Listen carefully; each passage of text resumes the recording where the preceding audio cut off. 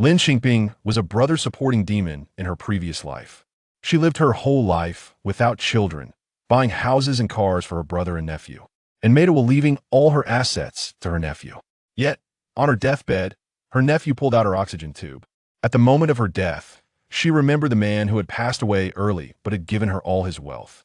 She felt that she had truly been blind in her last life, wondering why she had found Juncheng unattractive. She had disliked his dark skin, his roughness, and everything about him that she deemed not good enough. It took her a lifetime to realize he was the only person in her past life who treated her well. His dark skin was a sign of masculinity. His roughness meant he had strength. Having been reborn back to the time of their marriage, she found herself face to face with the young, handsome version of him. She stared at the evenly bulging muscles on his arms, reaching out to poke them gently, her eyes filled with hearts, her mind filled with colorful fantasies. But unexpectedly, he coldly said, "Lin Qingping, let's get a divorce." "What?" Lin Qingping glared at him and huffed. "Juncheng, if you dare to leave this room today, I will announce to the whole village that you are incapable. Juncheng, I refuse to believe I can't win you over." Chapter 1. If everything could start over. Lin Qingping died. She died at the age of 68. She fell ill, but could have survived. It was her dear nephew who pulled out her oxygen tube. As the eldest in her family, she spent her life supporting her mother's family and helping her brother. Her mother coaxed her into buying houses and cars for her brother and her nieces and nephews. She was persuaded to make a will, leaving her assets to her brother and nephew. She was told that when she got older, her brother and nephew would take care of her. However, when she fell ill, not only did she not receive any warm soup or meals from her brother and nephew, but her dear nephew also pulled out her oxygen tube. At that time, her illness was not untreatable. The doctor said it just required money. Her dear nephew couldn't wait, come into her single hospital room at night to pull out her oxygen tube. She woke up feeling uncomfortable, wanted to call for the doctor, but her nephew covered her mouth. Her nephew revealed a hideous face. "Aunt, you're almost 70 years old, you're going to die anyway. Why waste money? You should know that every day you lie in the hospital, you're wasting my money. All of it is mine." A tear slipped from the corner of her eye. Did she have regrets in her life?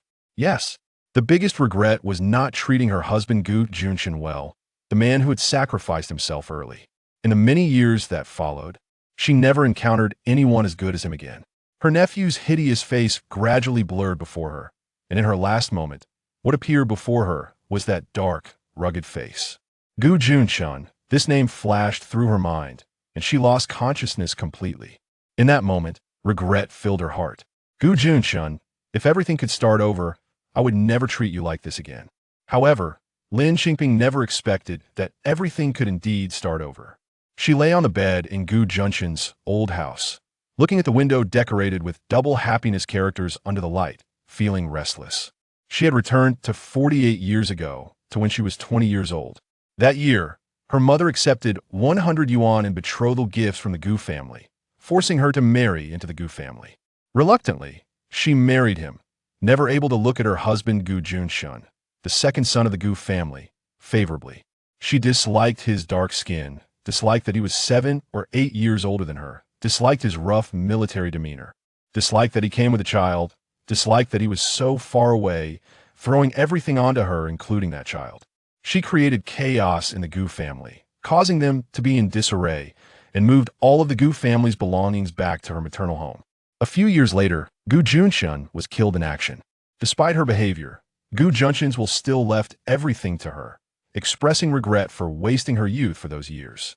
Later, she was able to open a restaurant, expanding from a small county to the city, and then to a big city.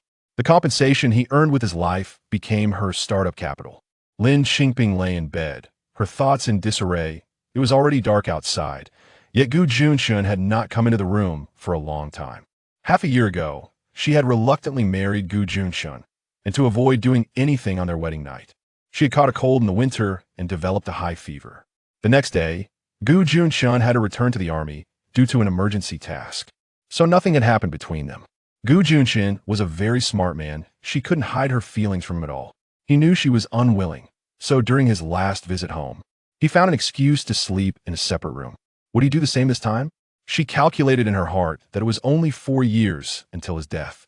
If this life was destined to end the same way, then no matter what, she had to accompany him well during these years. After thinking it over, she steeled her heart and rushed out. Juncheng was taking a shower. She knew it. In the shower room, next to the pigsty, she heard the sound of rushing water. Taking a deep breath to bolster her courage, she dashed over and pushed open the crooked door that offered no protection. Then her eyes widened. After being married to him for a lifetime, she had no idea he had such a good physique. Though his skin was dark, he was a soldier after all. That healthy masculinity, the perfect muscle lines, could rival a sculpture. How could she have been blind in her last life to dislike him? Her gaze was glued to him, following the droplets of water rolling down his skin, looking down. At that moment, she was like a little droplet herself. But Juncheng quickly wrapped himself in a towel. "Get out," he snapped coldly, commanding her. I came to get your clothes." She blushed uncontrollably, grabbing his clothes and fleeing, banging her arm against the doorframe, causing great pain. Back in her room, her heart was still racing, her mind full of images of the water droplets rolling on his bronze skin. She let out a soft whimper and slipped under the covers, her arm hurting again. She silently lamented. Truly male beauty leads one astray.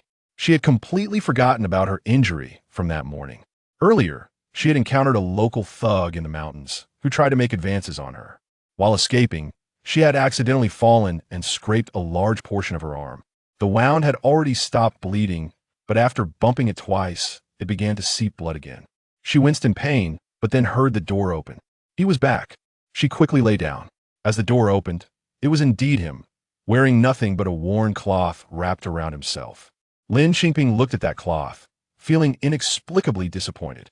He, however, had a dark expression on his face as he saw his clothes on the table. "You took my clean clothes," he said coldly. Lin Qingping. Her mind was a mess, unable to care whether they were clean or dirty. It was just an excuse. But she couldn't let him have the upper hand. Who told you to be mean to me?" "If you're mean, then she stammered, her eyes glistening with tears, looking extremely aggrieved. Juncheng was momentarily at a loss for words, grabbed his clothes, and went back out. When he returned, he had already put on pants and a tank top, the army green tank top, leaving his arms and shoulders exposed. The remaining droplets of water trickling down his muscular lines. Lin Qingping was mesmerized, only coming back to her senses when he stood by her bed.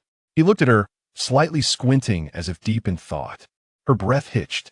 This hadn't happened in her last life. The air suddenly filled with damp humidity, making it hard to breathe. "You?" She was about to speak when she felt her hand being pulled up. She gasped. "Does it hurt?" he suddenly asked. The sudden, deep voice that pressed against her throat interrupted her chaotic thoughts. Chapter 2. Does it hurt? No, but I have to hypocritically grit my teeth. But obviously, he didn't believe it. I don't know where he got the red medicine and cotton, holding her hand and carefully applying it to her wounds. The medicine was cool and stimulated the wounds.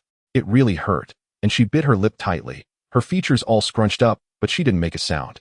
He glanced at her indifferently, self-inflicted. After saying that, he let go of her hand, put away the medicine, and prepared to open the door. Just as he was about to go out again, she anxiously shouted, "Where are you going?" He was taken aback by her shout and turned back. "Have you ever thought about me? If you don't sleep in the same room as me, what will your mom say about me?" She retorted, "Mom won't. She won't say anything in front of you. What about after you leave?" She looked displeased. "I don't care. Try walking out that door today."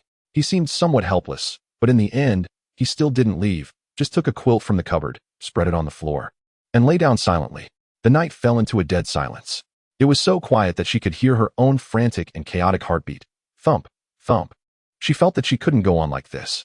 She pressed down on her wildly beating chest, let out a small scream, jumped off the bed, and ran to his makeshift bed, successfully squeezing in next to him. He suddenly sat up, his eyes flashing with a beast-like vigilant cold light in the darkness. "What are you doing?" It was as if she had done something wrong, asking in an interrogative tone. She was trembling all over, but her mind was racing. Pointing to her bed, there's a mouse. He got up and turned on the light, rummaging through her quilt for a while. Then turned back with a cold face and asked her, "Where's the mouse?" With his tower-like figure and sharp gaze. She stood against the pressure he gave her and murmured quietly, "There is one. It probably ran away now." He stood there like a tower, silent. She simply closed her eyes. If you don't say anything, I won't either. In the end, he spoke first. It's gone now. Go back to your bed. Oh. Lin Qingping slowly got up from his makeshift bed, sat at the edge of her bed, and watched him turn off the light. Then saw him lie back down on the floor. She smirked slyly and dashed towards him again, skillfully and swiftly squeezing in next to him. What now? His voice exploded in the darkness. She could clearly hear his impatience. But so what? She squeezed even tighter against him, sticking close. Still afraid that the mouse might come back. Gu Junchen replied, do whatever you want. His cold remark ended the conversation for the night. Lying still as if he no longer wanted to deal with her. She leaned against him, closed her eyes, and the corners of her mouth curved up. He was really so warm. In the middle of summer, sticking to him felt like sticking to a stove, but she had no intention of moving. However, in the darkness, he suddenly spoke up. I happen to have a few days off now. Let's find a time to get divorced. Lin Qingping. What do you mean? You're actually going to get a divorce? This didn't happen in the last life. She sat up abruptly, staring directly at him in the darkness. Her face tense as she erupted. Gu Junchen, you're really something. Gu Junchen was taken aback by her scolding. Lin Qingping was furious. I've already married you. The wedding was lively. Who in the 10 miles and 8 villages doesn't know I'm your Gu Junchen's wife? It's only been a short time since we got married. And you want to divorce me? How am I supposed to live after this? Gu Junchen was silent for a moment, then said, I can tell people outside that it's my fault, that I'm the one at fault. So what? It's still me who will suffer the gossip. I'm a good girl. And out of nowhere, I have to become a second-hand wife. Can I still get married again? Who would want me? Moreover, you're in the military. What will others say about me? Lin Qingping retorted. Gu Junchen was immediately rendered speechless. I don't care. Since I've married you, you have to be responsible for me. You hardly spend any days at home throughout the year. Do you have any idea how much you owe me? And you still bring up divorce? Gu Junchen, let me tell you, between us, I can only bring up divorce. You have no right to. After finishing her outburst, Lin Qingping lay back down, turning her back to Gu Junchen. Listening to the silence behind her, Lin Qingping felt quite unreasonable. But if she didn't do this, how could she dispel his thoughts of divorce? Humph. Gu Junchen, you've really grown bold. You actually brought up divorce. This didn't happen in the last life. Until the next morning, Lin Qingping's face was still tense. During breakfast, the atmosphere in the Gu family was very low, even though the breakfast was nice today. With everyone getting an extra egg because Gu Junchen was back, no one was eating with much appetite. Even Lin Qingping's in-laws didn't dare to speak much, as this daughter-in-law had been causing chaos ever since she married in, breaking dishes and throwing fits. Her temper was truly something to be reckoned with. There was also one person silently eating, Li Ziyuan. Li Ziyuan was Gu Junchen's son, but he wasn't his biological son. He was the child of Gu Junchen's comrade who had sacrificed himself. With no one to care for him, Gu Junchen brought him back to raise. He should be 5 years old now and had been with the Gu family for almost a year. Because of this child, Gu Junchen's childhood sweetheart had broken off their engagement, leading to Gu's family marrying Lin Qingping at a high price in a fit of anger. Li Ziyuan probably knew he was a burden to Gu Junchen and the Gu family, so he stayed carefully in the Gu household, quietly making very little noise, almost making it feel like he wasn't there at all. In the last life, Lin Qingping had looked down on this child, never giving him a good face. And most of the milk powder, nutritional supplements, and clothes Gu Junchen sent back for the boy had been taken to her family, leaving the child to grow up in ill-fitting clothes. Yet, it was this very child who, during her last days of illness, came to the hospital to see her, made her warm soup, and even gave her money, calling her mom. But that little money ended up in her nephew's pocket. Lin Qingping looked at the thin Li Ziyuan, feeling a pang in her heart, and gave him the egg from her bowl. This small gesture nearly startled Li Ziyuan into dropping his bowl. Everyone else also looked at her. This was really unusual. In the past, she had never been this generous, always eating the best for herself, taking good things back to her family, and respecting the elderly and loving the young was non-existent in her. Lin Qingping felt awkward herself, cleared her throat, feeling depressed, and didn't want to eat. Li Ziyuan lowered his head, slowly picking at the egg, not knowing if he was afraid to eat or reluctant to eat. By the way, Chengzi, on your wedding day, you left in a hurry and didn't go back to your family. After eating, you should accompany Pingzi back to your family, her mother-in-law. Lu Fun said, trying to ease the atmosphere while looking at Lin Qingping's expression. Chapter 3. Back home. Lin Qingping's nickname is Pingzi. Gu Junchen quickly scooped up his rice, making a sound of acknowledgement. The mother-in-law and father-in-law hurriedly left to prepare things for their return home. By the time Lin Qingping leisurely finished her meal, everything was already ready. When Lin Qingping looked, there were 4 large pieces of pork, a basket of eggs, a chicken, a duck, a fish, 2 bags of milk powder, and 2 pieces of new fabric. In their rural area in the 1970s, this was already a very generous gift. Lu Fen said to Gu Junchen, "Wrap up the red envelope again." As she spoke, she kept glancing at Lin Qingping's expression to see if she was satisfied. Knowing that she was someone who liked to take things from her natal family, Gu Junchen responded affirmatively, but Lin Qingping stepped forward and said, "Wait." Lu Fen thought she was dissatisfied and her expression changed. Lin Qingping first took out the 2 bags of milk powder and set them aside, saying, "This is for Ziyuan to drink. He's growing and needs milk powder." In those days in the countryside, milk powder was a rare item. Then Lin Qingping picked out a piece of meat and a fish from the remaining pile and handed them to Gu Junchen, wiping her hands and saying, "That's enough." Lu Fen thought she must have misheard, her eyes widening in disbelief, and Gu Junchen also showed a look of surprise. "Let's go." Lin Qingping said nothing more and pulled Gu Junchen's arm to leave. Lin Qingping's home was in the neighboring village, and they had to walk there. Gu Junchen walked quickly, and Lin Qingping couldn't keep up. Whenever Gu Junchen walked too fast, Lin Qingping would stop in place and stare at him. After he walked a considerable distance, he realized she hadn't followed and stopped to wait for her. Once she caught up, they continued walking together. They walked and stopped like this for nearly 2 hours before arriving at Lin's home. At this time, Lin's grandmother was still alive, her younger brother was still small, and there was also a younger sister who was 2 years younger than her. As soon as she entered, her family was very surprised, especially her grandmother, who welcomed her warmly, but her gaze passed over Lin Qingping to look at Gu Junchen behind her. When she saw that Gu Junchen was only carrying a piece of meat and a fish, her expression clearly dimmed. Gu Junchen was very perceptive and felt uncomfortable standing there. Lin Qingping gave him a strong pull, making him sit down. Her grandmother took the meat and fish to the kitchen to prepare, while her mother stayed to chat with Lin Qingping and Gu Junchen.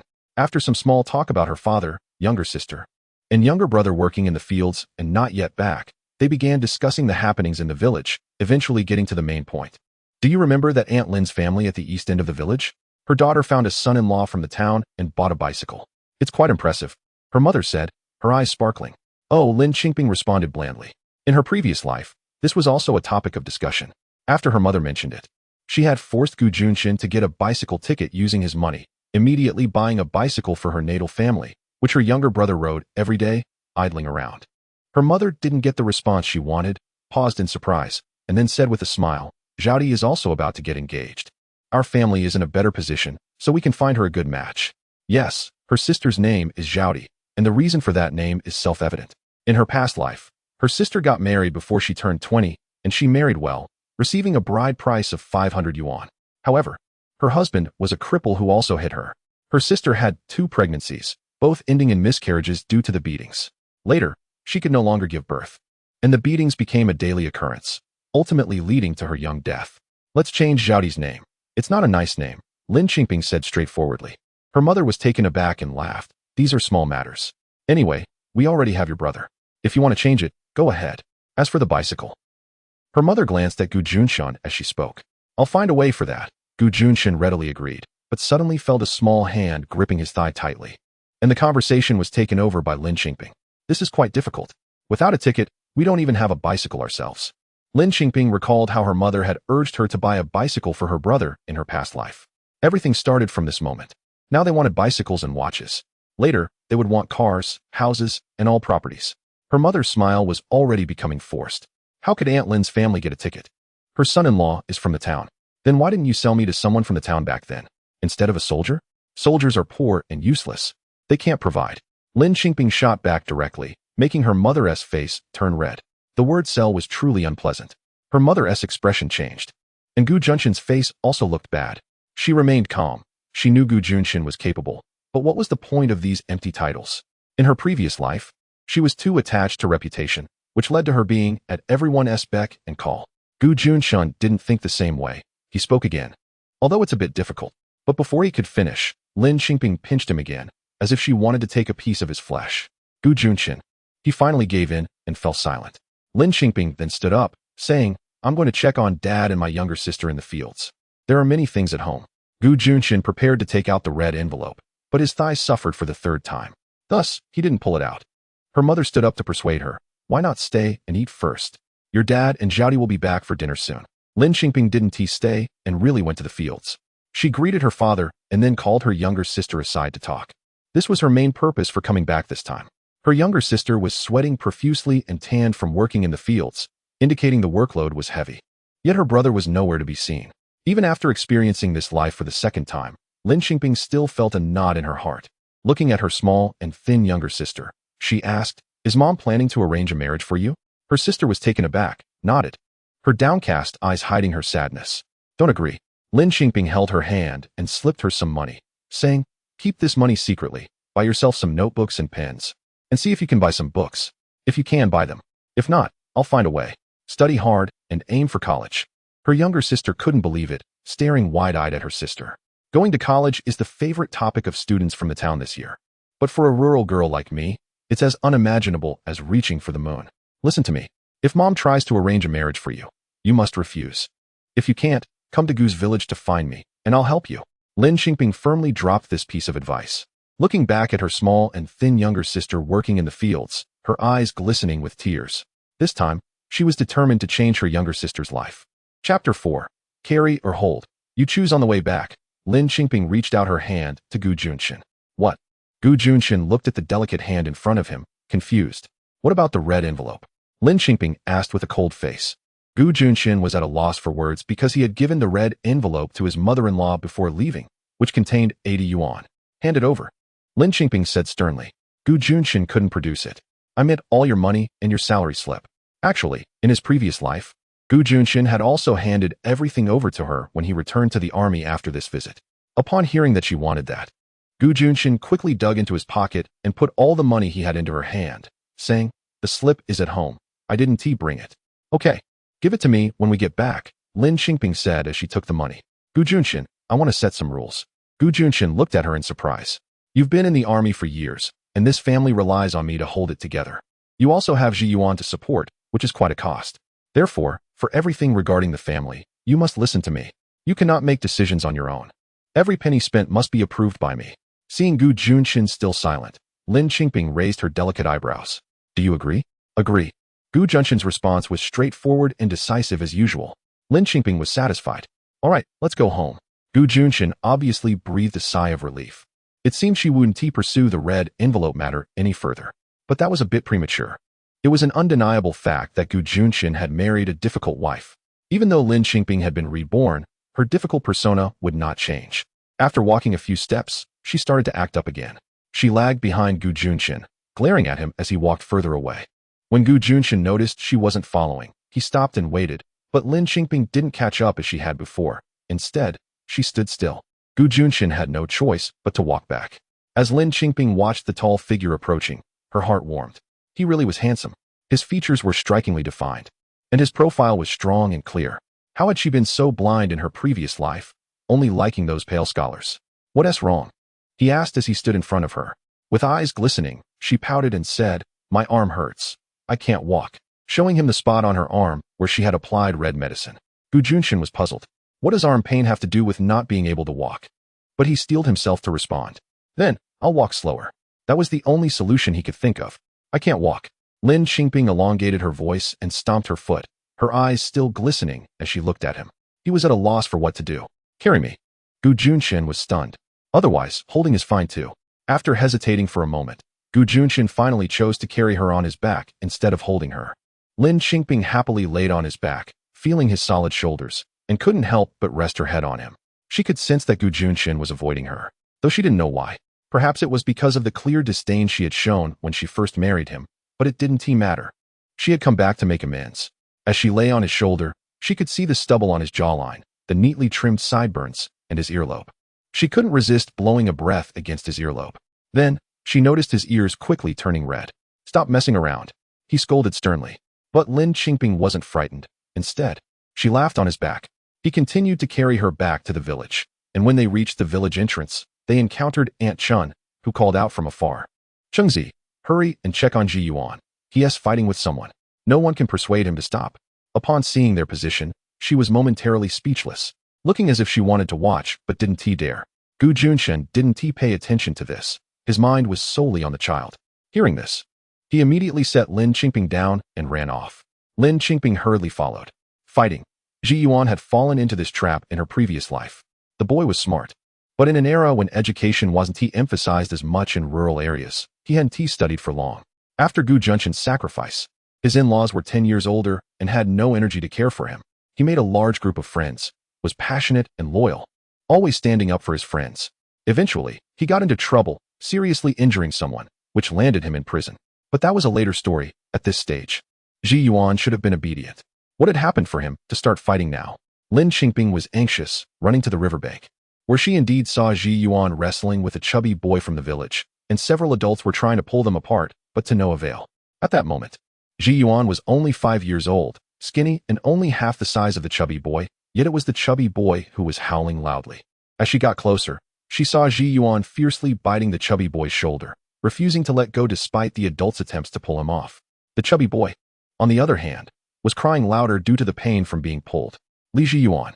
Gu Juncheng approached, coldly commanding. Ji Yuan immediately released his grip, and amidst the chubby boy's wails and the villagers' discussions, he was taken home by Gu Juncheng. Ji Yuan was inherently quite stubborn, otherwise he wouldn't have caused such a major incident later on. At this moment, he had scratches all over his face but gritted his teeth, unwilling to say why he had fought. Gu Juncheng punished him by making him stand in the corner to reflect. Ji Yuan remained silent and obediently went to stand in his room, not saying a word. Not long after, the village secretary came to invite Gu Juncheng to discuss the construction of a dam in the village. Once Gu Juncheng left, Lin Qingping tried to talk to Ji Yuan, but their relationship had been poor until now, and they had ignored each other. Breaking the ice would require some effort. After all, every beginning is hard, right? Lin Qingping brought a cup of hot milk to him and offered it. Ji Yuan glanced at it, then turned his head away without a word. Drinking milk is good for growing taller. Don't you want to be taller than the chubby boy? Lin Qingping brought the cup to his lips. Ji Yuan hesitated for a long time before gulping it down in one go. Lin Qingping smiled slightly. That's right. You should drink it every day from now on. Understand? When I'm not around, make it yourself. For some reason, Ji Yuan's eyes turned red, but as a child with a strong sense of pride, he turned his face to hide his reddened eyes. What's wrong? Lin Qingping asked as gently as she could. I can leave. You don't need to do this. After all, he was still a child, no matter how stubborn he was. He couldn't help but let the tears fall when he said this. Lin Qingping didn't understand why he would say that. Why was he suddenly talking about leaving? Just as she was about to ask more, a commotion broke out outside. Chapter 5. Do you believe in rumors? Big Fat's mother led a large group of people to the Gu family to cause trouble, shouting loudly outside, "Lu Fun, bring your little brat out." She heard her mother-in-law Lu Fun steeling herself to go out. Lu Fun was a kind-hearted person, otherwise she wouldn't have let Lin Qingping wreak havoc in her previous life. But how could such a person stand up to a group of shrewish women? Lin Qingping could only temporarily set aside her concerns for Ji Yuan. Without a word, she opened the door, and behind her, Ji Yuan's small voice said, "Don't." But the rest of his words were shut behind the door. There must be hidden reasons for the fight, but now was not the time for detailed inquiries. It was better to send these people away first. The noise outside grew louder, with a group of women surrounding Lu Fun, all talking at once, overwhelming her. Is it just a matter of paying a little money to settle this?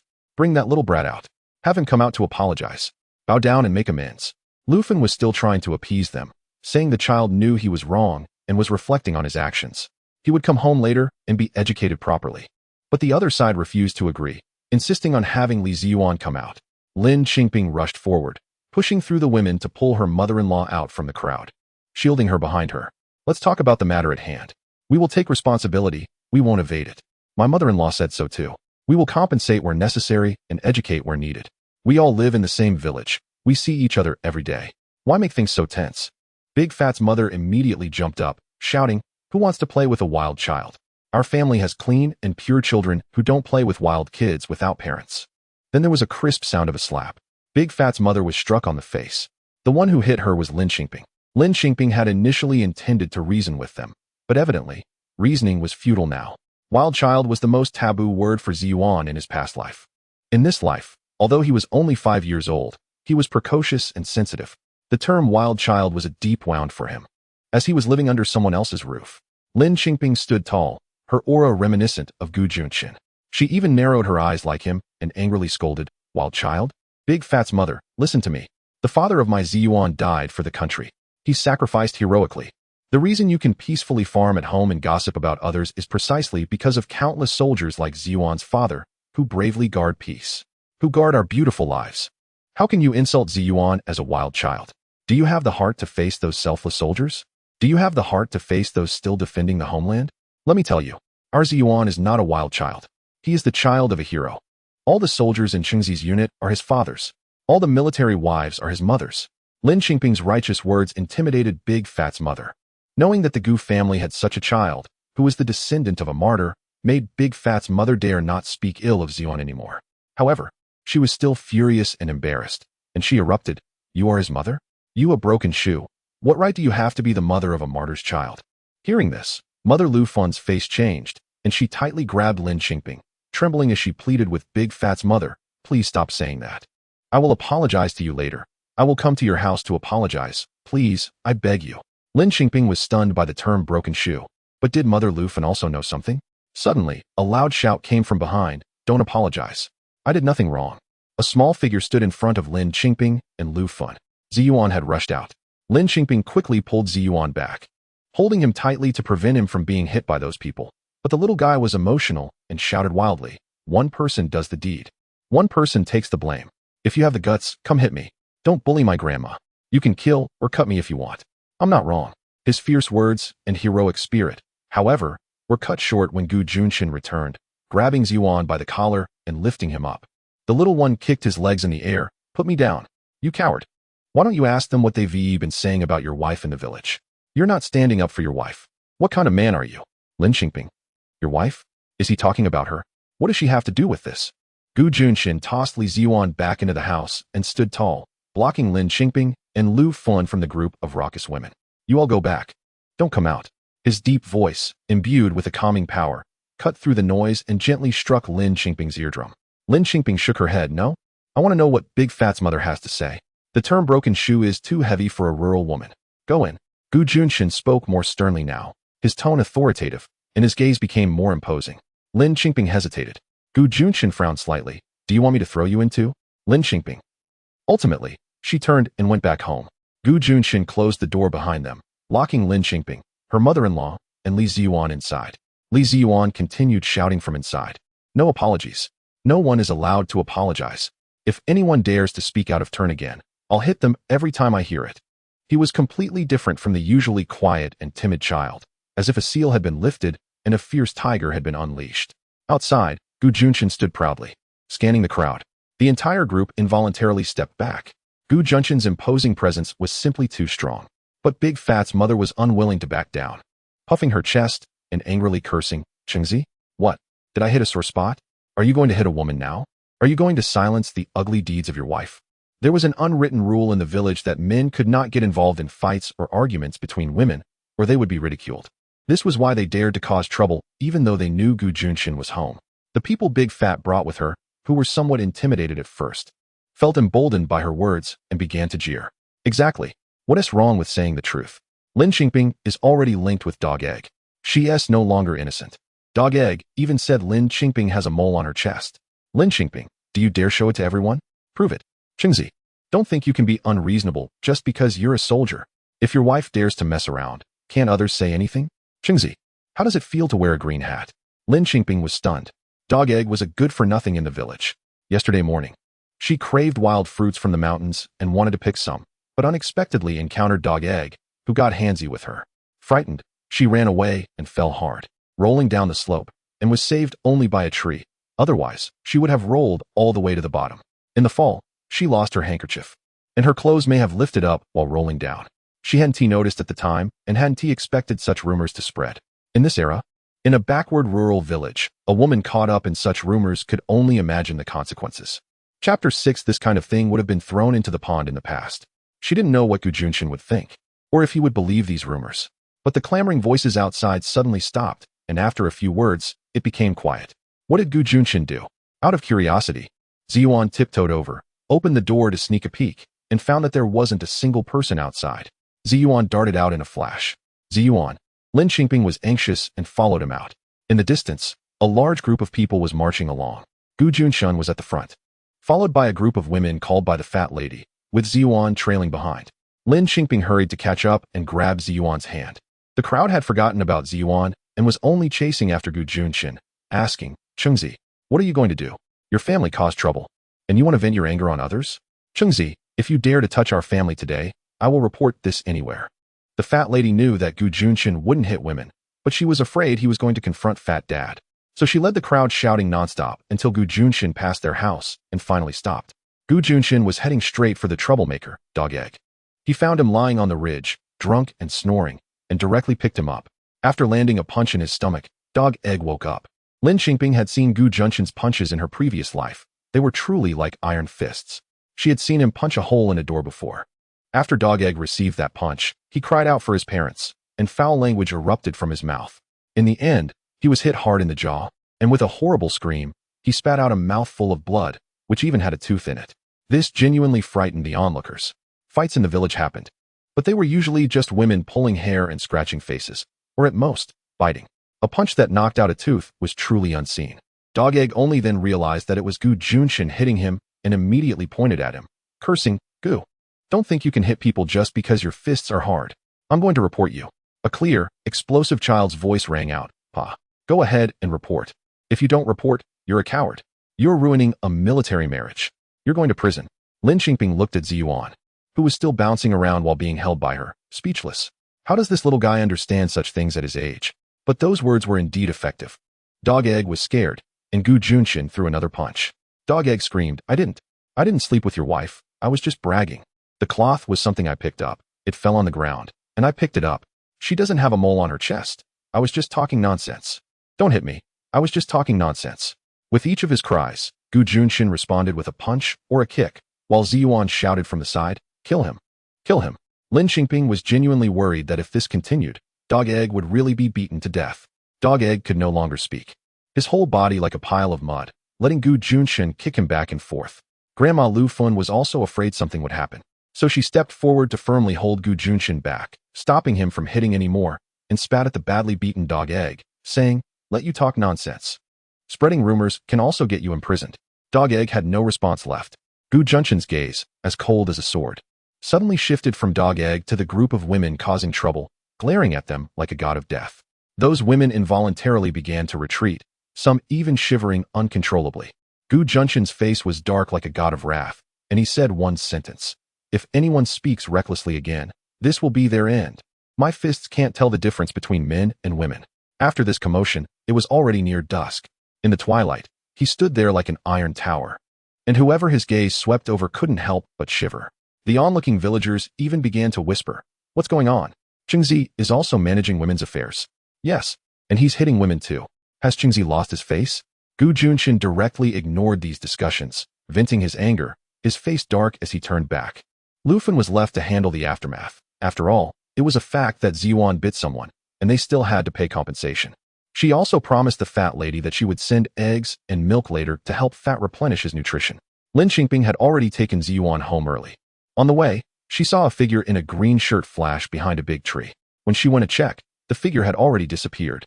She didn't think much of it, assuming it was just someone watching the excitement, and quickened her pace to lead Ziyuan home.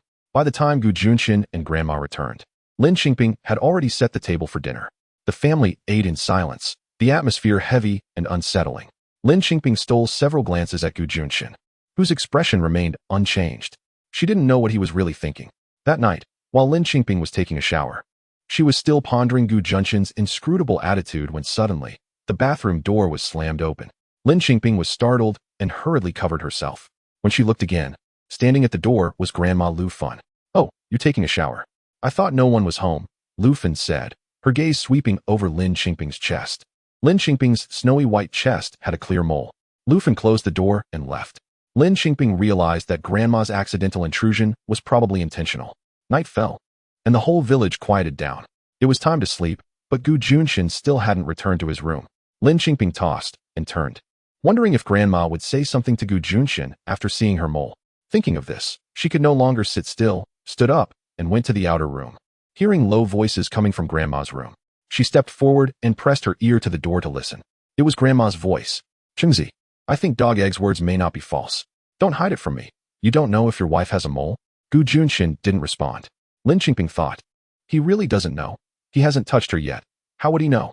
She heard Grandma's voice again, saying, "You need to protect our family's reputation outside and harden your heart to make Dog Egg afraid to speak nonsense. But what can't we say among ourselves? I just checked. Your wife does have a mole. If she had nothing to do with Dog Egg, how would he know?" "Stop talking," Gu Junchen said coldly. "Is it enough for me not to say anything? When you're home, The villagers don't dare to gossip, but what about after you leave? I and your father will probably be gossiped about until we can't even straighten our backs. Gu Junchen fell silent again. You should say something. We can't afford this daughter-in-law. Having her at home is like providing for our ancestors, and she's still not satisfied, breaking bowls and shouting every day, pointing at mulberry trees and scolding locust trees. We have tolerated it because you've been away for so long, but this matter can't be tolerated. Such things would have been thrown into the pond in the past. Chapter 7. Lin Qingping, be honest with me. No matter what Lu Fan said, Gu Juncheng remained silent until Lu Fan asked, what are you thinking about? She never liked you when she went to discuss the marriage. She preferred those refined and handsome pretty boys. Dog Dan, despite being unrefined, was fair-skinned, and that's what she liked. This statement might have wounded his male pride, and he finally spoke up, with a very hard don't say that, just as the sound of the chair falling echoed in the room. He was about to come out. Lin Qingping hurried back to her room. Lying back on the bed, Lin Qingping felt both wronged and sad. However, most of what her mother-in-law said was the truth. She indeed didn't like Gu Juncheng and preferred pretty boys. But that was in the past. She didn't blame her mother-in-law for saying so. Lu Fan was a traditional rural woman, easily swayed by others. And it was precisely because of Lu Fan's weakness that Lin Qingping had been able to dominate the Gu family in her previous life, and Lu Fan tolerated her. Especially when Gu Juncheng's will stated that all the compensation should go to her, Lu Fan didn't make a fuss. In fact, Lu Fan had every right to complain. Just because Lin Qingping had lived comfortably in her mother-in-law's home in her past life, she wouldn't blame her mother-in-law for her words today. Moreover, living life is about having time, seeing people's true hearts over time. After a long time, her mother-in-law would easily understand, provided that life could continue, which means, what does Gu Juncheng really think? In the midst of her chaotic thoughts, the door suddenly opened. He actually came into the room. She thought he would go share a room with Ziyuan, but was he here to seek justice? Or to bring up divorce? Regardless, she couldn't bear to suffer this unjust treatment. Gu Juncheng, just like the previous night, laid down a mattress on the floor and went to sleep. Lin Qingping felt a surge of grievance, sat up, and asked his position in the dark, do you not believe me? The person on the floor remained silent. What does the silence mean? Lin Qingping's tears almost burst out. She held back, jumped off the bed, turned on the light, and asked him directly, tell me, do you not believe me? As she spoke, she realized her eyes were already red, and her voice was choked with emotion. Gu Juncheng's eyes were dark, deep like the night sky, making it impossible to discern what was inside them. Lin Qingping, determined, grabbed the hem of her shirt and, with a swift motion, tore it open, buttons flying everywhere, one hitting his face and causing him to blink. In the light, she was fully exposed. Her eyes were filled with tears, full of grievance. Look, Gu Juncheng, I do have a mole. Do you think I really have an affair with someone else? He finally stopped being so calm, his eyes hurriedly darting elsewhere, pulling up his blanket to wrap around himself, his tone urgent and cold. Stop making a scene. Go to sleep. I won't sleep. Being wrapped up by Gu Juncheng like this, she found herself completely entangled in the blanket with him, pressed closely together. By the time Gu Juncheng realized this, it was already too late.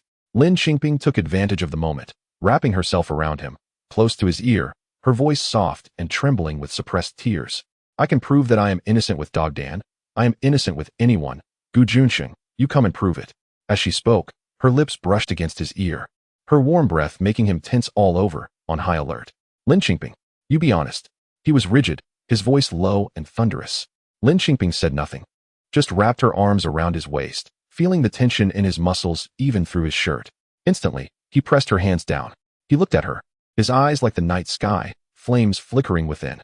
He gritted his teeth. Lin Qingping, don't seek your own suffering. Her face was small, with hair cascading down, chin tilted defiantly, her eyes glistening with tears, ready to fall at any moment. Then what do you want me to do? How can I prove it? Mom no longer believes me, and if you don't believe me either, what should I do? I can only use my own methods to prove myself. As her voice broke, her nose turned red with grievance, and her eyebrows and cheeks were tinged with pink, like peach blossoms battered by rain, delicate enough to be crushed. Gu Juncheng was almost amused by her, maintaining a serious expression. Lin Qingping, I didn't see that coming. You were so fierce during the day, but now you're being so clingy? Lin Qingping, realizing he heard her confrontation with the plump woman during the day, blinked her eyes, and tears began to fall like beads. Then I am that kind of person. Do you believe me like this? Do you believe it? Lin Qingping had made up her mind. Her arms wrapped tightly around his neck, her lips close to his ear, whispering softly, so only he could hear, Gu Juncheng, tomorrow I will shout in the village. You can't do it. You are not a man. Lin Qingping, She finally provoked him, and he shouted in anger, staring at her. Lin Qingping had just uttered a word when a rough warmth silenced her. He looked genuinely angry, and she felt as if he might crush her. His scent filled her senses, and soon her mind was clouded. Just as she felt dizzy and on the verge of breaking, gripping his hair, he suddenly pulled away. Lying back down, breathing heavily. Lin Qingping's mind was still buzzing, feeling a bit dazed. Go to sleep, he snapped, turning off the light. Lin Qingping felt a tingling sensation on her lips, the rough stubble leaving a lingering warmth. After a long time, a low voice came from the darkness, I believe you. She turned in shock, but he didn't say another word.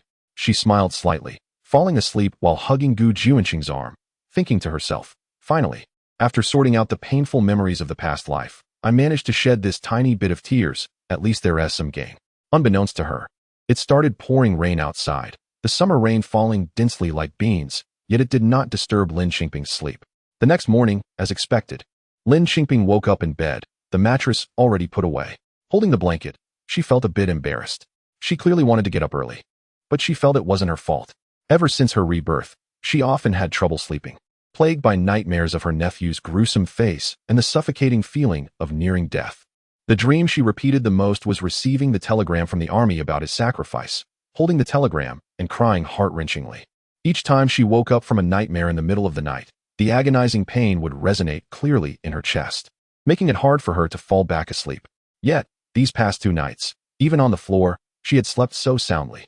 Chapter 8 His childhood sweetheart. Suddenly, she heard Gu Juncheng's voice outside, as if he was ordering someone to stand in the corner again. She quickly got out of bed and got ready, only to see Gu Juncheng coming out of Ji Yuan's room. Upon seeing her, Gu Juncheng coughed twice and turned his gaze away. Lin Qingping thought to herself, what is this person thinking? What happened to Ji Yuan? Gu Juncheng's expression finally returned to normal. That little brat. He learned to run away from home. I caught him at the village entrance. Lin Qingping suddenly remembered what Ji Yuan had said yesterday. He would leave, and he really did. She still held a cup of milk and went into Ji Yuan's room. Ji Yuan's small body stood at attention in a military posture, his back straight, and he didn't turn around when he heard someone come in. Ji Yuan, she called to him. Haven't you had your milk today? Ji Yuan tilted his head slightly, but ignored her. There was still a barrier between them. Since she married into the family, she had been indifferent to Ji Yuan, and he didn't like her. However, Ji Yuan knew one thing clearly. She was Gu Shu's wife, one of their own. Therefore, even if others spoke ill of her, he had to defend her for the sake of Gu Shu's reputation. Lin Qingping looked at this little radish head and felt a pang of pity. Come on, drink your milk, she said, bringing it to his lips. This time, however, he didn't drink it, lowering his head and avoiding her. What's wrong? Can you tell me? She asked patiently. I heard your Gu Shu say you want to leave. The word leave finally stirred him, but he buried his head even lower. I'll leave when Gu Shu goes back to the army. Why do you want to leave? Where will you go? She asked in surprise. Ji Yuan fell silent again. Lin Qingping thought for a moment and put down the milk cup. What if I say I won't let you go? Upon hearing this, Ji Yuan suddenly raised his head. Lin Qingping noticed that his eyes were indeed red. I won't let you go, Ji Yuan, she repeated. Then you give me eggs and milk powder, the little guy stammered. What does that have to do with you leaving? She didn't quite understand. Ji Yuan lowered his head, saying that in the plays and storytelling, it was like this: serve good food and drinks, then give a little gift to send the guests off. Lin Qingping realized that it was such a misunderstanding. This sensitive and precocious child was really overthinking. I. Lin Qingping hugged Ji Yuan, who had been in her arms for a long time. Ji Yuan, I didn't mean that. You misunderstood. From now on, you will have eggs and milk every day. I will make them for you right here in this home. I just hope you grow tall and strong like Gu Shu. Ji Yuan didn't speak, but Lin Qingping felt it. The spot on her thin summer shirt, where Ji Yuan's eyes were pressed against, had become damp. Ji Yuan, thank you for calling me mom. In this life, we both get a fresh start. Lin Qingping didn't let Ji Yuan continue standing in the corner. After watching him drink his milk, she cooked an egg for him and then started preparing dinner. In her past life, she worked in the food industry and was quite skilled at cooking. However, during her time in the Gu family, she had a reputation for being lazy and never did any work, nor did she share any good food. But today, she stepped into the kitchen. Her mother-in-law seemed to see the sun rising in the west. That Chengzi is back. I'll make him something to eat, Lin Qingping explained. You go do something else, I'll take care of it. No matter how much this daughter-in-law usually caused trouble, knowing that she cared for her son made Lu Fan feel somewhat better, and she let her take over the kitchen. In the rural areas of this era, material resources were indeed limited. Lu Fan treated oil and sugar like treasures, and usually, she was reluctant to use them. Lin Qingping didn't dare to waste anything either, so she made a meal with the available ingredients. She steamed a large pumpkin, mashed it, mixed it with cornmeal, and made a whole bowl of pumpkin cakes. She couldn't bear to fry them in oil, so she pan-fried them with just a little oil, but they were delicious. The pumpkins grown in the countryside were naturally sweet, and after they were made, they were just the right sweetness that everyone loved decades later when desserts became popular. Then, she directly grilled the tofu, sprinkled it with chili powder and salt. Although it wasn't as stunning as the crispy tofu that burst with flavor, it was much better than her mother-in-law's stir-fried tofu, which often turned black. The flat beans, however, were burnt in the cast-iron pan, and the green peppers were also overcooked, but when mixed together, they smelled so good that her mother-in-law thought she had set the kitchen on fire. After stir-frying a large plate of cabbage, the meal was ready. When she served it on the table, Ji Yuan's eyes lit up at the sight of the pumpkin cakes, and her mother-in-law was also very surprised. Lin Qingping first gave Ji Yuan 2 pumpkin cakes and said to her mother-in-law, "Mom, you eat first. I'll go call Dad and Chengzi back for dinner." She thought Gu Juncheng was helping her father-in-law with work, but when she got to the fields, she found only her father-in-law there. After calling her father-in-law, she continued to look for Gu Juncheng. She wandered around the village but didn't see him, only to notice that the villagers were all running towards the back mountain. "Hurry, the back mountain has collapsed, and someone is injured. Let's go take a look." The villagers, young and old, were very enthusiastic, all heading up the mountain. Lin Qingping's heart sank. Could it be that Gu Juncheng was up there too? She had searched everywhere and couldn't find him. She quickly followed the villagers up the mountain. Soon, they reached the site of the collapse. From below, Lin Qingping looked up and saw Gu Juncheng hanging onto a tree, one hand gripping a branch while the other was pulling someone up. "Chunxia." The valley echoed with Chunxia's cries. "Chengzi, Chengzi, don't let go. I'm scared." Lin Qingping's heart was in her throat as she focused on Gu Juncheng, and the tree he was gripping was swaying dangerously. The two of them weren't high off the ground. Gu Juncheng just needed to let go and jump down, and they both would be fine. However, whether they would break an arm or a leg was uncertain. Most importantly, Gu Juncheng had died young in her past life, and Lin Qingping already had a shadow in her heart. She couldn't bear to see him in any danger. She didn't even dare to shout, fearing it would startle Gu Juncheng and cause him to fall. The villagers at the foot of the mountain spread out a fishing net and shouted to the people above, "Chengzi, come down. We'll catch you." "Okay, I'm letting go. Hold tight," Gu Juncheng shouted. Then, Gu Juncheng let go, and both of them fell into the fishing net. The moment Lin Qingping saw Gu Juncheng safely land in the net, she let out a breath of relief. However, what was going on with the two people in the net? She saw Chunxia hugging Gu Juncheng's neck and crying, "Woo, Chengzi, thank you, woo, Chengzi. You really scared me." Lin Qingping noticed that Chunxia was wearing a green top. She suddenly remembered the figure that flashed by behind the big tree that day. A woman's intuition made Lin Qingping's alarm bells ring in her ears. Chunxia was the one who had broken off her engagement with Gu Juncheng because she disliked Ji Yuan. But hadn't Chunxia gone to the city to be engaged to a young man who came down from the city for training? That was before she married Gu Juncheng. Why was she here now? Chapter 9, like real brothers, it's all her fault for not caring about the Gu family and Gu Juncheng in her past life. To the extent that she didn't pay any attention to Chunxia at all. The villagers came forward and helped Gu Juncheng and Chunxia up from the net. Chunxia could no longer hang around Gu Juncheng's neck, but she held his hand and exclaimed, "Ah, Brother Chengzi, your hand is bleeding. What should we do?" "It's all my fault." Lin Qingping stood at the back of the crowd, her gaze piercing through the throng, fixated on the two of them. A person as sharp as Gu Juncheng had already noticed her presence, withdrew his hand, and said nonchalantly, "It's nothing, just a small injury." Seeing that the person was rescued, the villagers went back to their own business, busy with farming. On the back mountain, only Gu Juncheng, Lin Qingping, and Chunxia were left. It was only then that Chunxia noticed Lin Qingping standing beside Gu Juncheng and called out, "Sister-in-law," with a look of surprise on her face. "You came too?" Lin Qingping was unsure whether Chunxia's surprise was genuine or feigned. She smiled and turned to Gu Juncheng, saying, "Mom never told me we had a younger sister at home. How come I don't know her?" Just as Gu Juncheng was about to say something, Chunxia quickly interjected with a smile, "I've known Brother Chengzi since we were little kids. It's all my fault today. I shouldn't have asked Brother Chengzi to catch up, and we ended up encountering a landslide, causing him to get hurt. I'm so sorry, sister-in-law. TSK, TSK, TSK. Lin Qingping thought to herself, this girl is quite something. Lin Qingping smiled slightly and linked her arm with Gu Juncheng's, saying, "Chengzi, dinner is ready at home. Mom asked me to call you for a meal." Do you want your friend to come? Chen Xia's gaze fell on Gu Juncheng's arm that she was holding. In rural areas during this time, it was rare for couples to hold hands in public. Chen Xia's expression dimmed, and she awkwardly replied, No, no. I have things to do. Oh, then we'll head off first.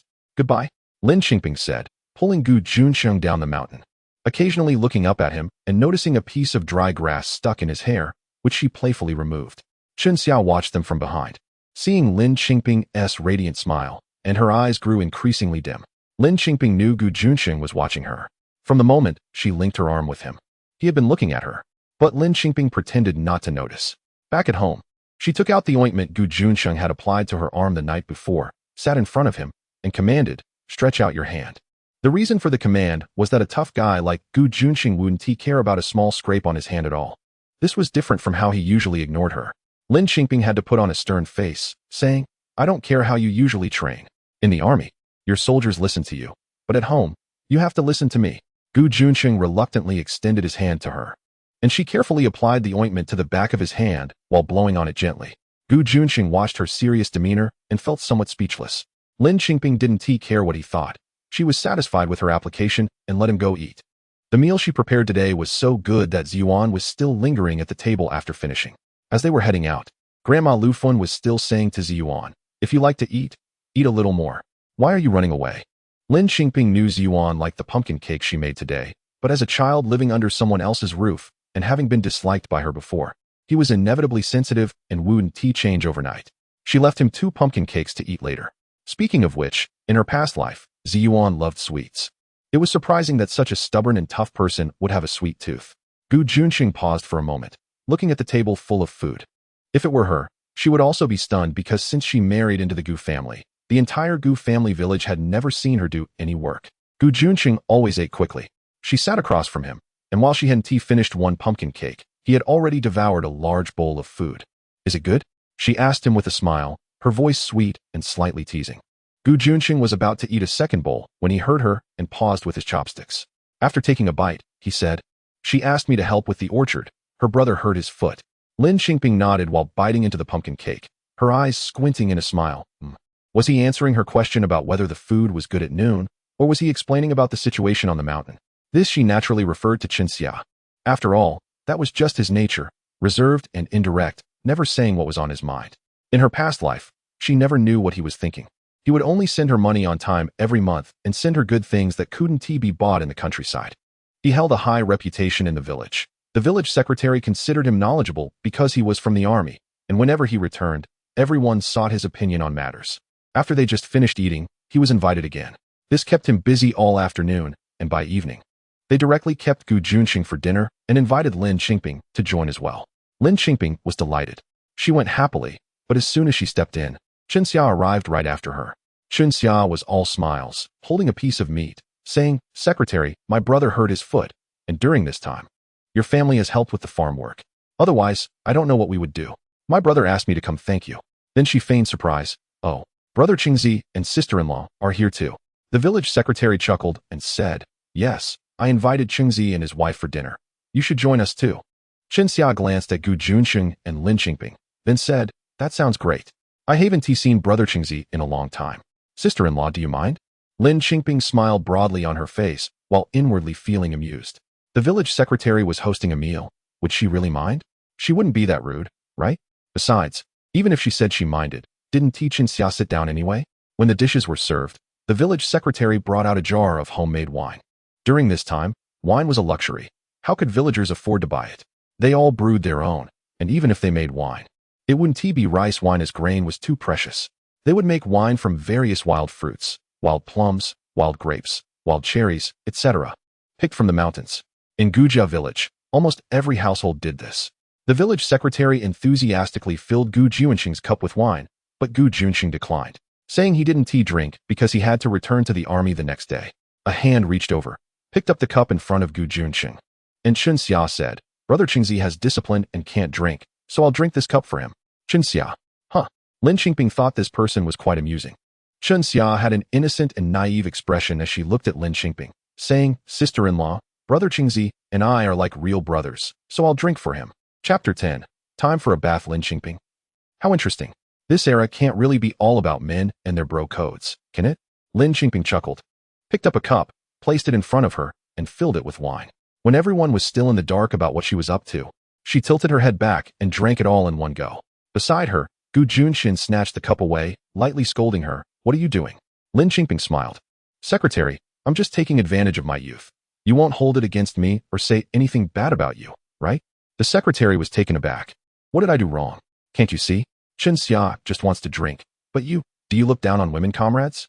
You didn't even pour her a drink. Look, you even want to drink my Chengxi's wine.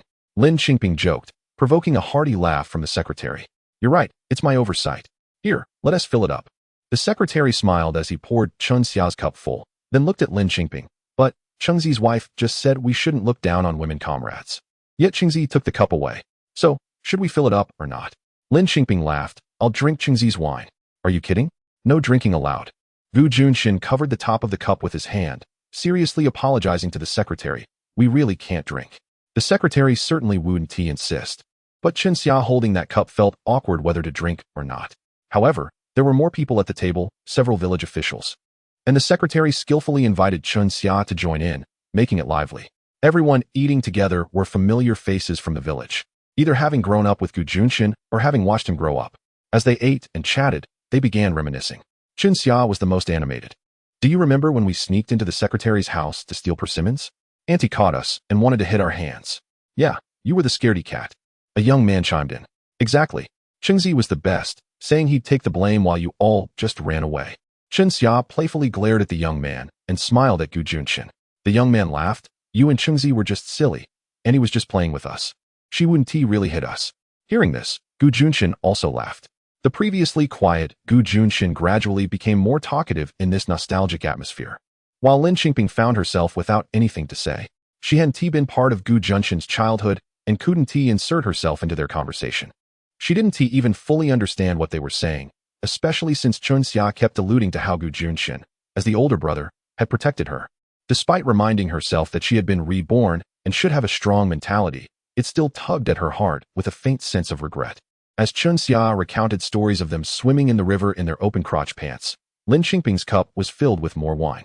She drank cup after cup, and Juncheng must have been engrossed in the conversation, as he didn't seem to notice her anymore. Before long, their chatter faded into a buzzing sound. How nice, finally not having to hear that annoying voice. But everything in front of her began to sway.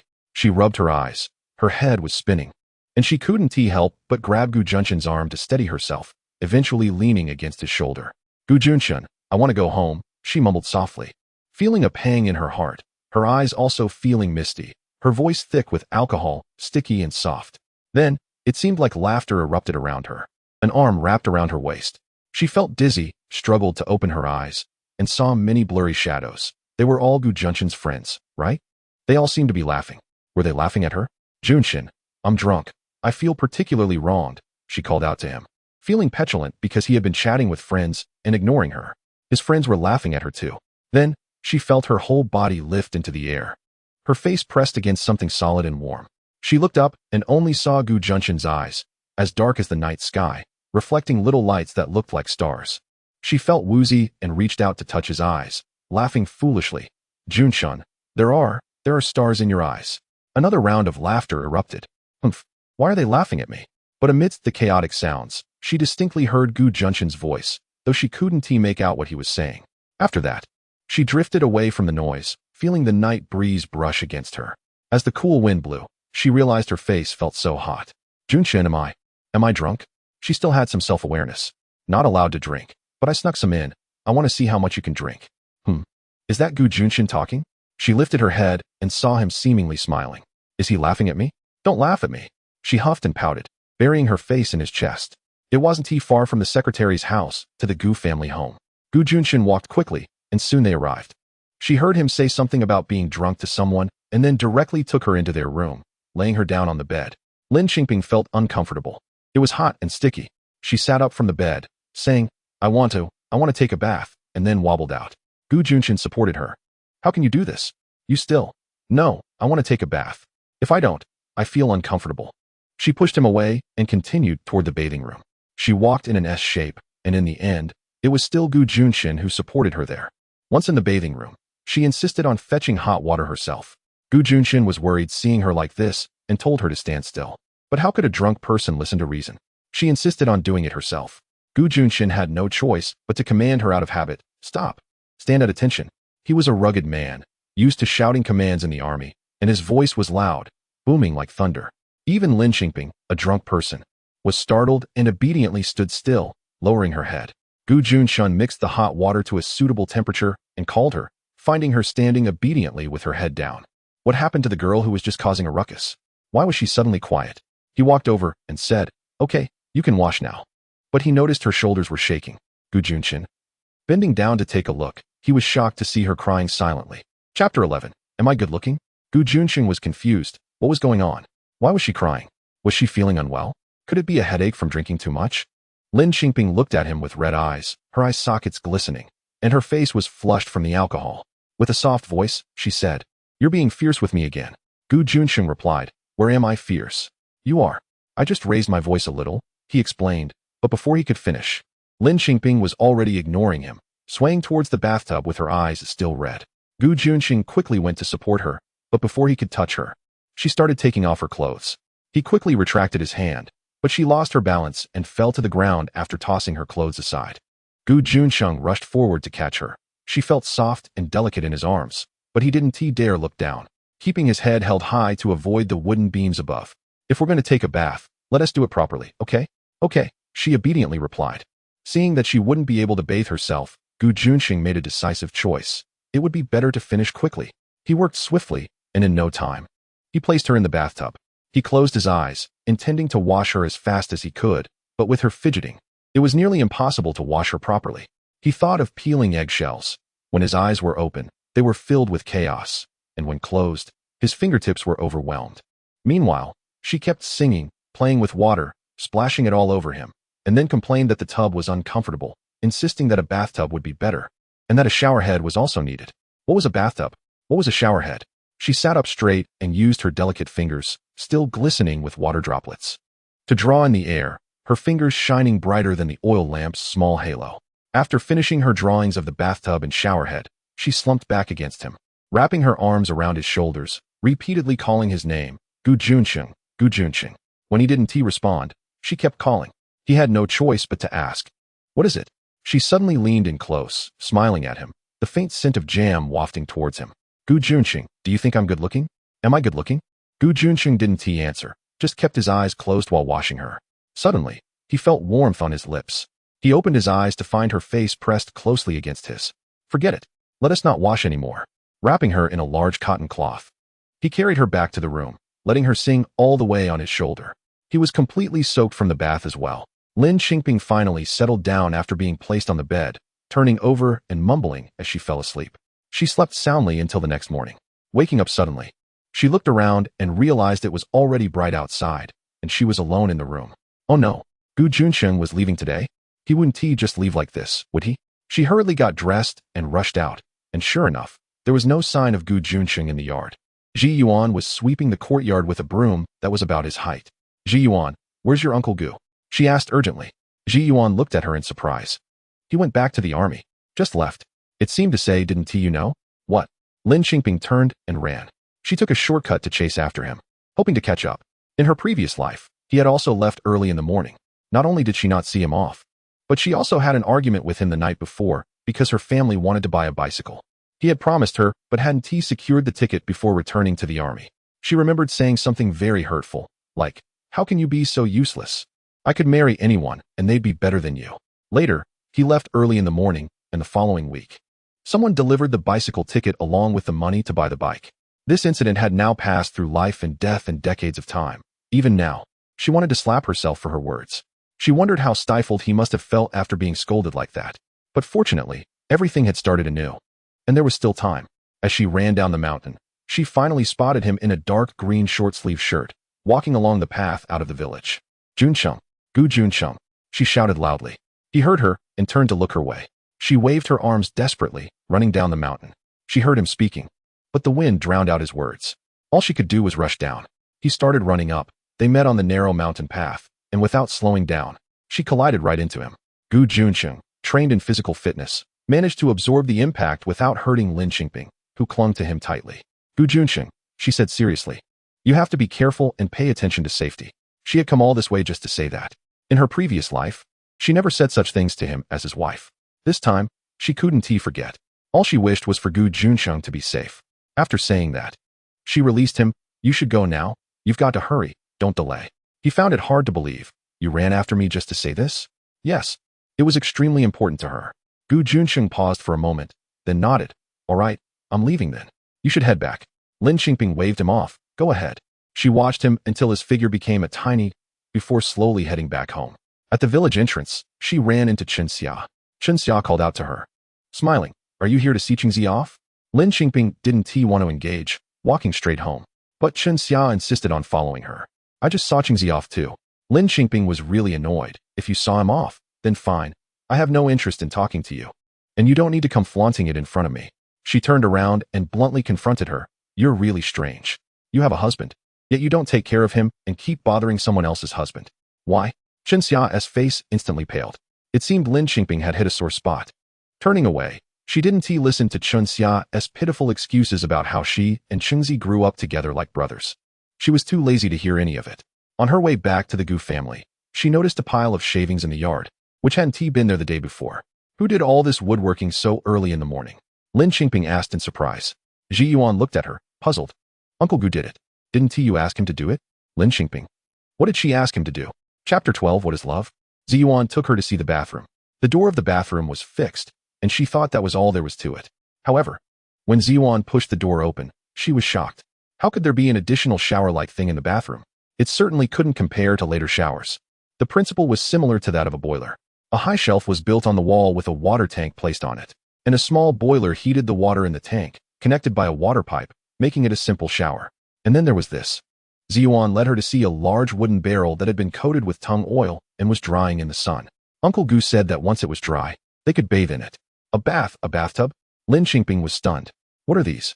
She grabbed Ziyuan and asked. Ziyuan looked at her somewhat oddly. Isn't this what you asked Uncle Gu to make? Me? Lin Qingping couldn't recall at all. Oh right. Ziyuan tilted his head. You were drunk yesterday and told Uncle Gu you wanted these things. Uncle Gu stayed up all night making them for you. Lin Qingping was stunned once again. Because of her drunken offhand remark, he stayed up all night to prepare these things for her. He truly was, whether in the last life or this one. Just like this, saying nothing and silently doing things for her. In the last life it was a bicycle, and this time it was these things. Anyway, no one could guess what he was thinking or why he was so good to her. He had never said he liked her. Nor would he ever mention the word love. The only things he ever said were an apology and a regret. So, was that all he felt for her? Only apologies and regrets? What kind of past did he have with Chen Xia? She had come back to life. And many things had changed. For example, Chen Xia had hardly caught her attention in the last life. Yet in this life, he frequently appeared before her. So, did Gu Junxin not touch her because of Chen Xia? And as soon as he got home, he brought up divorce? She didn't know and couldn't guess. However, she soon came to a realization. She had promised herself that in this life, she would come back to repay the kindness and to live well with Gu Junxin. So she would live positively. As for love or not love, what did it matter? She was someone who had returned from the age of 70. Was there anything she couldn't see through? Besides, she herself didn't even know what love tasted like. In her last life, she lived to 70 but never truly loved. Before marrying Gu Junxin in her last life, she had an image of someone she yearned for. But it never materialized into a specific person. After a few years of being married to Gu Junxin, they were more like enemies. As for the following decades, it wasn't that she hadn't encountered men, but none of them truly liked her as a person. Having gone through such a distressing life in her last life, now that she had a second chance, everything was just beginning. So what was there to think too much about? She instantly felt relieved, just as she had said before. To live her life. She didn't know if he could overcome the sacrifice that awaited him, but for now, she would accompany him through these years. She was here to repay his kindness. Coming back to her senses, she found Ziyuan was still looking at her. What else did I say yesterday? She asked casually. You also sang. Lin Qingping. You also asked Uncle Gu if he looked good. Ziyuan was very honest. He answered everything Lin Qingping asked clearly. Enough. Don't say any more. Lin Qingping's face turned red. Surely, she hadn't said anything more outrageous? Ziyuan thought he might have misspoken and immediately lowered his head. Yes. You called very loudly. I didn't eavesdrop. Lin Qingping. Her face turned even redder. What does calling loudly mean? Seeing Ziyuan's timid appearance, Lin Qingping felt soft-hearted again. I'm going to pick wild vegetables, Ziyuan said cautiously, picking up a basket to leave. Lin Qingping grabbed his basket. Ziyuan became even more frightened. It's okay, Ziyuan. I'm not angry, Lin Qingping said calmly. Don't go pick wild vegetables, come home with me. She planned to enlighten Ziyuan. He was intelligent. And in this life, she wanted to make sure he studied well. In this era, not many people in Gujia village valued education. Having lived a second life, no one understood the importance of education better than her. But she truly never expected that Ziyuan was indeed intelligent. His intelligence exceeded her expectations. She had experience in tutoring children. In her last life, she didn't have children of her own, but she treated her brother as child, her nephew, as her own, and had once tutored him hand in hand. Using her memories from her last life, she began to enlighten Ziyuan with elementary school courses. After finishing the first day's content, she assigned homework, asking him to write each number and pinyin learned that day once. After assigning the homework, she got busy. And after a while, she found Ziyuan playing with a wooden gun. When she checked his homework, well, he had indeed written each character once. But each page only had one character. The character for C took up an entire page. Ziyuan seemed to know he had done something wrong. With his head down and not speaking. Ziyuan, tell me, is this a clear case of knowing you're committing an offense? Are you blatantly being lazy? Lin Qingping pointed at the homework and asked. Ziyuan lowered his head even more and then stood in the corner with his head down. Lin Qingping. This is truly a deeply ingrained habit. When wrong, he goes to stand in the corner. Stand there first, after standing. You still have to come back and rewrite it. Lin Qingping didn't plan to relax on him regarding studying. During the time he was standing in the corner, Lin Qingping didn't keep an eye on him and got busy with her own tasks. She went to the fields to pick vegetables and prepare lunch. In fact, she really enjoyed cooking, mainly because she loved food. Otherwise, she wouldn't have opened a restaurant. She had just been deliberately lazy in the past. When she returned from the fields with some peppers and vegetables, she found her mother had come with her brother. When she entered, her brother was drinking a cup of milk, which she had prepared for Ziyuan before going to the fields, intending to let it cool a bit for Ziyuan to drink. On the table in front of her mother and brother, a large package of biscuits had been opened, and her brother was dropping crumbs everywhere while having them with milk. And what was her mother doing? She was talking about Ziyuan. Your dad is gone, but you still have your mom, right? Why doesn't your mom come to take you away? When will your mom come to pick you up? You're eating from the Gu family, wearing their clothes. And you haven't brought any money from your home? Don't you have any other relatives? What does it mean to live in someone else's house? As soon as Lin Qingping entered, she heard this and immediately frowned. What are you saying to the child? Saying this, she took the package of biscuits and put it away, leaving only a few pieces on a plate for them to eat. Her mother clicked her tongue. Why are you putting it away? Isn't this a chance for your brother to have a few pieces while your in-laws aren't home? You really are something. Such good things, and last time you went back to your parents' house, you didn't bring us anything, just brought a fish. There are plenty of fish in the village creek. Do we really need to be picky about fish? Chapter 13 Help me protect this home. Lin Qingping had a blank expression on her face. The biscuits were bought by Qingzi for Ziyuan. Why can't you understand, girl? Her mother looked at her, as if she were foolish. This little wild brat doesn't deserve such good things. He is an outsider. What good can you get from him? Will he even remember you when he grows up? Hearing this, Lin Qingping once again saw the grotesque face of her nephew before dying. Yes, an outsider. Ironically, it was this outsider who remembered her when she was dying. Of course, her own people, whom she had devoted everything to, also remembered her, but what they remembered was her wealth. She saw Ziyuan turning his head away at the mention of little wild brat. Lin Qingping immediately snatched the milk cup from her brother's hand, along with the biscuits on the table, and put them all away. Hey, what are you doing? Her mother was unhappy. Lin Qingping cleaned everything up and turned back with a serious expression. I don't want to hear the words little wild brat again. He is the child we raised as our own son. He is my and Chengzi's own son. Her mother was embarrassed. I didn't say it first. People from the neighboring villages say it like that. Are you going to manage everyone's mouths? Lin Qingping sneered. How others say it, I really can't control. But someone like that is not welcome in my home. If anyone dares to say that in front of me, I will slap them. Her mother was angry. So, are you going to slap me today? For a little wild brat, you're going to slap your own mother? Lin Qingping paused and let Ziyuan go out to play. Once he was far away, she said, because you are my mother, I'll let it go today. But if there's a next time, don't come here. This kind of mother-daughter relationship wasn't positive, and she didn't want the child to see it. Her mother, furious, stood up to leave but was pulled back by her brother. Only then did she sit down again, calming down. Fine, I'm your mother. What kind of overnight grudge can there be between a mother and daughter? Lin Qingping knew her mother was just looking for trouble, and she didn't ask further. Just waited. Her mother then started to talk. Apparently, someone had encouraged her to let her brother join the army, saying how good the military was, and that Juncheng could help him get in. She glanced at her brother. Honestly, if her brother had any ambition or ability, she would hope he would succeed. But it was rare to see such a pampered boy in the countryside. Her mother had spoiled him since childhood, and her father doted on him. She and her second sister supported the family, while her brother couldn't even do farm work. During busy farming seasons, he would struggle to cut wheat and would end up sleeping under the shade of trees. With that kind of background, could he endure the hardships of the military? She thought, fine, this path isn't bad, go for it. Her mother's face lit up. Go sign up yourself. You can't mention Qingzi's name anywhere. And you can't use Qingzi's connections to pull strings. If I find out, you can forget about entering the Gu family's door in the future. Her mother's expression changed. How can that be? Without Qingzi's help, won't the training be very tough? When has your brother ever worked hard? Lin Qingping knew what she meant. Did she want him to enjoy life in the army? Of course. With Qingzi's connections, why would he need to suffer? Just assign him next to Qingzi and give him a small officer position. What was her mother dreaming about? What are you thinking? Qingzi doesn't have that capability. He's just an ordinary soldier. Besides, no one enters without suffering, and there's no precedent for that.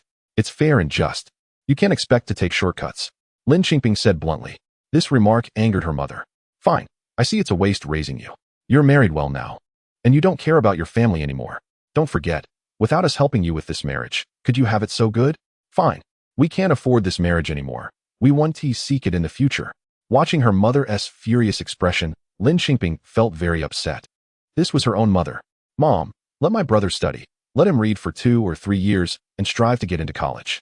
Lin Qingping knew the path her brother would take in this life. Later on, she forced Gu Juncheng to find a veteran and got her brother a job at a factory. Her brother spent his days idling at the factory, and later when her business took off, he came to her asking for money to invest, essentially becoming a spendthrift, losing money at everything he did. Eventually, she simply supported him for a lifetime, and even supported her brother's child. If you want help, then don't. Acting all cultured. Fine, you're high-minded now, educated. We rural folks aren't worthy of you. Can't we just cut off this relationship? Her mother pulled her brother away. Lin Qingping sighed inwardly. This was her last piece of advice for her brother. He couldn't carry a load or lift anything. It wasn't too difficult to get into college these years. If he could find a way out through studying, perhaps it could change his life. However, she shook her head. No matter what, she had to pull her sister out of her miserable life. After some thought, she decided to cook first and then go to the town to buy some things. She didn't know how her sister's school supplies were prepared. She needed to check. When she went to the yard to get vegetables, she found that the basket of vegetables she had just picked was gone. She smiled bitterly. Her mother's habit of being greedy for small benefits really couldn't be changed in several lifetimes. She quickly cooked while planning her future path bit by bit. When the meal was ready, she had a general plan in mind. In her previous life, she had met so many people, some she didn't want to see again, while others she wanted to find again. Thinking about how Ziyuan had suffered today, she made his favorite pumpkin cakes while cooking. After finishing, she served the rice and went to the fields to deliver food to her father-in-law and mother-in-law, then called Ziyuan back to eat. But after searching for a while, she couldn't find Ziyuan. Remembering that Ziyuan had previously run away from home, she became anxious and called out throughout the village until a neighbor heard her and told her, "Isn't Ziyuan lying in your yard? Why are you shouting outside?" Lin Qingping hurried back and indeed found him on an old tree stump behind the house. He was lying there writing. Lin Qingping approached gently and found he had already written a version of numbers and was now writing the last row of letters in pinyin. His childish handwriting was earnest, albeit crooked. She watched Ziyuan finish the last letter and squatted down. First, she praised him for writing seriously, then squatted and looked into his bright eyes. Ziyuan. Her voice was soft. Can you help me in the future? Clearly, surprise showed in Ziyuan's bright eyes. You see, your Uncle Gu is often away in the army, and Grandpa is old and has to work in the fields every day. You are the youngest and most capable man in the family. Can you help me protect this home with me? Chapter 14. Who bully you? I will fight them. She was really scared by this child running away from home. You know, in her previous life, this guy would run away at the drop of a hat and wouldn't come back for days. What if he gets upset one day and runs away again? Let him know that this is also his home, and this family needs him, the little man. Wouldn't that give him a sense of responsibility so he won't just leave? Ziyuan tilted his head and thought for a while, then said, Who bullies you? I will help you fight them. Lin Qingping. Ziyuan, fighting is not the best way to solve problems, and I am not afraid of being bullied. I am quite capable. Lin Qingping was quite worried about Ziyuan's tendency to resort to violence to solve problems and thought she would have to teach him the right principles later. Then what are you afraid of? Ziyuan didn't quite understand. Well, I am afraid of many things. Lin Qingping frowned and thought. For example, I am afraid of the dark. Upon hearing this, Ziyuan frowned, looking puzzled. Lin Qingping continued to elaborate, and I am also afraid of bugs. When we pick vegetables in the future, can you help me remove the bugs? Although Ziyuan found it hard to understand what she was afraid of, he nodded in agreement, saying, these are all small matters. Lin Qingping smiled and extended her hand to pinky swear with him. You have to help me all the time. Always. Okay. Ziyuan immediately linked his pinky with hers without hesitation. Only then did Lin Qingping lead him back to eat. He indeed loved sweets. His eyes lit up when he saw pumpkin cakes. Lin Qingping smiled and said, if you do well on your homework today, we'll go to the county later. And when we come back tonight, I will make you something delicious. Ziyuan's eyes brightened even more at this. After all, children love to eat. Lin Qingping had two purposes for going to the county. One was to buy study materials and supplies, and the other was to see if there were any ways to make money. She wanted to start earning early, just like in her previous life, and also hoped to see if she could run into people she met in her past life. After dinner, she set off with Ziyuan. Their first stop was the department store. Ziyuan's clothes were really worn out and short, with his knees patched up twice, and the patches were already torn again. When they entered the department store, Lin Qingping noticed that the child showed no surprise at everything in the city, as if he was used to it. Lin Qingping thought of his mother, who had never been mentioned, who had not appeared in either life, and she wondered what kind of person she was. She bought Ziyuan 2 sets of clothes and 2 pairs of shoes, then thought for a moment and went to the yarn counter to buy several pounds of yarn. Her knitting skills were quite good, and with autumn coming, it was just right to knit a few sweaters for her family. Passing by the women's clothing counter, she saw a beautiful red women's coat and immediately bought it for her younger sister. Just like that, she carried a lot of things. And by the time they finished buying study supplies and materials, Ziyuan was already holding several small items. Lin Qingping felt a bit regretful. There were really too few college entrance examination materials. Compared to the later students who buried themselves in mountains of books and practice questions, it was quite sparse. She carried her bags toward the last destination, the state-owned sugar factory. There lived someone very important to her. However, she was disappointed to find that the person was not there. In this era, without mobile phones, communication was really inconvenient and not timely. Besides, at this time, they were still strangers. Forget it, maybe they would meet again in the future. She bought 2 bags of sugar at the factory storefront and a few buns for Ziyuan to eat on the way back, then set off for home. By the time they got home, it was almost dark. In the house, her mother-in-law was cooking, and her father-in-law had also returned from work. Seeing her with all the bags, neither of them said anything. Lin Qingping washed her hands and went into the kitchen to help with the cooking. Ziyuan followed her in. A small person in the small kitchen, bumping into Lu Fun and Lin Qingping from time to time. Lu Fun laughed, in such a small space. What are you doing here? Lin Qingping smiled. This child, apart from anything else, had a sense of loyalty that had not changed from childhood to adulthood. She handed him some vegetables. Ziyuan, can you help me pick the vegetables? Ziyuan nodded and immediately took a small wooden basin to wash the vegetables. Lin Qingping specially made double-skim milk today, just as she promised Ziyuan. Unexpectedly, Ziyuan, who loved desserts so much, took a bite and then stopped eating. What's wrong? Is it not good? Lin Qingping asked. Ziyuan shook his head. Save it for tomorrow. But it will spoil by tomorrow. If you like it, I can make you another one tomorrow. After hearing this, Ziyuan finished eating it little by little. After dinner, Lin Qingping took out the things she bought today, 5 pounds of yarn, all in dark colors, and asked her in-laws to choose which color they liked. Her in-laws were stunned, looking at her as if she were a monster. Lin Qingping coughed twice. This is my fault. I should have thought it through. Chengzi asked me to do this. It's autumn now, and I thought I would get you a few pieces of clothing. I believe in our countryside. We need to do farm work, so it's better to make our own outer clothes. I only bought Ziyuan 2 sets, and in a month or 2, when it gets colder, I will knit each of you a sweater. The only advantage of having her husband not by her side was that she could blame everything on him. Although this explanation was somewhat of an explanation, it was clearly not convincing enough, but her in-laws did not say anything further and casually pointed to a color. All right, I'll get these 2 for you. And this color for Ziyuan. The remaining yarn can at least knit 1 more piece. She collected the yarn, and with nothing to do that evening, she could start knitting. The day passed in such a busy manner. The next day, she first taught Ziyuan 2 short classes, about 20 minutes each, assigned homework, made lunch, and of course, didn't forget to make double-skim milk for Ziyuan. Then, she packed her things and went back to her parents' home. She primarily came for her younger sister and went straight to the field. As expected, Her sister was working in the field, her small body bent over under the hot sun, looking like a shrimp. Second sister. She approached and called her. Her father saw her first. And as soon as he saw her face, his expression fell. It seemed her mother had said a lot of bad things about her when she returned. Lin Qingping didn't care about her father's gloomy face. She just pulled her sister aside and asked, "How are the study supplies I asked you to prepare coming along?" The second sister lowered her head and didn't say a word. Lin Qingping suddenly thought of something. Did the money disappear? The second sister buried her head even lower, her face flushed. Lin Qingping confirmed that the money must have been taken by their mother. Forget it. It was her fault for not thinking it through.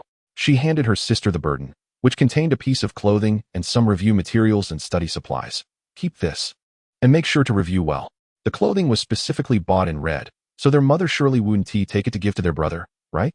Who knew? The second sister hugged the burden and whispered, "Sister, why don't we just forget it?" Chapter 15, A huge amount of money, what does it matter? Does studying count? Lin Qingping questioned. Her second sister was so intimidated by her question that she didn't dare to speak, burying her head even lower. Lin Qingping understood her sister's nature.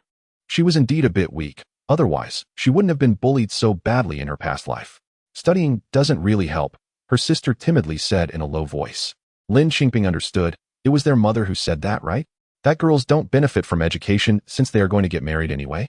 After a moment of silence, her sister tacitly agreed and added, "Besides, how could I possibly pass the exams?" Lin Qingping was very aware of her sister's mindset at that moment. If she weren't reborn, and someone told her she could go to university, she would have thought it was a pipe dream. What does it matter for girls to study? In any case, they're going to get married. Knowing a few characters is enough. You think you can go to university? It's like a toad wanting to eat swan meat.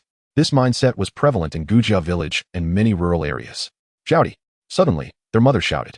Then she rushed over in a hurry and found Lin Qingping. "Oh, how did someone like you come here? Be careful not to dirty our ground," their mother said sarcastically.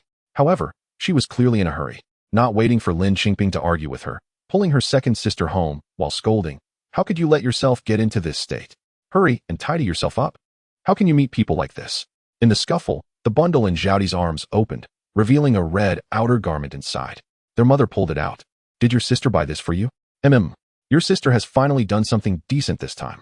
Change into it when you get home." Lin Qingping keenly felt that her mother was acting unusually and didn't complain about her only buying things for her second sister and not her brother, but instead wanted her sister to dress up. The signal was too obvious. She immediately followed them. When they got home, sure enough, there was a woman from Linjia village. Aunt Lucy, known for being a matchmaker. In her past life, it was her who painted a fantastic picture of the Hu family from the neighboring village, convincing their mother to agree to the marriage. And of course, the most important thing was the 500 yuan betrothal gift. 500 yuan was considered a huge sum in this era. Their mother didn't even think about what kind of family would spend so much money to get a connection with the Lin family, which had nothing to offer. Clearly, there was something fishy about it. However, whether there was something fishy or not didn't matter. Their mother cared only about that 500 yuan. As soon as the three of them got home, their mother pushed Zhaodi to wash her face and change her clothes, then sat down with Aunt Lucy, smiling. "You know, our Zhaodi is famous in the village for being hardworking, a great hand in the fields, and can work better than the men. She's honest and most obedient. As for her looks, I'm not bragging. My daughter Wuaxi is the best in 10 miles and 8 villages. Look at our bottle, so pretty." Zhaodi got tanned from working in the summer, but she'll be back to fair in winter. Lin Qingping listened to her mother desperately praising her sister and only felt it was ironic. Hardworking, good at work, honest and obedient. Beautiful. These so-called good qualities either serve others or please others. Aunt Lucy then said, "How could I not know? I only came because I know the girl is good." They've already made up their minds. They're interested in Zhaodi.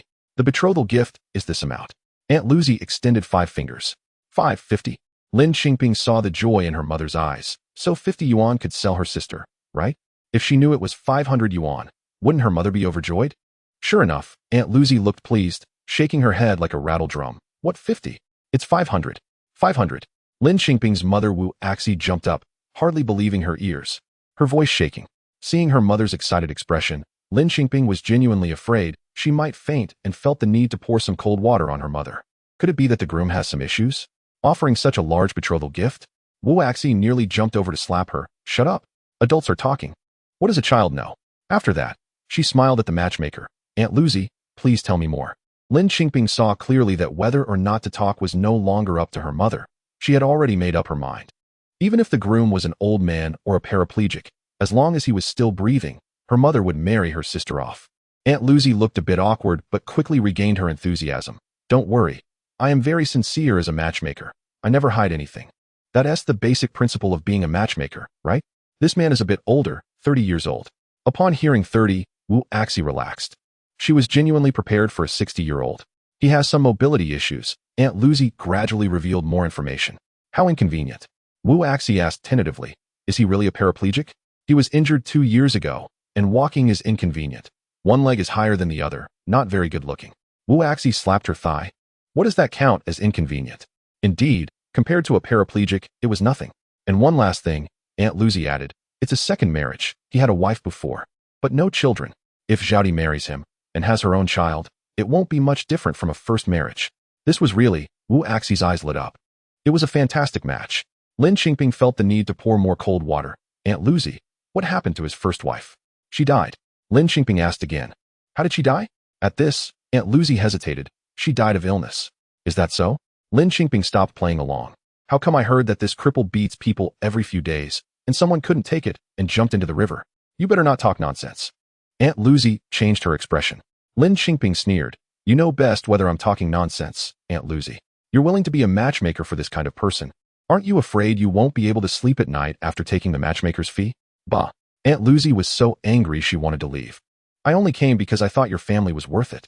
Axi, your daughter has such a sharp tongue. I can't deal with this match anymore. I've said my piece. From now on, I won't take care of Zhao Di's matters anymore. Wu Axi was anxious, rushing forward to grab Aunt Lucy, repeatedly saying, don't go. Don't go. Lin Qingping coldly laughed again. I'm saying my piece too. Anyone who dares to come to my house to talk about these unreliable marriages for Zhao Di. Pushing her into the fire pit. Don't blame me for driving them out with a broom. As she spoke, Lin Qingping really picked up the broom and waved it around. Aunt Lucy, furious, stomped her feet and cursed as she ran away. Wu Axi turned back and slapped Lin Qingping. Chapter 16. Come with me. How did I give birth to such a retribution?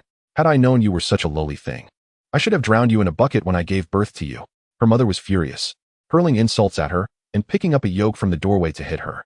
Zhao Di, who had been in the house, rushed out and tightly hugged Wu Axi. Mom, don't hit my sister, please don't. Get away from me. Wu Axi pushed her younger sister aside. If I don't kill her today, she is not my flesh and blood. Get away, second sister. Lin Qingping also wanted to resolve this issue completely. When Wu Axi swung the yoke at her, Lin Qingping firmly grabbed it and questioned, Mom, I want to ask you, are my second sister and I really your daughters? Wu Axi, enraged, tugged at the yoke but couldn't pull it back. What ungrateful thing have I raised? Have you climbed up the social ladder and forgotten your parents? If so, would you really be willing to let your second sister go to such a family, to be treated like a beast of burden? To be beaten by men until she's on the brink of death? Lin Qingping recalled how her second sister had been emaciated in her previous life, with white hair at a young age, dying alone and desolate in a hospital, and her heart ached. Her mother was momentarily speechless, straightening her neck, insisting that if a woman was beaten, it must be her fault. How could a good girl like Zhao Di get beaten? She's so obedient and hardworking. She would only enjoy a good life after marrying. Enjoy a good life? Is serving a whole family from dawn to dusk, then washing their feet at night, called enjoyment? Or working in the fields doing the work of 2 men called enjoyment? Even when things are this bad, still being beaten every few days, is that enjoyment? If that's what you call fortune, you can enjoy it yourself. Before Lin Qingping could finish, a sharp pain struck her forehead as a large enamel bowl hit her head. The person who threw it was her father, returning from the fields. Lin Qingping felt something warm dripping down her forehead. She touched it and found it was blood. The enamel bowl clattered to the ground loudly. The second sister was terrified and quickly hugged her sister, crying, Don't hit my sister, please don't. I promise. Don't promise. Lin Qingping stood tall. Come with me. She tightly grasped her second sister's hand, suddenly resolute. Yes, she would take her second sister away. She couldn't always guard her here. If she left, her parents would probably still accept a bride price and marry her second sister off. So she might as well take her away. Most importantly, by taking her back, her second sister would truly have time to study properly. However, when she said come with me, everyone in the Lin family was stunned.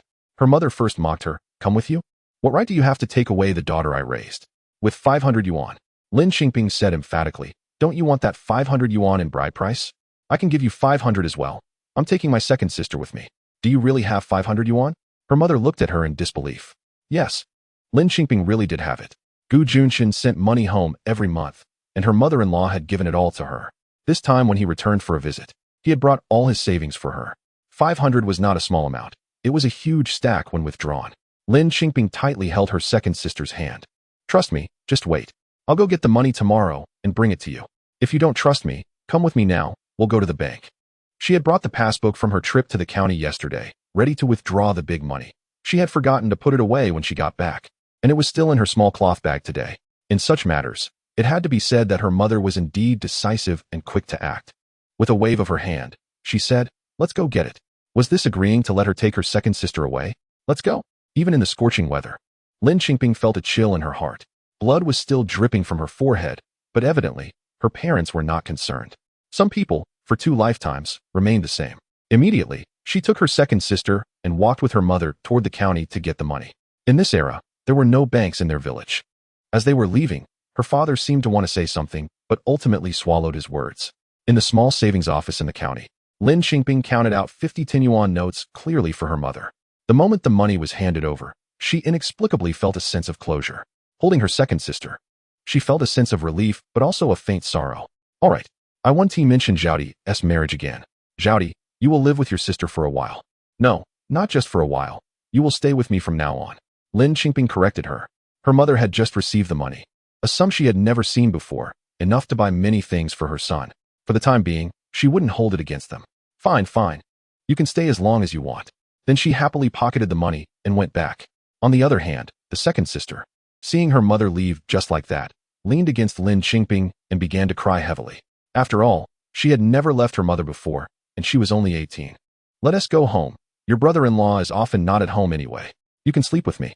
From now on, we'll rely on each other. Lin Qingping stroked her younger sister's dry hair, choked up. Okay. The second sister nodded in her embrace. Everything that had happened today was too fast, too unbelievable. However, she truly didn't want to marry such a man early and then be beaten to death.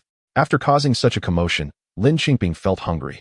Realizing that her sister probably hadn't eaten either, she took her to a state-run restaurant for a bowl of noodles. It was the second sister's first time eating in such a place, and she felt everything was new. When the noodles arrived, she just thought they were delicious. Lin Qingping watched her, feeling slightly comforted, and smiled. Is it good? The second sister blushed a little and nodded. Is this place good? Lin Qingping asked again. The second sister could only nod again, feeling embarrassed for not having seen the world before. In the future, sister will let you eat even better food and go to even better places. Second sister, shall we change our names? Let us call you Lin Qingyun. And from now on, you'll rise smoothly. Lin Qingping pronounced the name word by word. The second sister drank the last bit of noodle soup and nodded. Okay. I'll listen to sister. All right. Then let us go home. Lin Qingping led her second sister back to their village. Now that she had calmed down, she realized she had done something quite rebellious. It was easy to explain to her in-laws for the time being. Having her sister stay for a few days wasn't a big deal. However, staying long-term and giving 500 yuan to her family was indeed a significant matter. She decided to clarify this with Gu Junchen first to see what he would say.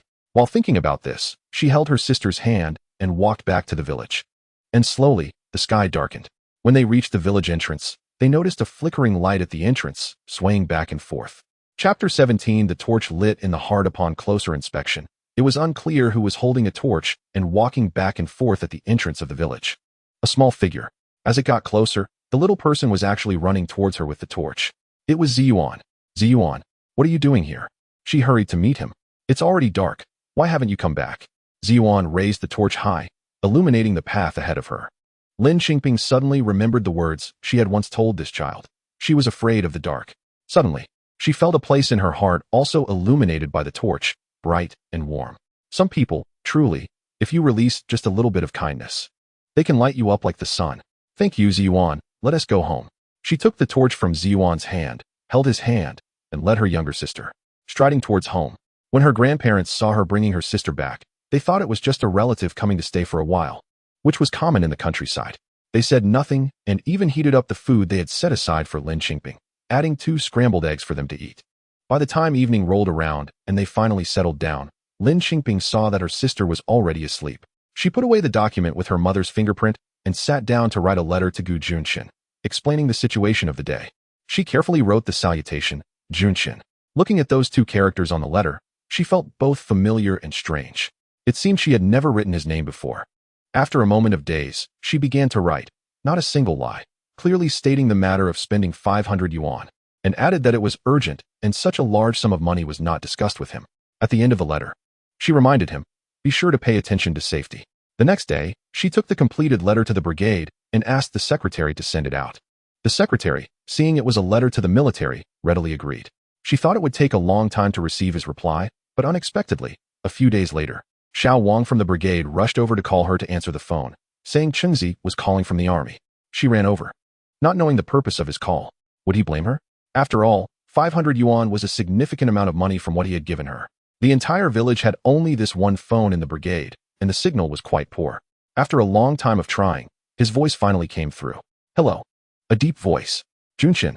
She became anxious, her voice turning high-pitched. Don't worry, I received your letter. Don't feel pressured. The money I gave you is for you to spend as you wish. Just arrange it. Let your sister stay at home comfortably without any burden. I will write to your parents to clarify things. He spoke quickly, but each word was clear and strong, as if he were whispering in her ear. All right. She suddenly felt her eyes warm. In fact, she had guessed he would say this. He was such a good person. But hearing him say it in person was still different. After he finished speaking, it seemed he was about to hang up. Lin Qingping hurriedly said, Juncheng, can I visit you at the army? I want to go see you. Why do you want to come? Don't come. The signal started to get a bit unclear. Is it not allowed? She wasn't very sure. No, you.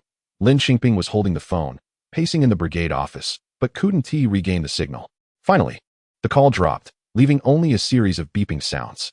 Lin Qingping helplessly hung up the phone, feeling dejected as she returned home. Upon arriving home, she found guests had come.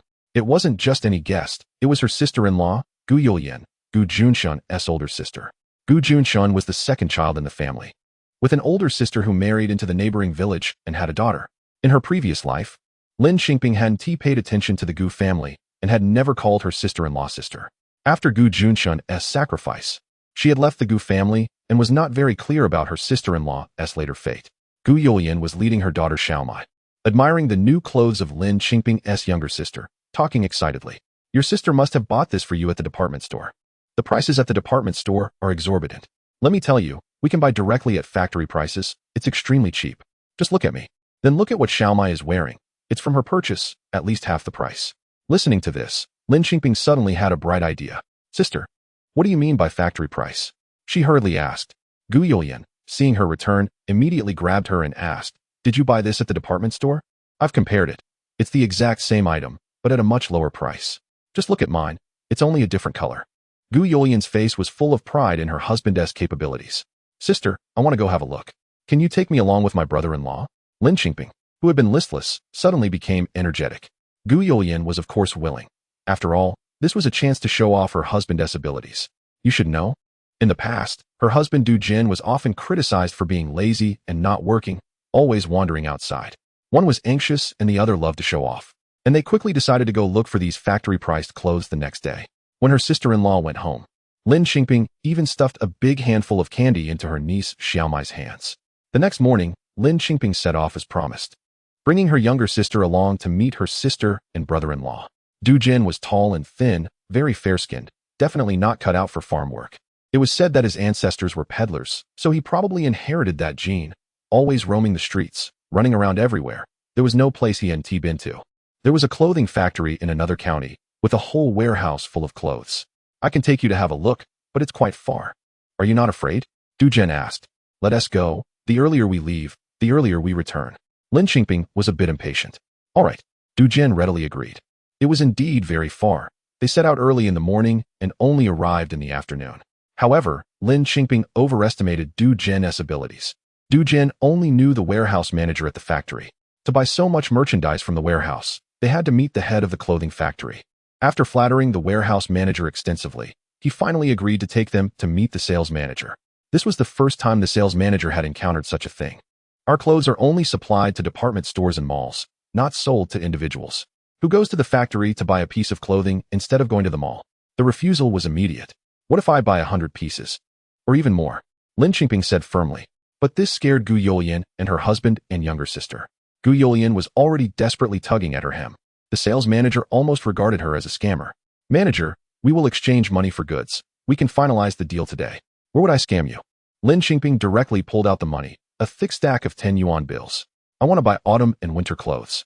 The sales manager hesitated for a long time, but ultimately took them to the warehouse, where all the autumn and winter clothes were stored.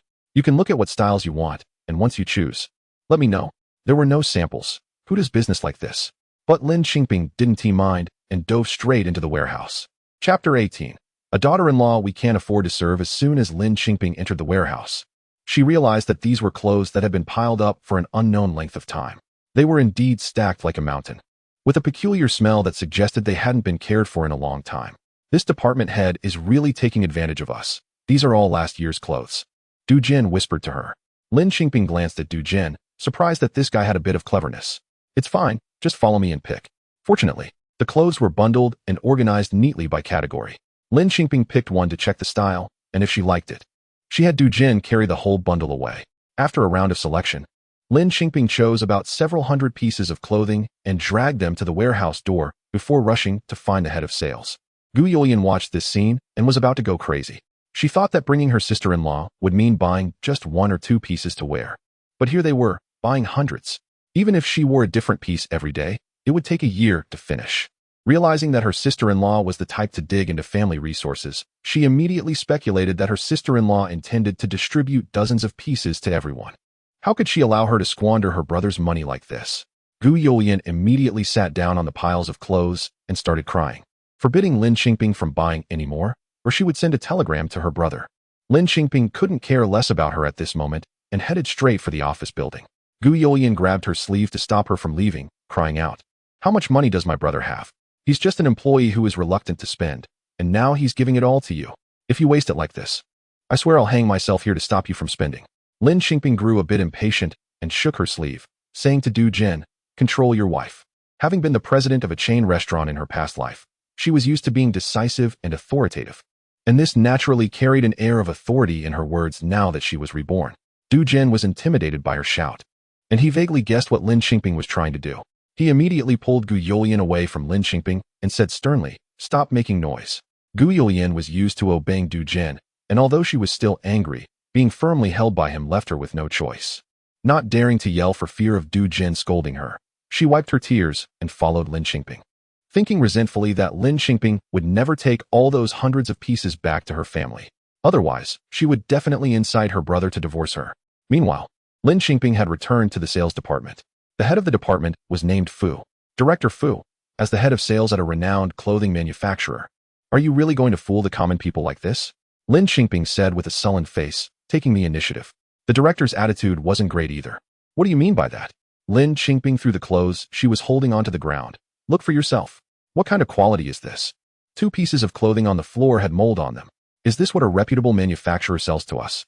Lin Qingping was indignant. "Do you think we are farmers and haven't seen the world, so you can easily fool us?" "No, that's not true at all." The director stammered as he saw the moldy clothes in front of him. "You think you can bully us just because we are rural women?" Lin Qingping scolded, her eyes slightly red. Du Jin thought, "Rural women? What about me?" The director felt a bit embarrassed under Lin Qingping's questioning and had to say, "This lady, you want autumn and winter clothes, but we haven't produced any for this year yet, so we only have last year's." "These aren't even last year's," Lin Qingping countered emphatically. "So, do you want these clothes or wait for the new ones?" The director had to ask. "If we wait for the new ones, we definitely won't have enough time." Lin Qingping pretended to struggle for a long time before finally making a firm decision. "We still want to buy them, but you must definitely give us a discount on the price." The director thought for a moment and waved his hand. "No problem." In the end, Lin Qingping got a price much lower than she had imagined. Winter coats were only 1 yuan each, and everything else was even cheaper than expected. Lin Qingping took a total of 500 pieces in various styles. Now, transportation became a problem. The director simply decided to be nice and agreed to let them take 100 pieces back first, and he would find a way to send the rest to their county. Lin Qingping was overjoyed and thanked the director. The director was both amused and helpless, thinking, "Isn't this to avoid you saying I'm bullying a woman?" Du Jin thought. With him being so big here, nobody would even notice. Carrying 100 pieces of clothing was not a difficult task for the 4 of them. It turned out that Du Jin, who was lazy with farm work, was quite active when it came to following Lin Qingping to buy clothes. Carrying the most on his back, with the 4 of them and 100 pieces of clothing, they took a series of transportation to the town, borrowed a flatbed cart, and took turns pushing the clothes towards Gu's village amidst Gu Youlian's occasional wails. By the time they returned to the Gu family, Most of the households in the village had turned off their lights and gone to sleep, including the elderly couple of the Gu family. Hearing the noise, they wrapped themselves in clothes and came out, shocked to see so many clothes. Gu Youlian pulled Lu Fen into the house to talk. She didn't dare speak in front of Lin Qingping, and Du Jin was also adamant about this matter, so she didn't dare go against her husband. Once home, she told Lu Fen about Lin Qingping spending all the money to buy 500 pieces of clothing. Lu Fen was taken aback. Mom, what has Qingzi been blinded by? How could he let his wife manage all the money? She's too wasteful. This is not how a person should live. Gu Youlian cried as she thought about it.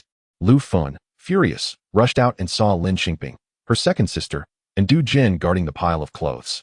She grabbed a pair of scissors and squeezed forward. She was truly furious. Her son's hard-earned money was being spent by such a spendthrift woman. She had never seen anyone spend money like this in her life. Lu Fen was about to cut the clothes when Lin Qingping shouted, "Mom, what are you doing?" Lu Fen suddenly woke up, realizing that if she cut the clothes, not only would the money be gone, but the clothes would also be lost. But what did they need so many clothes for in the countryside? Lu Fen felt hopeless, squatting down and crying loudly, lamenting the ancestors of the Gu family. How will I explain this to Chengzi's grandparents in the future? How could he marry such a wasteful person? Chengzi, what kind of vision do you have, and what has possessed you? Mom, Lin Qingping wanted to explain to Lu Fen. But Lu Fen wouldn't listen, shouting for Gu Juncheng's father, "Old man, what should we do? How can we live like this in the future? You have to step in and send her back to the Lin family. We can't afford a daughter-in-law like this." Father-in-law Gu Dafu was puffing on his pipe, sighing repeatedly. Lin Qingping's sister had been silent all along. She only listened to her sister and did whatever she was told. Now she was also scared, clinging tightly to her sister. Chapter 19. Trust me once, sister. She softly called her sister, mentally preparing herself. If their sister was really driven away by her family and they couldn't go back home, then she would rely on her sister. Lin Qingping patted her sister's hand to comfort her. With the support of her parents, Gu Youlian was no longer afraid and rushed in front of Lin Qingping, unable to be held back by Duggan. "How much money do you have left?" You have to hand it over to me," Gu Youlian said, pulling and searching Lin Qingping's body. In the chaos, no one was willing to listen to what Lin Qingping was saying, until a small figure squeezed hard between Lin Qingping and Gu Youlian. A crisp and loud child's voice rang out, "Stop arguing. I have money." The child dragged out the last syllable, sharp and bright. This finally temporarily stopped the chaos. "Ziyuan, adults' matters should not concern children. Go to sleep." Lu Fen was now heartbroken, tears streaming down her face. Ziyuan did not leave. He leaned against Lin Qingping, his eyes bright, tightly clutching something in his hand and placing it on the pile of clothes, clearly saying, "Grandma, don't scold Auntie. I have money. I'll buy any clothes. Can you all not argue?" He hesitated for a moment in how to address Lin Qingping, but ultimately called her Auntie. On the pile of clothes lay a stack of 10 yuan bills, the amount unknown, but definitely over 100. Children think simply. If Annie wants to buy clothes, then just buy them. If the family runs out of money, he has money. He just wants the adults not to fight. Upon hearing this, Lu Fen's eyes reddened even more as she wiped her tears. "Silly child, you can't give your money away. That was left for you by your dad. Keep it for yourself." If either Lu Fen or Gu Youlian had shown any intention of taking Ziyuan's money today, Lin Qingping would not have forgiven them. But they did not. Gu Youlian even grabbed the money and shoved it into Ziyuan's arms. Lin Qingping's judgment became more resolute. Her mother-in-law and sister-in-law were not bad people, just unable to accept her unprecedented actions. Indeed, in this era, looking across the entire Gu family village, and even the entire township and county, no woman bought clothes like this, and their horizons only extended to the county. "Dad, Mom, big sister, listen to me." She expressed her thoughts seriously. "Just trust me this once." It was like dropping a bomb in the Gu family. Everyone was dumbfounded. Even Lin Qingping's own sister was astonished. Sister's idea is truly amazing. Duging's eyes sparkled with excitement and thrill. He guessed correctly. Only, this sister-in-law was even better than he had thought. He had only thought about reselling, but she actually wanted to redesign. Only Ziyuan remained the calmest because he understood nothing, and therefore was fearless. He nodded. "I'll help Annie sell too. Then, we can stop fighting, right?" Lu Fen and Gu Youlian felt utterly hopeless.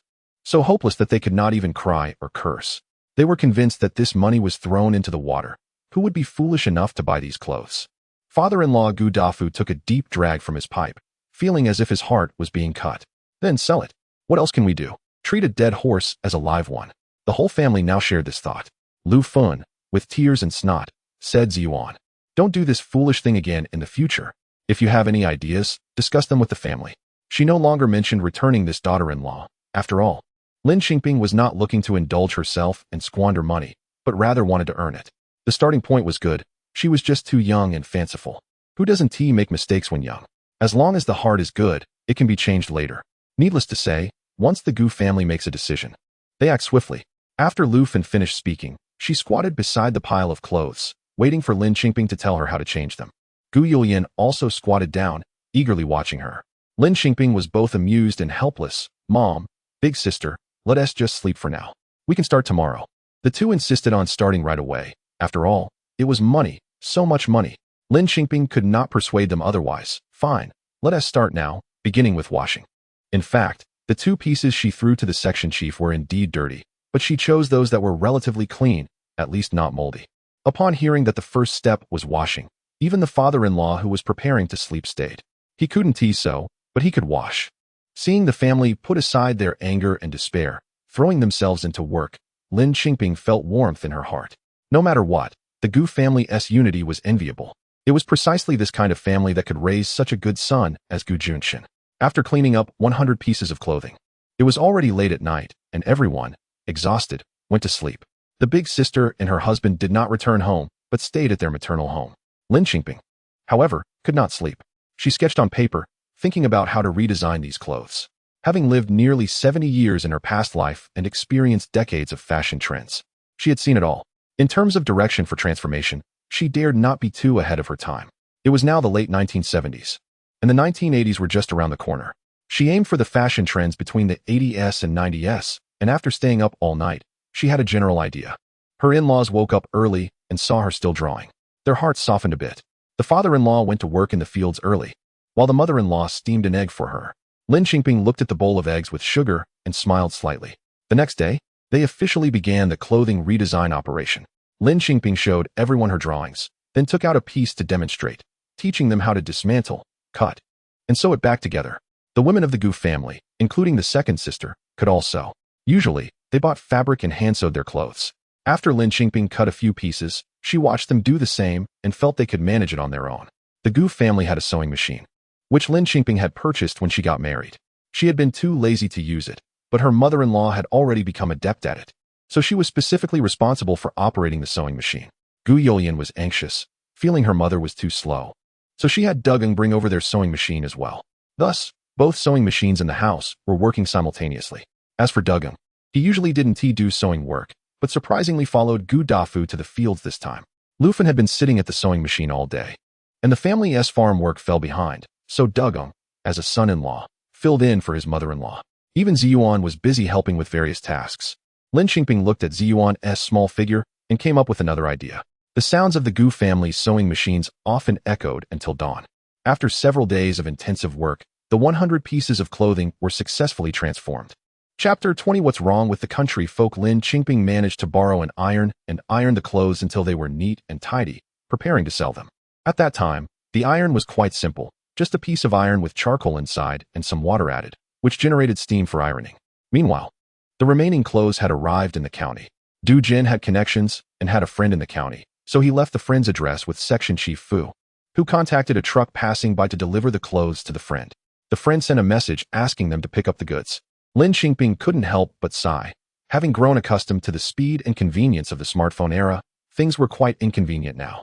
For instance, they had to consider transportation when taking these 100 pieces of clothing out to sell. But with only 100 pieces, how could they bring them back? And how could they get them out? It was at this moment that everyone realized Lin Qingping's goal was not the county, but to sell in the provincial capital. Gu Yulian had been to the county only a handful of times in her life, and going to the provincial capital was something she had never even dared to imagine. How bold she must be. However, there was no possibility of stopping them now. Gu Yulian could only anxiously head to the provincial capital with everyone else. Feeling a mix of anxiety and inexplicable excitement, she was going to the provincial capital. Also going along was Ziyuan. Lin Qingping wanted to take him along to broaden his horizons, but later, they realized it was a very wise decision to bring Ziyuan. Not to mention how hard the group worked to transport the 100 pieces of clothing through several transfers to reach the provincial capital. They arrived early in the morning. Lin Qingping first found a place for everyone to tidy themselves up, at least to wash up and look presentable, before heading straight to the department store in the provincial capital to promote their clothes. However, things did not go well. Lin Qingping, along with Du Jin and her elder sister, brought a few sample clothes to the counter, but the sales clerk only glanced at them and then completely ignored them. Du Jin was unwilling to give up and kept promoting, saying, "Our clothes have new styles, things that are not available locally, and the prices are cheap. Just take a look." Lin Qingping also added, "Could you please introduce us to your manager? We just want to meet and leave." The sales clerk rolled her eyes in response. "Really? We have an introduction letter." Lin Qingping pulled out the introduction letter issued by the party secretary. The sales clerk became impatient and started to shoo them away, saying, "What kind of people are you? Country bumpkins, get out of here. If you don't leave, I'll call someone to chase you away. How can you be like this?" Gu Youlian interjected, ready to confront them. Lin Qingping stopped her, saying, "Forget it. Let's try another store." However, they were kicked out of several stores in succession. By the time they reached the last store, Gu Youlian was so angry she refused to go in and had lost all hope. She and Ziyuan waited outside with the clothes, feeling both anxious and worried. With red eyes almost on the verge of tears, Lin Qingping comforted her a bit and took Du Jin and her younger sister inside. However, after just a few steps, she heard shouting at the entrance. She hurried back to check and saw a man pointing at Gu Youlian and shouting. Gu Youlian was crying in panic, while Ziyuan stood in front of her, trying to protect her, but being just a child, he looked completely flustered. "What happened? Can we talk this out?" Lin Qingping immediately shielded Gu Youlian and the child. Seeing her, Gu Youlian seemed to find her backbone and cried, "I didn't do anything. I just touched that piece of clothing, and he said I got it dirty and wanted me to compensate." Lin Qingping looked at the piece of clothing Gu Youlian was pointing at. It was gray and showed no signs of dirt or damage, and she couldn't help but get angry. "I've never heard of clothes in a department store being off-limits to touch. What kind of logic is it that you have to compensate just for touching?" Gradually, other store employees gathered around the man, and the crowd watching grew larger. The man looked at her disdainfully and said, "It's not that you can't touch. It's that some people are not worthy of touching. Not allowing you to touch is for your own good. What if you dirty it and can't afford to pay for it? Do you understand? Is that so? Is this clothing very expensive?" Lin Qingping asked. "Yes, very expensive. Not something you can afford." The man became increasingly smug. "Hurry up and leave. Look at the mud on your shoes. Don't dirty our floor." Another employee chimed in, disdainfully trying to move the bags they used to carry the clothes. "What junk? Don't leave it at our store entrance." One by one, they were about to throw away their things. "Wait," Lin Qingping shouted. "You all look at the slogan posted at your store entrance. Serve the people." "What? Are we country folk not part of the people?" The two employees were left speechless by her words. The crowd watching also began to murmur that the two employees were in the wrong and shouldn't look down on others. Lin Qingping looked at the piece of clothing and declared, "I am going to buy this piece of clothing today." The man snorted coldly. "This is the highest-end department store in the province. Do you know how much this piece of clothing costs?" He held up 3 fingers, 30 yuan. A 30 yuan piece of clothing was indeed quite expensive. Gu Youlian even forgot the grievances she had suffered, worried that her sister-in-law might impulsively buy it. But what they feared happened. Lin Qingping pulled out 3 bills, handed them to Ziyuan, and said to the employee, "Do you see this? Don't look down on people. I want to try it on." Gu Youlian was truly anxious, and even Du Jin was worried. There was no need to be so stubborn about spending money. But Lin Qingping was not someone who listened to advice. She took the clothes and went to try them on. Not only did she try, but she also stood in front of the mirror, saying it was a bit big and wanted a smaller size. The male employee patiently got her a smaller one, but she said it was too small and insisted on the larger one, then complained that the color didn't suit her, trying every color in the store. The male employee's patience was wearing thin, but with Lin Qingping's earlier question about whether country folk were not considered the masses, and with so many people watching, he held back from exploding. Finally, Lin Qingping put the first gray piece back on, looked in the mirror, and exclaimed, "It really looks good. Yes, our clothes are, no joke, the best in the country, from Heischer brand." The male attendant was extremely pleased. Lin Qingping smiled, took off the clothes, and returned them to him, saying, "Yes. It really looks good and is quite expensive, so thank you, but I won't buy it." "You." The male attendant's face turned beet red with anger. "I did it on purpose to tease you." Lin Qingping had a proud look as if to say, "What can you do about it?" She led her sister and the others, carrying their own clothes, and walked out of the store with their heads held high. The crowd watching just thought they had witnessed a joke and laughed as they made way for them. Some nosy old men even pointed at the male attendant and said, "You can't look down on people. You should be taught a lesson. As the saying goes, all who come are guests." Chapter 21. As if separated by time, this shop is located next to a large square, and today happens to be Sunday. There are quite a few people in the square, playing and setting up stalls to do business, making it very lively. Only Lin Qingping and a few others are sitting there with several large packages, looking dejected. especially Gu Youlian, who looks utterly dispirited. What to do? What to do? With so many clothes, what if no one wants them? She keeps mumbling, which is driving everyone crazy. Du Jin tells her to stop, and they end up arguing. It's all your fault. If you hadn't taken the bottle to buy those ragged clothes, this wouldn't have happened. Gu Youlian starts crying amidst the argument. Du Jin is left speechless, as he is indeed the root cause of this mess. Lin Qingping looks at the people in the square, some selling malt sugar, some selling pots and pans, and others selling candied hawthorn. This is the provincial capital, and even the small businesses are lively. She lights up and says, "Don't say anything. Stand up and let me take a good look at you." Everyone is puzzled but follows her instructions. There are 5 of them in total. Gu Youlian and the second sister have slightly darker skin, but that's okay. Both have great figures. The second sister is youthful with unbeatable collagen, while Gu Youlian is mature and voluptuous, resembling Gu Juncheng very much, looking quite pretty. As for Du Jin, he is fair and refined, but unfortunately, this time he can only wear women's clothing.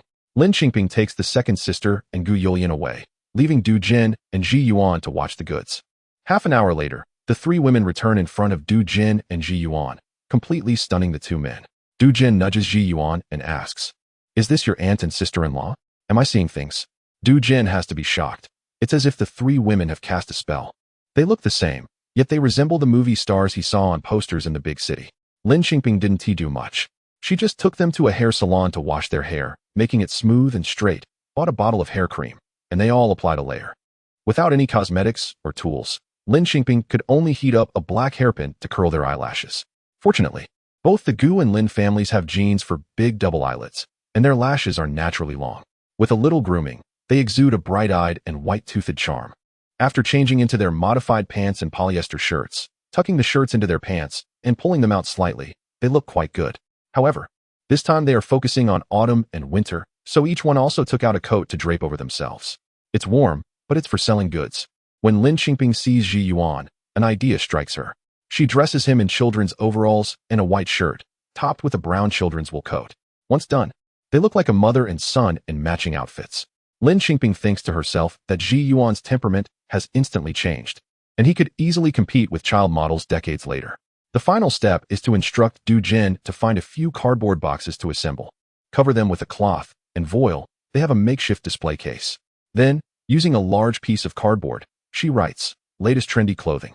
Lin Qingping's first experience of setting up a stall in this era begins. Soon, their stall is surrounded by people, all wanting to buy what Lin Qingping and Ji Yuan are wearing. The fastest sellers are the outfits worn by Lin Qingping and Ji Yuan, with customers buying them as complete sets. Soon, the children's clothing is sold out, and many people who didn't get to buy are crowding around the stall, unwilling to leave, hoping they can find another set. However, before long, not only the children's clothes, but also the adult clothes begin to sell out rapidly. Those waiting can no longer hold back and quickly make their purchases. Before the afternoon even arrives, all their clothes are sold out. Many people are still waiting, asking when they will set up stall again. Lin Qingping thinks for a moment. The new batch of clothes has already arrived in the county. If they rush back to work, they should be able to bring out another batch next Sunday. She quickly promises to return next Sunday.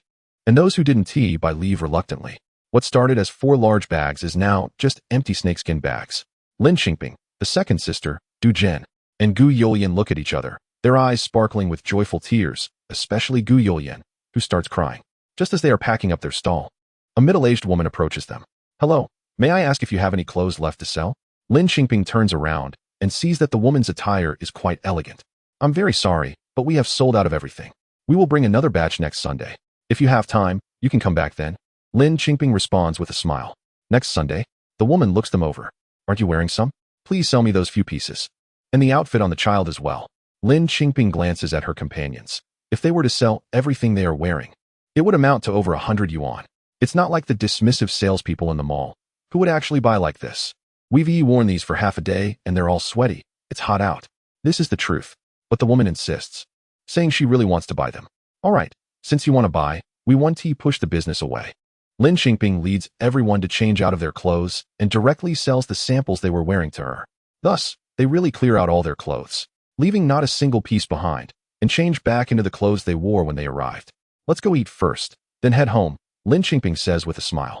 Gu Youlian nods vigorously, tears streaming down her face. Lin Qingping takes Ji Yuan in one hand and the second sister in the other, walking ahead to find a restaurant. Gu Youlian walks behind, still crying. Du Jin walks beside her, softly comforting her. Why are you still crying? Isn't it good that we sold all the clothes? You should be happy.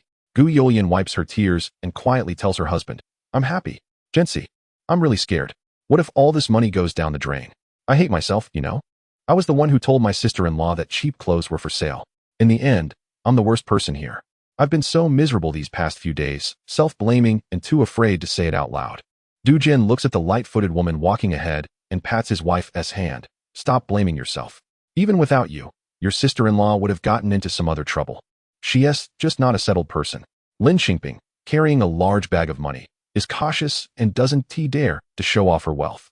After hastily eating something and buying some snacks for the road, they head straight to the train station. The train station is crowded, and she hands the money to Du Jin, instructing him to squeeze through the crowd to buy train tickets while the three women keep Ji Yuan close and away from the throng. At this time, train tickets are hard to come by. It's a stroke of luck to get standing tickets, let alone sleeping berths.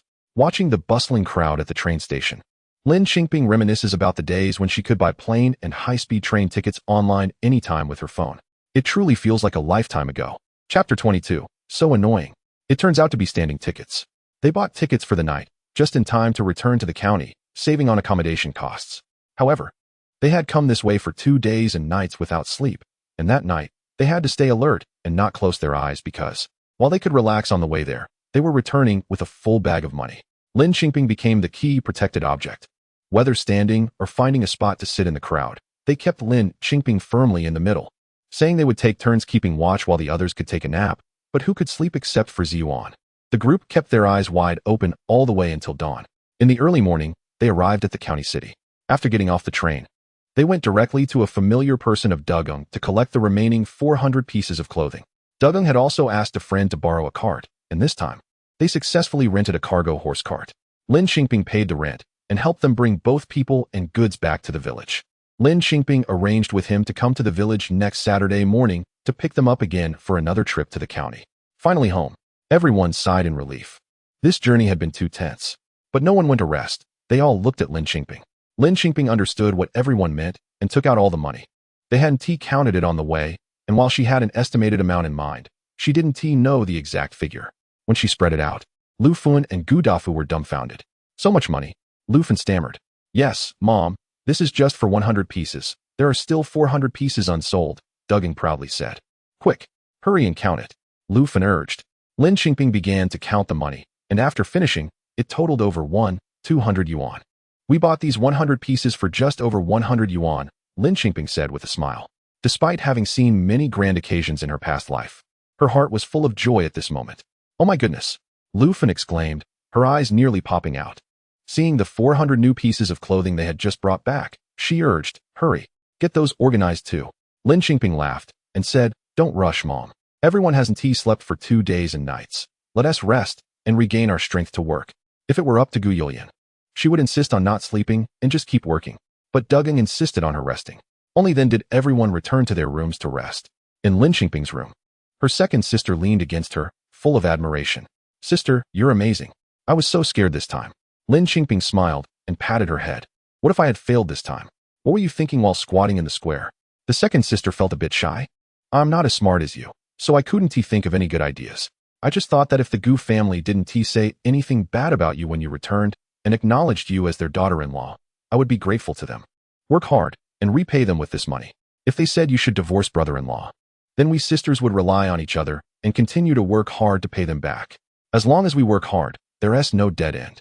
Lin Qingping felt warm in her heart and gently scolded her, silly girl. It's not that you're not smart.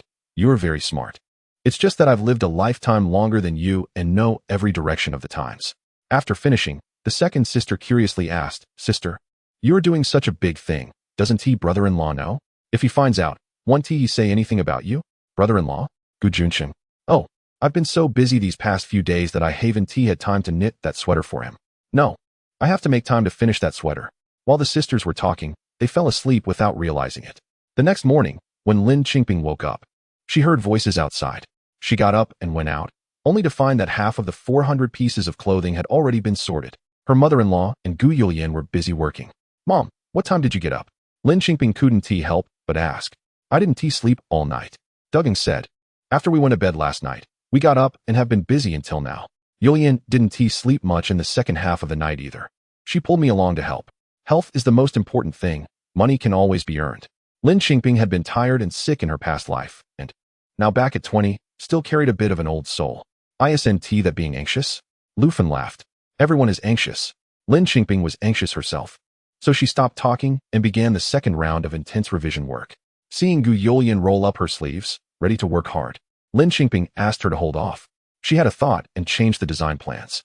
She made changes focusing on the shirts and coats. Although they were all basic styles, there were many areas where creativity could be applied.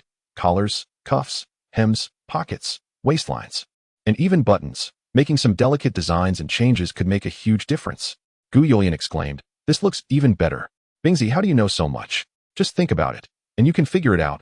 Lin Qingping replied nonchalantly, needing to guard against the woman who had come to buy clothes last week. Gu Yulian thought that whatever could be figured out by thinking wasn't something she could come up with, and she decided not to think about it anymore. She just followed her sister-in-law and worked hard. This week, everyone had become skilled workers after several days of busy collaboration. They finally produced the second batch of goods before Saturday. On Saturday morning, the agreed-upon horse cart came to pick them up and took them directly to the county train station. During these days, due to concerns about not being able to buy tickets, Juncheng took on the responsibility of running to the county every day to ensure they secured tickets.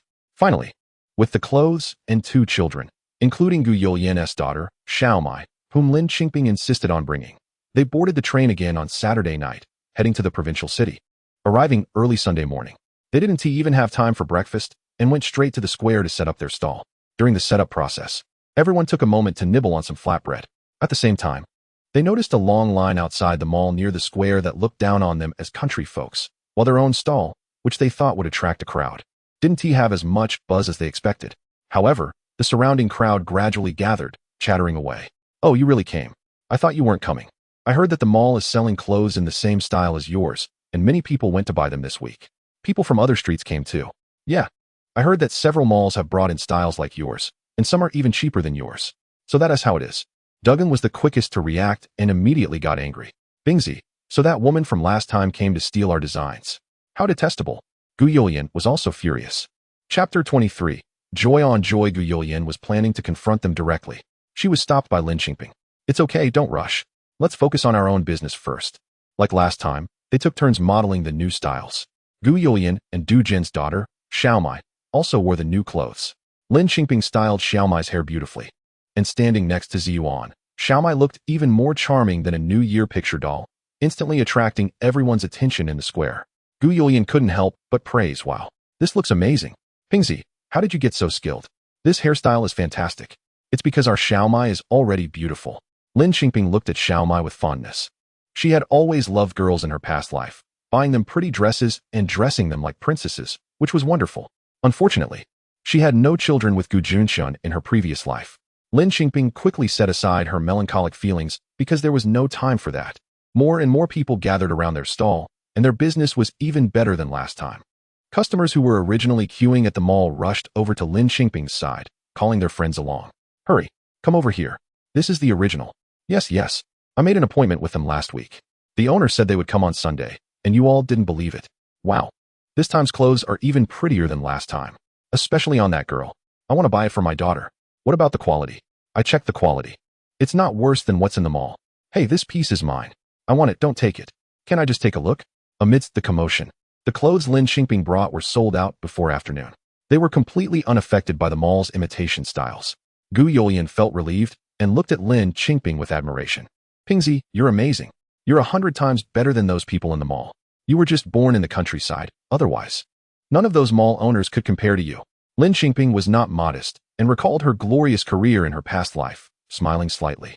"Even if we were born in the countryside, we wouldn't be worse than them." The same situation as last time occurred again. Just as they were preparing to pack up and leave, someone arrived.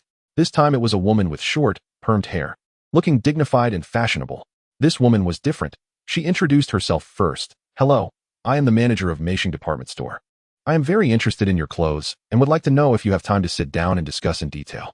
Gu Yulian immediately remembered. It was that Meisheng. The waitress had rolled her eyes at them 100 times. The woman felt a bit awkward but quickly apologized. "I'm very sorry.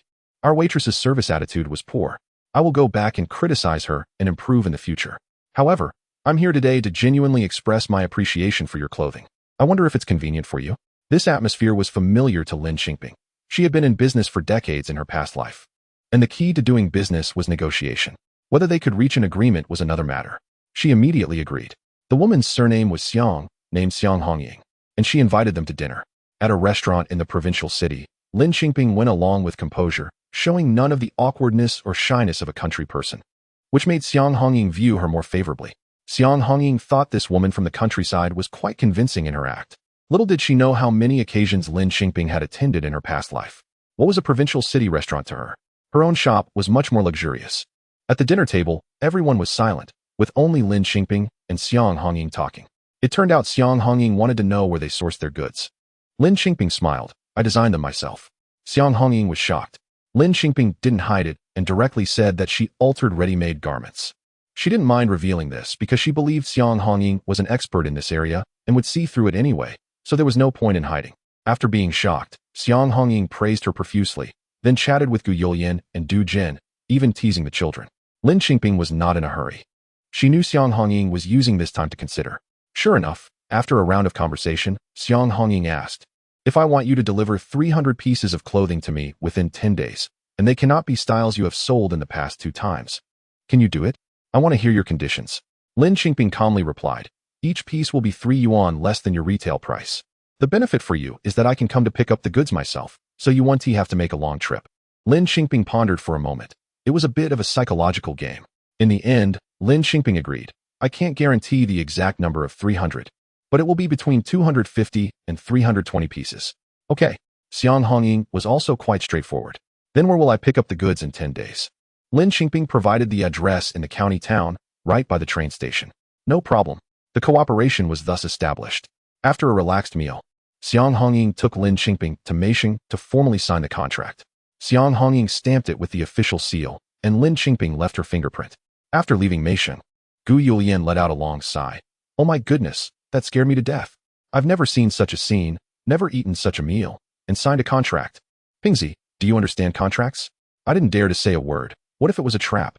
Don't worry, I've checked it, it's fine. Lin Qingping was very confident about signing contracts. She had signed countless in her past life. For Gu Youlian, it was now a matter of trusting everything Lin Qingping said. As long as Pingzi said it was fine, then it was fine. Instantly, she felt elated. Oh my god, I've actually eaten in the provincial city. Our Xiaomai even had that. What is it called? Cream cake. It's a cream cake. Du Jin corrected her with a smile. Look at you. Don't say it's just me. All of us, except Pingzi, are scared. Gu Youlian retorted, but she was still happy, pulling Xiaomai and asking, darling, was the cream cake delicious? Yes, it was delicious. Xiaomai replied softly. Yes, today at dinner, both children had cream cakes. It was the first time for everyone, very rare. However, Ziyuan seemed unfazed, appearing quite calm. Lin Qingping held Ziyuan's hand. This child had a background. Ermi had been silent, just smiling with her lips pressed together, sticking close to her sister. Feeling proud as everyone praised her sister, they returned to Gu family village. The elderly couple of the Gu family were particularly happy to see them return with empty snakeskin bags, and then, with even more joy, they handed Lin Qingping a telegram. Qingzi sent a telegram. Take a look. Chapter 24. Time to visit relatives. As soon as Lin Qingping heard the news, she immediately snatched the telegram from Lu Fun's hand. The content of the telegram was very simple, stating that her visit had been approved and that she was to go to the army in half a month. Around the same time, a letter arrived, addressed to Lu Fun and Gu Dafu. Since Lu Fun and Gu Dafu were not very literate, Lin Qingping had to read it to them. She suspected the letter contained information about her younger sister. So she waited until everyone was settled before finding Lu Fun and Gu Dafu to read the contents of the letter to them. This action was indeed not very proper. But the Gu family had always been under Gu Juncheng's authority, and since the son had said so, Lu Fun had no choice but to agree. Moreover, Lu Fun had a good quality. If she agreed, she would not treat others poorly. Lin Qingping was still reassured by this. In her previous life, despite her reckless behavior, Lu Fun had still treated her well. In the following 10 days, the whole family worked tirelessly to clear the inventory, and finally managed to finish altering all the clothes before the agreed time. When they counted, there were indeed not 300 items, but only 280. Lin Qingping hired the same cart and transported all the clothes to the train station on the agreed date. To her surprise, Xiang Hongying personally brought people to collect the goods. After inspecting the styles and counting the items, Xiang Hongying did not comment on their quality, but paid according to the quantity, thus completing the transaction. Lin Qingping returned to Gujiao village with a full bag of money. Looking at the previously cluttered space now empty, the whole family felt an indescribable sensation, joy, excitement, disbelief, and a mix of emotions. Next came the traditional activity of counting money after clearing the goods. Lin Qingping combined the money from the first two sales and discovered they had a total of over 4,900 yuan, just a little short of 5,000. Wow! Gu Yulian had never seen so much money in her life. The Gu family was already considered well off in the village. However, she felt it was a pity. Wouldn't they earn more if they sold it themselves? They had given away 3 yuan, which could have amounted to 7 or 800. Lin Qingping smiled and said, "The 7 or 800 we gave away can bring us more back." Gu Yulian did not understand her words and thought Lin Qingping still intended to continue making clothes. Lin Qingping began distributing money. She took out 1,000 yuan to give to Gu Yulian and Du General. This startled both Gu Yulian and Du General. "What is this for?" they asked in unison. "You've worked hard," Lin Qingping replied. Over the past 20 days, she had clearly seen how the Gu family had worked tirelessly alongside her. "Well, isn't that how it should be? I can't take the money." Both Gu Yulian and Du Jin truly had not thought about receiving money from Lin Qingping. They had only wanted to help. In their view, it was normal for siblings to assist each other, especially during busy farming seasons. Lin Qingping chuckled and insisted, "Mom, big sister, you have to accept this money. If you don't take it, how can we do big things together in the future? If not, I won't take you along for anything I do." After a back-and-forth exchange, Lin Qingping finally convinced Lu Fun and Gu Yulian to accept the money. Gu Yulian was quite excited. "Are we still going to do big things?" Of course. Lin Qingping continued distributing money, taking out another 500 yuan for her younger sister. Since Gu Yulian and Lu Fun had already received their share, they had no objections about giving 500 yuan to the second sister, who had also worked hard during this time. Finally, she took out 5 10 yuan bills for Ji Yuan, saying, "Our Ji Yuan has worked hard too. He was a model for 2 days and helped sell quite a few clothes." Ji Yuan was the most straightforward, accepting it without hesitation. Lin Qingping took out 25 yuan for Xiaomai, saying, "Our Xiaomai also went for a day. You've worked hard too." Xiaomai hesitated to accept it and looked to her parents. "Don't look at your parents. Listen to your aunt. Your parents should listen to me," Lin Qingping said. Gu Yulian laughed and said, "Take it. You should."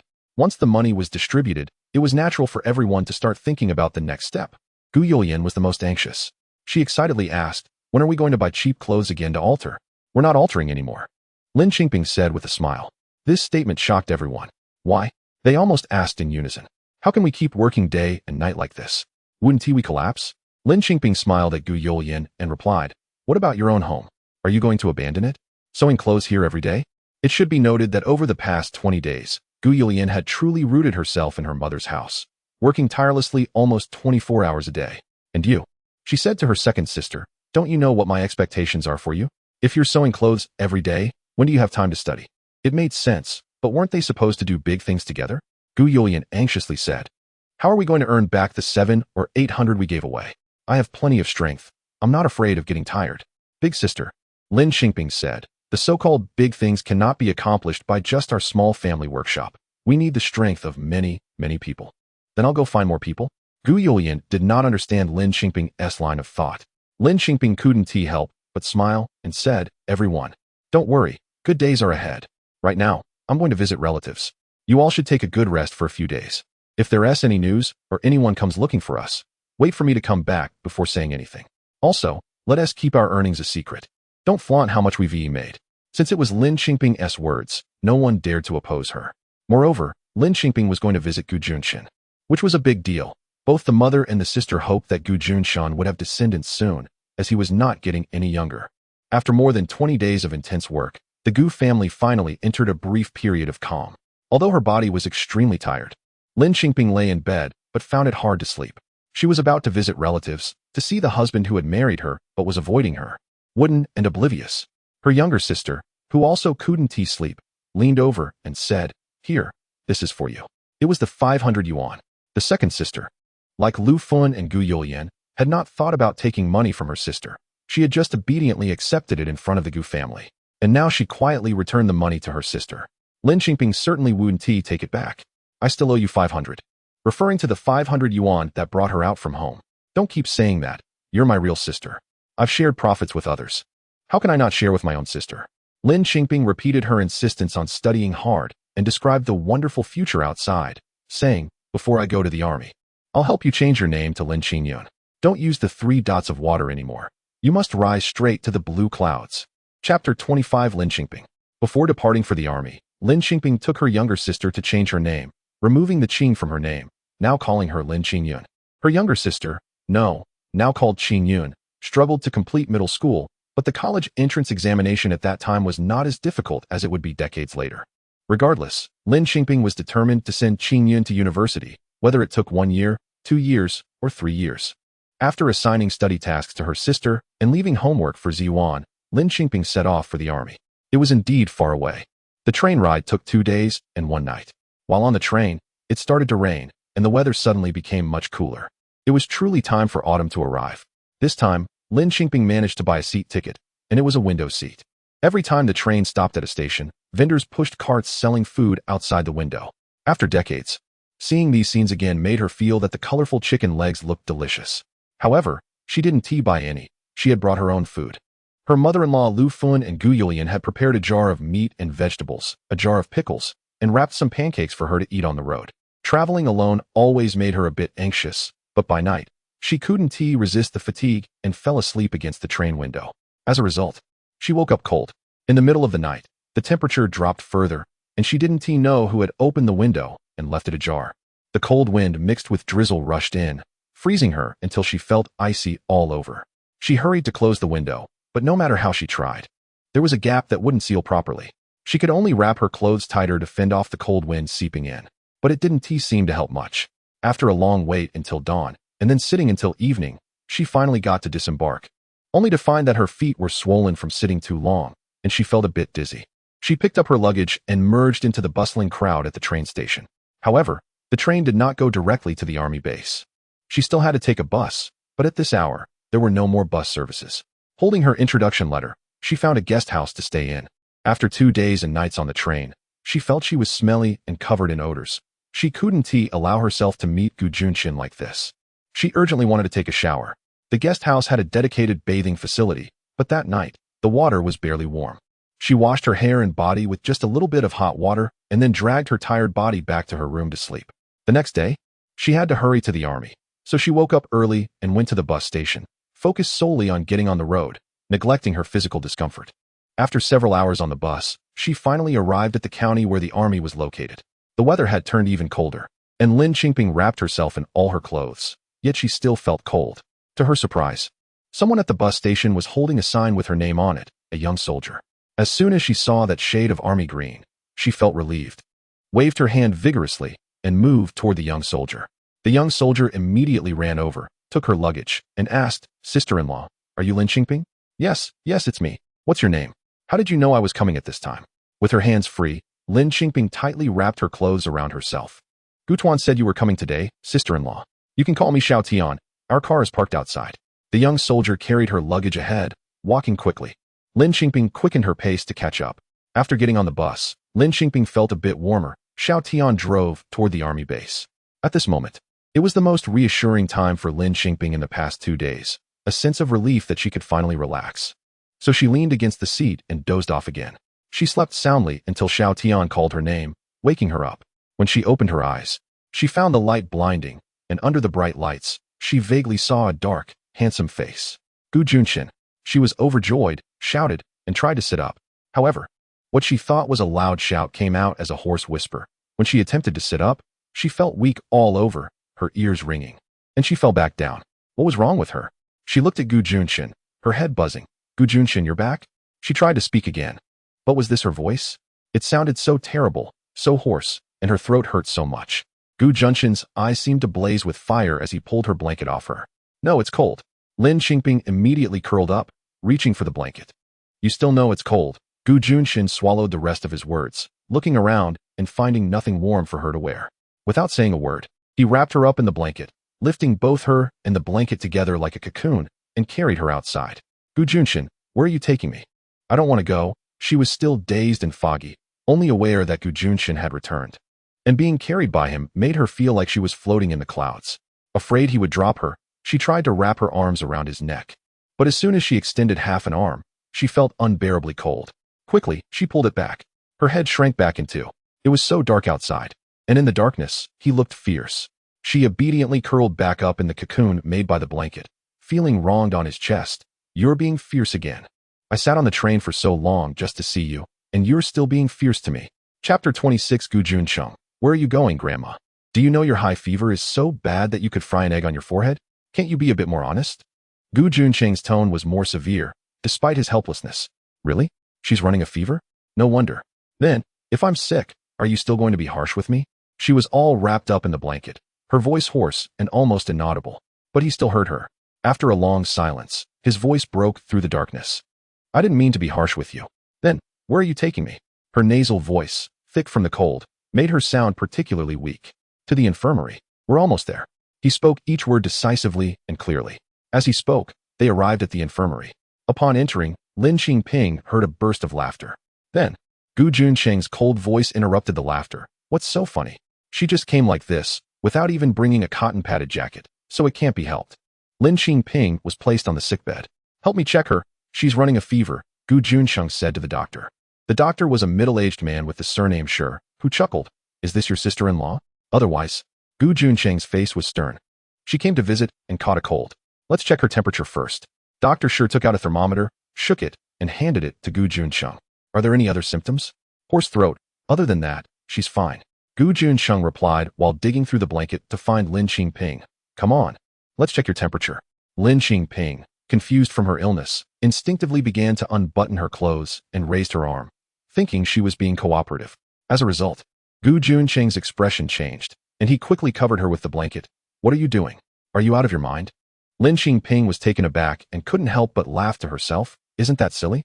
She habitually measured her temperature under her armpit, forgetting that the thermometer should go under her tongue at this time. She obediently opened her mouth, but at that moment, she remembered there was also a thermometer for measuring temperature rectally, so where exactly should it be measured? She looked at him, then closed her mouth again. Do you want to measure rectally? No, please no. Open your mouth. He looked at her strangely while holding the thermometer. Oh, her heart, which was racing chaotically, finally settled down, but as she opened her mouth, she couldn't help but laugh at her earlier wild thoughts, bursting into giggles. Not only did Juncheng look confused by her laughter, but she also couldn't stop laughing until she saw his brows gradually furrow, at which point she forced herself to stop and opened her mouth. She wasn't sure if it was her imagination, but it felt like her face was gently pinched. Whether he actually pinched her, she couldn't tell, but she certainly heard him lightly scold her. He said, "You're being naughty." She wasn't being naughty, okay? While waiting for her temperature to be taken, Juncheng sat beside her, and Dr. Shi chatted with him. Dr. Shi was very kind, always smiling, in stark contrast to Juncheng's serious demeanor. Is this your sister-in-law's first time here? Haha, Gutuan, I've never seen you so anxious before. Don't worry. It's just a cold. Sister-in-law, is Gutuan always this serious at home? In any case, the more Dr. Shi joked, the more exaggerated Juncheng's expression became. Lin Qingping couldn't help but stretch her hand out from under the blanket and pinch his leg hard. Why aren't you responding to him? This earned her a glare from him, and he shoved her hand back under the blanket. You're still not being honest while sick. He scolded her in a very soft voice. Lin Qingping wanted to talk, but with the thermometer in her mouth, she couldn't say anything.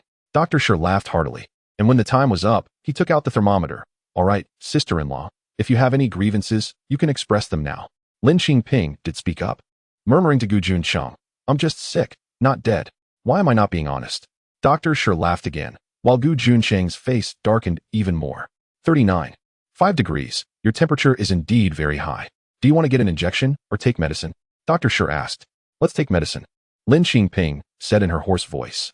Okay. Dr. Shi then looked at Juncheng. So we'll prescribe medicine? Juncheng nodded.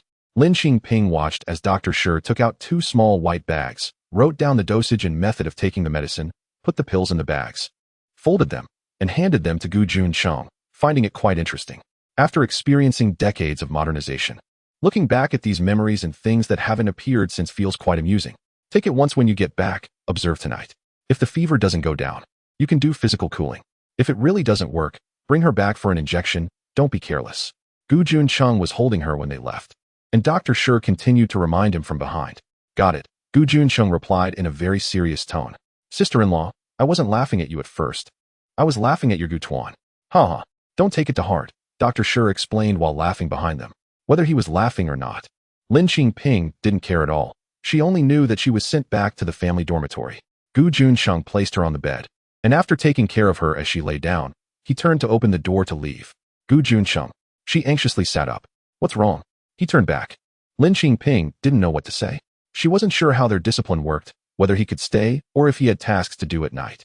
But she knew one thing. She couldn't pry into military matters, so when Gu Juncheng asked her, she didn't know what to say, and all that was left was silence. But Gu Juncheng came back, sitting by the bed, and asked her again, what's going on? You.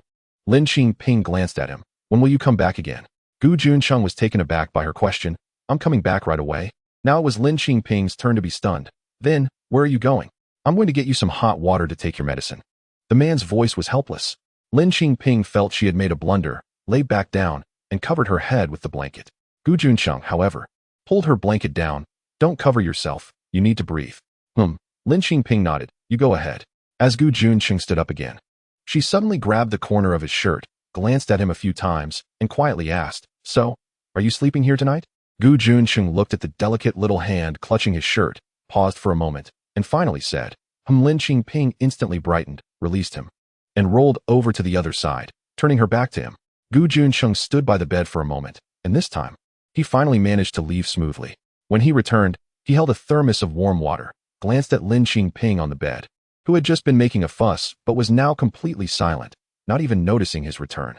Chapter 27 Gu Juncheng. I'm cold, Lin Qingping. He sat by the bed, calling her name. In just a short while, she had fallen into such a deep sleep. Her whole face was flushed red from the fever, and there was a faint sheen of moisture at the corners of her eyes. Her lips were very dry, cracked from dehydration. Her breathing was heavy. Lin Qingping.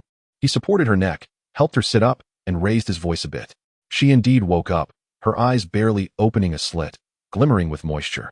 Her whole body weak and soft, leaning back against Gu Juncheng's shoulder. Gu Juncheng. She murmured his name, her breath warm against the skin of his neck. Surprisingly hot. Here, take your medicine.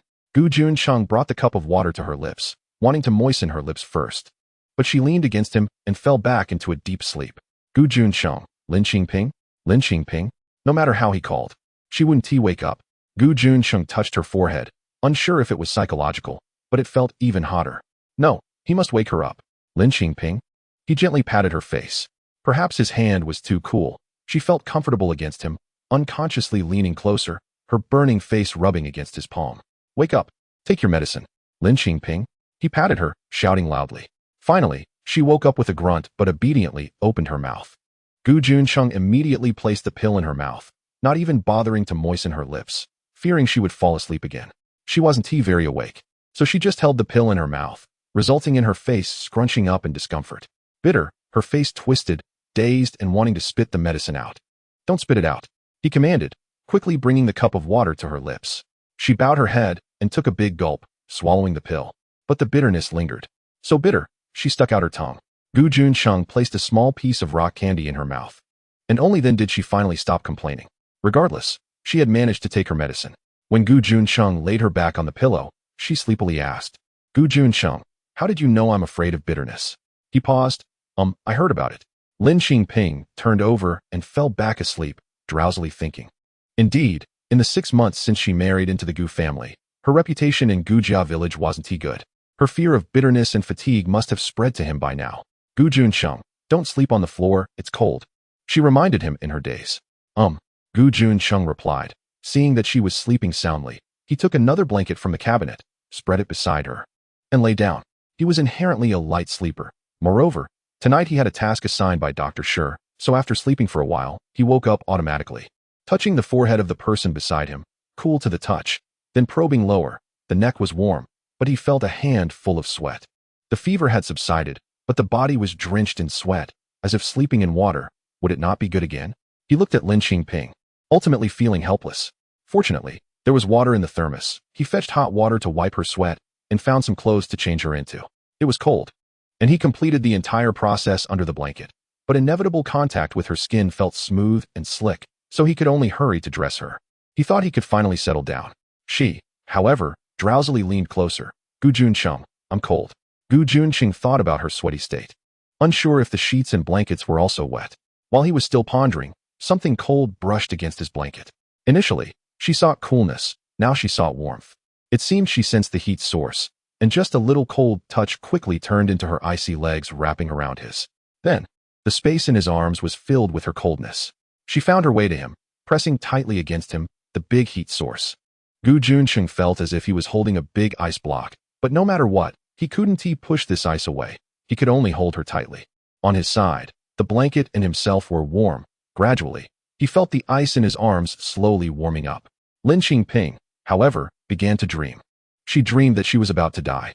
She was sick, lying in bed unable to move, and her nephew came to see her. She thought he came to show filial piety, but instead, her nephew had a hideous face, insisting that she die. At the moment her nephew pulled out her oxygen tube, she saw Juncheng. She really saw him, the young Juncheng, handsome and strong, walking towards her. Tears streamed down her face as she called his name. Asking him, Juncheng, am I going to die? She asked in her dream, but in reality, Juncheng, holding her, heard it. He heard her mumbling in her sleep and felt her wet tears soaking his clothes. Upon hearing this, he frowned. What nonsense. It's just a cold and fever. What dying? Lin Qingping, however, didn't hear his words. She was in her dream. Only in the dream. In the dream, she saw Juncheng reach out to her, saying, Lin Qingping, come home with me. She immediately broke down in tears, nodding vigorously, running towards Juncheng. Okay, Juncheng, take me home. Take me home. In the darkness, Juncheng, holding her, heard her murmuring repeatedly, Juncheng, take me home, and was stunned. Early in the morning, before dawn, Juncheng had to get up. The moment he woke up, he knew she no longer had a fever because her forehead was right against his lips. As he moved slightly, he felt her delicate skin rubbing against his lips. He immediately froze. After a moment of hesitation, he got up, tucked her blanket in nicely, and went to wash up. Lin Qingping had a very comfortable sleep. When she woke up, she felt much lighter. Looking down, she saw that all her clothes had been changed, and she was dry and comfortable. Without the stickiness of sweat from a fever. She was stunned for a while, then lay back down, feeling the warmth still in the blanket, left by him. It was a pity that she was useless, finally getting a chance, but ended up sick and unaware of anything. She lingered in bed, thinking aimlessly for a while, feeling that she couldn't be lazy anymore, and finally got up. After getting up, she found a note on the table, boldly written in strong characters. Remember to take your medicine. Beside it, there were 2 small paper bags for the medicine, each with clear instructions on how to take them. One can only say, when a person becomes fond of another, everything about them seems good. In her past life, Juncheng had no merits in her eyes. She didn't even bother to read the letters he wrote back, and her in-laws could only find someone else to read them. Of course, the letters never mentioned her. But now, she felt that Juncheng was good at everything. She had seen his writing before, but still thought every character was written beautifully. Chapter 28 Lin Qingping. You can do it. She didn't know if this was what young girls would call a filter decades later, but in her eyes, it was good. At this point, it was getting late. After taking her medicine, she heard a knock on the door. She thought it was Juncheng coming back and felt a surge of joy as she quickly went to open the door, only to find it was Xiaotian outside. Xiaotian was there to tell her where the cafeteria was and to take her to eat. In other words, it was already lunchtime, and she had slept through it. Missing breakfast. Xiaotian had come to check on her several times, but she hadn't responded, not wanting to disturb her. Xiaotian was worried she might be in trouble, which was why she knocked on the door. Coincidentally, Lin Qingping also wanted to find the cafeteria. Xiaotian was holding a package and handed it to her, saying it was from the team leader.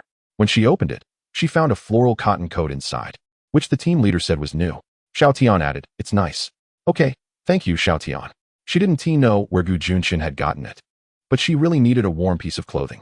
Without hesitation, she put it on and followed Xiaotian to the cafeteria. On the way, she learned that Juncheng wouldn't be back for lunch and might not return for dinner either. Lin Qingping hesitated, unsure if she should ask. But today was Juncheng's birthday. After thinking it over, she said to Xiaotian, "Xiaotian, there's something I want to ask.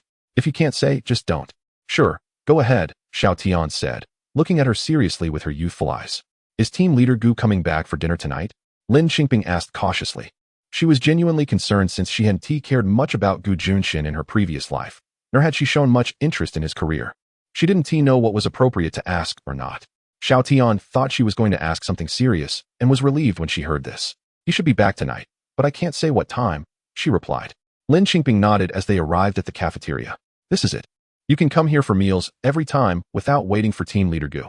This was also what Juncheng had instructed, telling Xiaotian to let Lin Qingping eat on her own and not wait for him. "Okay, thank you, Xiaotian," Lin Qingping smiled.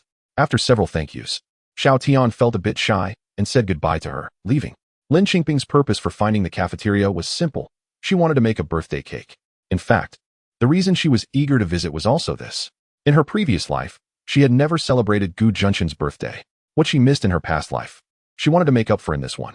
At this time, there were certainly no ovens available, but there were steamers, and steamed cakes were also delicious. She asked the cook in the cafeteria if she could use the kitchen in the afternoon. The cook readily agreed. Lin Qingping also borrowed some ingredients from the kitchen and paid the cafeteria according to market prices. Initially, she only planned to steam one cake base, but she was fortunate to find the powder for making cold noodles in the cafeteria. The locals had a habit of eating cold noodles made from wild cold noodle fruit in the summer, but with the cold weather, they had turned the fruit into powder and stored some.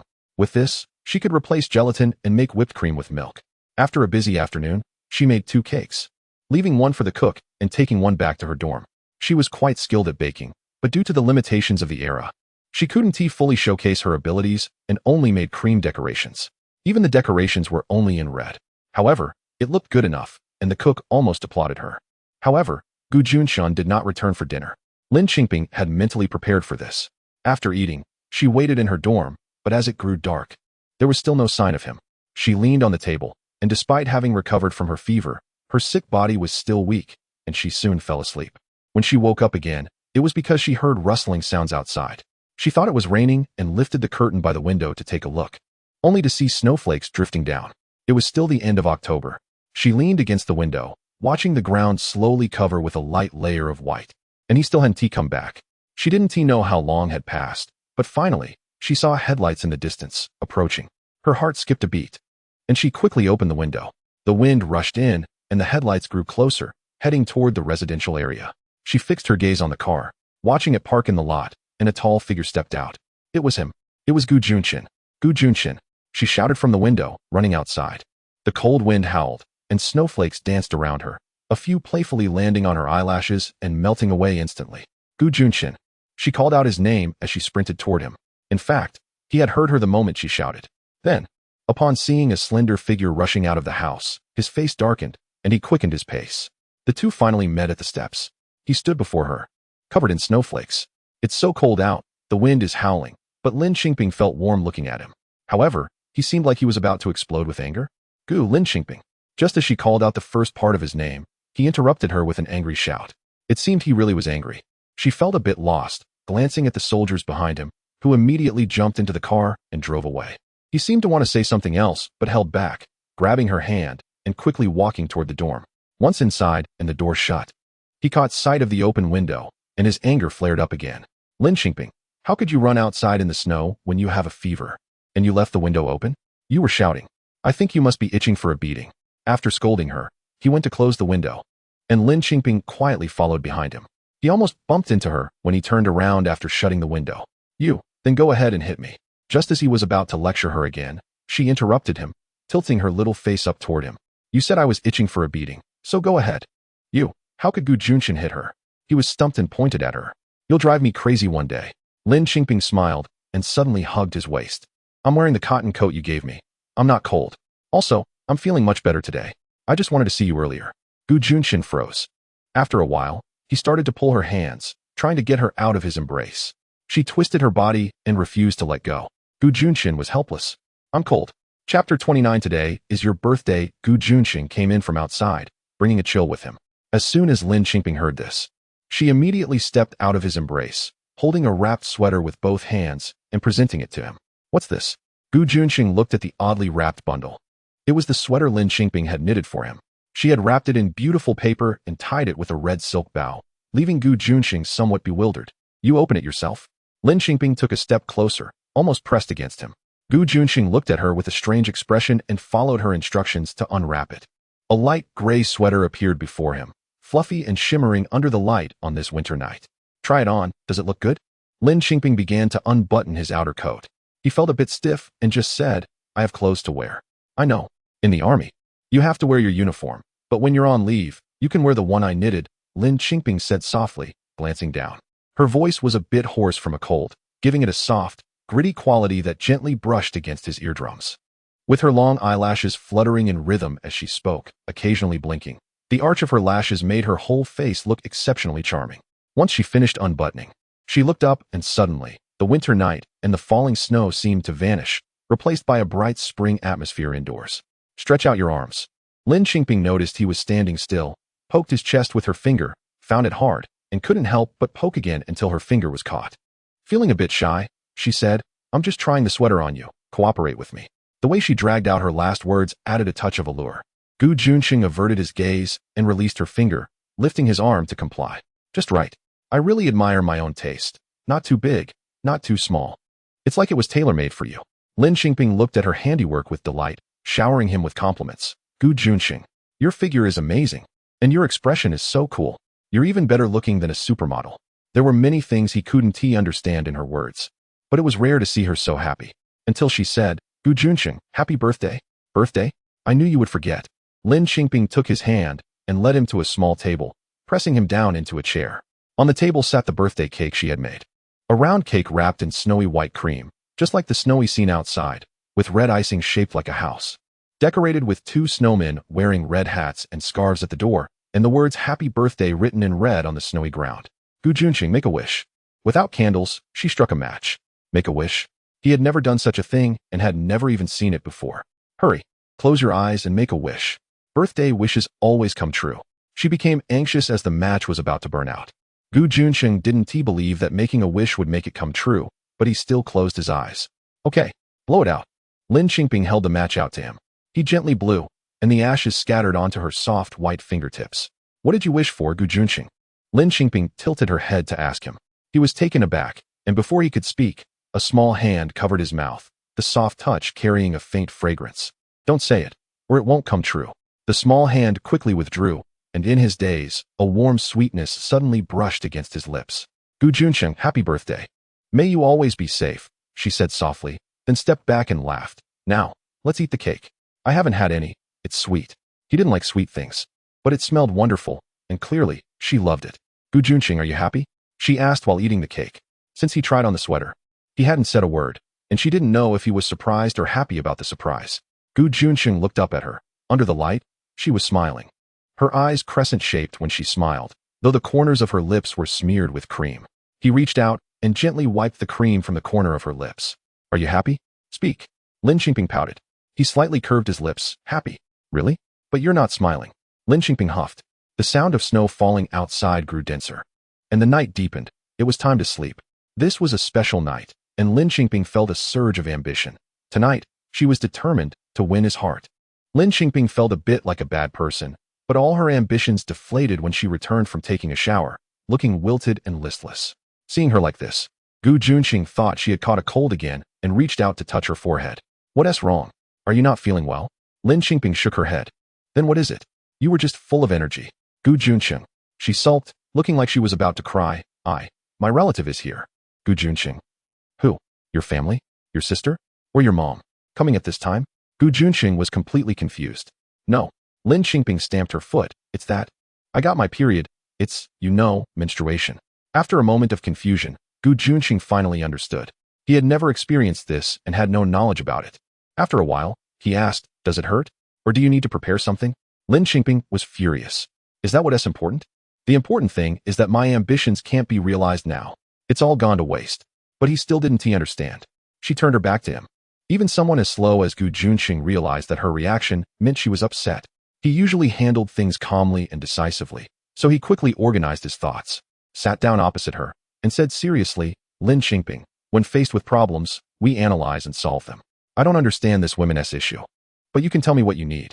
If you need something, I can go buy it. If you need medicine, I can go to the infirmary. If you're feeling down, just say it. I'll help you. Lin Qingping. Are you a wooden-headed fool? I'm just feeling down. She huffed. Okay, tell me. He adopted a serious demeanor. Lin Qingping got even angrier, jumped onto him, and gave him a good punch on the shoulder. I can't talk to you about this. She hugged his neck and whispered the rest of her words in his ear. Juncheng was taken aback at first, but then he looked at her and couldn't hold back any longer. He burst out laughing, and it was a hearty laugh. Chapter 30 Lin Qingping. Don't think you can get away with it. Lin Qingping looked at him with resentment. Is it funny? Why do you seem completely unexcited about this? Are you actually happy? Otherwise, why were you not smiling before, but are now? Juncheng found her reaction even more amusing, but he held it back. Lin Qingping. I really didn't see it coming. What didn't you see? Lin Qingping's features scrunched up. I didn't see that you are a... He stopped there, turning his head to see the medicine on the table, his tone suddenly becoming serious. Have you taken your medicine? Lin Qingping, wait. What do you mean by going to sleep now? Lin Qingping, don't think you can get away with pretending to be asleep. Lin Qingping, get up and take your medicine.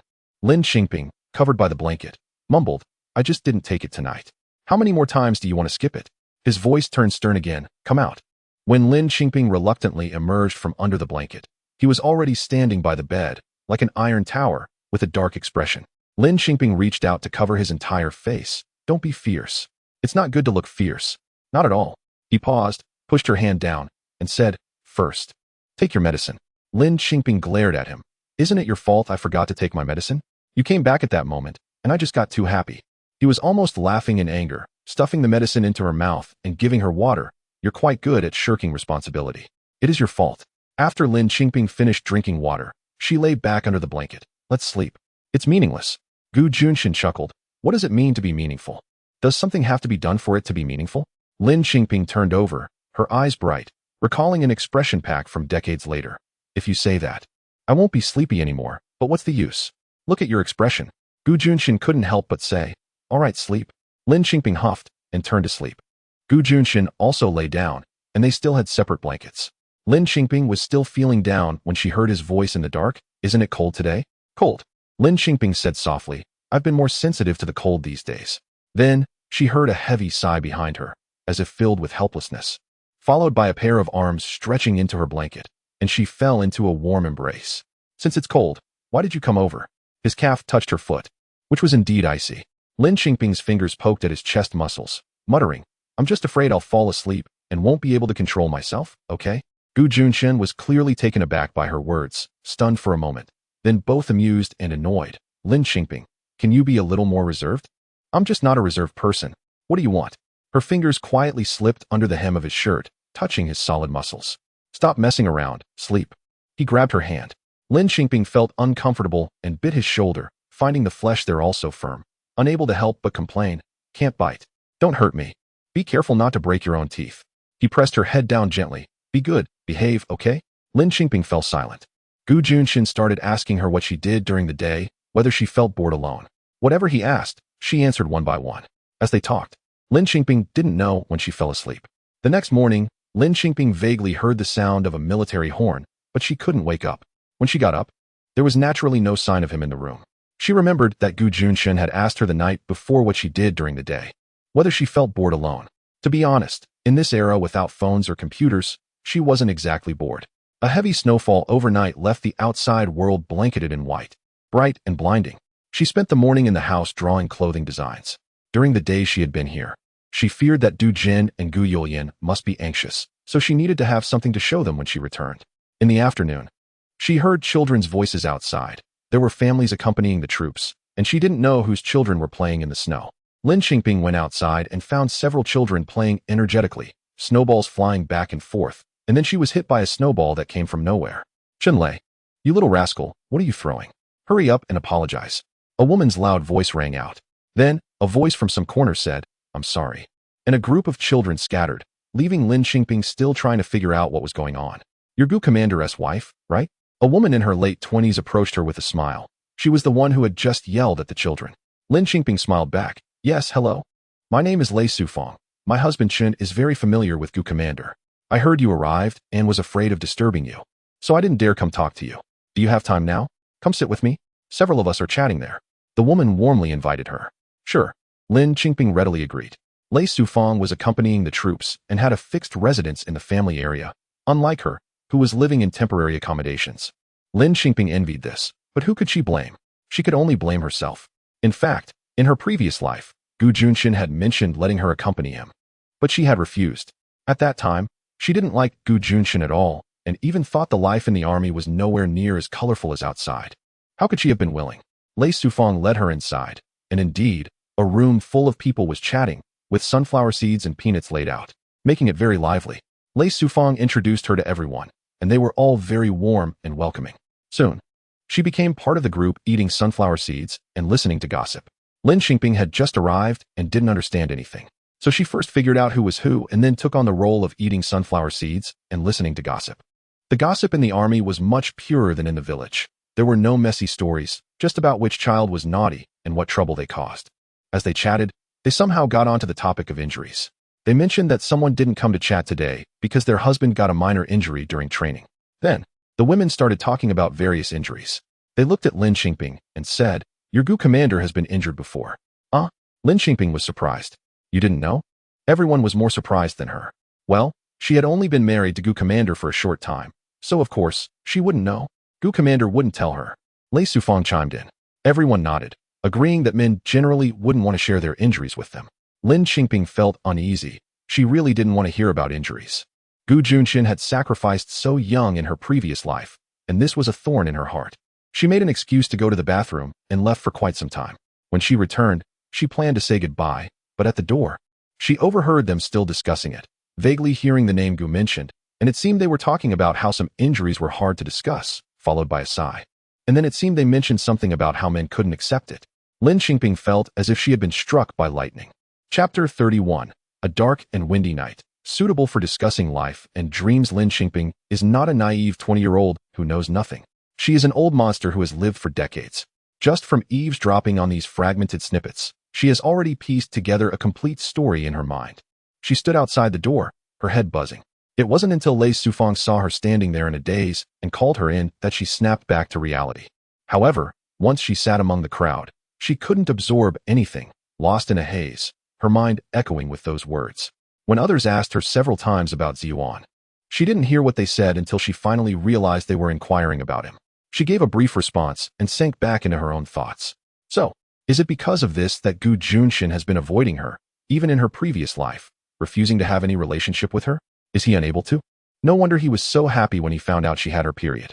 It must be said that a person's ability to patch things together is incredibly strong. The more Lin Qingping thought about it, the more she felt there were clues everywhere. When she stitched together the various clues from her past and present, this matter shifted from speculation to conclusion. Once she reached a conclusion, she felt at ease, her mind made up. After all, she had returned for Gu Juncheng. She had indeed thought about having children with him and living a good life together. Now, she just couldn't have children, but that doesn't prevent her from living with him. Right? Once she figured it out, she no longer felt lost. She politely bid farewell to the military wives and left. Gu Juncheng returned home quite early today and had time to have dinner with her. However, Gu Juncheng felt that his uninhibited wife was acting a bit strangely today. The way she looked at him was no longer filled with the fiery passion that made him feel like she wanted to swallow him whole. Instead, it was inexplicably filled with sympathy and affection. Gu Juncheng? What else with the affection? Did he misread the situation? As they went to the cafeteria for dinner, Gu Juncheng was bathed in such gazes the entire way. After getting their food and sitting down, Lin Qingping even moved the good dishes from her bowl to his. Gu Juncheng had to speak up. Lin Qingping, what's wrong with you today? Just as Lin Qingping was about to send a piece of egg into his bowl, she almost dropped it when he asked. She quickly sat up straight, her kind gaze overflowing. It's nothing. You guys have been training hard. Eat more and replenish yourselves. Gu Juncheng's sharp eyes swept across her face, clearly reading the 4 words. Are you kidding me? Lin Qingping, did you take your medicine today? I did. Lin Qingping thought his words had a double meaning. She pondered and leaned over to whisper, You're not scolding me, are you? Gu Juncheng shot her a glance, clearly understanding human speech. Gu, she was already puffing her cheeks, but then found another piece of evidence to support her theory. No wonder he always had a bad temper and was so fierce. It turned out to be due to hormonal imbalances? If that's the case, she wouldn't argue with him anymore. She needed to coax him. A kind smile returned to her face as she patted Gu Juncheng's hand, speaking earnestly. Juncheng, you're under a lot of pressure. I understand. You don't need to worry. I'm not that lowbrow. Gu Juncheng. Why is it getting harder to understand? Juncheng, didn't she usually call him Gu Juncheng? Whatever. It doesn't matter. As she moved her chopsticks, she realized there was nothing left in her bowl to give him. Clearing her throat, she said, Juncheng, shall we be soulmates? Spiritual partners. Gu Juncheng. I will never pressure you again. Lin Qingping felt regret. Why did she act so, eager before? She wasn't that impatient about that matter. She is a pure person. Yes, pure and innocent. From now on, she would change her persona. Gu Juncheng frowned. Even though he had sharp eyesight and could hit a target from 200 meters away, he couldn't see through what Lin Qingping was up to today. But he couldn't bear to see the few green cabbage leaves in her bowl, so he gave her the lean meat she had given him along with his own, plus the egg. Some family members passed by, including Lin Qingping's newly acquainted sisters, who greeted them and said, Wow. Commander Gu really cares about his wife. Just doesn't he show it usually. Xiao Lin is impressive. With bursts of laughter, the military wives soon dispersed. Lin Qingping looked at the dishes in her bowl and wanted to give them back to Gu Junchen, but he stopped her with a low voice. Eat it all. If you keep whining, go stand in the corner. Lin Qingping remembered Ziyuan proficiently standing in the corner at home. She wasn't afraid of standing there. But isn't it a bit embarrassing to stand in the corner at her age? As a result, Gu Junchen stared at her. And she ended up eating half a bowl more than usual. Lin Qingping rubbed her stomach as she returned with Gu Junchen, and after getting back, she pulled him around the room to help with digestion. While wandering, Lin Qingping thought, she couldn't just wander around all night, right? What should she do with Gu Junchen later? She couldn't think aimlessly in that direction anymore. She had to consider Gu Junchen's self-esteem. Then, she sat Gu Junchen down, looked out at the white snow, and said to him, Junchen, shall I read you some poetry? Gu Junchen. What kind of illness has struck now? Lin Qingping thought for a moment. It seemed she didn't have many poems she could recite completely. Could she recite her nephew's middle school texts? She thought that idea was pretty good. And so she began. Yuzhong, the old capital, Hongdu, the new mansion. Stars divide the heavens. The earth connects Heng and Lu. Holding the 3 rivers and embracing the 5 lakes, controlling the fierce barbarians and drawing in the O and U. She walked and swayed her head as she recited. Gu Junchen initially looked at her in confusion, but then simply sat down to appreciate her. In the end, Lin Qingping couldn't continue under his gaze. Her voice grew smaller, and she held his hand, saying, You're laughing at me. In a drawn-out tone, with a teasing expression, and a mix of defiance and charm, she said, You come and take over. With a clear mind, my aspirations soar high. A refreshing breeze arises with the sound of a clear song, as white clouds are restrained. Lin Qingping's eyes widened. She had always thought he was a rough person. Gu Junchen recited a passage, his sharp gaze fixed on her. Did they teach this in your village's middle school? Lin Qingping's face instantly turned pale. This was her nephew's high school text. I learned it myself. Isn't that okay? Forget it. Let's not recite this anymore. Gu Junchen, let's talk about life and ideals. She released his hand, sat beside him with a sincere expression. Gu Junchen, what do you think constitutes a meaningful life? Gu Junchen looked at her, finally unable to hold back, and touched her forehead. I'm not running a fever. She swatted his hand away. We need to live a married life with lofty ideals. Chapter 32 I Protect You. Gu Juncheng is not a person of many words. Most of the time he listens, Lin Qingping said. However, Lin Qingping knows what his ideal is. In her previous life, no matter how much she disliked Gu Juncheng, after his sacrifice, his belongings were still handed over to her, which included a diary. On the front page, it was written, to protect my home and country, to contribute to the prosperity and stability of the nation. This is Gu Juncheng's ideal. Written in strong and powerful characters in the diary, and etched into his life. In this life, you still protect the home and country, and I will protect you, okay?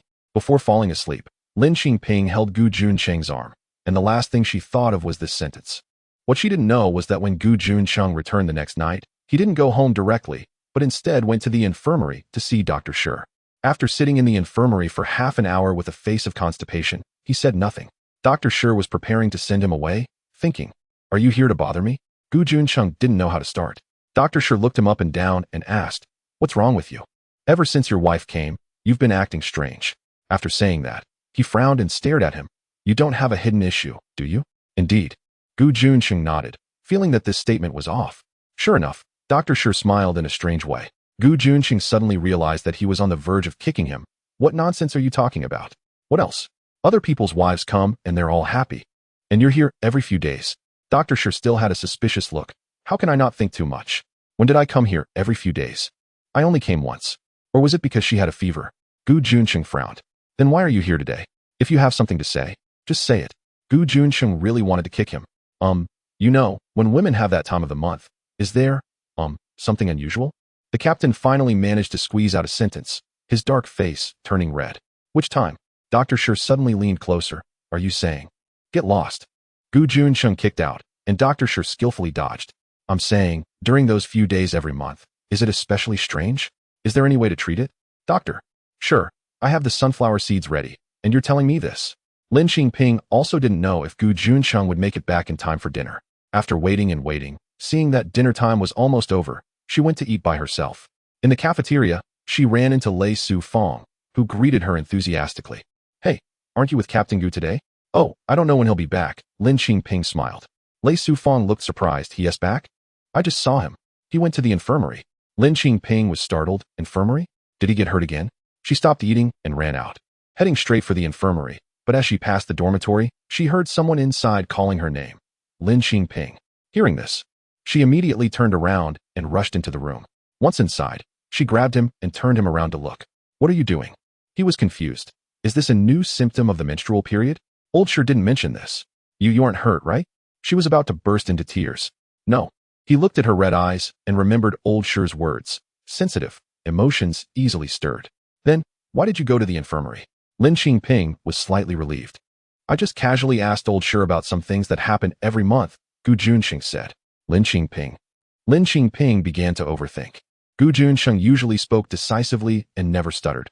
What did he go to ask Dr. Sure about? However, she imagined he went to ask about those unspoken matters. She felt even more guilty. Perhaps she had been too eager, so he went to find Dr. Sure for a solution? Suddenly, she felt a sharp pain in her heart. Throwing herself into his arms, hugging his waist, Juncheng, don't torture yourself, it's okay. Gu Juncheng thought for a moment and realized it wasn't that difficult. Although it was a bit hard to say, Old Sure was like a brother to him. No, really don't feel pressured. I'm fine. You don't have to worry about me. I don't care. Lin Qingping felt even sadder. It turned out her guess was right. He really did go to the infirmary for this reason. Gu Juncheng frowned. How could he not care? Old Sure said that during this time, women should be more careful and shouldn't eat cold or stimulating food. How could he not care? However, Lin Qingping's tears were about to fall again. Juncheng, I can't bear to see you like this. It's nothing. It's just a matter of a sentence. Gu Juncheng even brought back a bag of brown sugar. As Old Sure said, brown sugar water is good. Juncheng, no, I'd rather not have it. Gu Juncheng, it's just a handful of brown sugar. Does it matter that much? Juncheng, rest assured, I just want to live a good life with you. I won't mind you. I don't need children. Having ambitions is enough. Gu Juncheng, is it that serious? Can't have children? Gu Juncheng grabbed Lin Qingping. Old Sure had said that if it was particularly abnormal, she should go to the hospital. Lin Qingping looked at him strangely. You don't know? How would I know? Gu Juncheng had never heard anyone say anything about whether she could have children or not. He held her hand. Lin Qingping, let's go? I'll take you to the hospital. Go to the hospital? Now. Right now? Lin Qingping stammered. Even if treatment is needed, this is a long-term project, right? Isn't it unnecessary to be in such a hurry? Otherwise, how long do you want to wait? Actually, Gu Juncheng didn't care whether he could have children or not, but if there was a problem, it had to be treated, and besides, they needed to check if there were other issues. Lin Qingping was a bit confused. I'm not dragging it out. Why do you think it's me? If there's a problem with your body, it needs to be treated. You can't just brush it off. Lin Qingping. Lin Qingping was even more confused. I have no problem. I just had a cold. Isn't it almost better? Gu Juncheng raised an eyebrow. Then what have you been talking about? Lin Qingping's gaze, which had originally been on his face, slowly moved down. I was talking about you, right? Gu Juncheng suddenly remembered what she just said. I don't mind, and I don't need children. Having ambitions is enough. So does that mean there's something wrong with him? He can't have children? Gu Juncheng was stunned by this sudden shock. Lin Qingping was panicking. Oh no. She had brought this issue to light. He must be feeling terrible. She rushed onto him, rubbing his back. Juncheng, don't be like this. I really don't care. I'm indifferent. Don't be sad. Don't feel inferior. Feel inferior? Lin Qingping. He shouted loudly. Chapter 33 Punish the roar startled Lin Qingping, making her jump back 2 steps. Lin Qingping. Gu Juncheng didn't know what to say, nodding his head and pacing around the room. You're really something. Quite the thinker. I don't talk. Gu Juncheng shouted. What on earth are you thinking about all day? Juncheng. It's all my fault. I hurt his pride by saying that. What should I do? How can I make it up to him? Juncheng, it's fine. If you care, we can take our time to adjust. Really, I know a great traditional Chinese medicine doctor. She's really good. She truly knew an old Chinese medicine practitioner. But that was years later. However, for now, they could take the initiative to visit and get to know him. She felt good about it, her eyes shining with hope. When you have your next day off, let's go. Lin Qingping. She didn't say a word and was interrupted by his angry shout. Go stand in the corner. Fine. I'll stand. She obediently went to the corner like Ji Yuan, still not giving up. She turned back and said, Juncheng, from now on, recite for me. No stopping. Recite what? Lin Qingping was confused. Anything you want. If I don't say stop, you can't stop. Gu Juncheng said as he paced around the room several times. Lin Qingping racked her brain, reciting from Tengwang Gusu to Mulan Ci, to Lu Shiming, and then to Chu Shibiao. In short, she was glad that in her previous life, after tutoring her nephew, she developed an interest in cultural knowledge and accumulated quite a bit of material. Otherwise, she wouldn't be able to recite much at this point. That night, she recited from the corner to the chair, then from the chair to the bed. And even while falling asleep, she was mumbling about the vastness of the universe, alone and shedding tears. Half asleep, she seemed to hear someone knocking on the door looking for Juncheng, startling her into loudly reciting until spring and scenery is bright, calm, and undisturbed. Anyway, she just recited. As for whether it made sense, how would she know? She was completely dazed. The next day, she went to the cafeteria for breakfast, feeling down, and ran into Lei Sufang and a few sister-in-laws. Lei Sufang greeted her with a smile and leaned in mysteriously, asking, "Hey Shaolin, have you read a lot of books?" Lin Qingping didn't understand why Lei Sufang asked this. She had attended school in the village. No wonder, Lei Sufang smiled. Old Chen said you were reciting poetry all night. Lin Qingping had recited all night and was still feeling dazed. Hearing this, she shook her head helplessly without thinking. Don't mention it. I recited all night. My head is spinning. Why? Lei Sufang found it a bit amusing. You, being with Captain Gu, love studying this much? Forgive her for being out of touch. They were living apart and finally together, just to study together? This realization was something she and Old Chen couldn't catch up with. Isn't it because I said something wrong and got punished? Lin Qingping suddenly realized she couldn't continue speaking. Lei Sufang immediately laughed heartily. Shaolin, you're cultured. So getting punished is different. Lin Qingping was speechless, unable to resist her curiosity, and asked Lei Sufang, what about you? Will Old Chen punish you? Ha ha ha. Lei Sufang didn't answer, just laughed. Juncheng felt something was off all day. Old Chen kept looking at him with a half-smile.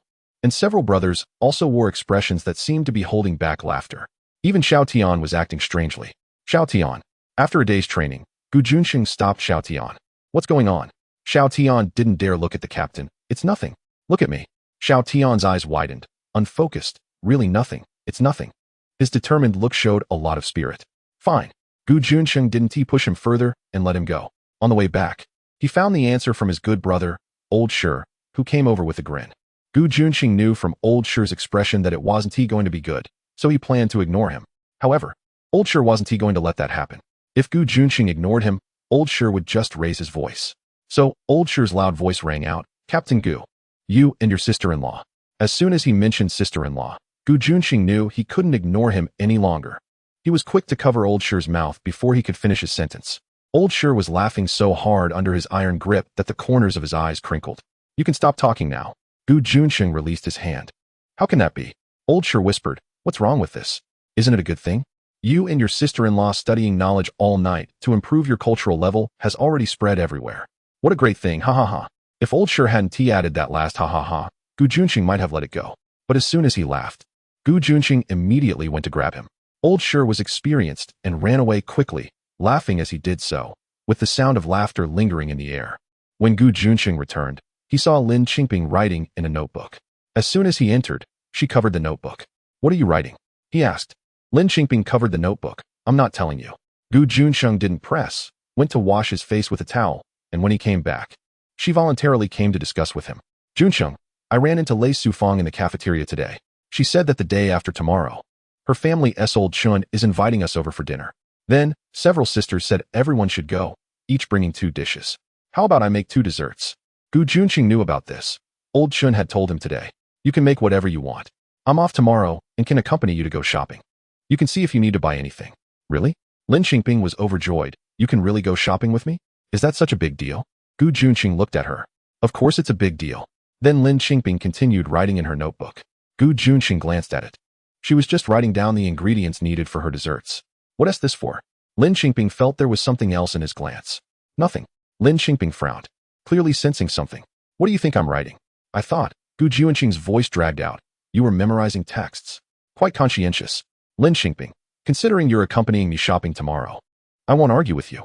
The next day, Juncheng changed into casual clothes and went out with her. Chapter 34 Departure. Lin Qingping couldn't help but glance several times. She had to admit, Juncheng was truly handsome. He looked completely different in casual clothes compared to his military uniform. There was a relaxed elegance about him, a bearing in his every gesture that was simply unmatched by anyone she had seen in her previous life. Juncheng was very perceptive. When Lin Qingping stared at him, he suddenly turned around and caught her gaze. What are you looking at? His face was very serious. Lin Qingping was turning her eyes around, trying to find an excuse, when she suddenly noticed that he wasn't wearing the sweater she had knitted for him underneath his outer coat, but a black one instead. Shaolin. Shaolin. At that moment, Lei Sufang's voice came from outside. They're here. Lin Qingping opened the door and saw Lei Sufang waving outside. Are you ready? It turned out that Lei Sufang was going with them too. All right, let's go. Lin Qingping turned to ask Gu Junchen. Gu Junchen nodded and said, let's go. Thus, Gu Junchen accompanied her, Old Chun accompanied Lei Sufang, and the four of them went out together. They said they were going for a stroll, but it wasn't far. Just around the town where the military base was located. Lei Sufang was in high spirits, buying a lot of things, clothes, hats, scarves, candies, snacks, and so on, while Old Chun followed behind with his hands full. Lin Qingping was also excited, helping Lei Sufang pick things out. But she only bought some ingredients needed for making cakes and desserts. Gu Junchen, carrying a pile of food ingredients, curiously asked, is this all you're buying? Yes. Gu Junchen looked at her cheerful expression and didn't know what to say. Did she really need to specifically come to town for these things? Just then, he saw her happily carrying a small basket of hawthorn. And this, Gu Junchen. Even Lei Sufang teased her, Shaolin. Aren't you going to buy anything else? You really can save money for your Commander Gu. Lin Qingping chuckled, there's plenty of other stuff at home. I'm just staying here for a while, and if I buy too much, it'll be a hassle to take it back. She glanced at Gu Junchen, thinking to herself, I didn't tell you about the time I splurged on 500 pieces of clothing all at once, for fear of scaring you. After wandering around town for half a day, the four of them found a restaurant to eat, and by the time they returned to the base, it was already afternoon. Just as they set down their things, Xiao Tian came to find Gu Junchen, asking him to go to a meeting. Gu Junchen quickly changed into his military uniform and followed Xiao Tian out. Lin Qingping didn't think much of it and slowly organized her things. However, the meeting lasted until evening before Gu Junchen returned. When he came back, Gu Junchen looked like he wanted to say something but hesitated. What's wrong? Lin Qingping was making whipped cream, which was the most time-consuming part of making the cake for her. She thought it would be better to finish it tonight, so she could just use it at Lei Sufang's house tomorrow. Lin Qingping. He walked over and held her shoulder. Whatever it is, just say it. You're making me anxious. Lin Qingping felt nervous. The thought of Gu Junchen sacrificing himself in this life was a huge shadow that loomed over her heart. She always reminded herself not to think about it, but it would always pop up at the most unexpected moments, disturbing her peace. Tomorrow, I have to depart. Lin Qingping didn't know how to describe her current feelings. Disappointment was certainly there, but she understood the nature of his work, so she tried to smile lightly. I thought it was something serious. You scared me. Be careful. He tightened his grip on her shoulder. This time, the mission will take longer. Lin Qingping understood. Her visit should be coming to an end. She felt reluctant but still smiled lightly, at least on the surface. It's fine. I was also worried about home, especially about my younger sister and Ziyuan. Ziyuan. You've worked hard, he said. Lin Qingping shook her head. It's nothing. He's very obedient. By the way, what time do you leave tomorrow? Early in the morning. Then tomorrow night at Lei Sufang's house. I won't be able to make it. Old Chun has to leave too. He said, but if you want, you can all go have fun together. That would be nice. Oh, then, Lin Qingping smiled. You don't have to worry about that. I'll arrange it myself. Just focus on your mission. Also, I sleep pretty soundly, so you have to wake me up to see you off, okay? Okay. The atmosphere was awkwardly forced with smiles. Lin Qingping didn't want it to be like this, so she handed him the chopsticks and the bowl. Then, could I trouble Commander Gu to help me whip the cream tonight? Without saying a word, Gu Junchen took it over. How do I do it? It's very simple. Just whip it like you would with eggs using chopsticks, and stop when I say stop. Stop when you say stop. Just like that day when Gu Junchen taught her, making her recite text. If he didn't let her stop, she couldn't stop. Lin Qingping laughed and joked, tomorrow, will it spread that Commander Gu helped his wife whip cream all night? Gu Junchen's lips curved slightly. Even if it spreads, it doesn't matter. He had great strength and speed, and his efficiency was at least 3 times faster than Lin Qingping's. As they chatted, they quickly finished whipping the cream. After a few rounds, Lin Qingping put it outside and covered it, as the outside temperature was low, just like a refrigerator. Since he had to leave tomorrow, Lin Qingping didn't dare to delay his rest. After they washed up, they went to bed early. Lin Qingping was very honest, to be precise. Ever since she had an unspeakable suspicion about him, she had been very cautious to avoid touching on sensitive topics. Tonight, she tried her best not to talk so he could rest well. However, unexpectedly, he spoke up in the dark. Lin Qingping, I'm sorry. Why do you say that? Lin Qingping immediately thought of the fact that he had concealed what he couldn't do. She had already lived through a rebirth. Why would she still care about this? She immediately turned around to face him, comforting him. Junchen, you really shouldn't think that way. I've said it before, I don't care about this. Being spiritual companions is perfectly fine. She needed to make sure he let go of this mental burden before his mission tomorrow. Lin Qingping. In the dark. He called her name with a hint of gritted teeth. Oh, he didn't like hearing this. She knew that. Juncheng. Even if you punish me to recite texts again today, I still want to say, let go of this mental burden. In my heart, you are a hero, a giant. This little thing really won't affect us. Lin Qingping. Say that again.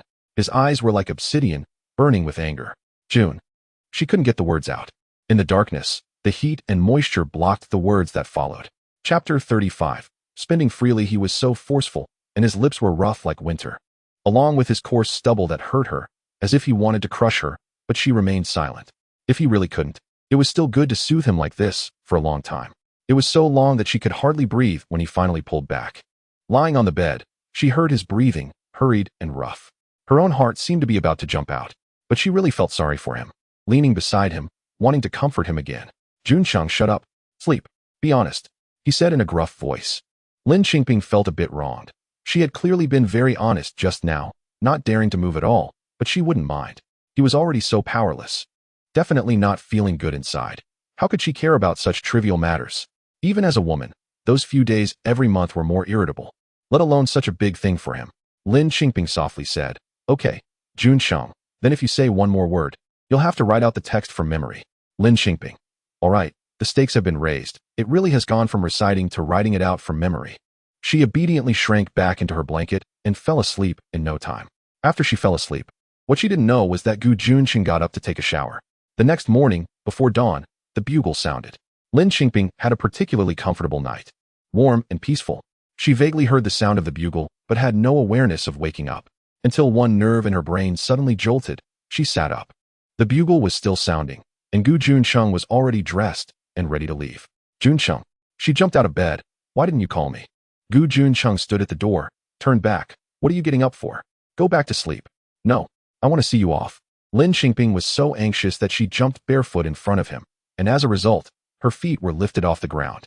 And he directly tossed her back onto the bed, his expression dark, and you're not even wearing shoes.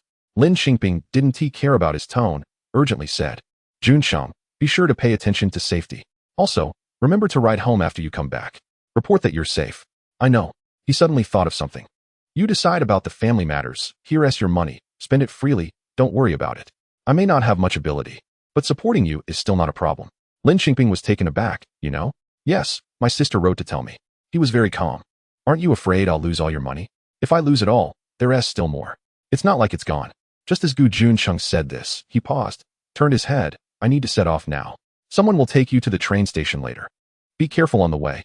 Okay, you be careful too. Lin Qingping watched his figure disappear outside the door and close it behind him, feeling a mix of emotions. It was at that moment she realized she had actually slept in his blanket last night, not knowing when he had carried her over. No wonder it was so warm. He had left, and suddenly the room felt empty. Actually, even during the day, he couldn't accompany her here, but the feeling was different. Even if he wasn't in the room, she felt full. The room and her heart were both full. Once he left, it really felt empty everywhere. The evening gathering with Lei Sufang and the others became dull. They noticed her low spirits. Shaolin, are you missing Captain Gu? No. Lin Qingping felt a bit embarrassed. Hey, what is there to be shy about? When we first came, we were just like you. Once they went out, our hearts would be in a flutter. Over time, we got used to it. What can you do if you're not used to it? This is their mission. Lei Sufang's tone was tinged with melancholy and concern. It turned out that although everyone was joking and laughing, their hearts were the same. If Shaolin could go with the army, she would see Captain Gu more often and wouldn't worry so much, one military wife said. Yes, normally Shaolin could go with the army. Why aren't you going? Someone else asked.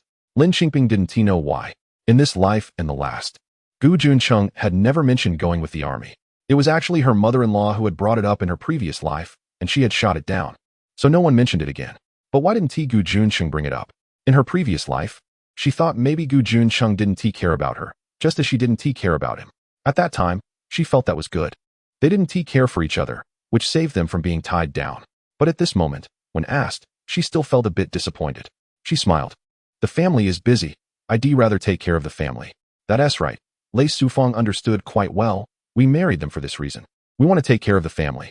If we can't take care of this side, we can't let go of the family. Shaolin, don't worry. They won't be in trouble. Lin Qingping nodded and focused on her work, making 2 cakes. The cakes were well received by the military wives and children. One military wife named Zhou Jiarong, who came from a big city, praised, "It's exactly the same as what I used to eat in a big restaurant." Everyone exclaimed, lamenting that if Lin Qingping went with the army, they could learn from her. Yes, what a pity, Lin Qingping is leaving tomorrow. That night, Lin Qingping slept through the night, and the blanket was all cold. It turned out he was so warm. The next morning, just as Juncheng said, someone came to pick her up, but it wasn't Xiao Tian. Xiao Tian went out with the captain. "I'm here to see you off, sister-in-law. My name is Lu Liang," he said. "Thank you, Xiao Lu." Lin Qingping had very few things. She had only brought a few changes of clothes and some local specialties for Juncheng when she came. Now that she had put down the specialties, her luggage was much lighter. Oh, and that sweater. Lin Qingping opened the cabinet and found the sweater lying quietly inside. "Xiao Lu, it's Captain Gu's stuff." "Oh, once you're ready, I'll take it into the barracks where Captain Gu is staying." Lin Qingping nodded. "Thank you." Just like that, she left. Lin Qingping got on the bus to the city, constantly looking back at the lightly snow-covered mountain, her heart full of reluctance. When would she see him again? The journey back was smoother than the trip there. She unexpectedly bought a sleeper ticket. Lu Liang accompanied her all the way to the station before he felt relieved to leave. She slept all the way back, and as she got closer to home, the temperature gradually rose. When she returned to the county seat, it was just the cool and refreshing autumn weather. She didn't delay and went straight back to Gu's family village. To her surprise, Gu Youlian and Du Jin were both at home.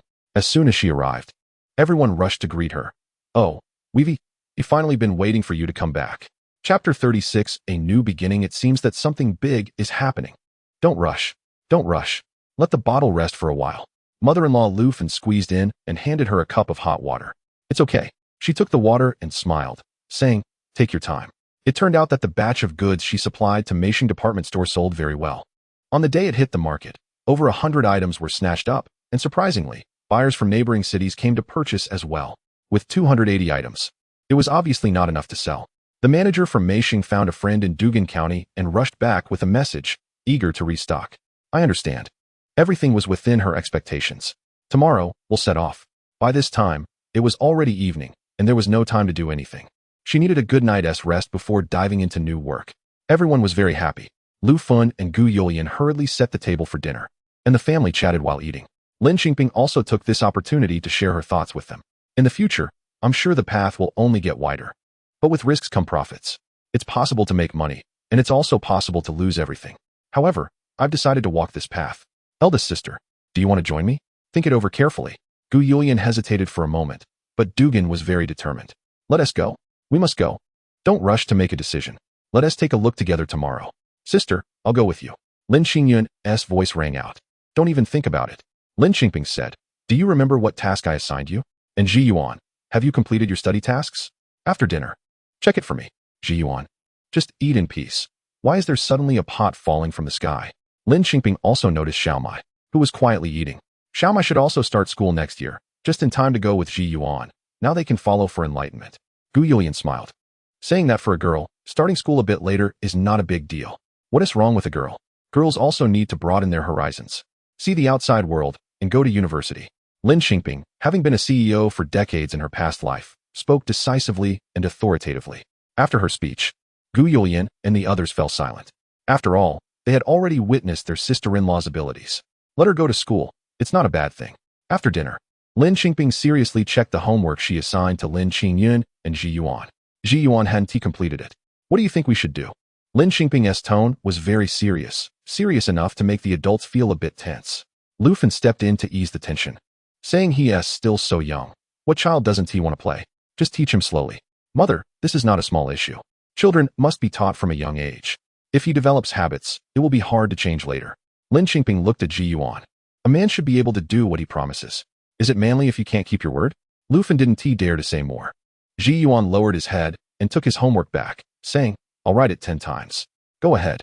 Lin Qingping estimated that with the amount of homework she assigned, writing it 10 times wouldn't take too long. Punishment was not the goal. She wanted Ji Yuan to understand that whatever he does, he must bear the consequences. Gu Youlian felt a bit intimidated by her sister-in-law and pulled Dugan and Xiaomai back to rest, saying they would come back early tomorrow. Lu Fan looked at Lin Qingping, feeling apprehensive in her heart, but still pulled Lin Qingping aside to talk privately. She asked Lin Qingping if she had discussed having children with Chengzi this time. Mother-in-law is urging for a grandchild. If it were her past life, she would be annoyed and scold her mother-in-law, but in this life, she also wants a child, one that belongs to her and Gu Juncheng. However, does her mother-in-law know about Gu Juncheng's situation? Lin Qingping's mood instantly sank, but she still told her mother-in-law, yes, we've talked about it. We see each other rarely, so let us take it naturally. Lu Fan felt relieved upon hearing this. Taking it naturally means it will happen eventually. They are still young. Lin Qingping was afraid her mother-in-law would ask more, so she made an excuse to rest, returned to her room, and took out some blueprints to revise and draw. In her past life, she had a successful career and was particularly particular about her clothing, knowing several fashion designers and designing clothes herself. Unfortunately, she was not a professional, and the things she drew lacked the finesse of a trained designer. Lin Qingyun watched her draw, curious. Lin Qingping glanced at her, wanting to learn? Yes. Lin Qingyun wanted to help her sister, and her eyes lit up upon hearing this. Lin Qingping put away the blueprints, saying that she should study hard, go to university, and learn from the best there before coming to help her. If you follow me, you can only be a seamstress. Going to university is where you can truly learn the skills. Top-notch knowledge.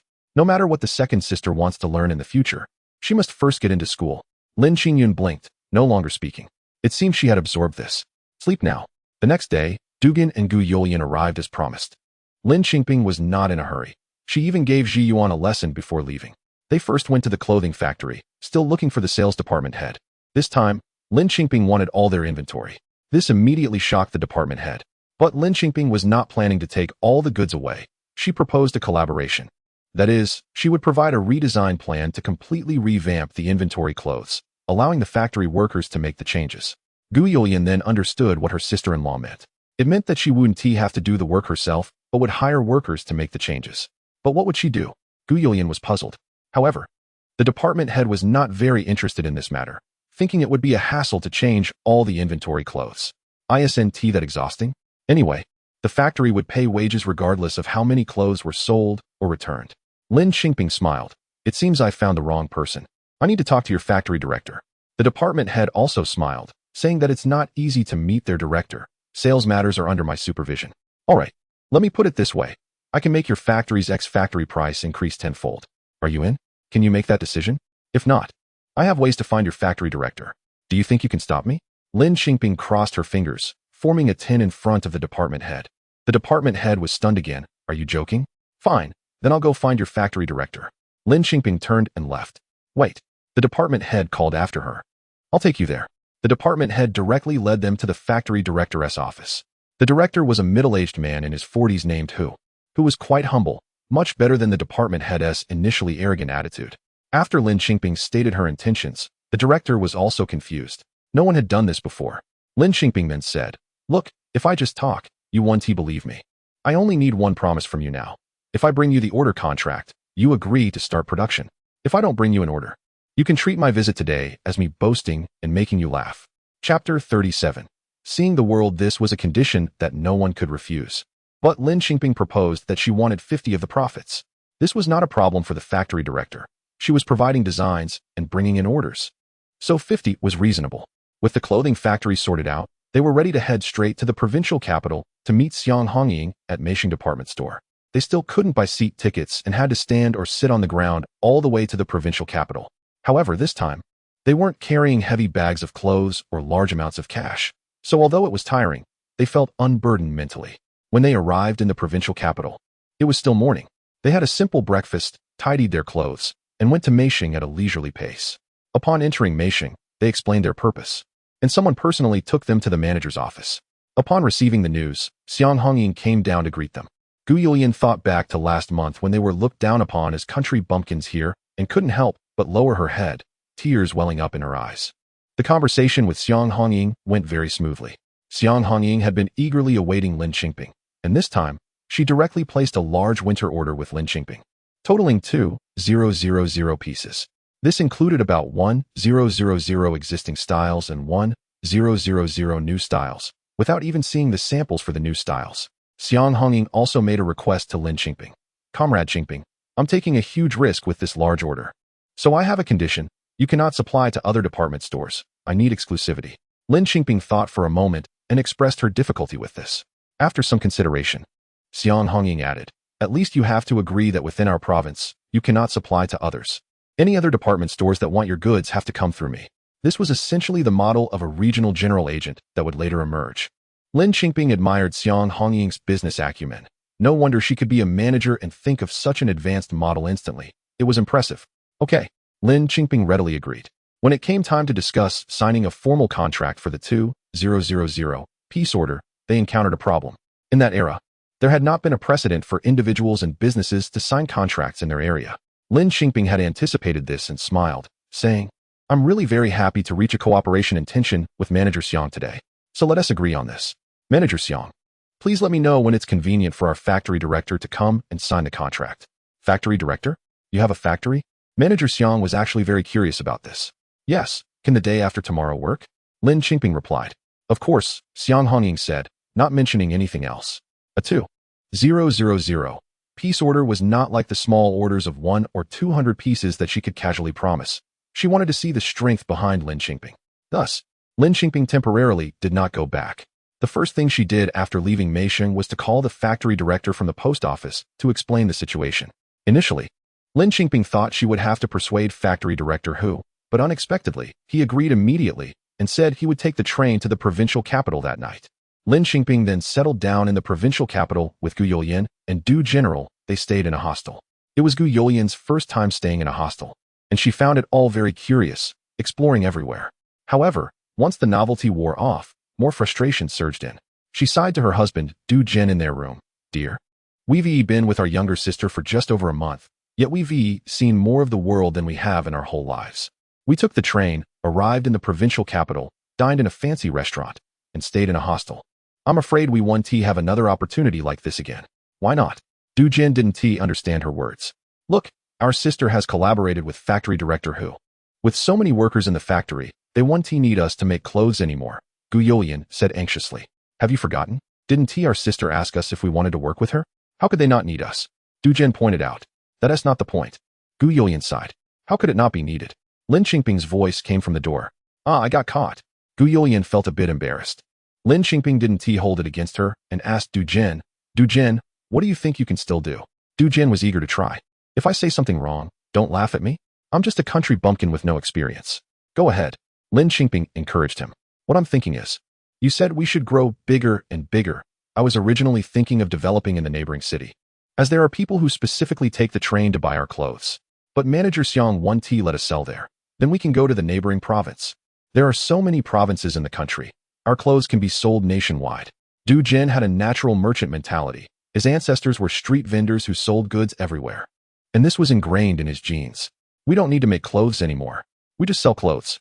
The more Du Jin spoke, the more confident he became. This was his expertise. Gu Youlian also perked up and looked at Lin Qingping. Qingping, is what he said right? Lin Qingping nodded. That's mostly correct.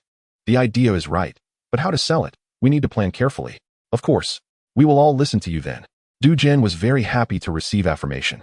Let us go. We'll eat first, Lin Qingping said enthusiastically. Gu Youlian had been thinking about where to eat while staying in the hostel. Does the hostel provide meals? She had seen Qingping pay, and the 2 rooms cost $1 for one night. $1 could buy a lot of food. Does the hostel charge for meals? Gu Youlian asked anxiously. Lin Qingping smiled. We're not eating at the hostel today. We're going to try something new. Lin Qingping led them to a Western restaurant. In her previous life, she had eaten steak here and had to say that although she also ran a restaurant, the steak at this Western restaurant was really well made, and she often exchanged cooking skills with the owner. However, at this moment, the restaurant owner was still the father of the young owner she knew, who was still a rebellious young man. She followed her memories from her past life to the location of the steakhouse. As a century-old establishment, it didn't have such stylish decor at this time, and its facade was quite simple. Upon entering, the owner had a friendly face, and sure enough, it was the father of the young owner. Gu Youlian sat down and looked around, not knowing how to order. What are these even? She was more nervous than when she treated Manager Xiang last time. Whispering to General Du Jin quietly reassured her, don't worry, just follow Qingping.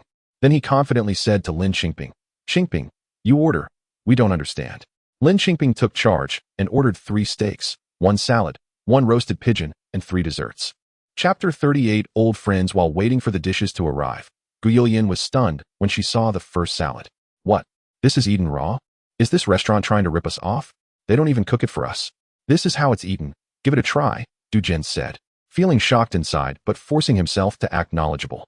After tasting it, he found it wasn't bad. Gu Yulian reluctantly took a couple of bites. After all, it was just eating leaves, so it wasn't really a matter of whether it was good or bad. When the steak arrived, Gu Yulian was at her breaking point. How do you eat this? With chopsticks? Or by hand? Looking over at Lin Qingping using a knife to cut it. Blood flowed out, and she immediately refused to eat it. Eat raw meat? No way. Are these foreigners uncivilized? Why do they eat raw stuff? Bingzi, please don't blame me for not knowing better. I know this meal must be very expensive, but Gu Yulian felt a bit embarrassed. It's fine. If you don't like it, you don't like it. Waiter. Lin Qingping called the waiter over, requesting that the steak be cooked well done. The waiter clearly showed disdain. Who eats steak well done? How uncultured. Gu Yulian and Du Jin's faces turned bright red. People around them glanced over, whispering and pointing, as if mocking them. Forget it. Bingzi, Gu Yulian said, blushing. No, I want it well done. How I want to eat is my business. If you can do it, do it. If not, then forget it, Lin Qingping insisted. In her past life, she had worked in the restaurant industry and did not appreciate unreasonable customers. But normal requests from customers should be met. If employees do not respect customers, they are also unqualified. What is going on? The boss came over. Lin Qingping looked at the fat old man she once called uncle and politely made her request.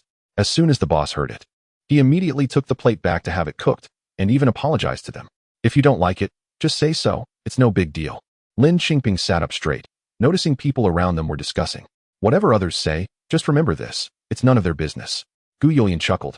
I was just afraid of being laughed at for being a country bumpkin, she said shyly. What is wrong with being a country bumpkin? Country bumpkins earn their living with hard work. That's very honorable. Lin Qingping replied. Well said, someone behind them added. Lin Qingping turned to see the boss personally bringing over the well-done steak. Excuse me, is there anything else you need? The boss asked, placing the steak down. A plate of chili powder. Lin Qingping knew Du Jin was not from the province and preferred spicy food, so Gu Yulian's taste changed too. Du Jin felt a bit embarrassed, but the boss showed no signs of contempt and quickly brought out a plate of chili sauce, saying, I'm sorry. The kitchen didn't have chili powder, only chili sauce. Is that acceptable? That is fine. Gu Yulian quickly appeased the situation. Lin Qingping also decided to let it go. Later, when the squab and dessert were served, Gu Yulian enjoyed them. The restaurant also offered a complimentary ice cream as an apology, which Gu Yulian praised and even wanted to take a portion back for Xiaomai. Lin Qingping laughed, saying that wouldn't work as it would melt on the way back. When it was time to settle the bill, Gu Yulian stuck out her tongue. Wow, this costs so much. How many pounds of meat could this buy? She whispered to Lin Qingping. It's just to experience the world. We want to be eating like this all the time. It's nothing, Lin Qingping replied. Come on. Let us go shopping at the department store. Lin Qingping packed 2 desserts with a shelf life of 2 to 3 days to take back for the 2 kids. As they were exiting the restaurant, a young man rushed in, not even 20 years old, nearly knocking over the desserts Lin Qingping was holding. Sorry. He quickly apologized and then shouted inside, Dad, are you going to give it to me or not?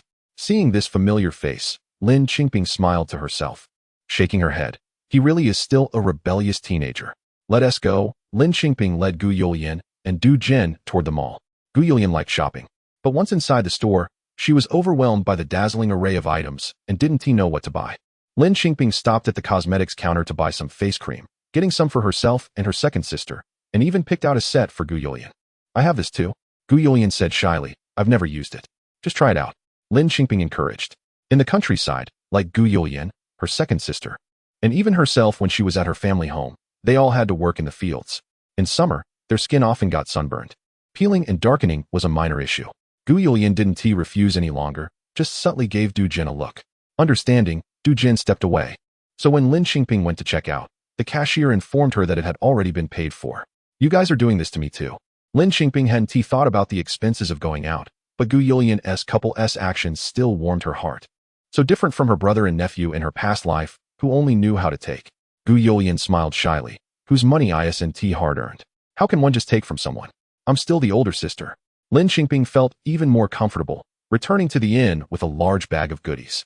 After another day of shopping in the provincial capital, on the 3rd day, factory director who arrived with an introduction letter from the factory and a seal, successfully signing a contract with Meisheng, and then signed a temporary worker contract with Lin Qingping as a designer.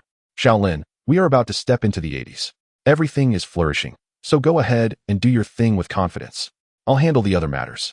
Director who came this time not only to see the popularity of Lin Qingping's clothing at Meisheng and other department stores in the provincial capital, but also to witness her keen sense and talent in fashion design. Having spent his life in the clothing industry, he truly appreciated young people like Lin Qingping. Lin Qingping then raised the issue that with such a large workload and such a short deadline, she couldn't manage alone and hoped the factory could also hire Gu Youlian and her husband as temporary workers, just paying them temporary worker wages. Director who agreed without hesitation. Lin Qingping thought that Gu Youlian and her husband could earn wages from the factory, learn something, and she would provide the bonuses, but she didn't say it. In her past life, being too open-hearted led to great losses, so this time she would be more cautious and observe for a while longer. With everything settled, Lin Qingping headed home. The garment factory was to make 1,000 pieces of the old design, with design drafts and existing samples. So Lin Qingping didn't need to rush to the factory, but planned to go home first and check the first batch of clothes the next day. However, unexpectedly, Du Jin couldn't wait any longer and was quite anxious about the factory, saying, "I'll go now," along with the factory director. "I want to supervise the factory's operations. I'm afraid they might mess up due to inexperience on their first try." After considering it, Lin Qingping thought it was fine for Du Jin to go first, as she intended to train him. Thus, only Lin Qingping and Gu Youlian returned home, and this time, Lin Qingping didn't expect to meet a benefactor. Chapter 39. Facing difficulties. The first thing Lin Qingping did when she got home was to check Ziyuan and her sister's homework. Then she found a problem in Ziyuan's homework. She had specifically assigned addition and subtraction problems with numbers over 10, and Ziyuan had written down the answers. Lin Qingping called Ziyuan over and asked him how he did it. She wondered if he had counted small stones, but Ziyuan explained the process clearly, breaking down the tens into 10-something. Ziyuan was only a little over 5 years old. "Did Sister Qingyan teach you?" Lin Qingping thought it was her sister who had taught him. Ziyuan's first reaction was to shake his head. He seemed a bit nervous. "Is it wrong?" "No. You did very well. Your thinking is great. Did you come up with this by yourself?" Lin Qingping asked again. Ziyuan became a bit flustered. Yes. This time he was lying. Lin Qingping didn't expose him and still praised him before preparing dinner. "What do you want to eat?" Lin Qingping asked. Ziyuan's big eyes turned. "Can we have that milk skin you made last time? Double skin milk?" "Sure." Without hesitation, Lin Qingping went into the kitchen to help her mother-in-law. During dinner, Lin Qingping keenly noticed that Ziyuan hadn't touched the bowl of double skin milk. She kept quiet, and the family happily finished their meal. Generally, after dinner, the adults would busy themselves with cleaning and tidying up, while children like Ziyuan would run wild and play around the village. Lin Qingping noticed that Ziyuan was missing, along with that bowl of double skin milk. She went out to look for him. However, she searched all the places where children played in the village but didn't see Ziyuan. After all, he didn't like playing with the kids in the village. Just when she was about to return empty-handed, a woman from the village came back from the river and told her, "I saw Ziyuan heading towards the school." "Thank you." Lin Qingping expressed her gratitude and headed towards the school. At that time, the village school had emptied out. As most students had gone home and teachers typically didn't stay on campus, only one room had its light on. Lin Qingping walked towards the lit room. The door was closed, and she stood outside, hearing Ziyuan's voice coming from inside. "Is it delicious? I'll tell you, my aunt is really good at cooking. And you still don't believe me. If you don't believe it, then there's nothing your aunt can't make?" This voice sounded a bit old. "Yes." Ziyuan's voice was filled with a child's unique pride. "Can they make cakes like in big restaurants?" "Of course. Have you ever eaten cake? You just know how to say it. But do you know what cake looks like?" "Of course I have. Last time I went to the provincial city with my aunt. I had some. I used to eat a lot as a kid. It was delicious. Anyway, I've eaten it." "All right, stop bragging. What story do you want to hear today?" "Romance of the Three Kingdoms. Keep going. Did you finish your homework?" "If you don't finish, you'll get scolded, you know." "I finished it early. The question you taught me. I said I thought of it myself and didn't tell my aunt that you taught me." Okay. Then I'll continue telling it. Where did we leave off last time?" Lin Qingping quietly returned home, not disturbing the two inside. The next morning, Lin Qingping got up early to steam a cake. She had already made it twice during her visit, so she had experience and it went smoothly. She steamed a large one and decorated it with cream, which left Ziyuan in awe. "Aunt, you really know how to make cakes." This was the first time he called her aunt to her face. Before, he had no title for her. Lin Qingping cut the cake into pieces, giving everyone at home a piece with some leftover. Ziyuan looked at the piece in front of him and timidly asked, "Aunt, can I eat 2 pieces?" "Of course. I prepared extra just for you." Ziyuan's eyes lit up, and he began to eat with confidence. After all, if he only had 1 piece, then he would have to give it to his grandpa, and he wouldn't have any for himself. Children can still be greedy. "Eat up, after you're done. It's time for class." I'll teach you to recognize characters, Lin Qingping said with a smile. During the character recognition session, Lin Qingping mixed in all the characters he had learned and not learned to test him. She found that he actually knew quite a few characters that she hadn't taught him. After all, he was just a child under 6 years old, and didn't he know how to hide what he knew? He read out everything he recognized. Lin Qingping remained calm and taught him a few new characters, recited a nursery rhyme, and then introduced new math concepts. After staying at home for another day, she needed to prepare to head to the garment factory. That evening, while chatting with her second sister, she reminded her how to review her homework for the week. After planning everything for her sister, she specifically instructed her that she might stay in the factory for a long time and could only come back once a week. Ziyuan's studies would also be entrusted to her sister. She should teach him a bit every day, not focusing on how much he learned, but on helping him develop good habits so he wouldn't stray later in life. After sorting everything out at home, the next day, she went to the garment factory with Gu Yulian. Unexpectedly, when she saw Dugong, his face was not good at all, completely lacking the enthusiasm they had when they were street vendors in the provincial city. What happened? Lin Qingping asked.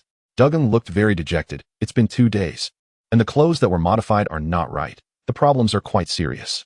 I said it, but no one listened, and no one wanted to redo it.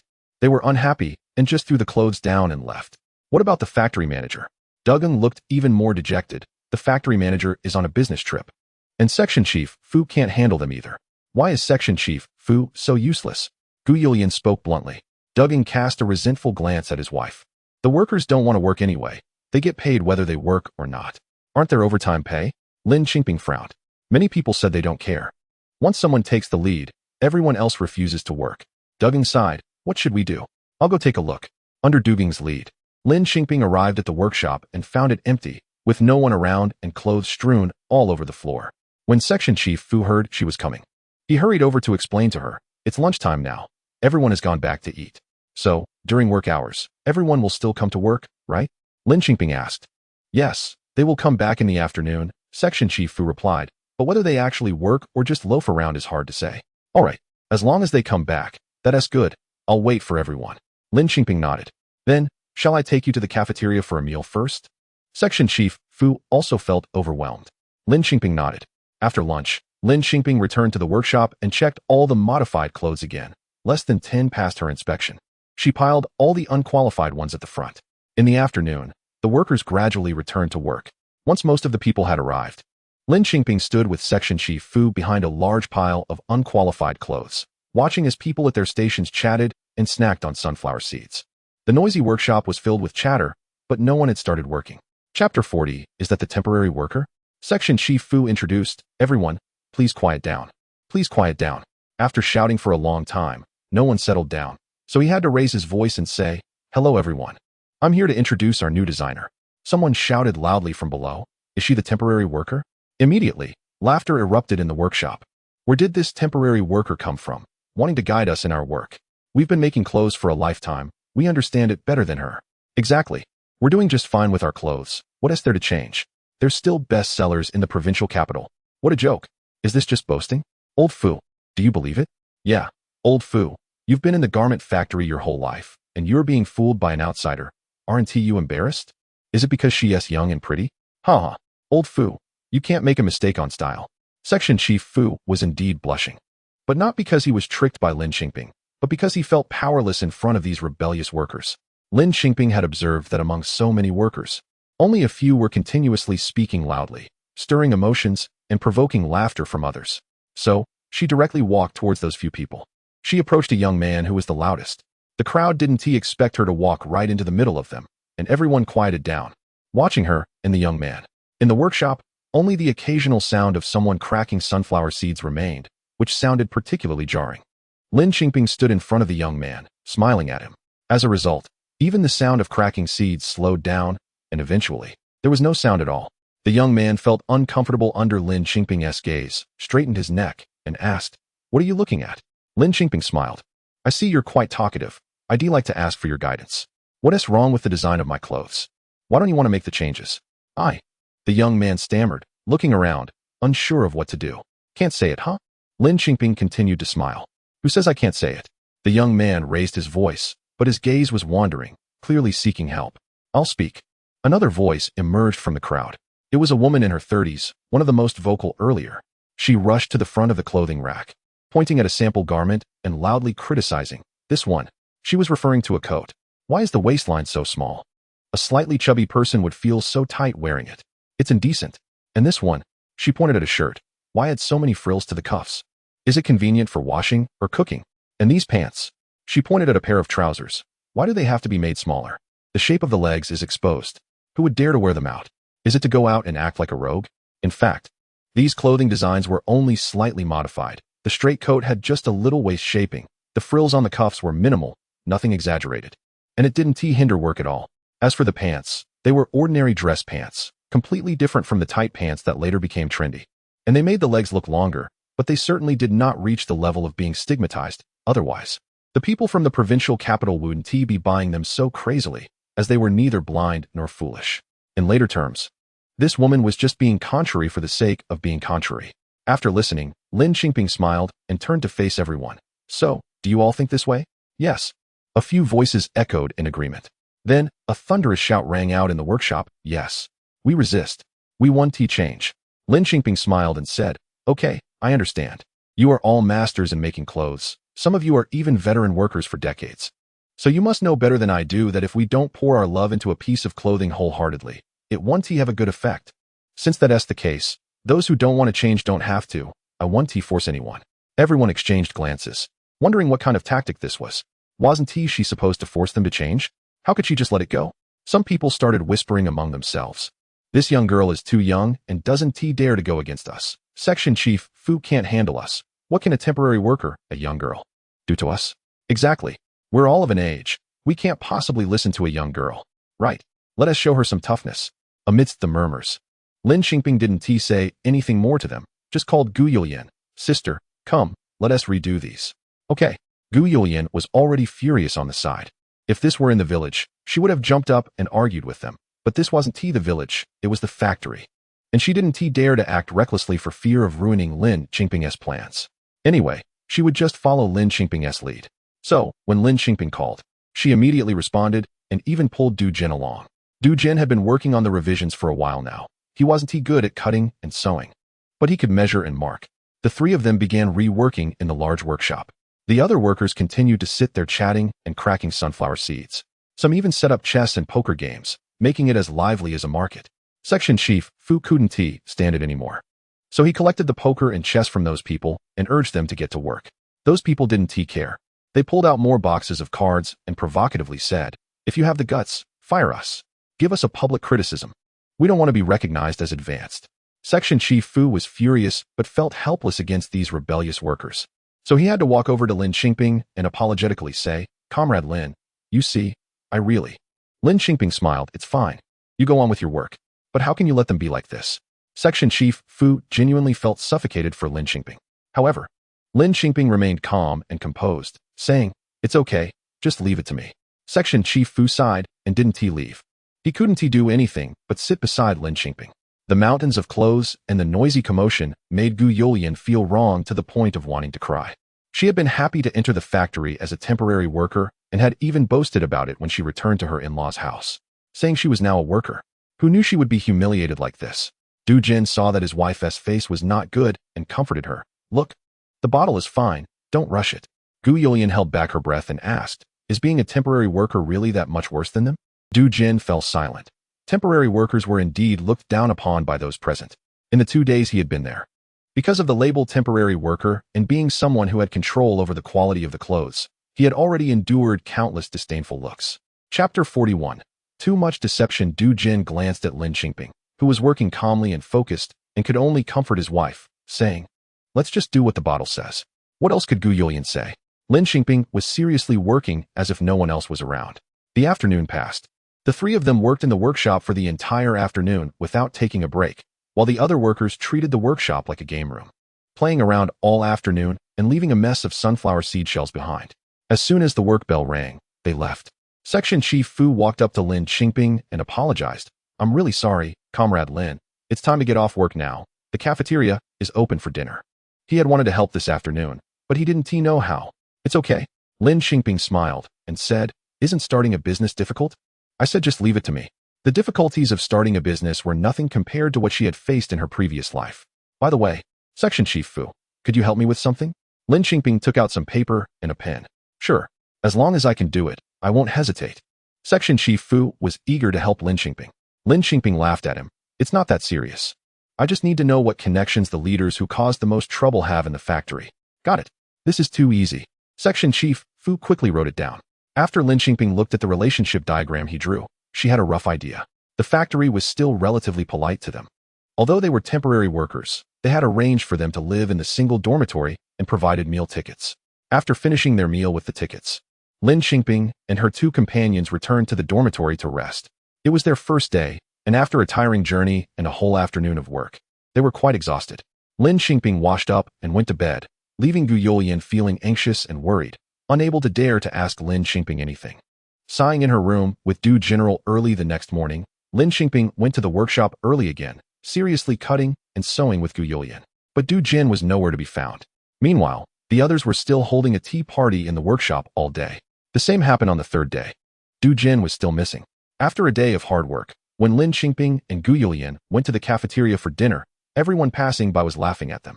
I thought they were capable, but it turns out they are just working like oxen. Haha, thousands of clothes. I wonder how long they can keep this up. Those country bumpkins think they can charm Section Chief Fu with their looks, thinking we're easy to mess with. Exactly. What a joke. How dare they command us? They should just go back to the countryside. Huh. Several women spat towards where Lin Qingping was standing. Lin Qingping pretended not to see and continued to wait in line for her meal. Finally, when it was her turn, as she handed her lunchbox out, several people suddenly squeezed in, shouting, make way, it's time to get food. Pushing her and Gu Youlian aside, Lin Qingping silently took a couple of steps back, letting them go first. However, after those people left, when she extended her lunchbox again, another batch of people squeezed in, pushing Lin Qingping away once more. Gu Youlian could no longer hold back. She placed her hands on her hips and said, what do you mean by this? What do you mean? The loudest man in the workshop turned around with a smirk, getting food. What do you mean? Can't you see? Lin Qingping had already learned his name, Feng Debao. She wanted to pull Gu Youlian back and stop the argument, but Gu Youlian was already furious. We've been waiting for a long time. Why do you think you can cut in line? Why? Just because you're country bumpkins. Just because you're temporary workers. You don't deserve to eat before us. Just wait at the back. You are going too far. Gu Youlian shouted angrily. I heard country folks don't wash for a month. Do they smell bad? Stinky. Really stinky. Smells like pig dung. Really stinky. You are going too far. Gu Youlian was about to cry. If it were her usual temper, she would have thrown a tantrum, pulled hair, and gotten into a fight. But now she didn't dare. She admitted she was from the countryside and feared losing face in front of these city workers, especially not wanting to embarrass Lin Qingping or ruin her chances. She turned around to look for Lin Qingping's hint on what to do next. However, when she turned back, she found Lin Qingping was no longer behind her. What? Looking for help? That country girl knows she stinks and has run away. Haha. Yes. Did she go back to take a bath? What a pity. No matter how many times she washes, she can't get rid of the pig dung smell. Gu Youlian hesitated. She decided not to eat this meal. She admitted she felt guilty and inferior. She didn't dare to offend these city people. However, just as she was about to turn and run, a foul odor wafted over. And before she could see what happened, the men who had been mocking her started yelling. When she focused, she realized Feng Debao's head and face were splashed with dirty water. The other men who had echoed him were also splattered. Looking again, it turned out Lin Qingping had somehow brought a bucket of dirty water, holding a ladle in her hand, and had already splashed some out. Now standing next to the bucket with a cold expression, looking formidable. The men were disgusted, especially Feng Debao, who opened his mouth to curse, but as he did, the dirty water flowed into his mouth, making him vomit on the spot. You filthy woman. Ugh, I'm going to vomit. I'll kill you, ugh, I. Before he could finish his curse, Lin Qingping splashed a ladle of dirty water into his mouth, effectively feeding him a big bowl of dirty water soup. Instantly, everyone in line to get food and those watching stepped back, keeping as much distance as possible while still wanting to see the spectacle. Feng Debao couldn't speak anymore, crouching on the ground and vomiting continuously. Lin Qingping, holding the ladle, looked like a warrior. Is it smelly? Is it the smell of pig dung? Or is it the smell of dirty water? Feng Debao couldn't say a word anymore. His followers realized that this was directed at their mocking of her smell. They hurriedly waved their hands and shook their heads, saying, no smell, really no smell. Lin Qingping sneered, is that so? Then let's taste it again. She scooped up another ladle of dirty water, preparing to splash it again, and those men were almost in tears. No, we were wrong. It stinks. It stinks. One person tried to sneak up from behind to steal Lin Qingping's bucket and ladle, but she noticed and splashed him with the dirty water, drenching him from head to toe. Chapter 42. It's beneficial for the body to occasionally go crazy. The person was sprawled on the ground, making the same vomiting sounds as Feng Debao. Section Chief Fu rushed over upon hearing the news. Seeing this scene, he felt a headache and was furious at the same time. He rushed in front of Lin Qingping and Gu Youlian, shielding them behind him, pointing at Feng Debao and his gang, and scolded, "You guys, bullying two women. What kind of men are you? Bullying people at work shows you have no morals. And to bully people in life too. Where's your conscience? Did a dog eat it? I think you deserve to eat slop. You should go eat shit." Section Chief Fu shouted at those people, his round face flushed with anger. "Get out of here quickly. Do you want to go eat shit?" The few henchmen were trembling, staring at Lin Qingping's slop scoop, afraid that if she got agitated, she might splash them with slop. When they heard Section Chief Fu roar, they immediately turned tail and ran. The cafeteria finally calmed down, but it still stank terribly. Everyone was dumbfounded at this scene, from the cooks to the onlookers. They all forgot to speak. Lin Qingping boldly said sorry, shocking everyone, and then began to clean up calmly. Section Chief Fu watched and, unsure of what to say, simply joined in to help clean. The ladies serving food in the cafeteria also came over to help. Soon, the cafeteria was clean. Strangely, no one spoke the entire time, let alone scolded them for dirtying the cafeteria. However, the food was indeed inedible. Not to mention anything else, Lin Qingping herself smelled like slop, and her hands were covered in it.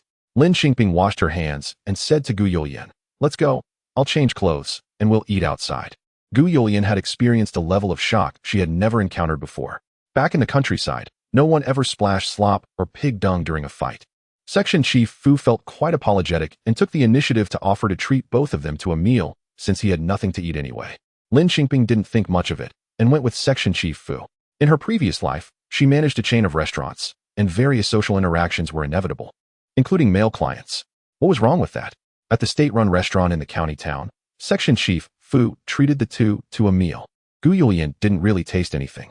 First, she had seen big hotels in the provincial capital, so she no longer had the same expectations for a small county restaurant. Second, she was still shaken and had no appetite. After dinner, they returned to the factory while Section Chief Fu went home. On the way, Gu Youlian pulled Lin Qingping and patted her chest. "Bingzi, you scared me. How could you dare? Don't you fear that city people will look down on us even more? Aren't you afraid they'll blame us for dirtying their cafeteria? I was really worried they would make us pay." Lin Qingping laughed. "What's there to be afraid of? Sometimes, going a little crazy makes others not dare to mess with you. So, does that mean I could have pulled their hair earlier?" Gu Youlian had held back her anger. "There's nothing wrong with that, but one important thing is that you must be sure you can win. Otherwise, with so many of them, two women like us definitely wouldn't win in terms of physical strength," Lin Qingping said. "So you just..." Gu Youlian looked her up and down. "Well, being a little crazy is good for your health," Lin Qingping said, her lips curving into a smile. Gu Youlian listened and felt utterly convinced. But her emotions were still hard to calm. That evening, when Du Jin returned, she asked him at least 10 times if she smelled like pig dung. Du Jin was bewildered by her questioning. But Gu Youlian felt she still did, a sense of inferiority deeply ingrained in her that she couldn't change. That night, she lay on the table writing a letter to her brother Gu Juncheng, wanting to ask him if Bingzi's behavior was good or right. Ever since she followed Bingzi to the city, all the concepts she had built up since childhood were collapsing, and she was truly confused. Her brother was a soldier and the backbone of the family. Whatever he said must be right. That night, it wasn't just Gu Youlian who was excited. The entire garment factory was buzzing with undercurrents. The incident in the cafeteria quickly spread throughout the entire family area, and that night, not a single family didn't discuss the temporary worker from the countryside going crazy. After that night, it was the 4th day since Lin Qingping came to the factory. Everything seemed normal, yet somehow different. What was the same was that Lin Qingping and Gu Youlian went to work in the workshop early in the morning, while the workers in the workshop sat there doing nothing as usual. What was different was that those people were now just sitting there without working, not eating sunflower seeds, and not chatting either. The workshop was quiet except for the sound of sewing machines. Moreover, Feng Debao didn't come at all today. Without their leader, the henchmen looked dispirited, unsure of what to do, and they kept their distance from Lin Qingping, as if she might splash them with slop at any moment. Lin Qingping pretended not to see them, focusing on marking and cutting. At 8:30, half an hour after the factory's work bell rang, Du Jin finally appeared after being absent for several days. He wasn't alone, but had brought a group of people with him. It was said to be a group, but there were only about 10, all women, ranging in age from young girls to wives to aunties. Lin Qingping smiled and welcomed them. You've all come? Du Jian loudly said. Today, a small half came first, and there are still over 10 more who will come tomorrow or the day after, either because they live farther away or need to arrange things at home. The workers who had been sitting in the workshop holding tea parties for several days suddenly changed their expressions. Lin Qingping didn't pay attention to these people and just smiled at the 10 or so that Du Jian brought. Hello, I called you here for a reason. Du Jian has already told you, right? Yes. Everyone nodded. Have the conditions been discussed with you? Do you think they are acceptable? Lin Qingping asked with a smile. Everyone nodded and said, yes, we are all willing. Great. Then let's start working from now on. You can first watch how Sister Gu and I do it. And also learn to read this blueprint. Lin Qingping began to demonstrate and guide them. The workers in the workshop realized that Lin Qingping had invited this group to come into work, to take over their positions. Some felt quite uncomfortable. They had initially been tempted to manipulate this little girl, but it turned out she didn't care about them at all. They didn't know where she had found so many people, and there would be 10 or 20 more coming in the next day or two. One person, unable to contain themselves, quietly asked the ant sitting next to them, "Are you all coming to work for free?" How could that be? The ant shot her an annoyed look. Chapter 43. All subdued. So, how much money do you have?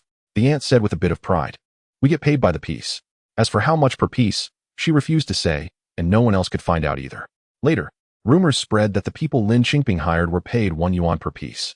How can that be? The factory erupted. They only earned over 30 yuan a month. If these few people were making 1 yuan per piece, wouldn't that mean they could match their monthly salary by altering just 1 piece a day? Those who worked quickly could do 2 pieces a day, making 60. And with overtime, wouldn't that be 180 a month? This money was originally theirs. How could outsiders take it away? Under the influence of profit, human nature was revealed. It was unclear who started it. But complaints began to circulate among the workers. It's all Feng Debao's fault. If he hadn't incited us, how could we have gone against the factory? Exactly. What have we gained from this? Feng Debao didn't even give us a cup of tea, right? He didn't even offer us a cigarette. I'm so regretful. What should we do? Should we go and apologize to Section Chief Fu tomorrow? Can we still go to work? I also want to go to work. At that moment, under the basketball hoop at the lit playground, the workshop workers gathered, all murmuring about the matter. Feng Debao, who had somehow gotten wind of the situation, rushed over. When everyone saw him, they instinctively covered their noses and ran away, leaving a circle of air around Feng Debao. You all. Feng Debao angrily rolled up his sleeves. Smell this. Where do I still stink?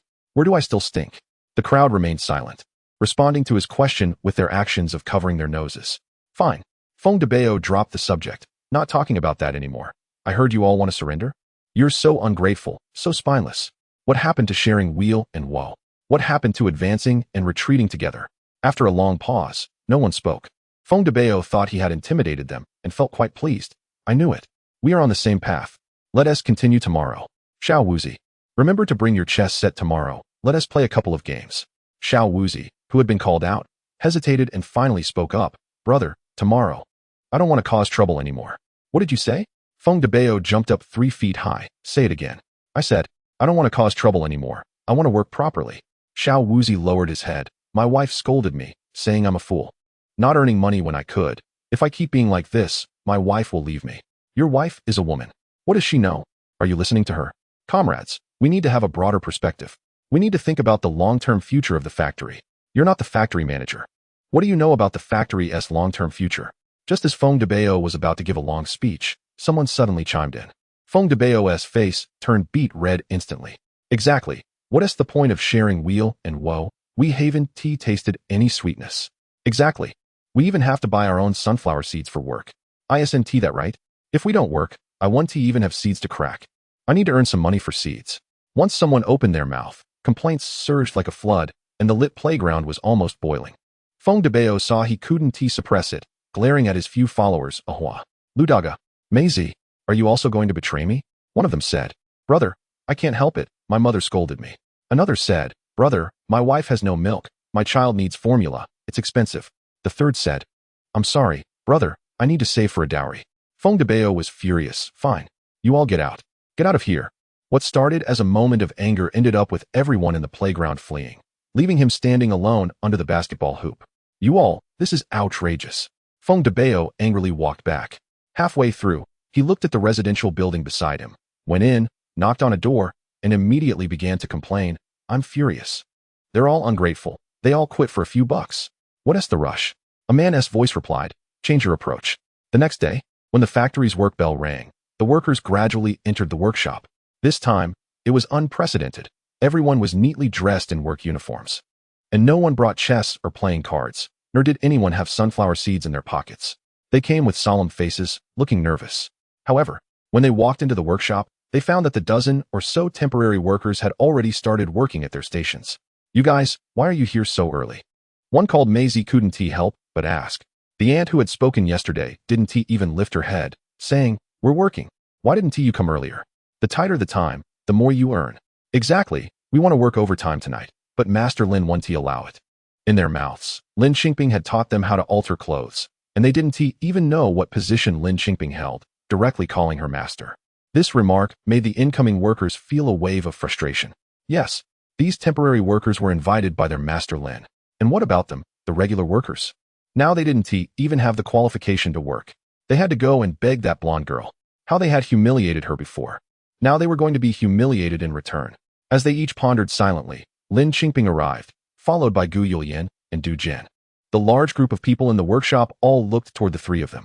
Seeing that the three completely ignored them and went straight to check on the temporary workers, everyone grew anxious, nudging each other and encouraging one another. Finally, an older sister who looked honest and kind stepped forward with a smile, calling out to Lin Qingping, "Master Lin, look at us." Lin Qingping turned around and pretended to be confused, looking at them. After a while, as if realizing something, she nodded. "Oh, you can just continue sitting, chatting or playing chess, whatever you like." But the older sister looked distressed. "It's okay. I still have about 20 people coming tomorrow. You all just do your own thing." Lin Qingping appeared particularly easy to talk to. What are they busy with? Moreover, some unscrupulous ones were already thinking. This woman clearly understood but pretended not to, right? Just deliberately putting on airs. But so what? Even if she was putting on airs, it was still because they had bullied her first and they weren't allowed to fight back. The older sister had to clarify, "Master Lin, it's like this, we, want to come back and work properly. Can you see if there's anything we can do?" Chapter 44 The Little Broken Boat can't just come on board whenever it wants. Lin Qingping began to seriously evaluate them. After circling around them, she looked surprised and asked, "You all want to come to work?" A group of heads nodded like a flock of chickens pecking at grains. "So, are you serious about coming to work? We're just clocking in and out like before." The group nodded again, affirming that they were serious about working. They wanted to work as diligently as they had before, pointing at those temporary workers. Lin Qingping nodded, "I understand." The joy on everyone's faces indicated agreement. However, Lin Qingping responded with a but. "But, I'm not a formal employee of your factory. I'm just a temporary worker. I don't have any authority and can't make any decisions. Whether you can come to work, what work you do, and how you do it is not up to me. I can't make that call." Lin Qingping spoke clearly and amiably. But her words were sharp like needles, each sentence piercing through. The group was once again stunned. What does this mean? Someone quick on the uptake immediately said, "I'll go find someone who can make the decision." After saying that, they ran outside. Soon, it seemed everyone understood and followed suit, rushing out. The workshop, which had been bustling, became empty again. Gu Yulian quietly moved closer to Lin Qingping and said, "Aren't you just waiting for this moment? Why did you send them away?" Lin Qingping smiled and whispered, "This little broken boat of mine, which is weather-beaten, can't just have them come and go as they please." Before long, the group returned with great momentum, this time led by Section Chief Fu. They were smart enough to know that the one who could make decisions in the factory and had a good relationship with Lin Qingping was Section Chief Fu. After pleading for a long time at Section Chief Fu's office door, he finally sighed and reluctantly agreed to help them out. Thus, the scene unfolded. Section Chief Fu, with his chubby face full of smiles, approached Lin Qingping and began to call her Master Lin along with the temporary workers. "Master Lin, here's the thing.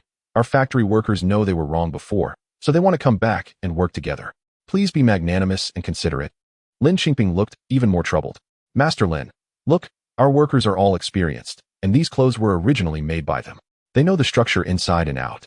Letting them modify it will be quick and easy. That's exactly why I'm worried." Lin Qingping frowned, glancing at the people behind Section Chief Fu. "I'm afraid what they produce will be just like before, not following my design." There was no need for Section Chief Fu to express his stance. The workers enthusiastically promised, "We absolutely won't. Since we're back, we'll modify it according to your design." However, Lin Qingping continued to frown, "But everyone previously didn't recognize my design. I'm really worried it will turn out distorted." No, I never thought your design was bad." Maisie stepped forward. "What I said before was because, well, forget it. Just think of it as me talking nonsense. After I let it out, it's gone. A crude analogy caused everyone to burst into laughter. Well, I have over 20 workers coming in tomorrow. There will be even more people, Lin Qingping said, looking worriedly at Section Chief Fu. Section Chief Fu pleaded again, Master Lin. I can only beg you to please let them go back for now and not come. Their losses, travel expenses, and meal costs, I will reimburse personally. The factory can't afford this. I'll pay out of my own pocket. I'll compensate them. Just for the sake of my old face, let our workers take their posts. I owe them that much for our years of brotherhood. Section Chief Fu's words were almost tearful. Given this, it would be unreasonable for Lin Qingping to refuse any longer. All right then, after all, it's your factory's decision. I'm just a temporary worker. In the end, she had to add a sarcastic remark. Section Chief Fu breathed a sigh of relief, wiping the sweat from his chubby face. Master Lin, please don't keep mentioning temporary worker. Both Director Hu and I want to invite you to join the factory formally, but we need your agreement. After saying this, he turned around and bowed to the workers. Brothers and sisters, I'm begging you. I've put my old face on the line here. Please help me save face and don't cause any more trouble, okay? All right, don't worry. Old Fu. One by one, they walked past Section Chief Fu, cheerfully heading to their workstations. Some even asked about their benefits, quietly inquiring, Old Fu. We agreed on subsidies at the beginning, right? Section Chief Fu nodded. Our factory will still provide the subsidies as originally discussed. As for the people Master Lin brings in, that's on her. Don't be jealous. It's no use. Well, having subsidies is great. Who doesn't want money? It's all Feng Debao's fault for talking nonsense in the first place. Thus, a grand movement to resist outside interference ended. Except for Feng Debao, all the workers returned to their posts, and the workshop quickly became orderly. Later on, some workers who hadn't caught on wondered if Master Lin would actually have less than 20 workers. Maybe Old Fu had colluded with Master Lin to put on a show for them. But so what? They received overtime subsidies, and once this batch of goods was out, it sold out quickly, earning everyone a bonus. That was enough. As for what the truth really was, what difference did it make? But that was a story for later. Once the workshop was up and running, Gu Youlian thought everything was going well, but she didn't expect that this was just the beginning. More troublesome matters lay ahead. At this time, those without water heaters at home had to bathe in the factory. Besides washing at home in large basins or buckets, they could also go to the public bathhouse. Even Gu Youlian began to miss Gu family village. Her brother was so considerate. Gu Youlian had taken several showers in the shower room that Gu Juncheng built for Lin Qingping and found it incredibly comfortable. But now at the factory, she could only go with everyone to the big bathhouse. Moreover, this bathhouse was open to workers, family members, and relatives, as long as they had tickets. Many people from outside the factory would come to bathe. Fortunately, the clothing factory's bathhouse had cubicles, one person per room, with plastic curtains ensuring privacy. However, Lin Qingping discovered that whenever she was showering, someone would always come to lift her curtain. Chapter 45. How could they bully people like this? At first, she thought it was just someone accidentally lifting the curtain, thinking her room was empty. But then, more and more people came to lift it, and after each time, no one said sorry. Outside, there were always people laughing and joking, which made her feel that something was off. She quickly finished washing up, put on her clothes, and walked out. She saw several unfamiliar women gathered outside, whispering and giggling. As soon as they saw her come out, they scattered in a hurry. Lin Qingping was filled with suspicion. What was going on? She couldn't tell if she was being overly sensitive, but on her way back, it seemed that everyone she encountered was looking at her with strange eyes, even whispering about her. The events of the next morning confirmed that her feelings were not wrong. In the morning, when Lin Qingping opened her door, she found the entrance piled high with garbage. This wasn't just regular household waste. Someone had deliberately brought trash from the factory's garbage station, and the rotting refuse emitted a foul odor. Gu Youlian and Du Zhen, who lived next door, were shocked at the sight. These people were still up to no good. Gu Youlian was so angry her face turned red. How could they bully people like this? Lin Qingping said nothing and quietly cleaned up the garbage before heading to the workshop as usual. On the way to the workshop, however, she noticed everyone pointing and whispering about the three of them. This time, Lin Qingping was sure she wasn't mistaken. And the situation was far worse than the minor disturbances in the bathhouse the day before. Look at the wall. Gu Youlian pointed at a piece of paper. It was a large sheet with big letters that read, Lin Qingping seduces other people's husbands. Gu Youlian was furious and rushed forward to tear it down. However, on the way to the workshop, there were at least a dozen such papers, filled with all sorts of filthy language, like, Lin Qingping is a loose woman. Lin Qingping is shameless. Loose woman Lin Qingping, get out of the clothing factory. Lin Qingping trades her body for orders. There were even comments like, Lin Qingping has a slim waist and a big butt. And Lin Qingping has big breasts. Gu Youlian and Du Jin tore down one after another, and by the end, Gu Youlian was in tears. Why did they have to do this? Why did they have to treat her like this? Isn't it better for everyone to make money together and have the factory thriving? Why did they have to treat her this way? Gu Youlian, this simple rural woman, couldn't understand and didn't want it anymore. She squatted down among the pile of waste paper and cried, "Bottle, let us quit. Let us go home and farm. I can't take this humiliation anymore. We can't afford to offend city people. Let us not provoke them anymore, okay? It's too hard. Yes, it's too hard. But whose life isn't filled with challenges? In her past life, she started a catering business, and how many people gossiped behind her back, saying that a woman could achieve such a scale only by climbing into so many beds.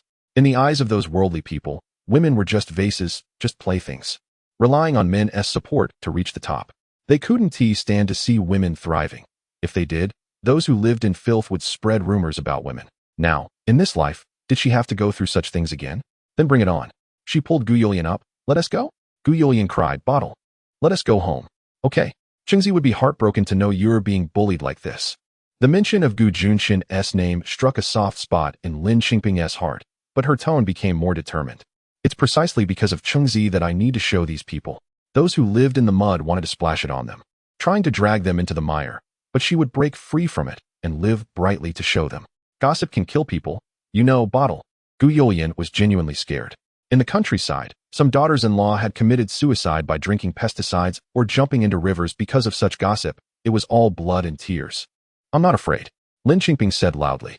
In her past life, she had fought alone and had never been afraid.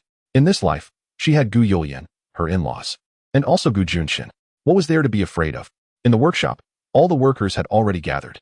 From their expressions, it was clear they knew about the incident and had seen those filthy remarks. Whenever someone made eye contact with Lin Qingping, they quickly looked away. Lin Qingping silently counted the people. Except for Feng Debao, everyone was there. All right, everyone, let us continue working today. After we finish this batch, I will teach you the new pattern, Lin Qingping said cheerfully. Ellen Master, a young girl timidly spoke up. This girl was named Xiao Qin, only 20 years old. She hadn't come when the workers were causing trouble, but after they resumed work, she appeared. She was actually a diligent girl, working quietly every day. Is there something you don't understand? Lin Qingping asked kindly. Do you still want to teach us the new pattern? Xiao Qin stammered. Of course. The market has ordered 1,000 sets of the new pattern. Xiao Qin sighed in relief. What's wrong? Lin Qingping didn't understand her reaction. I thought you were going to leave. Xiao Qin's voice got even softer. Everyone said you were quitting. No way. Lin Qingping said firmly. Let us get to work. All right. The girl's tone was noticeably lighter. So, there were still people in the factory who liked her, right? The entire morning, Lin Qingping stayed in the workshop, and everything went smoothly. At noon, she confidently went to the cafeteria to eat, and no one said anything.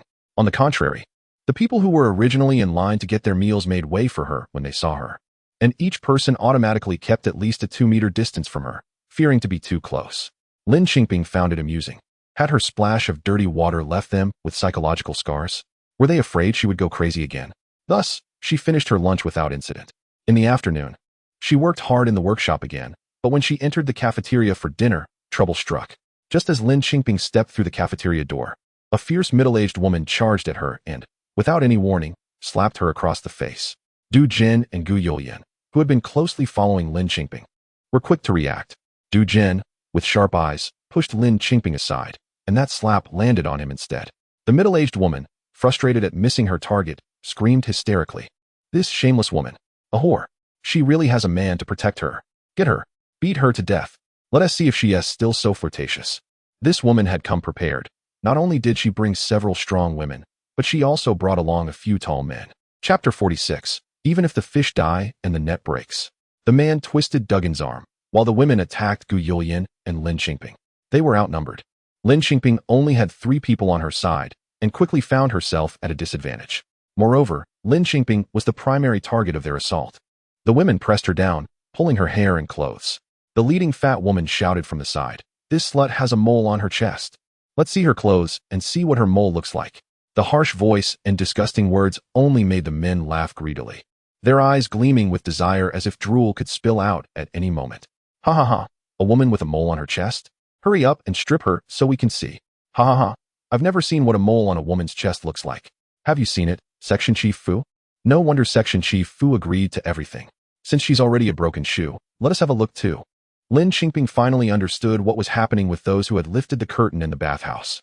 The women holding her had already reached her collar, tugging at her buttons. And the first button had already snapped off, bouncing up and hitting her in the face.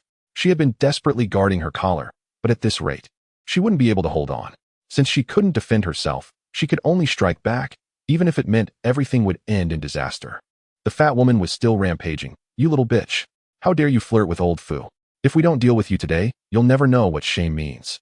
So, it's related to Section Chief Fu's family? Is it because she got a deal with the factory that they assumed she used her body to get close to Section Chief Fu? Indeed, while people think alike. But now was not the time to ponder human nature. The two women's hands were still digging at her collar, and she couldn't move her body at all. However, because their hands were busy at her collar, it gave her a chance. Otherwise, with them tugging her hair, pinching her, and grabbing her skin, she wouldn't have found a way to fight back. Just as those two hands were about to pull at her second button, she suddenly lowered her head and bit down hard on one of the women's wrists. She bit down with all her might, making the woman scream like a pig being slaughtered. At the same time, the grip holding Lin Qingping loosened by half. There were square dining tables and long benches in the cafeteria. Lin Qingping was pressed onto a table. At that moment, with one less grip, she seized the edge of the table and forcefully flipped it, sending the woman who was holding her flying off. The table crashed onto the woman, causing her to scream. Lin Qingping quickly grabbed a bench and held it across her chest, ready to smash anyone who approached. Her hair was already disheveled. Blood was seeping from the corner of her mouth. Her skin had been scratched, the first button of her shirt was missing, and her collar was slightly open, but fortunately, it didn't expose too much. In summer, wearing a short-sleeve shirt was just like this. She was panting and scanning the surroundings. Gu Yulian and Da Jin were still fighting, and a large crowd had gathered in the cafeteria to watch the commotion. Yes, she was originally an outsider in this factory. They had no reason to help her. Moreover, even decades later, in the absurdity of a first wife and a mistress fighting, bystanders would always just watch. She took a deep breath and shouted, "Stop!" But no one listened to her. The leading fat woman was still shouting, spewing filthy language. "You shameless piece of trash. How dare you act tough? With someone as despicable as you. You should have jumped into the river out of shame long ago. How dare you show your face here? Beat her up." The woman who had been hit by the table was already furious with her, and hearing this, she charged at Lin Qingping again. Lin Qingping swung the bench, knocking that person to the ground, causing her to scream and no longer dare to move. The fat woman, infuriated, rushed in to grab Lin Qingping's bench, cursing all the while. Lin Qingping swung the bench again, sending the fat woman screaming as well. Lin Qingping held the bench horizontally. No one dared to approach her again. Where are the security personnel? With such a commotion, aren't they coming out? No one spoke. All right. Lin Qingping looked at everyone and said firmly, "Let me tell you. My name is Lin Qingping. I do not change my name or surname. I am from Gujia village in Linyu County, married, and my husband is a soldier. I am a clean and upright military wife. Today, I will remember everyone who has insulted my reputation and my person. And I will report this to the military for help to clear the unjust grievances against me." Military wife. Everyone was shocked, especially the few men who had used dirty words against Lin Qingping while beating Da Jin, who immediately stopped. The security personnel finally arrived and looked at the scene in the cafeteria, speechless. They angrily reprimanded the leading fat woman. "What are you doing? Is there no law anymore? So you finally arrived?" Lin Qingping coldly nodded and sneered. "I don't know about your laws, but now, I want to seek legal support. I want to report this." Report? Everyone was shocked again. The head of security came to apologize. "Comrade Lin, I'm sorry we came late. This matter is an internal conflict within the factory. Look, those who need to go to the hospital should go, and those who need to compensate should compensate. There's no need to report it, right?" "No." Lin Qingping was very firm. "As the wife of an active duty soldier, my husband is protecting the country, using his body to safeguard our fellow villagers, hoping that we ordinary people can live a happy and peaceful life. But you are hurting his family like this behind his back. I ask you, can your conscience be at peace?" The arrogant fat woman's fury finally subsided, mumbling, "Who knew you were a military wife? So if I'm not a military wife, you can insult me at will? You can trample on me at will? Just because this woman has done something you dare not do?" Lin Qingping shouted. "Women can hold up half the sky, but in your half of the sky, is it just women bullying women?" The cafeteria fell silent again, completely quiet. Gu Yulian and Da Jin stood by Lin Qingping, both showing signs of injury. Lin Qingping coldly stated, "That's right. Those who need to go to the hospital must go, and those who need to compensate must compensate. But today I must report this. Sister, you should report it now. Section Chief, please please hold a factory-wide meeting immediately? I must get to the bottom of this matter today. The head of security hesitated. All right, if it's inconvenient for the factory to hold a meeting, then I'll do it here myself. I'll call all those who enjoy watching the excitement. Today, I will reveal the true colors of certain people to you all. Chapter 47. Follow me. In the cafeteria, more and more people gathered, all there to watch the commotion. A familiar face squeezed through the crowd. A round face, dripping with sweat, and an anxious expression. It was Section Chief Fu. Comrade Shaolin, I'm sorry. Really sorry. Chief Fu's chubby face turned red, full of embarrassment and discomfort. Today's incident is my fault. I apologize to you. Lin Qingping realized that another person was trying to smooth things over. She didn't have a bad impression of Chief Fu. In fact, he played a role in achieving such cooperation with the garment factory. When the workers in the workshop clashed with her, Chief Fu stood by her side. However, Lin Qingping had no intention of letting today's matter slide, no matter who it was. Chief Fu, you don't have to be like this. It has nothing to do with you.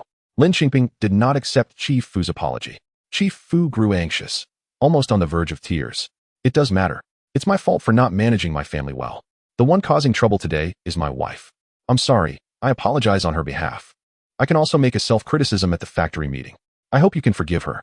The head of the sales department was considered a significant figure in the factory, and Chief Fu had always walked tall, never having been so humble as he was now.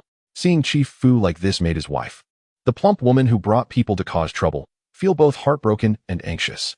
She grabbed Chief Fu's sleeve. What are you apologizing for? Shut up. Chief Fu felt overwhelmed and scolded her. After being scolded, the woman felt uncomfortable and began to yell, "Why are you shouting at me? If you didn't keep defending this little vixen and went out to eat with her, would I doubt you? Try saying that again." Chief Fu only wanted to ease the situation, but this woman insisted on provoking trouble. What's wrong with me? You're actually helping an outsider shout at me? The woman exploded. If it weren't for you and this woman behaving inappropriately, how would there be rumors? They say a person must have a clean reputation. Your own reputation is already tarnished. Try saying that again. Chief Fu raised his hand, ready to hit her. The woman grew angrier. Go ahead. What good woman would go out to eat with a man? This woman doesn't keep her conduct in check. It seemed the woman suddenly found her courage. Aren't you a soldier's wife? A soldier's wife should be even more virtuous. If you can't maintain your dignity and are flirting around, why blame others? Fu, don't tell me you really have an affair with her. Chief Fu's raised hand couldn't come down, and he kept signaling to his wife to stop talking. But the woman was unconvinced. I don't believe it. Just because I said these two sentences, I'm supposed to go to the police station? Those who flirt with men don't get arrested. Why should I? Lin Qingping listened to the woman's nonsensical ramblings and only sneered. Eventually, growing impatient, she loudly said to everyone, "Those here to watch the commotion, now come with me." Lin Qingping had not found Feng Debao in the crowd. It seemed he was hiding. But that was fine. If he didn't show up, she could go find him directly. Lin Qingping adjusted her clothes and hair and strode towards the family area. Along the way, Xiao Qin rushed over, heading straight for Lin Qingping, taking her hand and whispering something in her ear. Lin Qingping nodded, smiled, and said, "Yes, I know." Then, Xiao Qin stayed by Lin Qingping's side, following her into a unit of a residential building. "Master Lin, what are you doing here?" "It's not this way," Xiao Qin hurriedly said. But Lin Qingping didn't say anything else, directly knocking on the door of a household on the second floor. The knocking was loud. No one inside responded. At that moment, the crowd watching had packed the second floor corridor tightly, with many others unable to get in, waiting on the stairs and first floor, eagerly anticipating the excitement. But no matter how hard Lin Qingping knocked, no one opened the door. "Gao Daxian is at home. I just saw him," someone from the crowd shouted. So, the crowd on the second floor began to shout and knock on the door, calling out, "Gao Daxian, Feng Xiuxiu. I know you're home." Finally, the door was opened. A man in his 30s stood inside, looking coldly at Lin Qingping. "Who are you? What do you want at our house?" He was about to close the door, but Lin Qingping quickly blocked it. "What are you guilty about?" Lin Qingping shouted. "I don't even know you. What do I have to be guilty about?" The man's face grew colder. "If you bring so many people to my house to cause trouble, I can call security." Lin Qingping sneered, "You don't know me? Why have you tried so hard to get rid of me from the factory? I don't even know who you are. Why would I want to get rid of you?" The man's face showed anger as he tried to close the door again. But Lin Qingping firmly held the door, with Xiao Qin helping her. "Because you're afraid I'll steal your limelight. You're a designer at the factory, right? The thousands of clothes I modified were all designed by you. You're unhappy that a temporary worker dares to criticize your designs and even sells them at 10 times the factory price." A flicker of panic crossed the man's face. "What nonsense are you talking about?" "Nonsense," Lin Qingping declared loudly. With a temporary worker like me coming into the factory and my designs selling so well, what will happen in the future? Will the factory hire me specifically for design work? What will you do then? So this woman must go. That's why you had your brother-in-law Feng Debao incite the workers against me. Nonsense. Get out. The man's face was filled with rage. Are you anxious? Being anxious proves I'm right. Lin Qingping coldly stared at him. And now, Feng Debao's plan has failed. The factory workers don't want to follow him anymore. Everyone wants to live and work well. So what will you do? You came up with a good idea. The most effective way to ruin a woman is to spread slander about her. Isn't that right? Bullshit. The man's face turned purple. You say all this nonsense. Do you have evidence? If you don't have evidence and ruin my reputation here today, I'll make you regret it. I certainly have proof. Lin Qingping had already heard a murmur of surprise from behind her. Who would have thought Gao Daxian was such a person? It turned out that this whole matter had been manipulated by Gao Daxian from the beginning. She truly regretted following Feng Debao at the start. She had been used as a pawn by Gao Daxian. Chapter 48. Lin Qingping. I'm late. After Lin Qingping said the three words, there is evidence. It was obvious that Gao Daxian's face changed color. Why you have evidence? Gao Daxian's momentum diminished significantly, but he still stood firm, absolutely refusing to admit anything. Lin Qingping smiled slightly. Those slanderous words stuck to the wall were posted by Feng Debao. Someone saw it. If you want people not to know, unless you don't do it yourself, doesn't a cultured designer like you understand this? Gao Daxian suddenly regained his confidence. Someone saw? Who saw it? Make him stand up. His confidence stemmed from the fact that it was done in the dark of night. Who could be around the factory at that time? Moreover, Feng Debao said that when he posted it, there was not a single person around. Xiaoqin wanted to speak, but was held back by Lin Qingping. Lin Qingping smiled and said, of course, I want to reveal who it is. If I did, wouldn't you just target him? I have even more important evidence. Gao Daxian stared at her intently, as if his eyes could hide knives. He must have wished he could stab her 1,000 times. Your good brother-in-law Feng Debao loves to drink, right? What a coincidence. Our family of 3 also loves good food.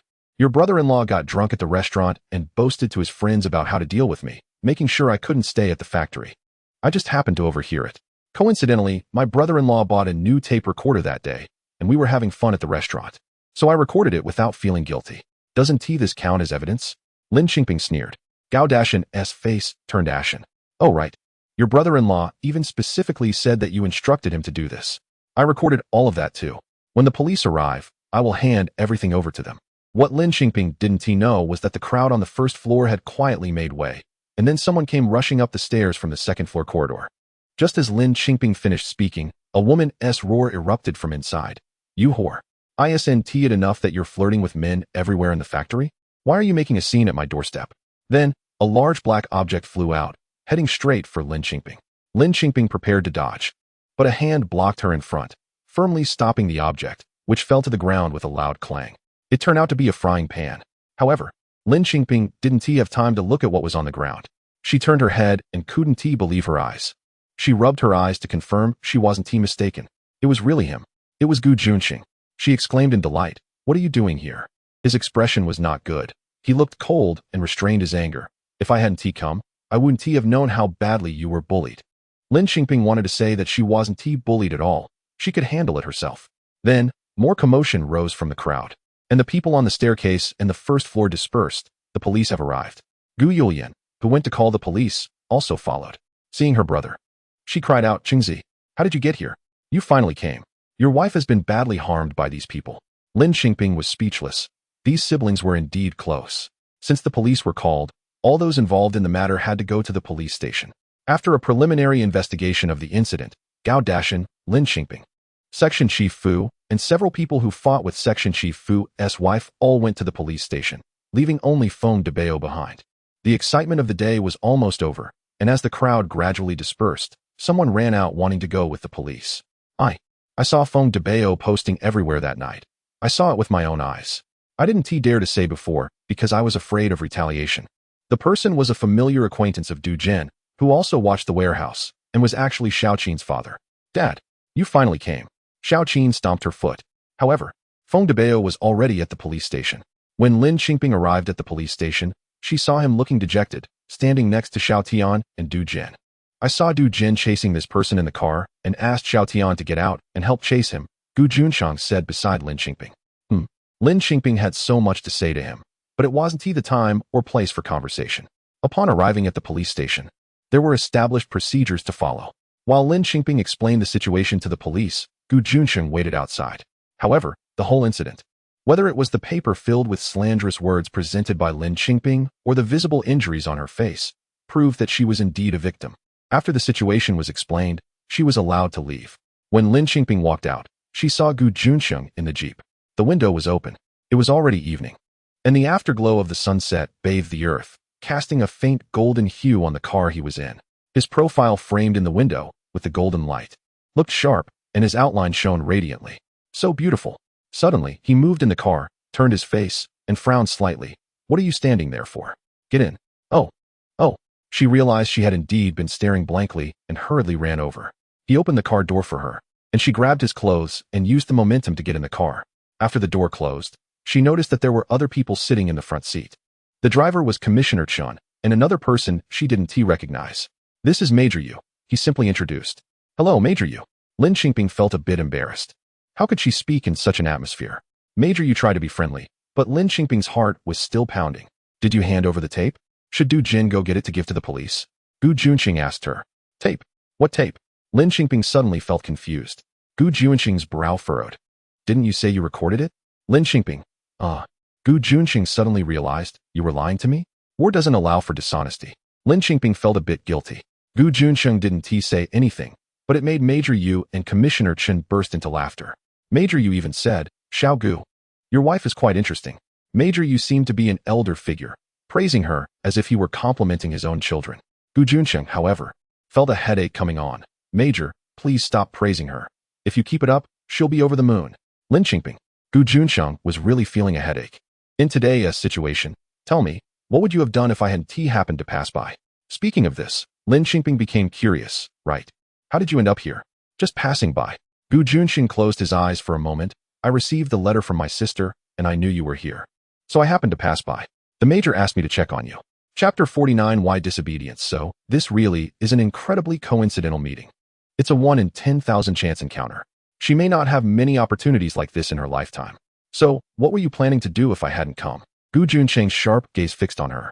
"Anyway, it doesn't matter as long as Gao Deshan and Feng Debao don't meet. Just separate them.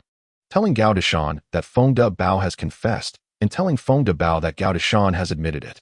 As Lin Qingping spoke, her voice grew softer because she felt the flames in Juncheng's eyes rising higher. Instructor, you couldn't help but laugh again, breaking each one apart. "Not bad.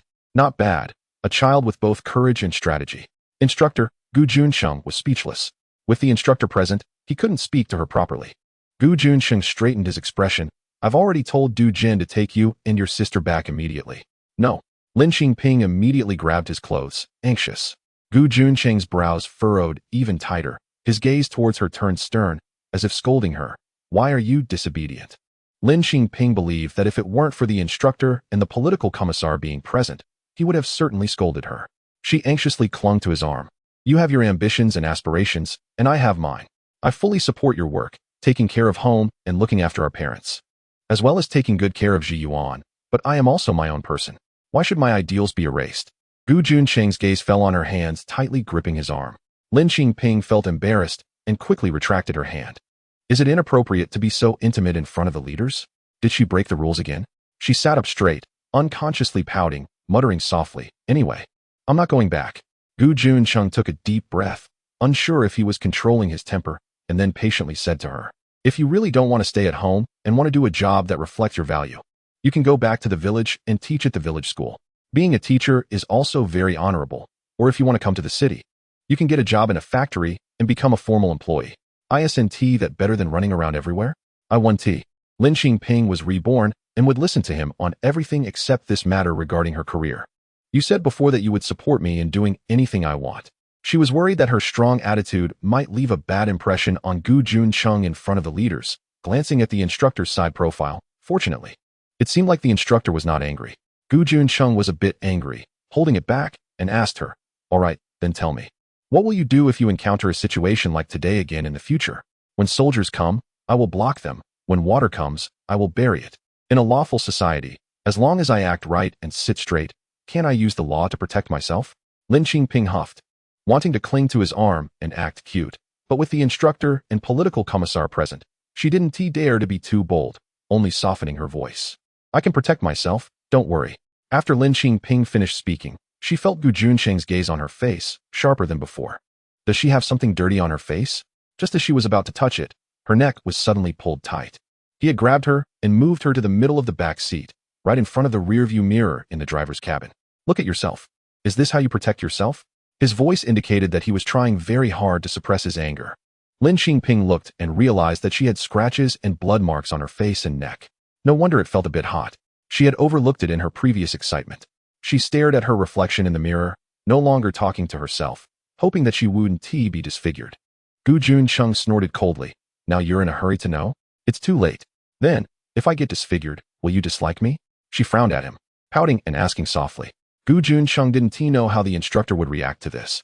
But it was obvious that old Chun in the driver's cabin was about to burst out laughing. Gu Juncheng's expression became even more serious, maintaining a stern face. Hurry up and go. Get to the infirmary to deal with it. Lin Qingping realized they were about to leave. Her brief encounter with Gu Juncheng was coming to an end. She felt very reluctant, but she couldn't hold him back. Just being able to see him at such a time was already very satisfying. However, there was still one thing on her mind. I want to go back, okay? Anyway, she wouldn't listen to him. She didn't care whether her sister and Du Jin went back or not. She wouldn't just return to Gujia village like that. Gu Juncheng maintained a stern face and said nothing. Lin Qingping understood this matter. He disagreed. But since she insisted, he could do nothing about it. So you agree. Lin Qingping was overjoyed, looking at his serious side profile, finding him more and more handsome. Really reluctant to part, her eyes rolled around. Then she looked towards Instructor Yu. As soon as her eyes started to wander, Gu Juncheng knew she was plotting something. Looking over, good heavens, her target was Instructor Yu. What kind of mischief was she planning? He wanted to stop her, but it was too fast. He couldn't catch her in time, and her words had already slipped out. She said, Instructor Yu, can I apply to hug Juncheng? Gu Juncheng really wished he could disappear from the car. The car erupted into laughter. Old Chun could no longer hold back. A big man laughing to the point of tears. Instructor Yu, at least maintaining an elder's demeanor, held it in and looked at the time. We can't travel without eating. Xiao Gu, go eat with your wife at the cafeteria. I'll give you half an hour, finish eating, and come back to the car.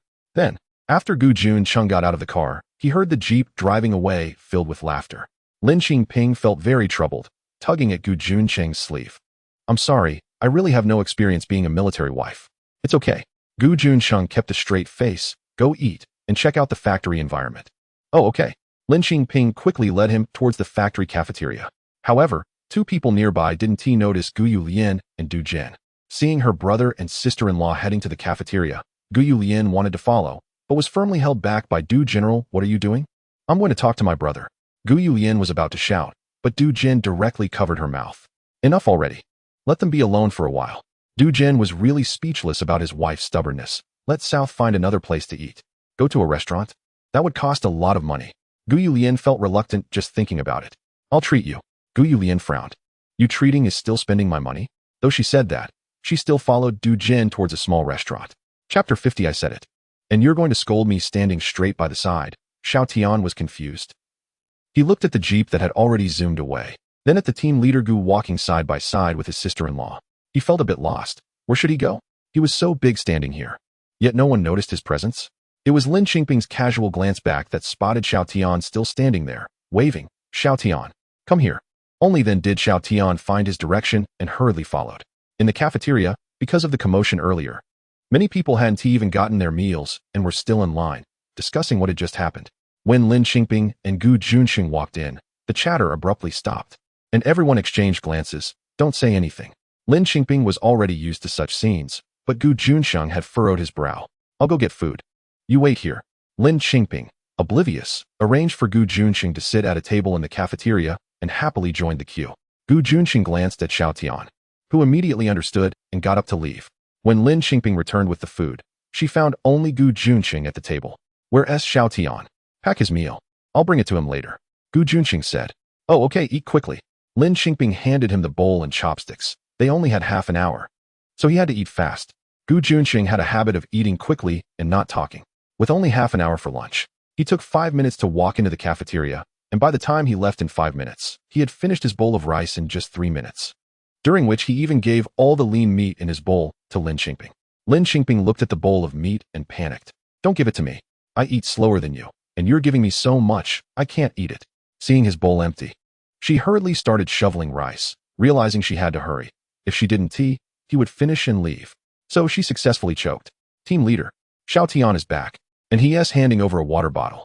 Juncheng took the water bottle, opened the cap, and started to feed Lin Qingping water.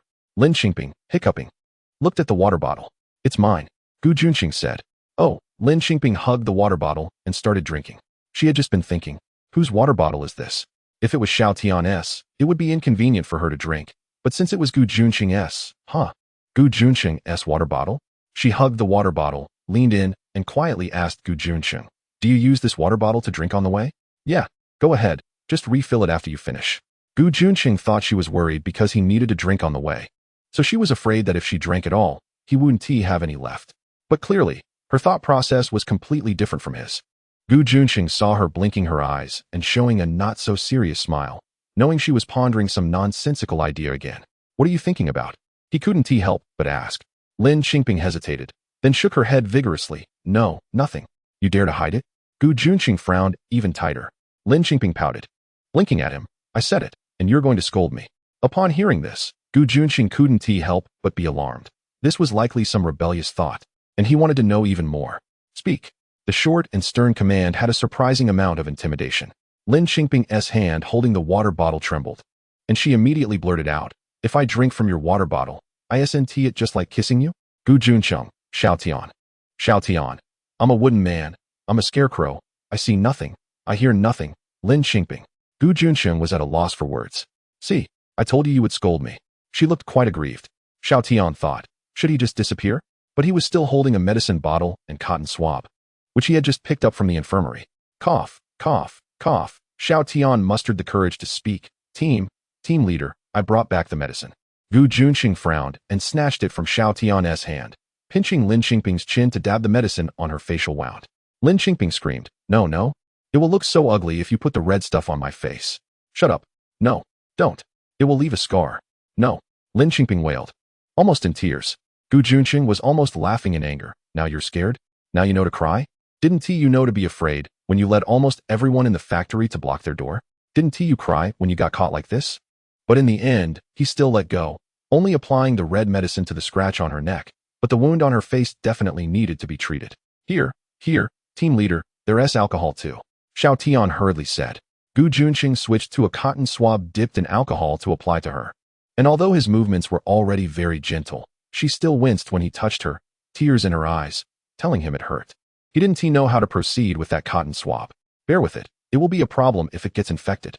He simply avoided looking into her eyes and quickly applied the medicine, reminding her not to take it lightly since she had to apply it several times a day. If it got infected, the face would rot, and it would surely leave a scar. Xiao Tian thought, why did the team leader have to say it so frighteningly? It scared the sister-in-law. Juncheng's expression was very serious, emphasizing again that if it leaves a scar and becomes ugly, then you will cry. Got it. Lin Qingping felt he could be quite talkative at times. Your strategy of breaking it down piece by piece, Juncheng said. You don't have to worry about it. Xiao Tian has already helped you handle it. What do you mean? Lin Qingping, still feeling the sting on her face, asked in confusion. That Feng Debao. Xiao Tian already made him tell the truth. For them, getting someone to tell the truth is too easy. Oh, Lin Qingping understood, so this matter is settled. Thank you. Xiao Tian. She smiled at Xiao Tian, but when she smiled, it tugged at her facial injury, causing her to grimace in pain. All right, stop smiling foolishly. Juncheng said. You don't need to worry about the police. They will handle it fairly. Lin Qingping nodded, then shook her head again, eyes wide. You're the foolish one. Juncheng was too lazy to argue with her, glancing at her bowl, which still had half a meal left, and told her, eat slowly, no hurry. Then he got up. Lin Qingping panicked, pulling on his clothes. What do you mean? Are you leaving as soon as I'm eating? Lin Qingping, he hesitated. It hasn't even been half an hour yet. It hasn't even been 20 minutes. Lin Qingping was unhappy, holding onto his clothes tightly. Lin Qingping. Juncheng softened his tone, his expression also becoming gentler. I have some things to deal with. And I can't guarantee I'll be by your side when you need protection in the future. Chapter 51. Forgetting something important. He paused at this point. However, Lin Qingping's hand loosened, simply because of his words about having some matters to handle. In any case, she would not hold him back. Since he had things to deal with, then let him go. I'll see you off, she said softly. holding back the tears that were about to spill from her warm eyes as she lowered her head. No need, just eat here. We'll be quick, he replied. Oh, does he think she would slow him down? Fine then, she wouldn't go with him. She only packed Xiao Tian's meal and handed it over. Thank you, sister-in-law, Xiao Tian said before following Gu Juncheng out briskly. Lin Qingping watched Gu Juncheng's figure gradually fade away, and tears began to fall. For some reason, without him around, she felt like a fierce woman, unafraid of anything and ready to confront anyone. But as soon as he appeared, she would become soft-hearted in front of him. She wiped away her tears and desperately chased after him. I forgot one more thing. She hadn't hugged him yet. She had already applied for it with Teacher Yu and received permission. How could she forget such an important matter? However, when she ran outside the cafeteria, there was no trace of him, and Xiao Tian left. They really walked quickly. Lin Qingping returned to the table in frustration. Gu Juncheng and Xiao Tian indeed walked very fast, chatting as they went. Did you find it? Gu Juncheng asked. Yes, but their factory manager is on a business trip and hasn't returned. I heard that sister-in-law is more familiar with the factory manager and doesn't have much contact with the other deputy managers. Besides, there's that sales section chief. He himself isn't a problem, but the root of the issue lies with Gao Dashan and Feng Debao. They stirred things up, leading to misunderstandings for Deputy Chief Fu's wife. The situation has been communicated to Deputy Chief Lu from our clothing factory, who is waiting for you in his office now. All right, let us go take a look. Xiao Tian then led Gu Juncheng to the deputy manager's office in the office building. Inside the office, a man in his 40s stood up upon seeing Gu Juncheng, smiling and extending his hand. Hello, comrade from the People's Liberation Army. Gu Juncheng shook his hand and replied, Hello, I am Lin Qingping's husband. I know. The deputy manager, surnamed Lu, politely poured him some tea. However, Gu Juncheng said, No, what I mean is, today, I am just Lin Qingping's husband. As her husband, knowing her experiences in the factory, you and I are both men. If you were in my position, what would you think? Well, the deputy manager quickly replied, There are many things we don't know, right? She has been in the factory for so many days, and the workers have been causing trouble for 3 days. If you all know nothing about it, it only shows that your factory's management has serious problems. What if there was a safety accident during this time? Shouldn't you as leaders take responsibility? The deputy manager said nothing, feeling guilty. In fact, he had known for a long time, but didn't care because it was just a temporary worker, and he had too many things to deal with in the factory, so he was too lazy to manage it. Lin Qingping always confidently said that women can hold up half the sky, but she never thought that lifting that half of the sky would face oppression from the other half. Gu Juncheng said, I have no other intentions. Many people in the factory bully her for being a weak woman without support. I believe you, Manager Lu, are not that kind of person. To lead a factory, you must have a clear sense of right and wrong and care for the workers' needs. Therefore, I also believe you can give women comrades a fair opportunity and handle this matter fairly. Also, Lin Qingping is not the vulgar woman described by others in the factory. She has a husband. She is innocent and upright. She is not alone and without support. Deputy Manager Lu.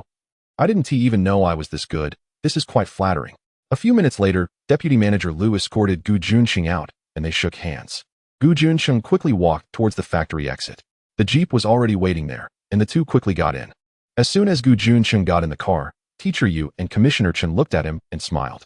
Commissioner Chen teased directly, Did you get a hug? After saying that, Commissioner Chen burst into laughter, and this time, Teacher Yu couldn't hold back either, laughing out loud. Gu Juncheng felt his face heat up from their laughter, but still reported seriously, Report to Teacher Yu. I just want to see their deputy manager and hope the factory handles this matter fairly. Teacher Yu waved his hand, signaling that there was no need for such a report. I really appreciate this kid. Teacher Yu referred to Lin Qingping, saying that now that the country is opening up vigorously, it needs more young people like her who are ambitious and adventurous. Your wife is not simple, Xiao Gu. I have high hopes for her. Gu Juncheng felt a headache. It was truly overwhelming. Sorry for making you laugh. Teacher Yu laughed again, saying, Indeed. You are completely different people. Why don't you learn from your wife? Why do you always have a stern face? Gu Juncheng. Teacher Yu was even more curious. Commander Gu, do you also keep a stern face in front of your wife? Not really. Commissioner Chen interjected with a laugh. At night, he even punishes his wife to recite texts. Gu Juncheng was helpless. How could that be? Commissioner, it's recitation, not writing. Xiao Tian quickly corrected. Right, it's recitation. I remembered it wrong. Ha. Teacher Yu burst into laughter again. Your wife is quite cultured. Gu Juncheng's face turned red. He glanced at Xiao Tian, who lowered her head under the gaze of the commander. Xiao Tian, what did I say wrong? The day after Gu Juncheng left, factory manager who returned and, after learning about the events in the factory, flew into a rage. He first scolded all the deputy managers and section heads fiercely. How can you have the face to do this? A group of grown men bullying a 20-year-old girl? She is younger than some of your daughters. How could you do something like this?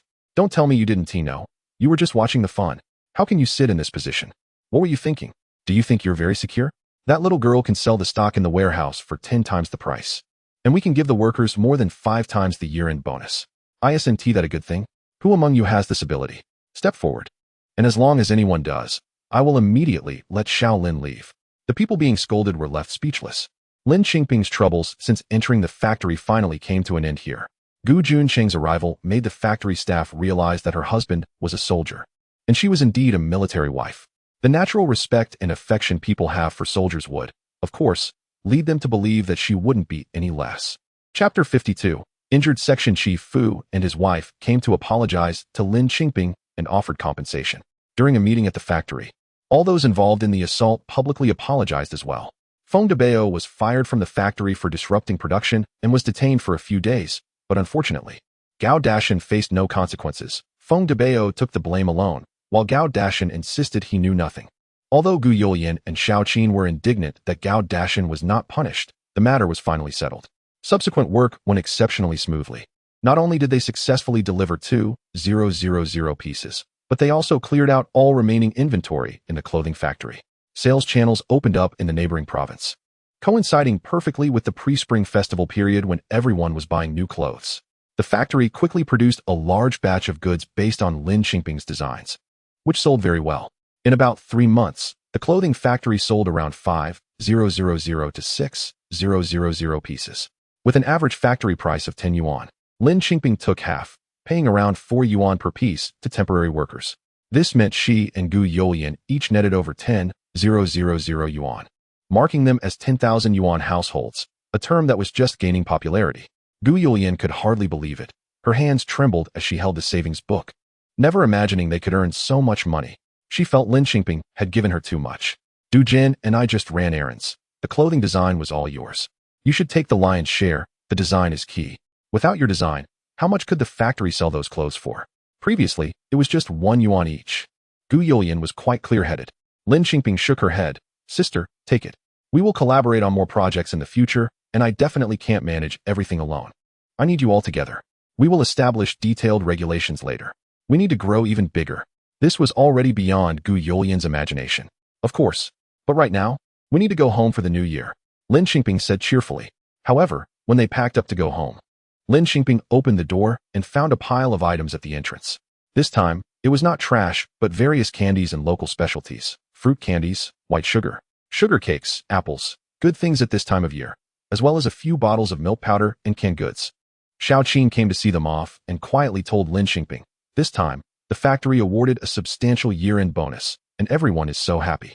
They all know it's thanks to you. Those who were against you before felt embarrassed to thank you in person, so they quietly left these for you. Just accept them. They don't know who else to give them to. Lin Qingping smiled. All right, then I'll accept them. This time, they really returned home with many bags. The factory had issued benefits, and the employees gifted her items. They also bought a lot in the county town, and after selling thousands of pieces of clothing, they wanted to look good for the new year too. So, they brought back several new outfits to wear at home. Due to the large amount of items, Du Jin helped Lin Qingping deliver things to the Gu family, and then did not linger, taking Gu Youlian back to his own home. Lin Qingping gave 1,000 yuan to her in-laws for the new year. When Lu Fan saw so much money, she refused to accept it. But Lin Qingping spent a lot of effort persuading her to take it. She also distributed clothes to everyone, ensuring each person received 2 sets. We must celebrate the new year joyfully. Lin Qingping insisted, new clothes are a must for the new year. The Gu family prepared especially lavishly for the new year this year. The elderly couple stocked up on chicken, duck, fish, and meat, and even bought milk candies in the county, wondering if Juncheng would come back for the new year.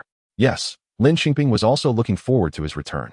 It had been over 2 months since they last met, and there had been no news in between. However, no one expected that just as the Gu family was joyfully busy preparing for the new year to welcome Gu Juncheng home, a telegram arrived. The telegram read, injured. Come to the hospital. Lu Fan nearly fainted upon hearing the content of the telegram, and Lin Qingping became extremely anxious. The originally joyful Gu family was suddenly shrouded in gloom. There was no time to celebrate the new year. Lin Qingping quickly packed her things to go to their military hospital. Before leaving, she gave Ji Yuan and Lin Qingyuan each a red envelope as a form of New Year's money. Just as Lin Qingping was about to set off, an unexpected visitor, Chen Xia, arrived. Chen Xia was holding a bundle and came to find her, saying, "I heard you're going to see Qingzi?" Lin Qingping replied faintly with a. Chen Xia opened the bundle. "Please help me deliver this sweater to him." It was a black and gray sweater. Lin Qingping remained indifferent. "No need, he has one." Chen Xia smiled. "He has been wearing that for several years. It must be worn out, right? Aunt Lu and the older sister can't knit." "No need. He wears a uniform in the army." Lin Qingping didn't want to continue this conversation. Lin Qingping sent a telegram to Xiao Tian informing her of which train she would take and approximately when she would arrive, and then set off. This journey was colder than the last visit, and Lin Qingping was well prepared, dressed warmly, and reminding herself that she was going to take care of him, hoping not to fall ill and add to his troubles. Upon arriving in the county town, Xiao Tian was indeed waiting for her at the station. After 2 days and nights on the train, Lin Qingping was so anxious that she hadn't slept a wink. When she saw Xiao Tian, she hurriedly asked, "How is your group leader Gu? Where is he injured?" "Sister-in-law," Xiao Tian seemed hesitant to say, "You'll know when you see him." Lin Qingping felt even more anxious. It must not be good. Thinking back to the last life when he sacrificed himself, she had been completely indifferent, not even knowing how he had died. Was he injured? Was it this time? Had her rebirth caused it to happen earlier? The journey from the county station to the military hospital felt like an eternity to her. Finally, Xiao Tian's car stopped in front of the hospital. "Sister-in-law, get out." Xiao Tian helped her open the car door. As soon as Lin Qingping got out, her legs felt weak, and she couldn't stand, nearly sliding to the ground. Xiao Tian quickly supported her. "Sister-in-law, are you all right?" Lin Qingping held back her tears, waved her hand. "I'm fine, let us go." But how could she walk by herself? She relied on Xiao Tian the entire way. After what felt like a struggle, they finally reached the door of the ward. Upon opening the door, she immediately saw Gu Juncheng lying there with his head wrapped in bandages. "Juncheng, Juncheng," she called softly. Gu Juncheng kept his eyes tightly closed and did not respond. Lin Qingping's tears streamed down her face. "Sister-in-law," Xiao Tian called her softly, choked with emotion. Chapter 53, Gu Juncheng. "Wake up," Xiao Tian and the doctor both told her. Gu Juncheng came to the hospital by himself and has not woken up yet. Xiao Tian also said to her, "Sister-in-law, don't be sad. Captain Gu will definitely wake up." Lin Qingping nodded, but tears continued to fall. How could Xiao Tian know her worries? Did he suffer such injuries in his past life? Was he also in a coma? If so, who was by his side with him? Or did he leave this world all alone? She had no memory of that time. What was she doing then? Oh, it seemed she was out playing in the provincial capital with a few friends she thought were fashionable at the time. After that trip, what awaited her at the Gu family was his belongings. Remembering the past, her heart twisted in pain. "Gu Juncheng, I have been reborn. What miracle can't happen? You must hold on." However, one thing she knew was that she could be sad and cry, but her will could not falter. She had to be strong. She had to be Gu Juncheng's support. Lin Qingping understood how to take care of patients. In her past life, she was the pillar of her family, taking care of everyone from her parents to her nephews and her brother and sister-in-law whenever they were sick or hospitalized. Even when she hired someone to help, she would often be by their side, afraid the hired help wouldn't do a good job. Of course, she also covered all the medical expenses. Yet, despite all her efforts, she received no genuine care in return and ended up collapsing on a hospital bed, waiting for a tragic outcome. Lin Qingping chose not to dwell on those thoughts and quickly began to care for Gu Juncheng. First, she wiped his body. The injured areas had surely been treated by the doctor, but it was necessary to keep the body clean and hygienic. However, even though she knew she was caring for a patient, she hesitated when it came to undressing Gu Juncheng. They had been married for so long, yet they had never been completely honest with each other. Xiao Tian, who originally wanted to help, noticed her face turning red and thought it might be inconvenient for him to be there. So he said, "Sister-in-law, I'll step out for a bit. Call me if you need my help." With that, Xiao Tian quickly left. Lin Qingping, "Come back." She had intended to have Xiao Tian help her through this, but it was too late. She closed her eyes and steeled herself. When she wiped a certain area, she hardly dared to look. Finally, after rearranging his clothes and blankets, she was drenched in sweat. Then, she called Xiao Tian back in to help her turn Gu Juncheng over. She remembered that if a patient does not wake up, they cannot lie in one position for too long.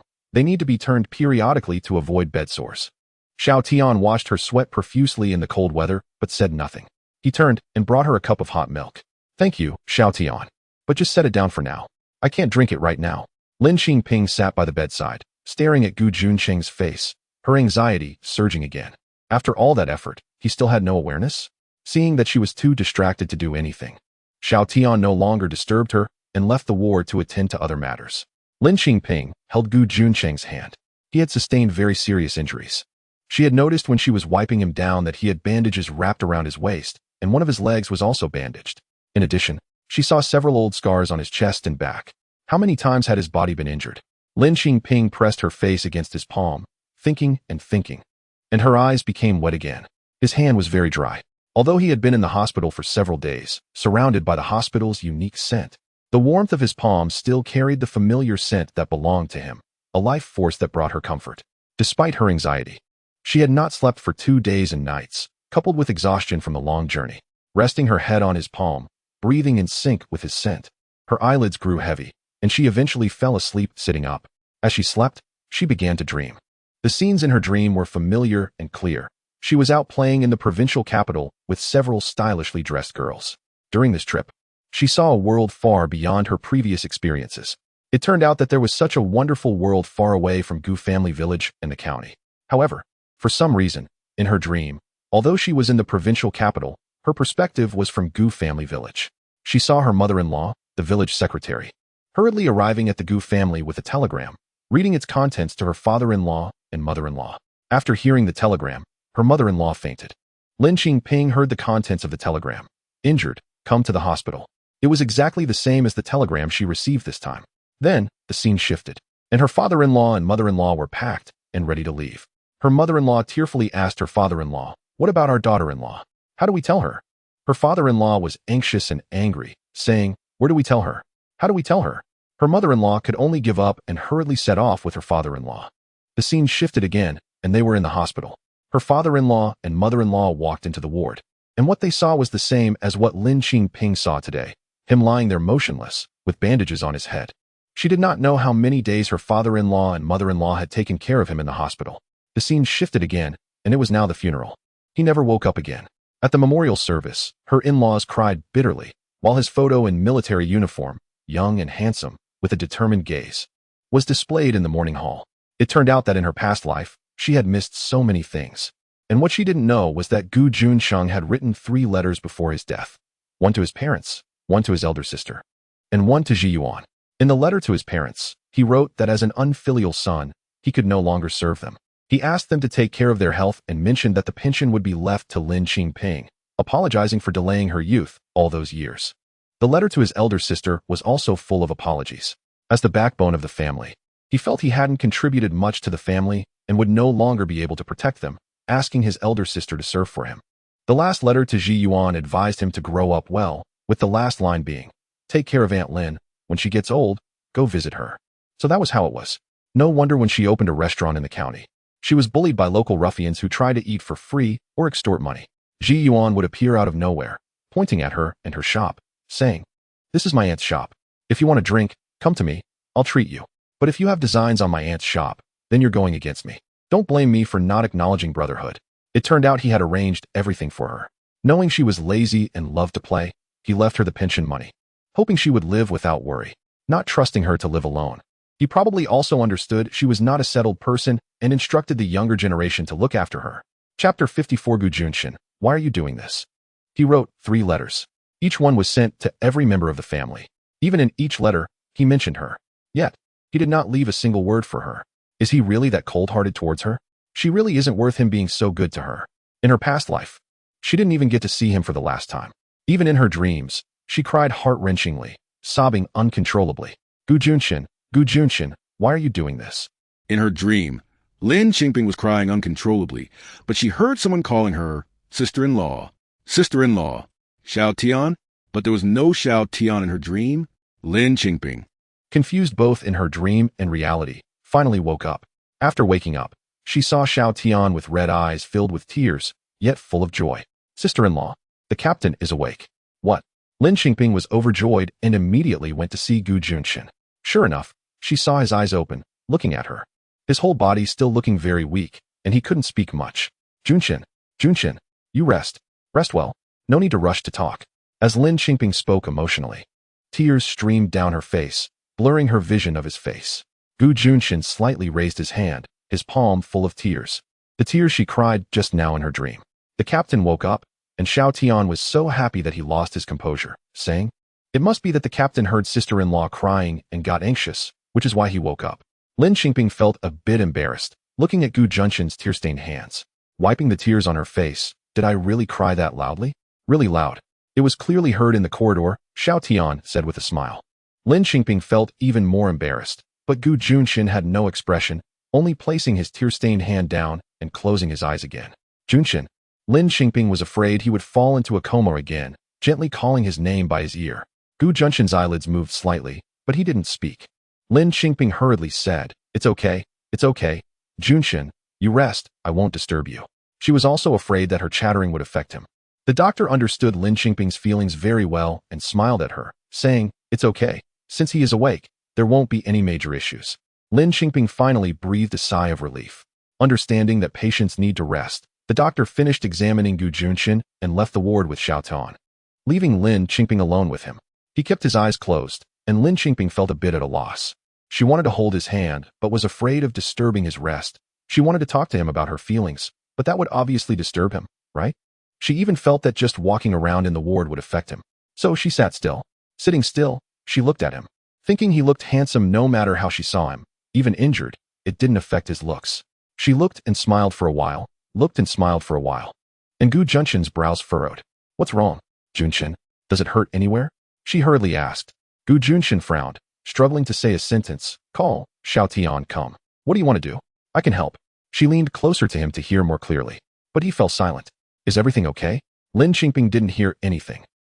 He muttered. "Okay." Lin Qingping sat back down. Noticing the urine bag was full, she quickly crouched down to empty it. Just as she reached out her hand, she heard him hoarsely say, "Don't move." Lin Qingping was startled. She stood up and saw his tightly furrowed brows. "Don't. Go touch." It was still not a smooth way of speaking. "It's almost full." Lin Qingping pointed to the urine bag. "Let you not move." "No, if it's too heavy, the tube will fall out." "Call Xiao Tian." "So that's how it is." Lin Qingping huffed and decided to ignore him, directly squatting down to handle it. "If you have the ability, get up and punish me. Go ahead and get up." Gu Junchen couldn't get up now, so he could only watch Lin Qingping with wide eyes. Because of the good news that he had woken up, Lin Qingping felt much lighter in heart and provocatively made a face at him. "Anyway, you can't deal with me if I don't make a fuss now. When you're full of energy, will I have space to make a fuss?" After she emptied the urine and washed her hands, he still had the same attitude waiting for her, still wanting her to call Xiao Tian in. Lin Qingping had no objections this time and went out to call Xiao Tian back. "Captain." Xiao Tian saluted in front of the hospital bed. Gu Junchen pointed to Lin Qingping. "Buy her a train ticket. Let her go back." Lin Qingping. "Why?" Lin Qingping immediately stood up. Xiao Tian was also confused. "Captain, sister-in-law just came not long ago. She's very worried about you. Go back." He was clearly having difficulty speaking, but was still throwing a tantrum. Lin Qingping was very firm. "I'm not going back. I just won't go back. Xiao Tian can't take me away. Otherwise, you come yourself. Carry me to the train station." Gu Junchen felt that if he really died today, she could bring him back to life with her anger. He pointed to Xiao Tian again. "Xiao Tian, carry her, go." Lin Qingping inserted her waist. "Xiao Tian, do you dare to carry me?" "Xiao Tian." Xiao Tian was in despair. "Please, both of you, stop making trouble." However, Lin Qingping indeed planned to leave for a while. She had been on the train for 2 days and 1 night, and felt like she had a smell on her, planning to wash up and change clothes. Moreover, Gu Junchen was wearing a hospital gown, and she didn't know what he had worn before. Should it be washed? Lin Qingping opened the cabinet in the ward, which contained Gu Junchen's clean military uniform, and then a set of casual clothes that were dirty. The outer jacket and pants were torn and stained with blood. Was this what he wore when he got injured? Was the task he carried out when he got injured a special mission that required wearing casual clothes? These were questions Lin Qingping shouldn't ask. She only took the clothes to clean, along with the outer jacket and pants. There was also a knitted sweater that appeared to be hand-knitted. Lin Qingping took everything out. "Sister-in-law," Xiao Tian chased after her. Lin Qingping turned back. "These clothes are all torn. I thought they were discarded, so I didn't wash them. Then wash them clean before throwing them away." Lin Qingping looked at the clothes in her hands. She didn't like seeing blood on clothes, especially Gu Junchen's blood. They all have to be washed clean, just like he was never injured. The knitted sweater is still good, but I won't wash knitted sweaters. I'm afraid to wash them wrongly. Xiao Tian had washed a knitted sweater before, and after washing, it shrank to half its size, making it unwearable. Okay, I understand. I'll wash it. Lin Qingping took the basin to the bathing room at the end of the corridor. She first took a shower and then started washing clothes, using a separate basin for the knitted sweater. While soaking it, she noticed a detail. The knitting method of this sweater looked a bit familiar. Chapter 55, Sweater Suddenly. A phrase echoed in her ears. Aunt Gu and Sister Gu can't knit sweaters. Lin Qingping suppressed her doubts and began to wash the sweater inside and out. However, when she turned it inside out to wash, she discovered a detail that was very easy to overlook. On the left hem of the sweater, there was a tiny piece of fabric sewn on, also black, with a very small character written on it, so faint that it was almost indistinguishable. She carefully discerned that the character was Chun. Suddenly, she understood why the knitting pattern of this sweater seemed familiar. It was because she had seen it not long ago. The sweater that Xinxia had brought to her to deliver to Gu Juncheng had the same knitting pattern. Lin Qingping felt as if a heavy hammer had struck her heart, staring blankly at the sweater for a long time. Hey, you're washing clothes too? You must be from Captain Gu's family, right? A family member who looked to be about her age approached her, with a sweet and lovely face. Smiling as she spoke while holding a basin of clothes. Lin Qingping smiled back and said, yes, I'm Mei Li, a family member of Wu Tianping from the next ward. And you? I'm Lin Qingping. Lin Qingping had almost finished washing and smiled as she tidied up her things. Mei Li nodded, frowning as she contemplated the basin of clothes, poking at them with her fingers, looking like she didn't quite know how to wash clothes. When she saw that Lin Qingping was done, she hurriedly smiled and said, okay, I'll invite you to wash clothes together next time. Then she continued to study the basin of clothes. Lin Qingping had something on her mind, so she didn't chat with her any longer and took the clean clothes away. Because it was very cold, the hospital had a boiler to heat the radiators. So Lin Qingping placed the clothes on the radiator to dry. Xiao Tian came to call her, sister-in-law, why don't you go eat something? Lin Qingping felt a lump in her heart and turned to glance at Gu Juncheng. When he had first woken up, she had been so excited and overjoyed. But now it felt as if a bucket of cold water had been poured over her, leaving her feeling chilled to the bone. But Gu Juncheng was glaring at her, as if he knew she hadn't eaten anything all day. It was Xiao Tian who said it, right? In fact, she hadn't just gone a day without eating. Ever since she found out about his injury in Gujia village, she had lost her appetite. Fine, she would go eat, to avoid him getting angry again. However, it was already late at night, and the cafeteria had run out of food. As she walked out of the inpatient building, she felt the cold wind biting through her bones. Sister-in-law, Xiao Tian chased after her. Lin Qingping turned back. The captain wants me to take you to eat. After Xiao Tian finished speaking, he added, there's a nurse around in a bit. Lin Qingping nodded, feeling too drained to insist on anything with Xiao Tian. Xiao Tian led her to a small restaurant next to the hospital and helped her order a bowl of hot noodles. Lin Qingping ordered 2 bowls. Young people like Xiao Tian, at his age, could eat a lot and got hungry quickly. Xiao Tian scratched his head a bit awkwardly. Lin Qingping sat down in the small shop. When the boss brought them steaming hot noodles, he also gave each of them an egg, saying, today is the last day. Tomorrow we want to be open. It's the new year, right? Tomorrow was New Year's Eve. No wonder the shops outside were closed. While eating noodles, Lin Qingping asked Xiao Tian, how long has your captain been wearing that sweater? It looks quite old. Why is he still wearing it? Doesn't he have other clothes? Xiao Tian thought for a moment and said, it's been a long time, I guess. I saw it when I first got to the captain's side. He wears it when it's cold outside. He really cherishes it and probably doesn't want to throw it away. The noodles in Lin Qingping's mouth suddenly felt like chewing wax. She remembered that she had also knitted him a sweater, specifically finishing it before his birthday, traveling a long distance to visit him and celebrate his birthday, only to find that he didn't care at all. In that instant, many memories flooded back, connecting numerous small incidents together. No wonder when she said she wanted to visit relatives, he told her not to go, the last time he returned home. When she was overjoyed about getting back together with him, he brought up divorce. At that time, she had thought, in her previous life, she had never mentioned divorce. How could he bring it up again after being reborn? Could it be because, in her past life, after Xinxia went to the city, she never returned to the village? And her rebirth changed Xinxia's trajectory as well? She suddenly found herself a bit ridiculous. When he mentioned divorce, she stubbornly refused, using all sorts of threats, coming with the intention of making amends and wanting to love him properly once. Who knew she had ruined his good fortune? Later, he never mentioned divorce again. Was he scared by her unreasonable arguments? Afraid of bringing her bad influence?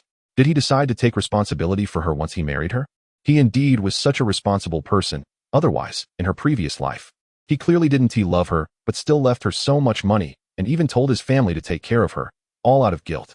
Then she recalled, whether in this life or the last, he was unwilling to have a marital relationship with her, Was it because he truly couldn't, or didn't he want to? In a moment, her thoughts were racing, her mind working incessantly, while her actions felt mechanical, mechanically eating one mouthful after another, mechanically swallowing each bite of noodles. Not even realizing when the bowl was empty, still shoving noodles into her mouth with chopsticks. Until Xiao Tian looked at her in surprise and asked, "Sister-in-law, are you still hungry? Should I get you another bowl?" Only then did she suddenly come to her senses. "No, I'm full. Let us go," Lin Qingping hurriedly said. When she returned to the ward, Juncheng was awake. Looking at him, Lin Qingping felt a pang in her heart. He had always been so serious, so stern in front of her. She suddenly wanted to know how he was in front of Qinxia. Was the young Qingzi also so unsmiling? She was supposed to be there to take care of him, but now in his condition, there wasn't much she could do, just watching the four drip, turning him over every so often, and emptying the urine bag. When one has downtime, it's easy to be swept away by emotions. Lin Qingping didn't want to get caught up in sadness. The ward had already set up a caregiver's bed, so she sat down on it, took out a notebook and pen from her bag, and began sketching designs for next year's spring collection, as she had promised Director Hu. She kept drawing until the nurse came to turn off the lights, and only then did she put away her pen and notebook. She didn't forget to ask Juncheng if he needed anything. He shook his head with his eyes closed. Lin Qingping didn't say anything more, just reminded herself to stay alert at night and not to sleep too soundly, to wake up a few times. Then, she lay down in her caregiver's bed. As it turned out, she had overthought it. How could she sleep soundly? She found it hard to fall asleep at all. She could only envision her new designs in her mind. Only by wholeheartedly immersing herself in her work could she avoid feeling sad, right? But before she knew it, her pillow was already damp. Wasn't she just designing? Chapter 56. New Year's Eve. That night, Lin Qingping's sleep was a complete mess. The next morning, she got up early. The doctor said Juncheng still couldn't eat, so she went to wash up by herself. The wet clothes had been drying on the radiator all night and were completely dry. She folded them neatly and put them away, but when she saw that wool sweater, her heart felt like it had been pricked by a needle. She quickly put all the clothes into the cabinet, and Juncheng had also woken up. Or rather, he had probably been awake for a while, but had remained silent with his eyes closed. Was he pretending to be asleep? Lin Qingping went to the washroom to get hot water to help him brush his teeth and wash his face. As a result, he was uncooperative. His head was wrapped in bandages, and the small part of his face that was visible showed no expression. His dry lips muttered for her to wait for Xiao Tian to come. Lin Qingping felt extremely complicated inside, not understanding why he was refusing her care. However, she was also a stubborn person. Since she was here, she couldn't just watch him lie there without doing anything. With a toothbrush in hand, she stood firmly by the bed, saying, "I sent Xiao Tian back to the army. It's New Year's Eve today, and I let him go celebrate the new year with everyone. What can you eat in the hospital?" He fell silent. "Open your mouth." She brought the toothbrush to his lips. He still pressed his lips together. Juncheng. She called him by his full name. "It's fine if you don't care about hygiene, but you can't stink up the nurses when you talk, right?" "All right, actually he wasn't that dirty, and the nurses wouldn't mind patience. But if she didn't say it this way, would he be honest?" Sure enough, after saying that, Juncheng hesitated for a moment and opened his mouth. Lin Qingping used saline to brush his teeth, and even found a straw for him to suck water into his mouth to rinse. After carefully cleaning his mouth, she used a warm towel to wipe the exposed part of his face. Just as she finished, Xiao Tian arrived. Ahem. Lin Qingping cleared her throat lightly, avoiding eye contact with Juncheng. "I'm going to get some water." Just as she was about to slip away, her wrist was grabbed. Without turning around, she knew someone was about to scold her again. Sure enough, when she turned around, she saw him holding her with one hand and pointing at her with the other, his eyes blazing with anger. "More tricks? Ahem, you can say whatever you want." Lin Qingping struggled her wrist. "I'm going to get some water." She definitely hadn't called Xiao Tian back to the army. What right did she have to meddle in their affairs? Juncheng finally let go of her hand. Lin Qingping quickly walked away with the basin. In the washroom, she encountered a family member named Mei Li again, who was now fretting over a basin of clothes. And it seemed to be the same basin from yesterday. What's wrong? Lin Qingping couldn't help but ask. "Did you wash clothes all night and still didn't finish?" Mei Li, seeing her, couldn't help but sulk. "Comrade Lin, the clothes you washed yesterday are all dry?" Lin Qingping nodded. "Yes, they are dry." Mei Li pointed at her basin of clothes. "Look at mine, they're all frozen, hard as a rock." Lin Qingping then realized, "Did you hang the clothes outside last night?" Mei Li looked surprised. "Where else would I hang them?" Lin Qingping laughed. "It's too cold. I put them on the radiator to dry." Mei Li looked as if she had never thought of that. "To be honest, I've never done housework," Mei Li said, a bit embarrassed. Lin Qingping guessed that Mei Li must be the child of a high-ranking official. "You're making fun of me. My mom always says I can't do anything." Be careful not to make people dislike me, Mei Li said with a chuckle. Who says women must know how to do housework? Men can pursue careers, and women can too. Lin Qingping smiled and said. Mei Li perked up at that. That's exactly my point. All right, I want to hold you up, I'll wash them again. You go get busy. Lin Qingping smiled and was just about to turn back to the ward when Mei Li called her again. Wait, Comrade Lin. I'm going to get something. Mei Li ran back to the ward like the wind and came back just as quickly, holding a package wrapped in brown paper. Here you go, Comrade Lin. Since it's New Year, let us decorate the ward a bit to add some festive atmosphere. Shall we? A man's voice came from inside the ward. Tianping called me. You take it first. Mei Li rushed back into the ward. You can make a fuss all you want, but don't disturb others. The man's voice said. What fuss did I make? Even if we're in the hospital, we should have a festive atmosphere. Only you can say that, although it sounded like a reprimand. Lin Qingping could hear the deep indulgence and affection in the man's words. Lin Qingping smiled, one hand holding the basin and the other holding the brown paper package as she returned to the ward. She felt a bit envious. She was curious about what this enthusiastic girl had given her. When she opened it, it turned out to be couplets and window decorations. They even prepared glue for her. The bright red color and auspicious words made her feel a gradual lightening of the sour emotions that had been building up since last night. She wondered if she had forgotten her original intention for coming back. She was reborn to repay a debt of gratitude. No matter who Juncheng had in his heart, or whether he had her or not, she had received so much from him in her previous life. He had given her everything he could give. So in this life, being able to return, and returning after she and he got married, wasn't it just to live well with him? Why had she started to resent him? If it came to who was in her heart, had she ever had him? Thinking like this, once she finished pasting, her heart gradually calmed down, and a smile returned to her face. Heaven had given her this opportunity to start over, so she would start over well. Xiao Tian brought her breakfast, which was steaming hot buns, still warm. She broke one open, and the smell of meat wafted out. She smiled and held half of it to Gu Juncheng's nose. Do you want to eat? Gu Juncheng looked at her in confusion. She snorted and took it back. If you want to eat, get better soon. Stop puffing and glaring. It's not good for your recovery. Xiao Tian foolishly spoke up. Sister-in-law, it's good that you're okay. Just now when you went out, I almost cried. Lin Qingping, you young man who hasn't dated should stop talking nonsense. No, you misread it. She really showed it clearly. Yes, Xiao Tian was also stubborn. I saw it. Last night you were like this, eating noodles while crying. Lin Qingping, I told the commander that you must be too worried. Xiao Tian was particularly confident. Hee. Lin Qingping took a big bite of the bun. I'm worried about your big mouth, and you still talk nonsense. In the afternoon, when the doctor came to check on the patients, he said Gu Juncheng could eat some liquid food. Xiao Tian was especially proactive and went to get food in the afternoon, preparing a sumptuous meal for Lin Qingping and milk and nutritious soup for Commander Gu. Just as they were preparing to eat, an unexpected guest arrived in the ward. Chapter 57. Just as you think it was Wu Tianping from next door? Supported by his wife Mei Li, who came over. On this festive day, the two of them felt a bit lonely and wanted to join in the fun. Wu Tianping limped over and said, it's a bit dull, so we came to liven things up. Mei Li shot him a glance and said to Lin Qingping, he just dislikes that I didn't prepare food for him, so he came over to smell the delicious aroma from here. Wu Tianping liked strong flavors, but Mei Li considered that he was just recovering from his injury and needed to eat lightly. Lin Qingping watched, envious of the love that overflowed between them, without a hint of concealment or pretense, until Wu Tianping pulled out a bottle of liquor, which startled Xiao Tian, who stammered, Captain Wu, this won't do. Our captain can't drink yet. Wu Tianping just laughed and said that Gu Juncheng was a coward. This made Mei Li angry. She pulled a long face and turned to leave. Only then did Wu Tianping behave himself, handing the liquor to Mei Li in a submissive manner that was completely at odds with his tough guy image. It turned out that a general commanding thousands on the battlefield could indeed be tender at times. The novel she read in her past life had not deceived her. Seeing Xiao Tian looking at him in shock, Wu Tianping tried to explain himself, saying, I'm not a coward. I'm just caring for my wife. Lin Qingping understood. Because of love, one could tolerate everything, allowing their spouse to pinch and poke them.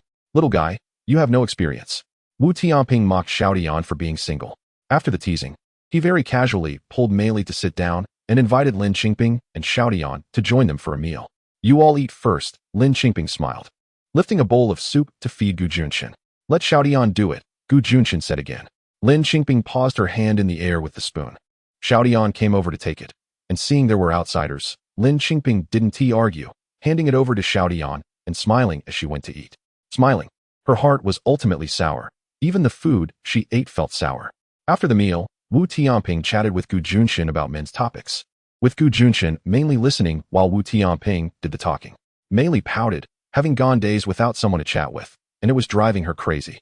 Then she sat down to chat with Lin Qingping and noticed the drawings Lin Qingping had made. Hey, is this?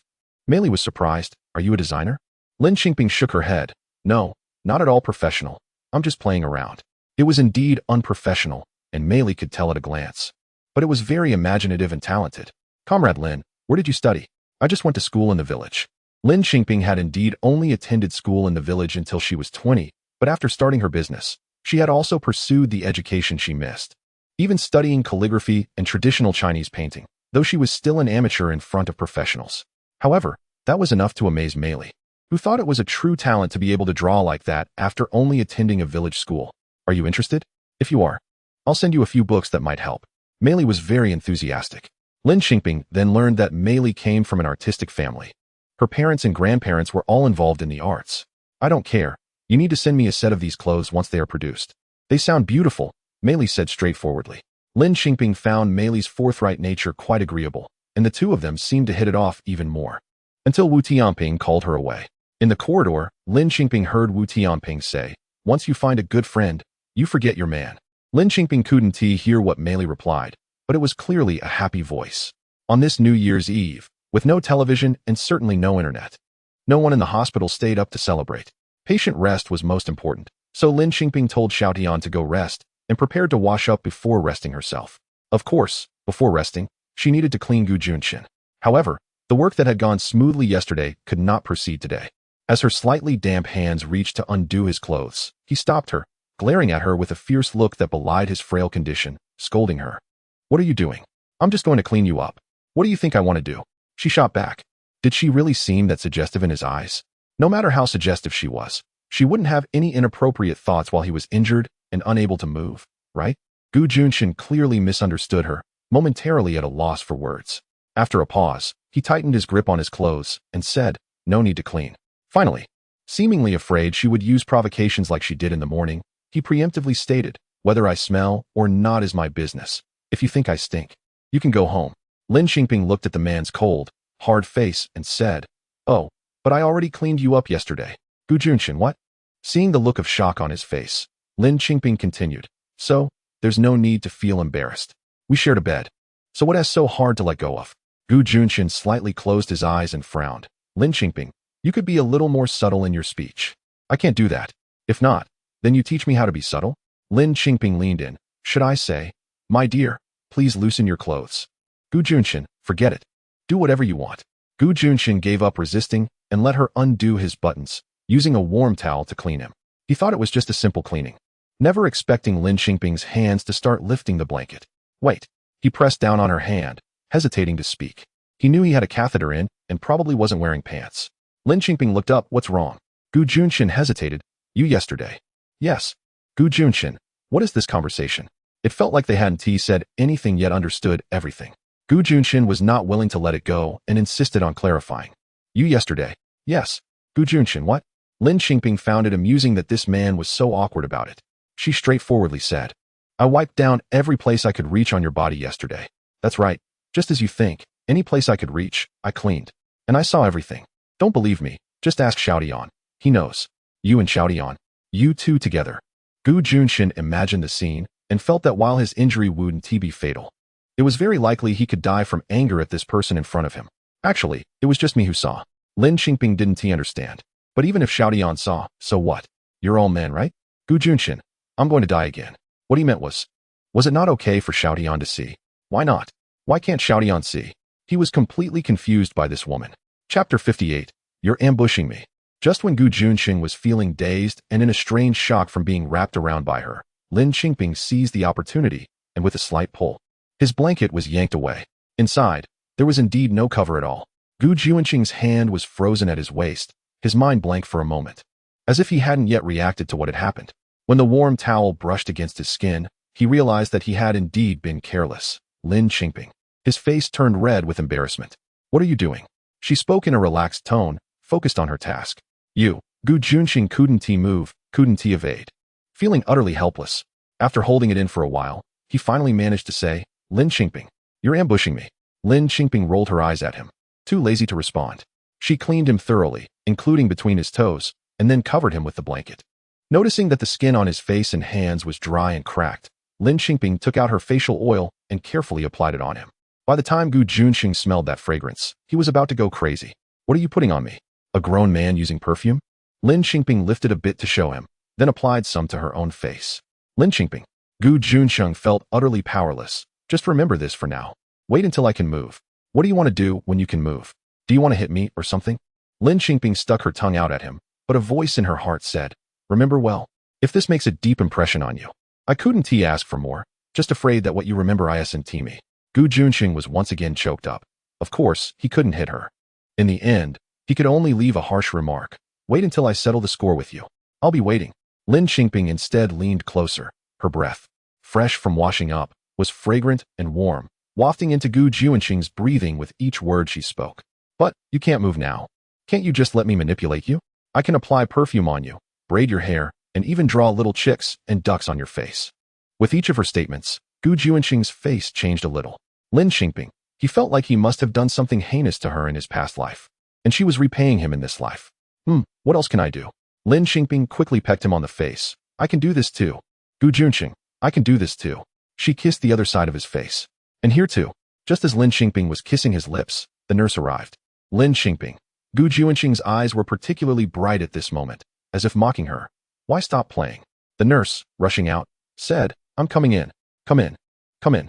Lin Qingping's face turned slightly red, and after the nurse entered, she didn't dare to make eye contact with her. In fact, the nurse was also blushing. She hurriedly distributed the medicine and left. Lin Qingping found it a bit funny. Why was the nurse blushing? Juncheng looked at her, just like you? No shame at all. I'm not shameless. What is wrong with that? Lin Qingping, not one to back down, continued with what she had just started. Originally, she planned to just touch his lips and leave, but instead, the back of her head was pressed down. The cool sweetness, mixed with a rough texture, suddenly filled her lips and teeth. Perhaps because he was injured, he couldn't exert much strength, so his actions were very gentle and soft. Yet it only made the kiss more lingering and sweet, like flower nectar, sticky and hard to extricate from. Suddenly, firecrackers went off somewhere. This New Year's Eve night finally had a bit of sweetness. After a long time, he finally released his hand that was pressing on the back of her head, letting out a long sigh. Lin Qingping, you. Ultimately, he didn't finish his sentence. Lin Qingping didn't want to hear it either. Just like this. It was enough. Juncheng's recovery speed after waking up was quite fast. Each day was better than the last. After Lin Qingping took care of him for 3 days, his catheter was removed, and since he could eat, he quickly became more energetic. At this point, he had started to feel anxious, constantly pestering the doctor about being discharged. He was eager to go back and continue with his unfinished tasks. How could the doctor agree to let him discharge like this? Juncheng felt utterly helpless. A strong man, tied to a hospital bed every day and unable to move. Felt like it was worse than death. So, once the catheter was removed, he refused to lie down any longer and insisted on getting out of bed. Xiao Tian had no choice but to support him up, helping him walk around the ward. However, as soon as he stood up with Xiao Tian's shoulder, Lin Qingping saw him frown tightly, looking in pain. Juncheng, where do you feel uncomfortable? I'll call the doctor. Lin Qingping turned to leave, but Juncheng shouted. Stop. Come back. Lin Qingping helplessly supported his other arm. I'm fine, just walk forward. He frowned tightly, stubbornly wanting to move. However, after just a few steps, he suddenly went limp and fell against Xiao Tian's shoulder. Juncheng. Lin Qingping was startled and immediately called for the doctor. After some urgent treatment and examination, he slowly regained consciousness. Commander Gu, you still have blood clots in your head, which can cause you to faint and likely lead to headaches. I suggest you avoid unnecessary activities for now and rest properly. The doctor advised him, issuing a stern order. Commander Gu, a soldier's duty is to obey orders. In the army, you're the commander. Your soldiers must listen to you. In the hospital, we make the decisions. You must listen to us. After the doctor said this, he glanced at Lin Qingping and added, when we're not around, the lady is in charge. You must listen to her. Xiao Tian lowered his head, secretly pondering. This command from the doctor is well given. The commander wouldn't listen to me, but surely he can listen to his sister-in-law, right? Juncheng clenched his fists in anger. Lin Qingping gently wrapped his fists. Juncheng, I know you're feeling anxious right now. You have your unfinished tasks. However, your health is the foundation of everything. You can only recover quickly if you cooperate well with the doctor. The more willful you are, the slower you'll get better, right? Gu Juncheng ultimately didn't say anything more. After all, what use was it to oppose? Fortunately, he could finally take care of himself and was no longer a helpless person. So, when Lin Qingping brought water to help him clean up again, he resolutely insisted on doing it himself. Lin Qingping put on a stern face. The doctor said, "I'm in charge. You have to listen to me." Then, Gu Juncheng was once again caught off guard by Lin Qingping's sudden ambush, which he had seen many times already. In his eyes, it was no different from a carrot. What else was there to be shy about? Chapter 59. Lin Qingping. You know quite a lot. Lin Qingping. Gu Juncheng's stern reprimand jolted Lin Qingping out of her daze. She shivered, realizing that Gu Juncheng had already pulled the blanket up to cover himself, his pair of deep, dark eyes glaring at her in anger, as if scolding her for being so unrestrained, staring at a man's private parts to the point of being mesmerized. "Give me the towel. I'll do it myself." There was a seriousness and vigilance in Gu Juncheng's eyes that defended his modesty. Lin Qingping found it amusing and handed him the towel. It really was quite funny. Ever since her rebirth, it had always been her, like a greedy wolf, staring at him and chasing after him, while he had been continuously avoiding and hiding. She originally thought he was injured somewhere and couldn't do anything, but it turned out that wasn't the case. It was just that he didn't want to. Lin Qingping quietly stood by, saying nothing, even smiling all the while. When Gu Juncheng returned the towel to her, she didn't even notice, still smiling. It wasn't until Gu Juncheng spoke up, asking her what was wrong, that she noticed the towel being handed to her. "Oh, it's nothing." She took the towel and quickly went out to get some water. When she returned, she acted as if nothing had happened, went to his bedside, poured him a glass of water, and counted out the pills for him. She just didn't have much to say anymore. After he finished taking the medicine, she simply asked, "Do you want to rest early?" Gu Juncheng was slightly silent and nodded. However, just as Lin Qingping was about to turn off the light, he grabbed her wrist. Not happy? His perception was always sharp. "No," Lin Qingping blurted out. But maybe she didn't even know herself. Sometimes, she wasn't good at concealing her emotions. When she felt down, she would be completely wilted, her eyes lacking spirit. Speak the truth. Gu Juncheng wasn't blind. Lin Qingping paused. How could she speak the truth? She was stunned, her mind blank under his strong aura, and what came out of her mouth, stammering, was, I'm a bit shocked. I thought. I was planning to wait until you felt better and accompany you to the urology department." The term urology had actually become quite common later on, with advertisements for urology hospitals everywhere. But was urology already prevalent in this era? She wasn't very sure. Sure enough, Gu Juncheng asked, "What is urology?" Lin Qingping. "Really, is it not common yet?" She almost wanted to use her phone to search when urology became popular, but unfortunately, she didn't have a phone. You can ask the doctor tomorrow. Rest early." She stiffly turned around, wanting to turn off the light. But the more she did that, the more Gu Juncheng wanted to clarify. "Lin Qingping, are you going to say or not?" His tone was a bit stern. Lin Qingping decided to just go for it. "It's a department that treats men's issues." She said it with a hint of grievance and defiance, and the words exploded out, leaving the ward silent for a few seconds. Then, Gu Juncheng's angry shout rang out, "Lin Qingping, you know quite a lot. You asked." Lin Qingping quickly turned off the light and crawled back into her accompanying bed, covering her head. Just as she was covering her head, she heard Gu Juncheng's low voice again. Who's outside? Is there someone outside? I'll go take a look." Lin Qingping got up again. She opened the hospital room door, and there was no one outside. Looking around, she saw that the door to Captain Wu's room had just closed. No one was there. Lin Qingping returned to her bed and lay down quietly. Still unable to sleep, her mind continued to conjure new designs. She didn't know how long she had been thinking when suddenly, the sound of firecrackers erupted. The outside world of the hospital was really festive. How could it not be festive? This was an epic-making spring festival. From now on, the lunar calendar had entered the 1980s. Listening to the sound of the firecrackers, the very clear and firm thoughts she had previously began to waver. What would her future with Gu Juncheng be like? She felt a bit lost. Perhaps some words were too difficult to say out loud, so at this moment, she would just say them to herself, as if making a wish for the new year. In the midst of the firecracker sounds, she softly said, "I like you, Gu Juncheng, you too." Her words abruptly came to a halt, because the firecrackers suddenly stopped, just as she had finished saying "I like you." The last 5 words were heard by Gu Juncheng. "What is it?" he asked in the dark.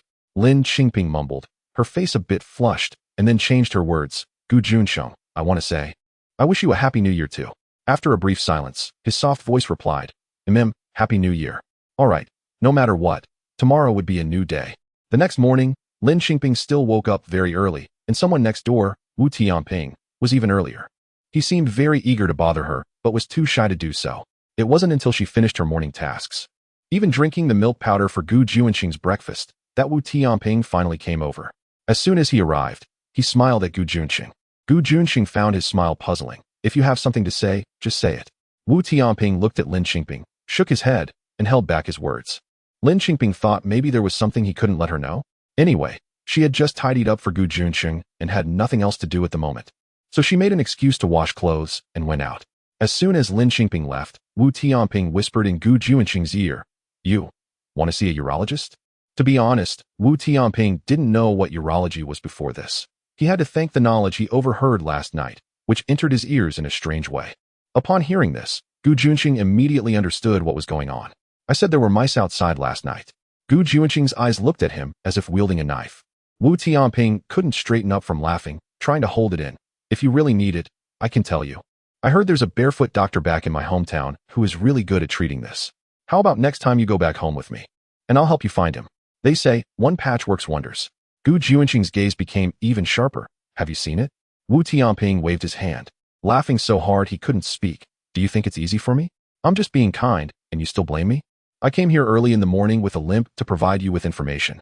Gu Juncheng could barely get up by himself, but if he could, Wu Tianping would have been lying down today. Just as the two were joking around, the doctor came to check on the rounds. "Captain Wu is here to visit? No wonder I didn't see anyone when I just went to the ward."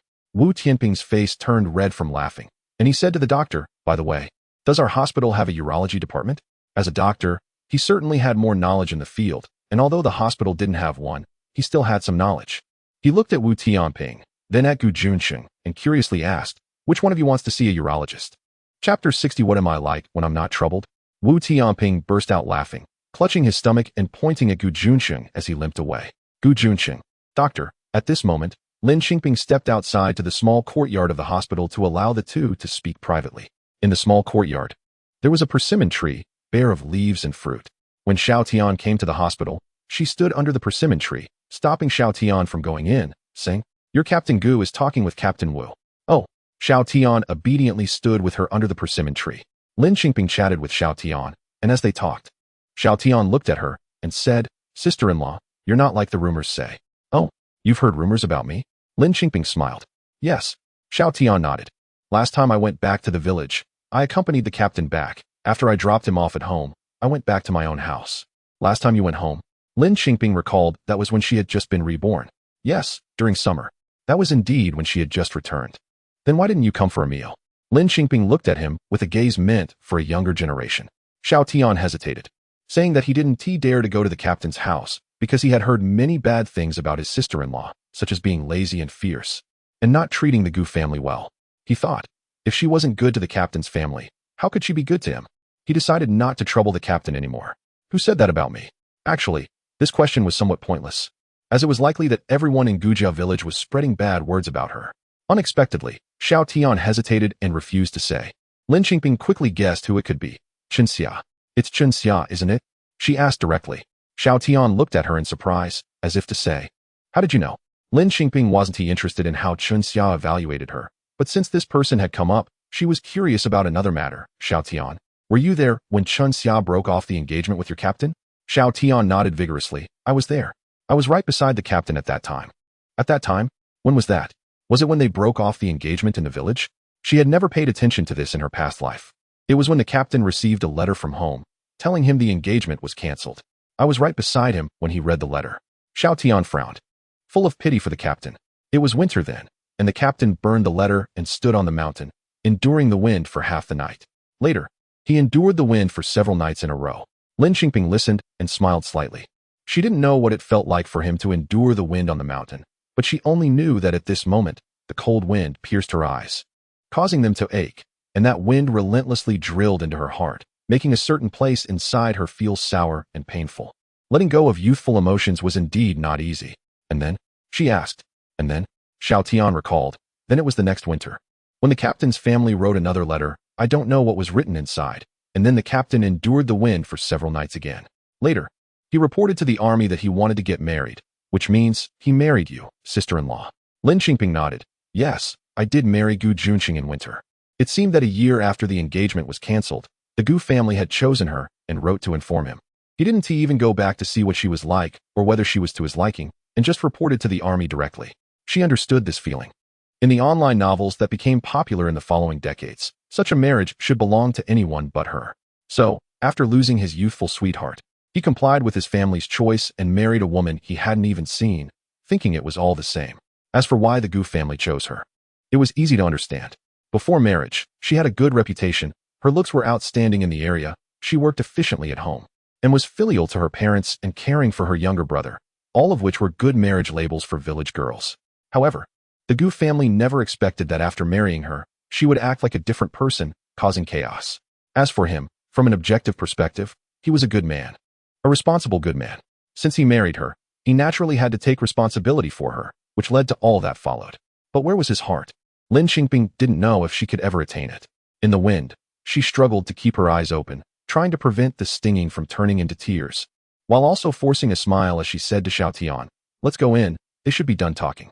She quickly turned around, just to wipe away the moisture in her eyes where Xiao Tian couldn't see, and hurried back to the ward, where Wu Tianping had indeed already left.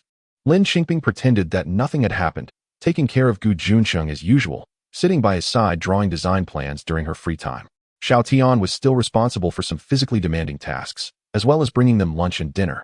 After a busy day, Lin Qingping turned off the lights early and rested. In the darkness, Gu Juncheng's voice rang out again. "Lin Qingping, you've been acting strange these past few days. What happened?" "Nothing, really nothing. I was just thinking about Ji Yuan and my younger sister's studies. I still want my younger sister to take the college entrance examination. After the new year, there are only a few months left," she casually replied. "If you're worried, then go back. You're not needed here. Xiao Tian is here," he said. Lin Qingping sat up suddenly, looking at the spot where he lay in the dark. "Yes, actually, I was never the one who was needed." She always thought that in her past life, it was her failure to cherish him that caused a good man to not live a good life for a few years. But in reality, perhaps even if she treated him like this life in her past life, it might not have been what he needed. So what now? She thought. "I have already been reborn. I already like him. Gu Juncheng, I want to go back. Don't keep pushing me to go back. I'm your wife. But you clearly have something on your mind here, yet you want to say the truth." "I'm fine." She interrupted him. Gu Juncheng paused. "You, who is not troubled, are not like this." Lin Qingping's grievances suddenly surged like a tide. Clearly, he was the instigator, yet he kept asking her what was wrong. How could she clarify what the issue was? She sat up straight, suppressing her grievances. "You're injured now. You need to rest more." "Don't say so much. I've rested enough. I've been resting for 24 hours a day, almost to the point of not waking up. I can't rest forever. Do you really want to talk?" She was already feeling suppressed, and if he kept saying a few more words, she might not be able to hold it in anymore. He took a deep breath. "If you keep lying down like this, I'll be like a dead person." Lin Qingping simply got out of bed, tears glistening in her eyes as she walked to his bedside. "Then tell me, what am I like when I'm not troubled? I don't even know how I should be. Is it like this?" She leaned down and kissed him. Chapter 61. Have you been like this with her? He had a brief moment of stiffness. Even his hands were pressed on her shoulders. However, in the end, he did not push her away. The faint sweetness and warmth lingered between their lips. Lin Qingping could feel his relaxation after the brief stiffness, even responding to her. A light touch, gentle entanglement. Their breaths warm and intertwined. Inexplicably, Lin Qingping's tears fell, hitting his face. He was clearly startled, cupping her face to look at her. She refused, turning away. But the tears dampened his fingers, so she simply buried her head in his shoulder. Gu Juncheng looked at the moisture flowing to his fingertips, as if still carrying her warmth, wanting to stroke her hair, but heard her voice come from his shoulder. "Gu Juncheng, I want to ask you something." His hand paused above the back of her head. "Go ahead." She turned her face, her lips almost touching the skin on his neck, brushing against him as she spoke. "Do you remember that time you came back home in the summer? You promised me you wouldn't mention the word divorce again. Does that still count?" "Of course it counts." He did not hesitate at all with this question. "No matter what happens in the future, we'll live well together?" He hesitated for a moment and finally said, Lin Qingping leaned against his shoulder, quietly not speaking. This was exactly what she wanted. She came to live with him, but she didn't expect to become so emotional so quickly. "Gu Juncheng, then let's live well together." Gu Juncheng couldn't help but pinch her face. "What are you thinking about all day long?" She blinked. "Gu Juncheng, I want to ask you one more thing." Gu Juncheng had a premonition that this question would not be a good one. He decisively closed his eyes and pretended to sleep. "Gu Juncheng, stop pretending." She wasn't stupid. "Okay." Seeing that he really closed his eyes and ignored her, she leaned down and kissed him on the lips. Gu Junchen was almost amused by her. Keeping his eyes closed while pinching her face, Lin Qingping, you really? That's just how I am. Lin Qingping pressed close to him, mustering her courage to quickly ask, have you been like this with her? Gu Junchen. Xia, have you been like this with her? Lin Qingping. He raised his voice. What are you thinking about all day? You tell me, otherwise. I'm going to cry again. She puffed out her cheeks. Her eyes already wet, the previous tear stains still not dry. You really are. Gu Junchen didn't he know how to respond. You're really good at thinking about this all day? I think you're really too idle. He said one sentence, and Lin Qingping lightly poked him, saying another, poking again. Hearing him say this, she immediately chimed in. You tell me first, and then I'll memorize the text. Gu Junchen was helpless. Of course not. How could that be? Where's your brain? You were so capable when it came to making money. Lin Qingping heard what she wanted and suddenly disappeared from in front of him, diving into the quilt of her companion bed. No matter what, Gu Junchen was wholeheartedly committed to living with her, and that was enough. Lin Qingping. He called her name. I'm asleep. Gu Junchen, you learn quickly. Is it the little pig talking when I'm asleep? Yes. The little pig says Lin Qingping is asleep. Gu Junchen. Lin Qingping, come here. He ordered. Only a fool would go over. Time passed quickly, and after a few days, those who worked in the city had finished their spring festival holiday. During this time, Lin Qingping also created a series of design drafts. She knew the speed was a bit fast, but there was no helping it. It wasn't that she was particularly talented, but rather that she was benefiting from her rebirth. Moreover, she really wasn't a professional designer. She had made it clear to Director Hu. So her design drafts included not only pictures, but also a lot of textual and numerical explanations to prevent the workers from making mistakes with the proportions. She organized all the sketches and wrote the address for Xiao Tian to help her send them out. Meanwhile, Wu Tianping next door was going to be discharged from the hospital. It would actually be best for him to rest a bit longer, but he couldn't be persuaded. When Mei Li came to say goodbye, she sighed with Lin Qingping. Lin Qingping held her hand. Mei Li smiled. It's fine, but he has external injuries. He says he knows his limits. By the way, Mei Li took out several books from her backpack. These are from my family. See if they're useful. They were some collections, and she felt they would help with basic skills practice. Lin Qingping took a look. Wow. These are collections of sketches and quick drawings from several contemporary artists. She had bought 2 of their paintings later, which were very expensive, and with her financial situation, she didn't really want to buy more. These few books, even decades later during the crazy college entrance exam times, would still be excellent reference materials for art students. After all, they were all works of masters. This is too precious. Lin Qingping held them, unable to believe it. Hey, they were just sketches drawn casually when they were young. They're not worth much. I hope they help you a bit. I'm leaving. We'll see each other later. Mei Li also gave her home address. Mei Li's family is actually in the capital. When you come to the capital, come find me. I'll take you out. Once Wu Tianping left, Gu Junchen could no longer stay put. But neither the doctor nor Lin Qingping would allow him to be discharged. He had indeed improved over the past few days. He could slowly get out of bed by himself, and the stitches on his head and waist had all been removed. However, Lin Qingping knew that he still had a headache. He often closed his eyes in pain, frowning tightly, although he never complained. As long as Lin Qingping saw that reaction, she knew he had a headache. Under the insistence of the doctor and Lin Qingping, Gu Junchen felt like a trapped beast, stuck in the hospital, impatient and helpless. That night, after taking good care of Gu Junchen as usual, Lin Qingping went to sleep, thinking it was just another ordinary night in the hospital. Unexpectedly, the next morning, Gu Junchen was missing. At first, she thought he had gone to the bathroom by himself. He had been particularly eager to show off these past few days. But after waiting and calling outside the bathroom, a male patient came out and told her, "There's no one inside." She immediately panicked. Returning to the ward, she saw a line written on her sketchbook. Lin Qingping, I've gone back. You should go home. Lin Qingping was terrified and quickly took the note to chase after him. However, this guy must have run out in the middle of the night. Where could he possibly be now? In this age without mobile phones, once a person leaves, it's as if they have disappeared. It was simply impossible to find him.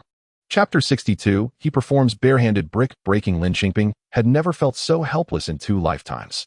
Holding the note, she stumbled back to find the doctor, who was also dumbfounded. Xiao Tian then brought breakfast to the ward, but not seeing the captain's figure, he was even more bewildered. Xiao Tian, only you know where he went. Go find him. Please bring him back. Seeing Xiao Tian, Lin Qingping felt as if she had seen a savior. Okay, I'll go. Xiao Tian nodded vigorously, dropped the breakfast, and left. Lin Qingping held the breakfast, staring at the bed where Gu Junchen had slept, unable to believe that he had really left like this. She sat in the ward all day, and a stream of people passed by the door. Each time someone walked past, she couldn't wait to run out and look, but none of them were Gu Junchen. She watched helplessly as the sun set outside the ward window, darkness fell, and then gradually the sky brightened again, but there was still no news from Xiaotian. The department did not remove the hospital bed or process the discharge paperwork, leaving the bed empty, waiting for Gu Junchen to be brought back. However, they did not wait for him, but for a phone call from Xiaotian back at the hospital office. Sister-in-law, I know where the captain is, but the captain is unwilling to come back. He said. Xiaotian stuttered. He said he is doing great. He has already gone on a mission. He's fine. Where is he fine? Lin Qingping was really going to be furious. He even performed barehanded brick breaking on the spot to prove he is fine. Lin Qingping asked, can I talk to him? The captain already left when I got there. He had already set off. I heard it from other comrades. Sister-in-law, I have to prepare to set off too, so I won't talk to you much. Be careful on your way home. I understand. Lin Qingping felt a deep sense of powerlessness and could only say, Xiaotian, you take good care of your captain. Okay, sister-in-law, don't worry. After Xiaotian hung up, Lin Qingping held the hospital phone, feeling nothing but helplessness. There was no need to wait any longer. She packed her things and prepared to go home. While organizing her clothes, she opened the hospital cabinet and found that his set of casual clothes was missing the jacket, along with the sweater knitted by Chen Xia. She hurriedly packed her clothes, closed the cabinet door, and set off on her way home. Her family was very concerned about Gu Junchen's injuries. Facing her in-laws' worried gazes, Lin Qingping couldn't bear to mention Gu Junchen's stubbornness, only saying that he had recovered and returned to the army. Ziyuan looked at her with anticipation, his eyes resembling those of a dog waiting at the entrance after she returned home from a long day. She patted Ziyuan's head, saying, I'll make you something delicious later. You've worked hard all the way, just rest well. I'll cook. Her mother-in-law Lu Fan said, It's fine. I sat on the bus all the way here. My legs are numb, just right to move around a bit. In the evening, she snatched the cooking duty from her mother-in-law, and her younger sister also came to help, while Lu Fan went to water the vegetable garden. While Lin Qingping was kneading the dough, a pair of clean little hands reached over, saying, I can do this. Let me. Kneading dough was a labor-intensive task, but since he wanted to help, Lin Qingping let him. The three of them were busy in the kitchen, and Lin Qingping casually asked about their studies, resembling a later disheartened parent of a chicken baby. However, her younger sister and Ziyuan surprisingly responded quite happily. Ziyuan even mysteriously told Lin Qingping that their second aunt could draw and did it really well. Oh, Lin Qingping thought of the art books Mei Li had given her. But after Ziyuan said this, he quickly covered his mouth as if he had said something he shouldn't have. Lin Qingping reacted quickly, realizing that her younger sister had never held a paintbrush in either life. And as she put the pieces together, she gently flicked Ziyuan's forehead, saying, You have secrets. And I don't need to know. I just need to make more delicious food so that some people won't give the good food to the teacher and end up with nothing for themselves. Ziyuan's eyes widened even more, you know? Lin Qingping smiled without speaking. How did you know? Ziyuan nearly jumped up. That's right, Grandpa likes sweets and good food. The pumpkin cakes and such that I make for Ziyuan. If there's only one portion, he gives it all to Grandpa. And if there are two portions, he only takes one for himself. Grandpa knows a lot, even about airplanes. He can draw too. He even teaches our second aunt how to draw. Did she know all this? All right. Is your dough kneaded yet? I'm getting ready to serve. Lin Qingping pinched Ziyuan's cheek when she had just returned from her rebirth. His little face was still yellow and thin, but after 6 months, it had finally rounded out nicely, although at this moment, it was covered in flour. Looking like a flour dumpling. Relying on Ziyuan to knead the dough wouldn't work. Most of it was still kneaded by the younger sister while listening to her and Ziyuan chat. Let it rest for a while, Lin Qingping said, adjusting some thin batter and directly pouring it into the pan to fry into round cakes, then stuffing in some red bean paste, making a simple version of dorayaki, which her nephew used to love. She was particularly skilled at making this. By this time, her in-laws were almost back and had brought a little wheat. Little Wheat looked like he had been crying, and upon seeing Lin Qingping, his eyes were red as he called out, Aunt. What happened? Lin Qingping asked. Oh, don't talk about it. Let's eat first. Lu Fan took Little Wheat to wash his face and hands. The evening meal was quite sumptuous. Braised pig trotters stewed with chestnuts. An old duck from home was killed and stewed with sour radishes, vinegar stir-fried cabbage, and potatoes that Lin Qingping made into spicy ones. Similar to the later wolf teeth potatoes, since Lin Qingping had just returned, she steamed white rice, but worried it wouldn't be enough. So she also boiled a large pot of egg noodles. The family of 4 adults and 2 children ate everything clean, especially her father-in-law, who was reluctant to eat so much white rice and had 2 bowls of noodles, drenched in old duck soup, finishing every drop. Her mother-in-law Lu Fan even remarked, I haven't seen you eat this well usually. Her father-in-law didn't say anything, which was hard to say. Could he point out that the food she usually cooked was tasteless? Lin Qingping suppressed a laugh and served a bowl to Little Wheat, saying, "Little Wheat, don't be polite. It's your uncle's house. Just treat it like your own home." Little Wheat lowered his head. Lu Fen couldn't help but say, "Don't treat it like your own home. It's in your own home that you suffer." Well, this was another blind spot in Lin Qingping's knowledge. She was completely unaware of the situation in the Du family in her previous life. Ziyuan took 2 dorayaki for Little Wheat, saying, "This is delicious. Your aunt made it." "Your aunt? Who is your aunt?" Lin Qingping couldn't help but laugh at the little brat. So, what exactly happened to Little Wheat? Chapter 63. Free and easy in this life. Xiaomai is already 5 years old, and your sister's pregnancy still has no news. The Du family, Sai, is pressing hard, and even Xiaomai is not well regarded. Your sister is out running around every day, which only adds to the Du family's discontent. At night, after everyone had gone to rest, Lu Fun and Lin Qingping talked between mother-in-law and daughter-in-law. What kind of attitude does Du Jian have? Lin Qingping has seen enough of the coldness of life. The relationship between mother-in-law and daughter-in-law is largely influenced by men. Fortunately, Jensi has been supportive of your sister, feeling guilty for her. 3 years ago, your sister had a miscarriage while working in the fields. If it weren't for Jensi being lazy, why would she, a pregnant woman, have to work so hard in the fields? Since then, your sister hasn't been pregnant again. Lu Fen sighed, stealing a glance at Lin Qingping's expression, and cautiously said, "This evening, I was watering the garden when Xiaomai came crying, saying the family wants to raise a younger brother and doesn't want her anymore.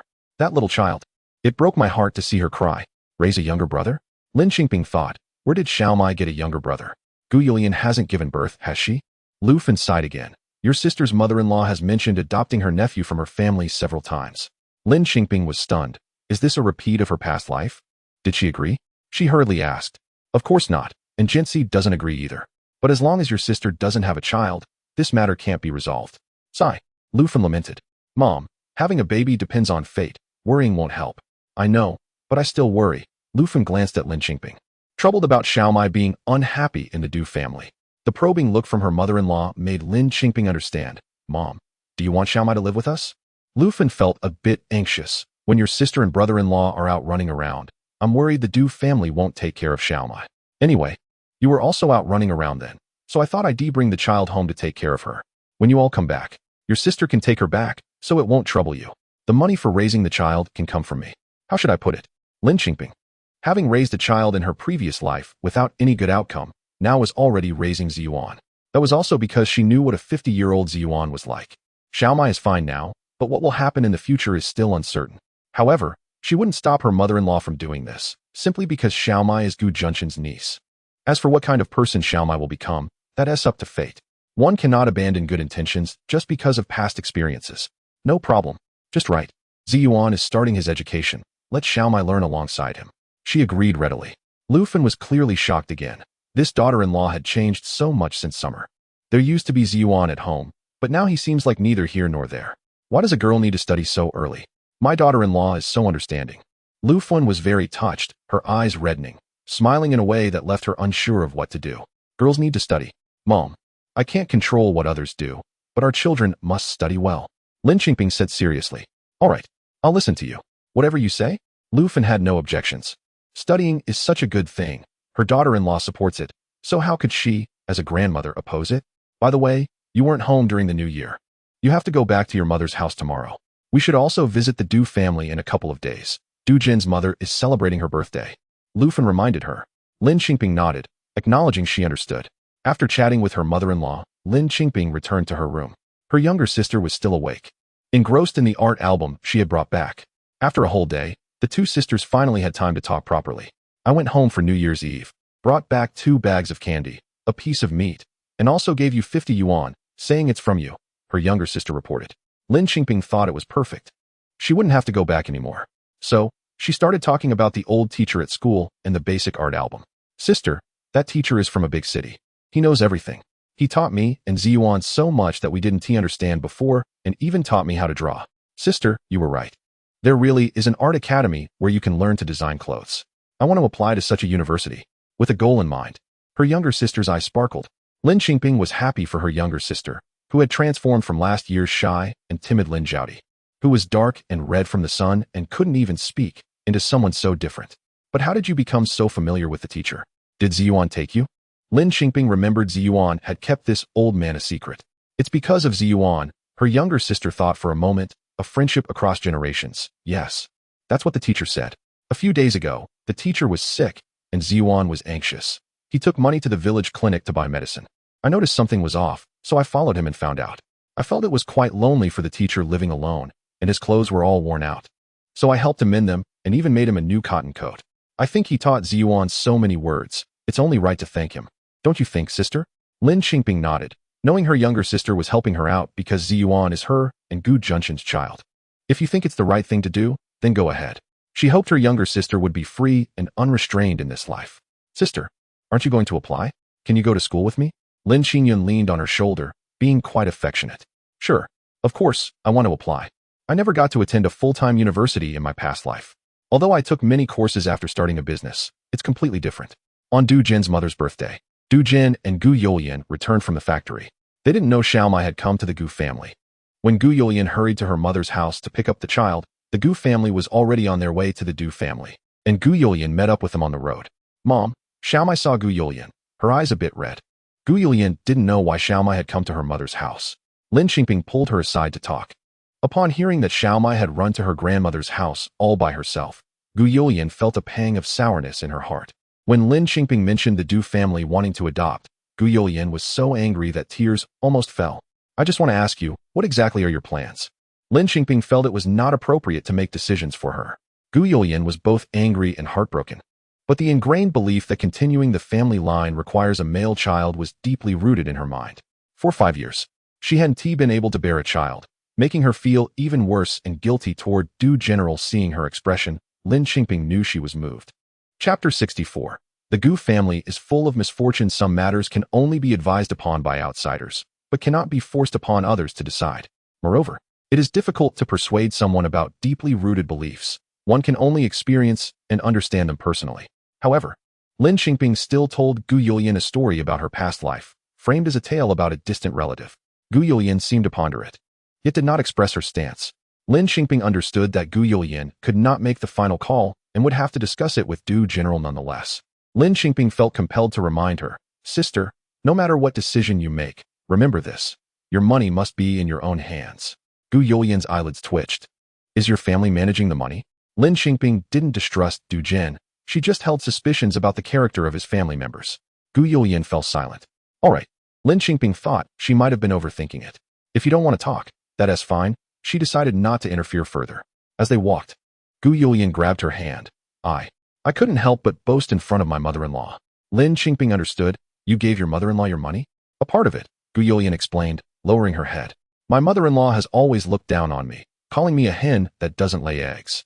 I wanted to show her that I could be proud, so I told her about the money I earned, hoping to earn her respect. She wanted to manage our money, and Du Jin said he was the only one in the family, and it would ultimately be ours anyway, so we gave her a part to silence her. Lin Qingping laughed. Sister, relationships between people are not built on flattery. They are based on mutual affection and appreciation. The better you treat someone who does not have a heartfelt connection with you, the more they will take it for granted. Lin Qingping wasn't sure if Gu Youlian could grasp this at that moment. If not, the Du family would eventually make her understand. While talking, they reached the village where Du Jin's family lived. Lin Qingping held Ziyuan's hand, with her second sister beside her, while Gu Youlian held Xiaomai's hand. The elder members of the Gu family walked ahead and entered the Du family home. Mr. and Mrs. Du joyfully came out to greet them, happy to see so many guests. It was a birthday celebration, meant to be lively, and today, there were also relatives from Du Jin's maternal side, filling the house. Several children were running around inside. As the Gu family entered, the house became even more lively, with the elders exchanging greetings and complimenting the children. Undoubtedly, Ziyuan and Xiaomai were the standout kids among them. Lin Qingping had dressed them up intentionally. Both wore bright red padded wool coats with white fur trim on the hats and cuffs, and their faces were smeared with children's cream, rosy and particularly adorable. Mrs. Du looked a bit envious and laughed. No wonder Xiaomai loves going to her grandmother's house. Her in-laws really spoil the kids. Once the conversation got going, Mrs. Du began to sigh. What a pity. After all these years, Youlian hasn't had any news about a baby. We feel sorry for her. We don't want to pressure her. Children come as fate allows. You can't force it. Feel sorry. Not pressuring. The Gu family was all silently scoffing. Mrs. Du continued. But there has to be a son in the family. Otherwise, in the future, Jin and Yulian won't even have anyone to carry on the family line. Coincidentally, my brother at my maternal home has 3 sons. I've managed to promise to adopt one for Jin, and he will change his surname to Du. A chubby boy of about 6 or 7 came over. Mrs. Du pointed at Du Jin and said, "What should he call him now? Do you remember?" The boy sniffled. "Dad." Mrs. Du was overjoyed. "That's right." Du Jin remained calm, neither overly happy nor unhappy. Then, Mrs. Du pointed at Gu Yulian. "This is your mother."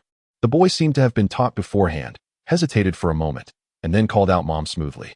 Gu Yulian was caught in a dilemma, not knowing whether to respond or not, her eyes reddening.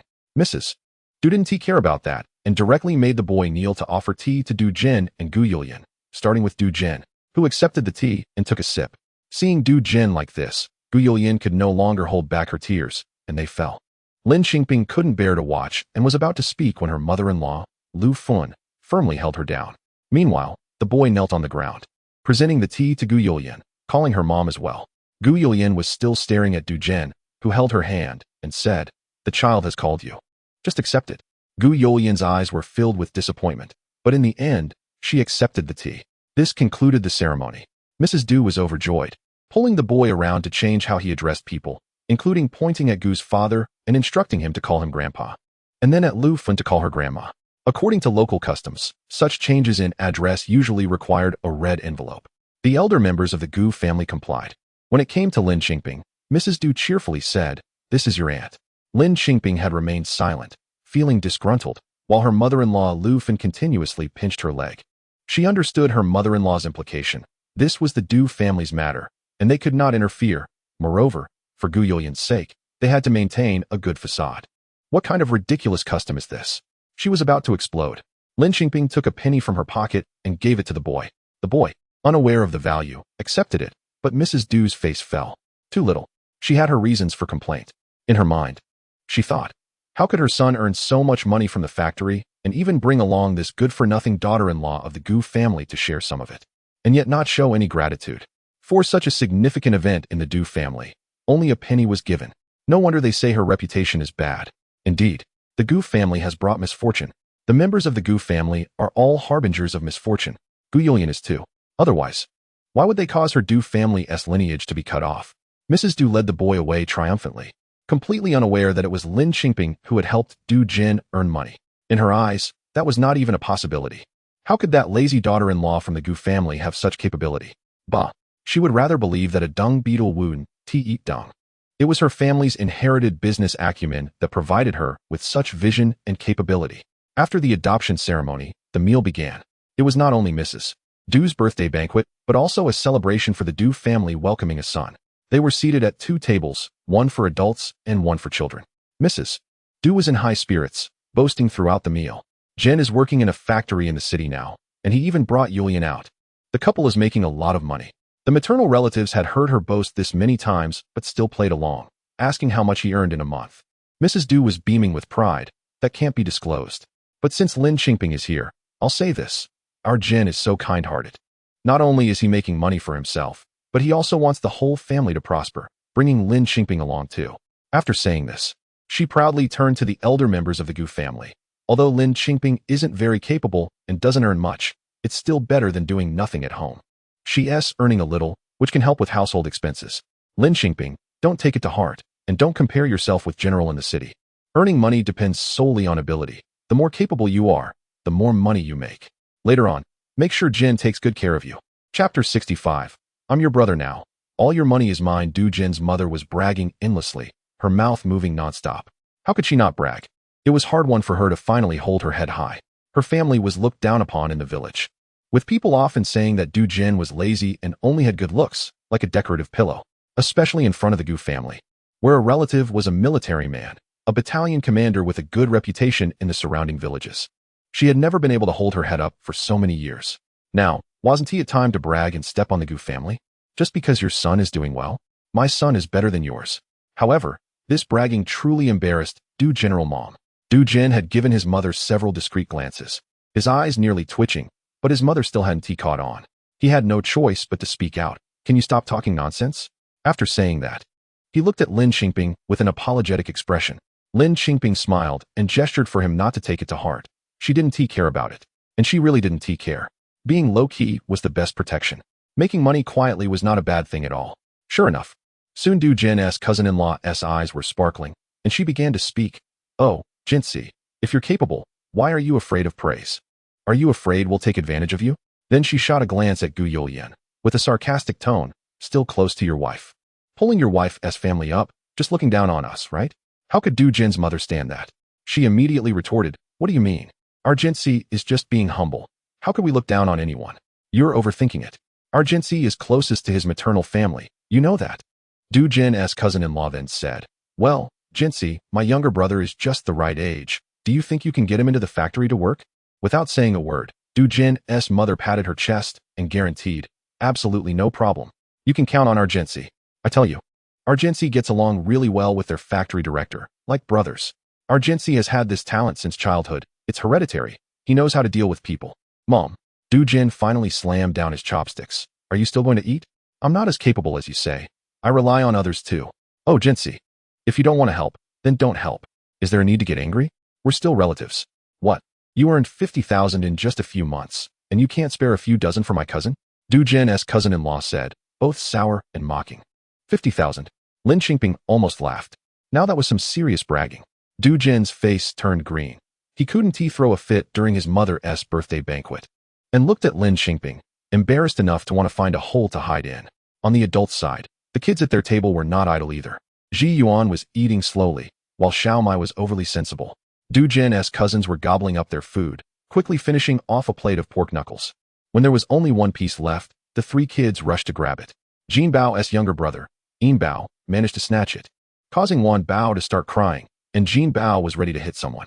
Ji Yuan calmly interjected, why are you fighting over food? What is so good about it? Ji Yuan's proud expression successfully angered the other kids. You're only saying that because you didn't get any, right? Isn't pig trotters good? Ji Yuan scoffed. We eat that every day, we're sick of it. Keep bragging. Jin Bao didn't believe him at all. Who can eat pig trotters every day? Ask Xiao Mai. We've eaten Western food, steak, and cream cakes. They were so delicious in the provincial capital. You've never been to the provincial capital, have you? You've never even seen a cream cake, right? Ji Yuan raised his chin high. Jin Bao, feeling indignant, asked Xiao Mai. Do you really eat pig trotters every day? Xiao Mai nodded, then shook her head. Jin Bao was triumphant. I knew it. But then Xiao Mai added. It's not every day. Sometimes we eat chicken, sometimes braised pork, and sometimes goose or duck. Jin Bao's expression changed. What? You eat all that too? Then you've been to the provincial capital? You've eaten cream cakes? Xiao Mai nodded. Ji Yuan then pulled out a few pieces of candy from his pocket. The wrapper's shiny and luxurious, and after unwrapping one, he popped it into his mouth, looking like he was enjoying it immensely. Jin Bao and his two brothers stared wide-eyed. Swallowing hard, what kind of candy is that? Ji Yuan said coolly, chocolate. The three bows. Jin Bao focused on Xiao Mai. Do you have any? Xiao Mai nodded and took out her candy from her pocket. Give it to me. Jin Bao suddenly became fierce and tried to grab it. What are you doing? Ji Yuan immediately protected Xiao Mai when he saw her timid expression. Do you dare to snatch it? Jin Bao insisted on grabbing it. Relying on his size and not taking Ji Yuan seriously, he rushed over and tried to reach into Xiao Mai's pocket, but Ji Yuan kicked him, sending him sprawling on the ground. Immediately, Jin Bao started crying loudly. The adult's attention was drawn over. Du Jin's mother was heartbroken for Jin Bao, pointing at Ji Yuan and scolding. Where did this wild child come from? How can he hit people? Wild child, before this, no matter how the Du family fussed, Lin Qingping had been able to endure it. But when it came to Du Jin's mother pointing almost at Du Jin, Lin Qingping rushed over and protected Ji Yuan and Xiao Mai in her arms, ready to start a fight, when she felt Ji Yuan pinching her. Lin Qingping. What does that mean? Looking down, Ji Yuan was winking at her. Lin Qingping. I want to give it to you. I want to give it to you. I want to give it to you. Ji Yuan was still making faces in Lin Qingping's arms. You and Xiao Mai's are ours. Your parents should buy their own. Jin Bao was furious, loudly shouting in Du Jin's mother's arms. Don't be so smug. My mom said, I'm your brother now. From now on, all your family's things are mine. All the money is mine. I will kick you out. No house for you. No pig trotters for you. I'll buy candy with the money. You can't have any. The entire room changed color. Gu Yulian angrily scolded Du Jin. Is this the good son you adopted? Du Jin's face turned red with anger. Du Jin's mother quickly covered the child's mouth, and Du Jin's cousin-in-law scolded him. You little monkey, what nonsense are you talking? Ji Yuan, with a look of innocent curiosity, turned to Yin Bao and Wan Bao. Hey, why does he have something you don't? Aren't you brothers? Lin Qingping realized what this kid was up to. At this moment, she needed to support him. Even in a comedy act, there had to be a sidekick. And she couldn't let the kid steal the show alone. She pretended to scold Ji Yuan. Ji Yuan, you're just a child who doesn't understand.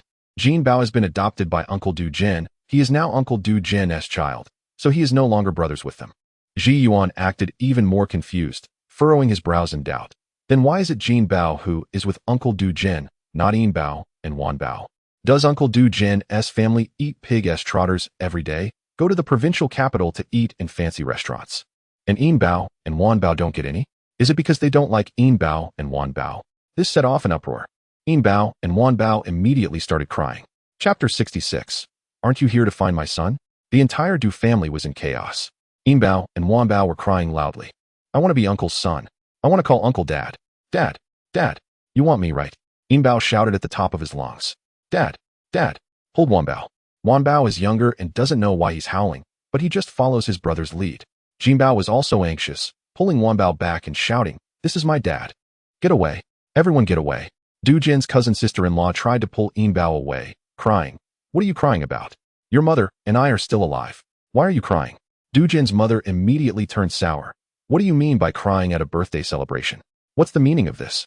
But considering they were family, she didn't want to explode in anger. Her face darkened, but she remained silent. However, Yin Bao pushed his mother away forcefully. I don't want you. I want to call Auntie. You're poor and useless. You. Du Jin's cousin sister-in-law was so angry that she slapped Yin Bao's face, causing him to cry even harder. I don't want you. You're poor, fierce, and hit people. When you get old, I'll throw you into the mountains. Wan Bao also joined in, shouting, I don't want you. I'll throw you into the mountains. I can spend my money and eat pig's trotters by myself. Lin Qingping looked at the family causing a ruckus, then glanced down at Ziyuan, who smiled at her. All right, you little rascal, you can make a scene like this. There's nothing to eat at this birthday feast anyway. She was just about to tell her in-laws that they might as well take their leave when someone outside called. Du Jin's mother. Du Jin's mother. Someone is looking for you. Who is it? Du Jin's mother, dizzy from the noise inside, went outside to see who was looking for them. When she stepped outside, she saw a well-dressed city person. Du Jin, who was already fuming, immediately smiled. Excuse me, is this the Du family? The visitor asked politely. Du Jin's mother hurriedly replied. Yes, yes, yes. Who are you? I am from Ruixiang Clothing Factory. My surname is Hu. Oh. You are Director Hu from the clothing factory. Du Jin's mother was beaming. You must be here to find our Du Jin, right? He's inside. Come in and talk. Come in and talk. Once the person was led inside, Lin Qingping realized it was Director Hu. But the chaotic scene in the room was hardly a good place to talk. Director Hu looked around, a bit dumbfounded. Quickly get those kids out. Du Jin's mother felt utterly embarrassed, yelling at her niece-in-law. Du Jin's cousin pulled all 3 kids out. And only then did the room quiet down. Du Jin's mother poured tea and invited Director Hu to eat, causing him to be unable to get to the point for a long time. Du Jin's mother kept saying, Director Hu, our Du Jin has caused you trouble at the factory. Thank you for taking such good care of him. Director Hu replied, Not at all, not at all. Du Jin's mother continued, Director, we have a lot of family members, each one diligent and capable. Could you consider hiring 2 more at the factory in the future? For our Gensi's sake? Director Hu. Du Jin got anxious. Mom, what are you talking about? The director must have something to discuss. Let him speak first. Du Jin's mother replied, Oh. Right, Director, what is it that you want to talk to our Du Jin about? Du Jin. Finally, Director Hu had the chance to interject, looking at Lin Qingping, Comrade Shaolin. Do you have a place where we can talk privately? Yes. There is a place. I'll have them leave right away, you 2 chat. Du Jin's mother stood up, unable to contain her delight, and said to Lin Qingping's 2 sisters and the Gu family elders, in-laws, it's not that I'm being impolite. The director wants to talk privately. So please step out for a moment. Don't take offense. Du Jin was about to go crazy, Mom. Du Jin's mother shot him a glare, then turned back to smile at the Gu family. Please. Now Du Jin's cousin sister-in-law's face was filled with envy and satisfaction. It seemed this aunt's family really had some status. The Gu family elders were honest people. Although they felt something was off, they still stood up and walked outside. Du Jin's mother was not finished. Seeing Lin Qingping still sitting there, she proudly said, Little Lin, could you also step aside for a moment? Director Hu. Director Hu immediately said, No, I want to talk to Comrade Shaolin. Du Jin's mother turned to Director Hu with a smile. No need. She doesn't understand anything. Our Du Jin is here, just talk to him about anything. She's just a female comrade. Her performance at the factory is not good. so please bear with it. Our Du Jin will properly talk to her. Mom. Du Jin could no longer hold back. There were outsiders and the director present. If only she could restrain herself a little. He didn't want to embarrass the family, but now he really couldn't take it anymore. Director, who was here to find Xiao Lin. Du Jin's mother was a bit confused. What does he want with Xiao Lin? Then she made up an excuse for herself. Looking terrified, don't tell me Xiao Lin made a big mistake at the factory? She felt that must be it. Otherwise, why would the director come personally? Her expression changed immediately. Director, if Xiao Lin has made a mistake outside, it has nothing to do with our Du Jin. Our Du Jin is honest and diligent. Xiao Lin has always had a bad reputation in the village, lazy and troublesome, greedy for comfort, loving to take small advantages. If she stole something, it has nothing to do with us. We just felt sorry for her as a female comrade. So we asked you for a favor to let her work at the factory. If it's really not possible, you can fire her. We have no objections. Du Jin's mother spoke so fast that no one could interrupt her, and the more she spoke, the more outrageous it became, shocking everyone into silence. So after she rambled on for a long time, the Gu family elders finally reacted. Is there anyone who speaks like this about their own daughter-in-law? The second sister and Gu Yulian were also furious. Is this how you talk?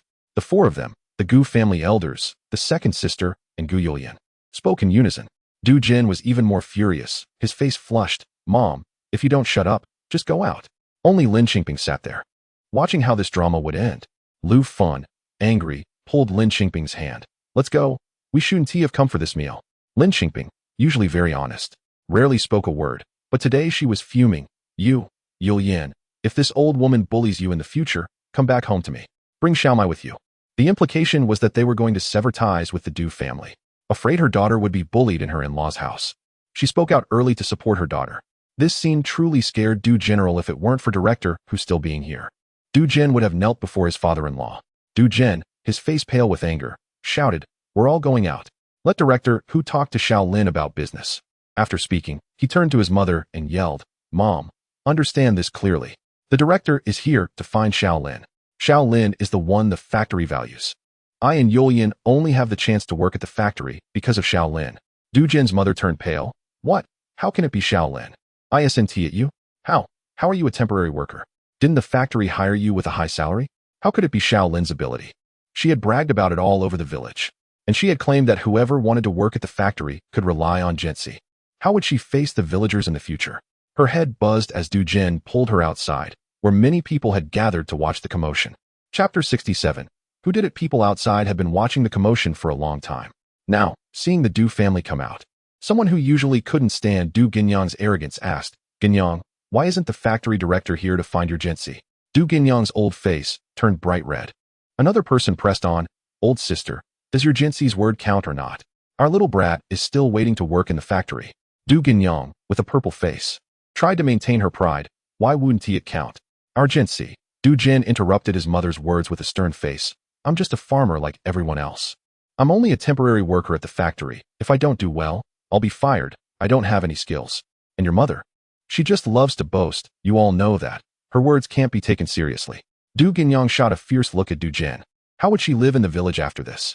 Our Jinsi is being humble. She tried to cover up. Du Jin said fiercely, Mom, if you keep talking nonsense, I want to come back with Yulian from now on. Finally, Du Ginyang shut her mouth, unable to lift her head under the gazes of the villagers. As for the Du family, Director Hu and Lin Qingping quickly got to the point of their visit. It turned out that there was a problem with her new design at the order meeting. This spring order meeting was held in the provincial capital, gathering many buyers and manufacturers. The factory originally wanted to showcase her new style as the main attraction. The patterns were ready, and the samples had been made. But at the order meeting, the clothes had all changed. Two names flashed in Lin Qingping's mind, Gao Dashan and Feng Debao. I know what you're thinking, but these two went back to their hometown the day the factory opened and haven't returned since. The director said, now we can put aside finding out who swapped the samples. The most important thing is, what will happen to your spring order meeting? Is Meishing Mall not ordering either? After several collaborations, Meishing had almost unconditionally trusted her. The director, feeling helpless, said, the buyers mainly come to see the samples, and your two series are really.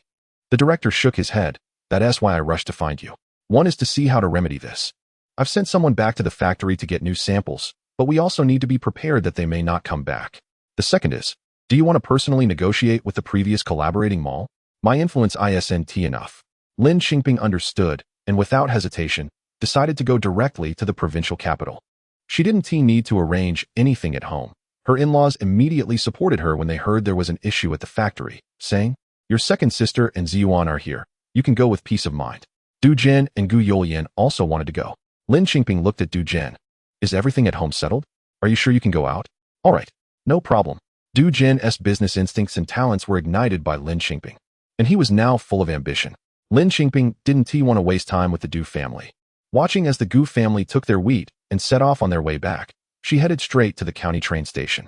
They took the familiar night train, standing tickets, and the director stood with them.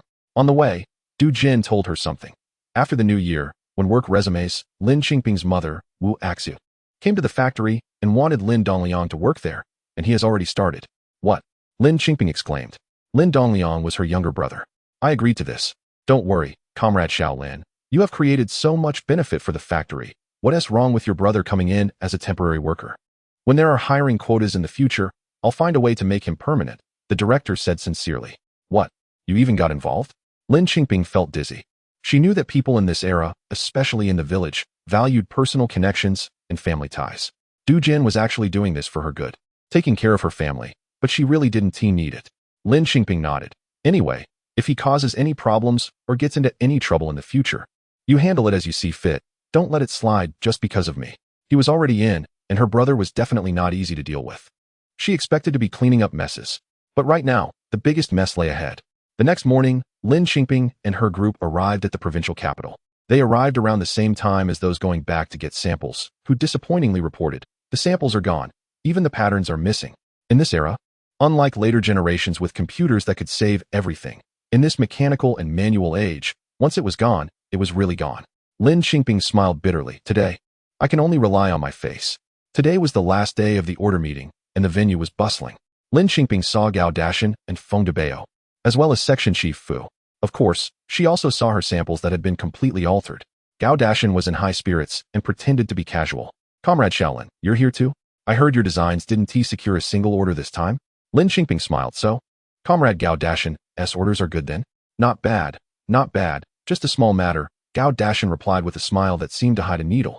Section Chief Fu looked at Lin Qingping with an apologetic expression. The thick stack in his hand indeed consisted entirely of Gao Dashan's orders.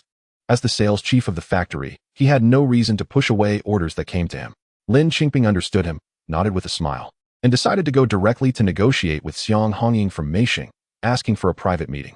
Outside the order meeting venue, in a tea restaurant, Lin Qingping tried hard to explain her designs to Xiang Hongying, insisting that they were not what she had seen.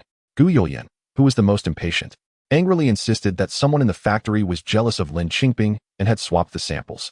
Initially, Xiang Hongying felt a bit disappointed when she heard Section Chief Fu introduce Lin Qingping's new designs at the order site. She had come to the order meeting most looking forward to Lin Qingping's spring collection, but to her surprise, the greater the hope, the greater the disappointment. Now, seeing how hard Lin Qingping was trying to prove herself, Xiang Hongying smiled and said, "Comrade Xiaolin, how about this? I believe you, but I also need to give my colleague an explanation.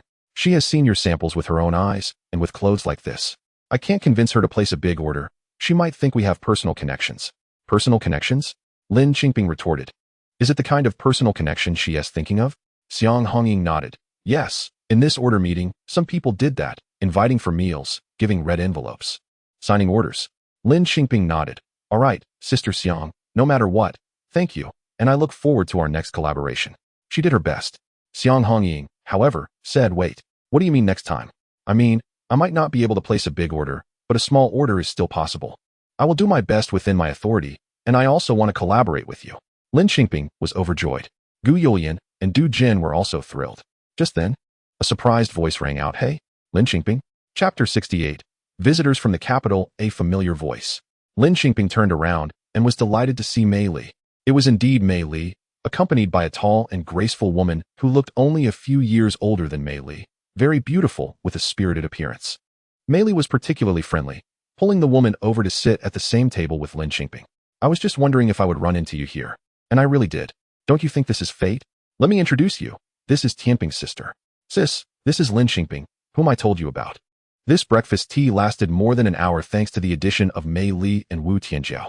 The women had plenty to talk about, discussing fashion and makeup. Lin Qingping, with decades of experience, held her own in this conversation, even though Mei Li and Wu Tianjiao were from the capital and she was just a country woman. Xiang Hongying, as the manager of a department store in the provincial capital, was also accustomed to big occasions and did not feel intimidated. On the other hand, Gu Yulian didn't know what to say, and Du Jin, being a man, was even less likely to engage in chit-chat at that moment. After months of accompanying Lin Qingping and running around the factory, he had learned what to say and do in different situations, so he simply served the ladies. When breakfast ended and everyone began to leave, Gu Yulian, feeling weak in the legs, clung to Lin Qingping and sighed, "Bingzi, I really admire you. How do you know so many people and get along with everyone? I can't even dare to complain. They are all from the capital." Lin Qingping laughed. "So what if they are from the capital? They don't have 4 eyes and 2 mouths." Though she said this, Gu Yulian found it hard to believe that she had actually shared a table with people from the capital. The distance from Gujia village to the capital was vast. "You." Du Jin laughed at her. "You're as timid as a mouse." Gu Yulian kept a straight face, holding Lin Qingping's hand without responding to him. This had been the case for the past 2 days. Whether on the train or in the provincial capital, Gu Yulian had not given Du Jin a good face. Lin Qingping pretended not to see it. Shortly after the three returned to the ordering site, Xiang Hongying also arrived at the clothing factory's exhibition area to place an order for the series designed by Lin Qingping. Section Chief Fu and the factory director were overjoyed. They genuinely hoped that Lin Qingping's series would sell well. However, the order placed by Xiang Hongying was quite small, far from their expectations. In contrast, Gao Dashan had secured 2 more orders. Although each order was not large, the sheer number of orders was significant. The spring ordering meeting for Ruixiang Clothing Factory was heavily reliant on Gao Dashan's contributions.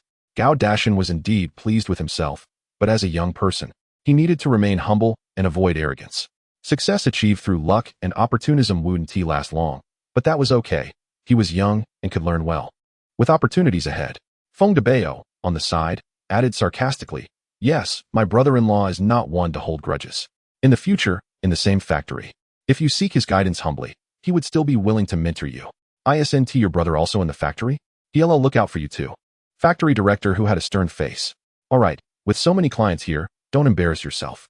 "Where's the embarrassment?" Feng Debao, feeling triumphant, said. "We're just building good relationships with our colleagues. Didn't you see? My brother-in-law is about to take the initiative to teach her. Is there something wrong with that? Director, you can't be so biased. This kid was a troublemaker in the factory, often cursing in front of the factory leaders, and it had caused them headaches more than once. They had no choice but to tolerate him." Seeing the factory director's face turn green with anger, Feng Debao and Gao Dashan laughed triumphantly, while Lin Qingping gestured to director Hu to stop the conversation. At this point, the ordering meeting was basically coming to an end. All the orders that needed to be signed had been signed, and some factories that had come from afar were preparing to pack up and head home. Ruixiang Clothing Factory was no exception, as Section Chief Fu was already directing people to pack. Discussions arose at the ordering site. There were rumors that a big mall manager from the capital was coming to the ordering meeting. Is that true? Yes, I've heard that too. Not only from the capital, I've heard that a big mall from the Shanghai market is also coming. Should we wait a bit longer? Hey, the big malls from the capital and Shanghai probably wouldn't be interested in our clothes, right? Section Chief Fu, who had almost finished packing, paused and asked the factory director, "What if we take a look?" The factory director wasn't very interested. Like some lesser-known small factories, he thought. How can our small clothing factory in this rural county catch the eye of people from big cities? He glanced at Lin Qingping and felt regretful. If only Comrade Xiao Lin's designs could perform normally, there might be hope. Seeing the factory director disinterested, Gu Yulian was quite intrigued and couldn't help but interject. "Director, let us just take a look." Feng Debao sneered. "Look at what? Do you really expect those bizarre clothes of yours to be appreciated?" To be honest, as soon as Gu Yulian heard the words "the capital," she felt a drumbeat in her heart, and now, provoked by Feng Debao, that feeling surged even more. Her heart racing. How do you know there's no possibility? Gao Dashan and Feng Debao immediately doubled over with laughter. "Huh? Listen to what she is saying. Dream on." Du Jin also thought Gu Yulian was losing her composure and tugged at her sleeve to get her to stop talking. Gu Yulian was furious at their mockery, but Feng Debao, being quite malicious, not only laughed but also went to the neighbors and even shouted in the middle of the ordering site, "Hey, look at those 2 shameless designers." She said their designs would be appreciated. "That dress you've seen before, the one that's indecent, with a hem up to the waist and a neckline so low it shows the chest." Ha! In an instant, everyone burst into laughter. The series of designs that Lin Qingping had been replaced with were a joke, not only in their eyes, but even in her own. "Little girl, People in big cities are just fashionable, not shameless. Haha. That kind of dress is probably what people from old society brothels would wear. Exactly. Haha. Factory Director Hu and Section Chief Fu were unhappy. Director Hu directly scolded them. All right, you big men, you have daughters at home too. Is it right to bully a girl like this outside? Gu Youlian was ready to rush up and hit someone, but Du Jin held her back tightly. Only Lin Qingping remained calm and composed, saying nothing. Just then, a commotion arose in the crowd, followed by an instant silence as Mei Li and Wu Tianjiao walked in, accompanied by several people. Chapter 69. Don't worry, that day will never come. Did you see that? I wasn't bragging, right? It's from the capital. I heard that this place is where movie stars buy their clothes. My goodness, if these clothes were worn by movie stars, wouldn't they sell for over $100 each? Over 100? Look at your limited knowledge. How much could they sell for? My goodness, I don't know who's South going to place orders with whom. Various clothing factories were discussing among themselves, watching as Mei Li and Wu Tianjiao walked towards their positions. Each factory revealing hopeful and expectant expressions, but in the end, they could only watch them walk away. Finally, they stopped at Ruixiang Clothing Factory. In the midst of gasps of amazement, Gao Dashin could hardly believe his eyes. He could not contain his excitement and started pulling out the sample garments he had prepared for packing to show to Wu Tianjiao and Mei Li. However, Wu Tianjiao and Mei Li's attention was drawn to Lin Qingping's samples that had been swapped out. Gao Dashin immediately shoved those clothes towards the ground, smiling, saying, "These are our factory's defective products, not fit to be seen. No need to look, no need to look." Feng Debao was also adding fuel to the fire. Yeah? Those few pieces aren't worth showing. They were made by the ants from the countryside in our factory, and no one would want them. Look at these. These are our factory's premium items, the best-selling styles at this order meeting. Really? Wu Tianjiao smiled. So they are bestsellers? Yes. Feng Debao patted the stack of orders. Look. You didn't believe us, but the orders can't be a lie, right? Wu Tianjiao nodded.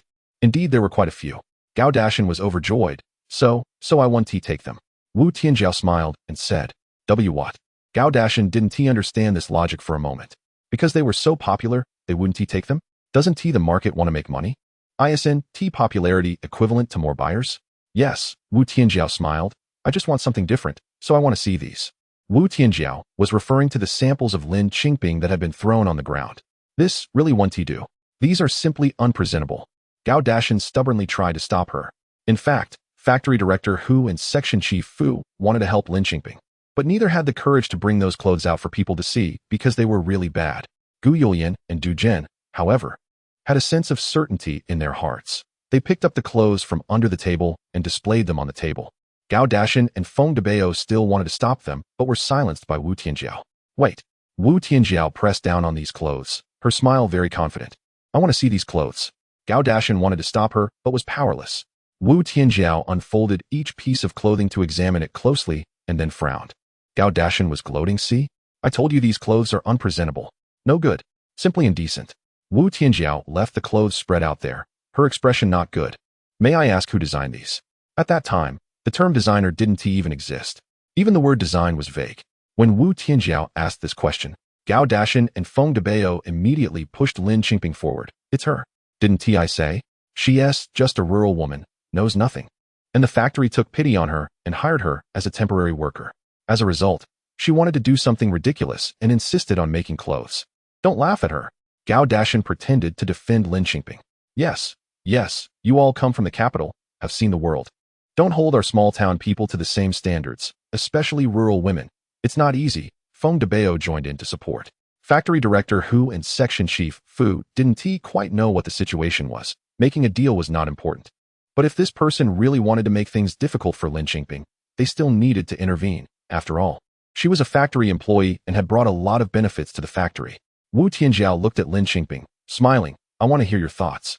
Lin Qingping had finally stood at the forefront after a long time, looking at Wu Tianjiao and Mei Li smiling, especially that sly Mei Li. Lin Qingping faced Wu Tianjiao and explained the original intention of the clothing design. Wu Tianjiao looked at her for a long time, nodded, but then spoke to another man and woman beside her. I plan to place an order. What about you two? The two clearly still hesitated. I won't care about you anymore. I'll place my order first, and don't think about getting goods from me later. If you want to exchange goods with me, you'll have to pay extra. Wu Tianjiao looked at everyone in the clothing factory. Who is your person in charge? Factory director who was still in shock. Just like this, you're placing an order? Not even looking at the sample. Aren't you afraid of being cheated? just based on Comrade Lin's words. Person in charge? Wu Tianjiao looked at Lin Qingping again. Lin Qingping smiled and pushed Factory Director Hu forward. Only then did Factory Director Hu wake up from his dazed state. However, what followed was even more shocking. Because the quantity Wu Tianjiao ordered was more than the total number Gao Dashan had ordered in the past few days. Section Chief Fu, who was in charge of sales, looked at the numbers in astonishment, a bit worried. Can this sell? As a result, not only was Wu Tianjiao crazy, but the man and woman who came with her were also crazy, actually placing an equally large order, saying, "How could we possibly lose to you, Comrade Tianjiao?" Section Chief Fu. What? Doing business? Is it a competition of winning and losing? If it doesn't sell, it's all money. During the formal contract signing, Factory Director Hu and Section Chief Fu saw their introduction letters and official seals. Only then did they realize one was from the capital and two were from Shanghai. Factory Director Hu was quite straightforward, saying, "We are responsible for supplying the goods. But if the sales are poor, we can bear the return." Factory Director Hu actually trusted Lin Qingping quite a bit. If this batch didn't sell well, they could return it, and they could modify it and sell it again. This time, the three companies from the capital and Shanghai were taking a big risk. Don't worry, that day will never come. Wu Tianjiao was very confident. After the contract was signed, Gao Dashan's expression was very bad. His whole face turned ashen, looking at Lin Qingping as if she had dug up his ancestral grave. Feng Debao shouted directly, "Something's not right. I suspect there's something improper going on between you." Lin Qingping couldn't help but laugh. He was the one who was covered in dirt, accusing others of being smelly. After Feng Debao's reminder, Gao Dashan also shouted, "Yes. Otherwise, this doesn't make sense. How could you place such a large order without even looking at the samples, just believing her nonsense?" Wu Tianjiao was about to leave, but turned back with a smile. "What did you say?" Chapter 70, Starting a Factory? I said, "I suspect you are engaging in improper dealings." Feng Debao jumped up high. "Lin Qingping, you tell me. Have you accepted gifts? How much did you give?" These words stirred up a huge commotion. The ordering side erupted. Is there really someone operating like this? That's just shameless. Some business personnel from various manufacturers shouted loudly, "Yes. I've really heard that someone is using backdoor dealings and giving gifts. I don't know which factory it is, but how shameless. Let us expose them. Yes, let us expose them. Turn them into the Public Security Bureau." Wu Tianjiao's gaze swept across Gao Dashan and Feng Debao's faces, smiling, yet exuding an inexplicable murderous intent. What a coincidence. I've also heard that someone is doing underhanded things, engaging in unfair competition. To put it bluntly, it's giving gifts and bribing. I think, for all of us doing business, it's not easy. If someone is doing this, we should report it and see who is so shameless. Gao Dashan's face turned pale immediately. Wu Tianjiao turned around with a smile and asked everyone, "Do you all think I'm right? I support reporting it and letting the police investigate thoroughly." Feng Debao's face turned purple, and as he was about to say something, he was firmly pulled back by Gao Dashan. What more was there to say? Smearing others could lead to implicating oneself. They really didn't know whether Lin Qingping had accepted gifts, but they themselves had indeed given gifts. "By the way, Comrade Lin, I'm very interested in your talent. Now that the contract is signed, I wonder if you're interested in sitting down together and having a good chat about clothing?" Wu Tianjiao said to Lin Qingping with a smile. Mei Li mischievously winked at Lin Qingping. Lin Qingping chuckled and shook her head, agreeing. Lin Qingping went with Du Jin and Gu Youlian, while Factory Director Hu and Section Chief Fu voluntarily said they wouldn't go. And the ordering meeting was truly over now. Factory Director Hu and Section Chief Fu held a large stack of orders, beaming, and were ready to go back and arrange production. That night, Factory Director Hu, Section Chief Fu, and Gao Dashan took the night train back to the factory, while Lin Qingping planned to stay another night, gathering with Mei Li, and leave the next day. What a loser. Coward. Wu Tianjiao pointed at Lin Qingping and said, "You were bullied right to your nose, and you're just going to let it go like this?" Wu Tianjiao's personality was decisive and somewhat militaristic. Otherwise, she wouldn't have placed an order without even seeing the sample clothes, just from Lin Qingping's persuasion. Lin Qingping just smiled. Wu Tianjiao hissed, "Did you know I was coming to place the order for you? Why so calm?" "No," Lin Qingping said seriously, "I just have confidence in myself. Because I have that confidence, I'm not afraid of being blocked by thousands." "Huh." Wu Tianjiao looked at Mei Li. "You didn't tell me she is such a confident person. I thought she was a soft persimmon who would just cry when bullied." Mei Li had seen Lin Qingping's series of design drawings, so she knew she wasn't he. She was truly talented. Clothes could be swapped, but talent could not be stolen. That is true. Wu Tianjiao originally admired Lin Qingping's talent, and now liked her even more for her confidence. Wu Tianjiao nodded. "That person in your factory, that clown?" I'm not interested in knowing his name, but I know what he has done. Cleaning him up is easy, but Wu Tianjiao's focus wasn't there. By the way, don't you feel troubled having such a person in your factory? I heard you're just a temporary worker. Don't you have other thoughts? Wu Tianjiao asked. Lin Qingping did have thoughts. In her previous life, she was a big shot in the catering industry. How could she be content being a temporary worker in a factory this time? She was just waiting for the right opportunity. Moreover, she initially did clothing alterations just to make a quick buck, never intending to do it long term. But now, with Wu Tianjiao asking like this, she became interested. Manager Wu, what are your thoughts? Wu Tianjiao waved her hand. Don't call me manager, just call me Tianjiao. Lin Qingping smiled. Okay, Tianjiao, what ideas do you have? Wu Tianjiao pointed at Mei Li. She has ideas, and I'll tell you, she just came up with it suddenly, just now. It's not very reliable. Mei Li pouted. Whose sister are you? Why do you keep exposing my flaws? I'm Wu Tianping's sister. I watched you two monkeys grow up. Don't you know your own character? Wu Tianjiao pointed her finger at Mei Li. After that, she turned to Lin Qingping and said, she wants to open a clothing factory and partner with you, but she's lazy and capricious, changing her mind every day. You think about whether you can work with her. For Lin Qingping, starting a private enterprise and becoming her own boss wasn't new, but in this era, it was very fresh. Not to mention Gu Youlian and Du Jin. Even the two from the Shanghai market were shocked. Is this true? Of course it's true. Mei Li was very dissatisfied with Wu Tianjiao's evaluation of her. You always say, I like to play and have no determination. Now that I finally have determination to do something, you laugh at me. I'm not laughing at you. You can chat with Qingping. Wu Tianjiao poked her forehead. Regarding the matter of starting a factory, Lin Qingping and Mei Li had no disagreement. The two were in perfect harmony.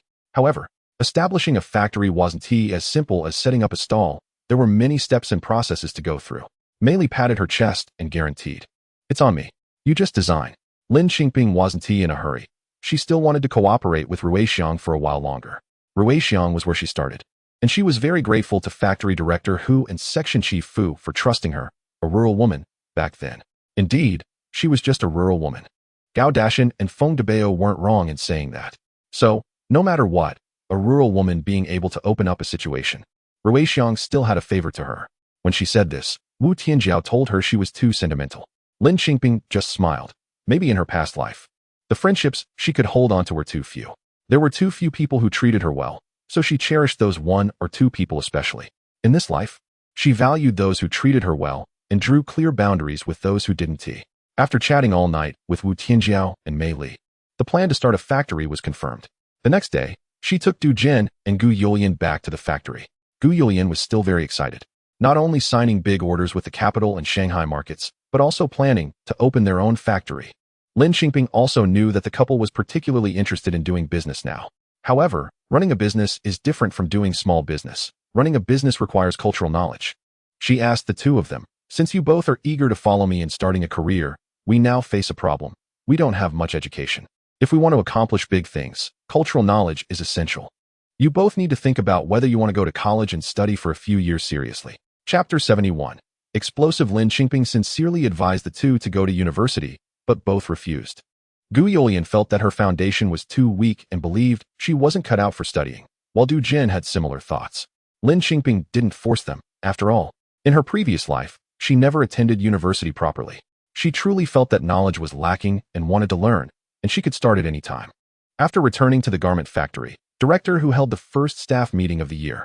At the meeting, he invited Lin Qingping to speak because she was the key contributor to the recent order, bringing in a huge contract for the factory. A temporary worker speaking at a meeting was unprecedented in Ruixiang Garment City. Standing on stage, Lin Qingping didn't boast about her achievements or promote her capabilities. Instead, she quietly observed all the workers below her, including those who had resisted her when she first arrived, like Gao Dashan and Feng Debao, as well as her own brother. Her clear voice echoed through the auditorium. Although we haven't known each other for long, what we've experienced together is more than others do in 10 years. I want to ask, do you remember those days when we fought passionately to create benefits for the factory? Yes. A sparse response came from the crowd, the loudest being from Shaoqing. Tell me loudly. Lin Qingping's voice suddenly rose. The workers below were stirred by her shout, responding in unison, yes. Good. Do you remember those days when we earned bonuses for ourselves? Yes. Now, we have the chance to create more value than before. Are you willing to work hard? Willing. This back and forth resonated throughout the venue, igniting everyone's passion. Lin Qingping looked down, feeling both satisfied and inspired. The hardships of starting a business in her previous life were no less than the obstacles she faced now. Hadn't she overcome them one by one? It felt as if she were standing at a company meeting during its peak in her past life, filled with vigor. Comrades, we must earn money, but we must also put in the sweat. With effort comes reward. For the next few months, are you willing to keep pushing? She continued to shout. The response from below was thunderous. Willing. Good. Comrades, as the factory director just mentioned, this time our garments are going to the Shanghai market and the capital. The Ruixiang brand is about to make a name for itself, and soon even movie stars will wear our clothes. Therefore, this time, we can only succeed, not fail. Does everyone have confidence? Yes. The response was an even higher wave of enthusiasm. Lin Qingping gave a thumbs up to the crowd. You all are amazing. So, are we not allowed to have any accidents in our production? No. What if human errors disrupt our production schedule? After a moment's pause, Xiao Qin's voice rang out first. Sharp and loud, absolutely unforgivable. Then, the crowd erupted, right? Absolutely unforgivable. Good. Let's work hard together. I believe our diligent and brave Ruixiang people can deliver a satisfactory answer sheet. For the factory, and for ourselves. Lin Qingping didn't say anything else, only casting a gentle glance at Gao Dashan before stepping down. Gao Dashan's face was as dark as the bottom of a pot. So what? She was hinting at him. The factory workers all knew she was referring to him. No one spoke it out loud, but everyone understood. What could Gao Dashan do? In the end, even the director spoke up. Everything must start from the overall situation, from the collective. If anyone harms the factory's interests, no matter who it is, they will be dealt with according to factory regulations. In serious cases, they will be handed over to the police. Perhaps this meeting had a deterrent effect. The subsequent production process went surprisingly smoothly. Even Lin Qingping's brother, aside from being a bit lazy at work, occasionally arriving late or leaving early, didn't he cause any further trouble. 2 months quickly passed. During these 2 months, Wu Tianjiao and her 2 friends from Shanghai came to the factory twice to increase their orders, meaning the season's clothing was selling out. According to the previous cooperation model, Lin Qingping still split the profits with the factory 50-50. Lin Qingping's share went towards paying Gu Youlian, Du Zhen, and the temporary workers she had hired. Yes, that batch of temporary workers was still working at the factory, but their wages came from Lin Qingping. This situation had never occurred in other factories. But no one at Ruixiang said anything. After all, everyone knew where those temporary workers came from and didn't have the face to drive them away. Moreover, they didn't take wages from the factory, and the workers' bonuses were increasing every month. At the end of the quarter, they would also receive quarterly bonuses. With such good days, who would cause trouble? That would be foolish. As for Gao Dashan's orders, they had been sent out, but Lin Qingping didn't care how they sold. After all, he had not come back for more orders. During these 2 months, Lin Qingping not only monitored production but also designed summer styles, mailing the samples directly to the capital, Shanghai, and to Xianghonging. However, before the orders arrived, Wu Tianjiao and Mei Li personally came to this small county town, bringing a magazine titled Everyone's Movies. On the cover, a movie star was wearing the clothes she had designed for spring. How about that? I wasn't bragging, was I? Wu Tianjiao placed the magazine in front of her. Lin Qingping also held the magazine in front of the factory director, and that day, it was posted in the factory's promotional column where they usually displayed honor boards. The entire factory erupted in excitement, everyone feeling proud. This was their clothing. It came from their hands. Although they didn't know who specifically made it, it was either you or him, or her. It could very well be themselves. Wasn't that exhilarating? They were just a small county garment factory. Their clothes had actually made it to a big city and were worn by movie stars. Wasn't that uplifting? For a moment, everyone in the factory was talking about the movie star wearing their clothes. Everyone was discussing Master Lin. When Gao Dashan walked by, everyone seemed to ignore him. It's worth noting that he used to be the master of this factory. Gao Dashan's face twisted with anger, and when he got back, he either smashed plates or broke bowls. And then, even more exciting things happened. Lin Qingping's summer styles received an explosive amount of orders. Chapter 72: What happened to Juncheng? It must be said that regardless of the era, the effect of celebrities cannot be ignored. In this era, there were no endorsements, let alone advertisements. Celebrities chose their clothes simply based on aesthetics. Lin Qingping's designs, worn by celebrities on magazine covers, were equivalent to advertisements in major cities across the country. In no time, countless replicas appeared on the market. Some keen-eyed department stores began inquiring about which clothing factory produced these garments, wanting to place orders for summer styles. Yes, shrewd businessmen would follow trends, copying styles from magazines, while perceptive ones would capture the next big opportunity. Upon learning that this clothing was produced by Ruixiang Garment Factory, They further investigated the factory's situation and discovered that its clothing had already begun to sell well in the provincial capital. Particularly, after seeing the full spring collection of Lin Qingping at Meisheng department store and hearing about the miracles created by the winter collection, managers and buyers from major department stores across provinces rushed to Ruixiang garment factory. Waves of department stores wanted to place orders for summer styles, a scene that the people at Ruixiang had never seen before. Initially, Gao Dashan was excited to receive them, wanting to showcase his clothing. But none of them came for him. They were all there for Lin Qingping. As a result, he didn't sell a single set. While Lin Qingping's summer collection received unprecedented orders, more than 10 times the spring collection, reaching a production capacity that Ruixiang could hardly handle. Considering quality, Lin Qingping called a halt. Although Section Chief Fu felt it was a pity, there was no other way. They couldn't accept orders without delivering, could they? Ruixiang only had that much production capacity. Lin Qingping was not anxious at all and comforted Section Chief Fu, saying that limited editions were not a bad thing, only a good thing. Section Chief Fu initially didn't understand this meaning, but by the time the autumn collection was about to be launched, he truly understood. Because of the limited edition of the summer collection, by the time the autumn collection was about to open for orders, the sales department's phone was already ringing off the hook, with many distributors coming directly to the factory, all of them wanting summer styles that they couldn't order. Watching others make money while seeing customers come asking for such clothes, it was painful. Could they really miss out on the autumn collection again? Of course, there were imitations. Yes, after the summer collection became popular, some clothing factories followed suit with similar styles. However, business is definitely more profitable at the start of a trend. Moreover, as more imitations appeared, prices also dropped. In short, the early bird catches the worm. Of course, that's a matter for later. For now, Ruixiang Garment Factory was in full swing producing summer styles, preparing to deliver the first batch of goods as quickly as possible. Meanwhile, Lin Qingping was busy ensuring quality while also starting to conceive the autumn collection. Undoubtedly, after the summer collection, there would be a significant increase in the money in her bank account. She calculated that in less than 2 years, her savings would exceed 100,000 yuan. At that time, this truly would make her wealthy. Du Jin and Gu Youlian genuinely admired her, but she didn't think there was anything remarkable about it. She was merely standing at the forefront of the times. Standing at the forefront, even a pig could fly. Moreover, she was a reborn pig. This reborn pig had indeed won over many people, including Wu Tianjiao. After the summer collection was released, Wu Tianjiao seemed to be closer to her. Mei Li often came to find Lin Qingping during this time to discuss factory matters. One was to choose a factory site, and the other was that Mei Li had never run a factory before.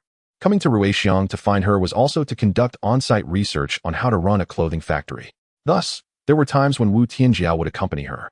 The three women would enjoy meals together and chat, which was quite pleasant. However, one day, Wu Tianjiao came alone to see her. She stood in front of her. But Wu Tianjiao said nothing, hesitating. What's wrong? Are you here to cancel an order? No problem.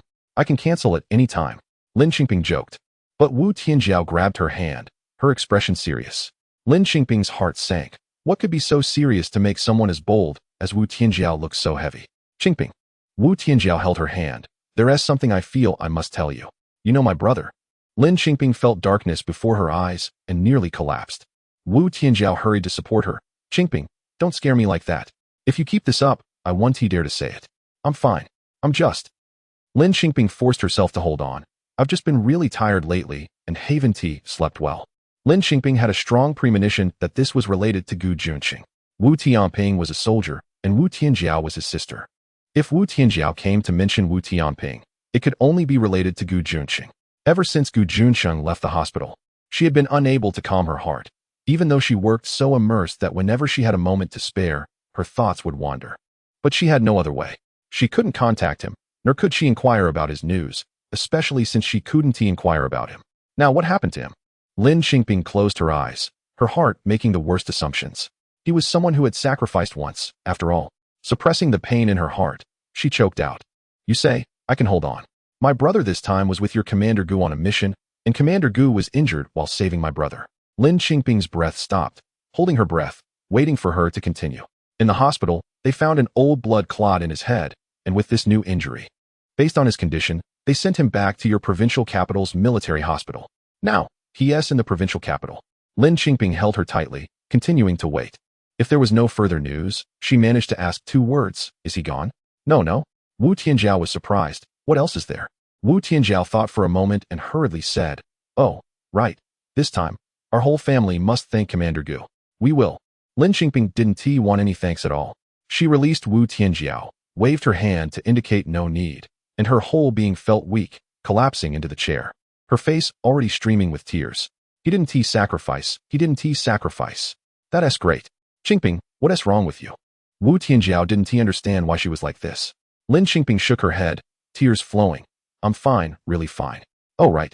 The reason I hesitated to tell you earlier was because your Commander Gu said not to let you know, but I felt I had to tell you. Of course you have to tell me. Lin Qingping said firmly. Tianjiao, thank you for telling me. I'm getting ready to head to the provincial capital. Gu Juncheng, how dare you hide this from me? Lin Qingping was anxious, but the more anxious she got, the more she couldn't lose her composure. With such a large order volume for the summer collection, there could be no mistakes. Otherwise, they would suffer a huge loss. She returned to the factory to tidy up the clothes and called Gu Youlian and Du Jin to give them instructions. Gu Youlian had been awkward with Du Jin during this time. About their marital issues, Lin Qingping didn't want to interfere. And now she had no time to manage it. After instructing the factory matters, she gave Gu Dajia a meaningful hug and then left with Wu Tianjiao, heading towards the provincial capital. Gu Juncheng, I'm coming. Chapter 73. Don't want me here? It's the hospital again. Lin Qingping got off the train and headed straight to the hospital. Having taken an overnight train and still holding a standing ticket, her appearance was not great. It was already April, and the weather was starting to get humid. The train had all sorts of smells, and she inevitably picked up some of them. Moreover, Lin Qingping's lifestyle in her previous life, no matter how wealthy she was, always favored comfort during travel. To make it easier to travel, she wore the simple clothes she used to wear in Gujia village, and after a night on the train, her outfit was all wrinkled. Before entering the hospital, she casually tied her hair up, habitually making a bun at the back of her head. She liked to do it this way in her previous life, but decades later, such a casual style had a relaxed vibe, and at that time, there were many tutorials on how to make buns look more voluminous. But that was not the aesthetic now. Anyway, Lin Qingping was worried about Gu Juncheng and eager to see him, so when she entered the hospital, she was in her simple, somewhat wrinkled clothes, with her hair damp at the forehead, casually tied up, and a lot of strands falling down. Viewed from the perspective of the present, she looked a bit sloppy and rustic. She was also carrying a bag used by the Gu family, containing her change of clothes, and bought a bowl of porridge, 2 eggs, and 2 meat buns from a small restaurant at the hospital entrance before rushing in. Wu Tianjiao accompanied her. But after reaching the ward, she didn't go in with her, thinking it would be inconvenient for them as a couple to meet with her around. So, standing at the door of the ward was only Lin Qingping. Lin Qingping immediately spotted Gu Juncheng's hospital bed. She recognized him at a glance. The last time he was hospitalized, his head was wrapped like a zongzi, and now, he was comfortably leaning against the head of the bed, covered only with a thin blanket below the waist. He looked a bit thinner, and the contours of his side profile appeared sharper. She had been anxious all along, and now that she finally reached the hospital, she should have dashed into his side. However, her feet were nailed to the entrance of the ward, unable to step inside, because there was a woman standing next to him, dressed very fashionably, wearing clothes designed by her, with hair styled in a trendy way. Very beautiful. At that moment, she was placing a thermos on his bedside table. I made some porridge this morning, paired with some pickles to whet your appetite. See if it suits your taste, the woman said with a bright and gentle smile. Oh, and I bought some fruits. They're in the cabinet, already washed. You can take them out if you want to eat. Gu Juncheng, time for your injection. A nurse who had just finished giving an injection to the patient in the next bed walked over to give Gu Juncheng his shot. The nurse's body blocked Lin Qingping's view of Gu Juncheng completely. Lin Qingping could only see the nurse bending down to give him the injection and the woman, who also leaned down to watch the nurse. Whether the woman helped to press the cotton swab or did anything else, Lin Qingping couldn't see. But from her angle, it looked like the woman's head was almost touching his. The nurse was quick with the injection, and after finishing, she tidied up and left for the next patient. The woman then smiled at Gu Juncheng, saying, "All right, Gu Ji, you rest well. I'll be back at noon." Lin Qingping heard Gu Juncheng say, "Thank you, Gu Ji. No need to be polite. I'll come back at noon," the woman said, waving goodbye to Gu Juncheng with a smile, even passing right in front of Lin Qingping without giving her a glance. After that, Gu Juncheng leaned against the head of the bed, seemingly lost in thought or resting. Lin Qingping slowly walked towards him, and when she finally reached in front of him, he suddenly realized it was her, looking quite shocked. "What are you doing here?" Lin Qingping pouted slightly. "Don't you want me here?" Gu Juncheng looked helpless. "I told Wu Tianping not to inform the family. That kid just doesn't want me here." Lin Qingping placed her bag down and set the breakfast she had bought on the table. "Do you want to eat breakfast?" The family member of the patient in the next bed was just saying to their patient, "You just got your injection. I'll go to the cafeteria to buy you some breakfast. Do you want porridge?" The patient nodded. Lin Qingping immediately called out, "Annie, I just happen to have 2 portions of breakfast here, so don't go out to buy any. They're hot and untouched." Saying this, Lin Qingping handed the thermos left by the woman to the patient in the next bed. "But, is this okay?" The Annie from the next bed felt a bit embarrassed. "It's fine. Letting it go to waste is a waste." Lin Qingping directly placed the thermos on the bedside table of the next bed. Throughout this, Gu Junchen was watching her, with an expression Lin Qingping couldn't quite understand. When Lin Qingping sat back beside him, his gaze was still fixed on her.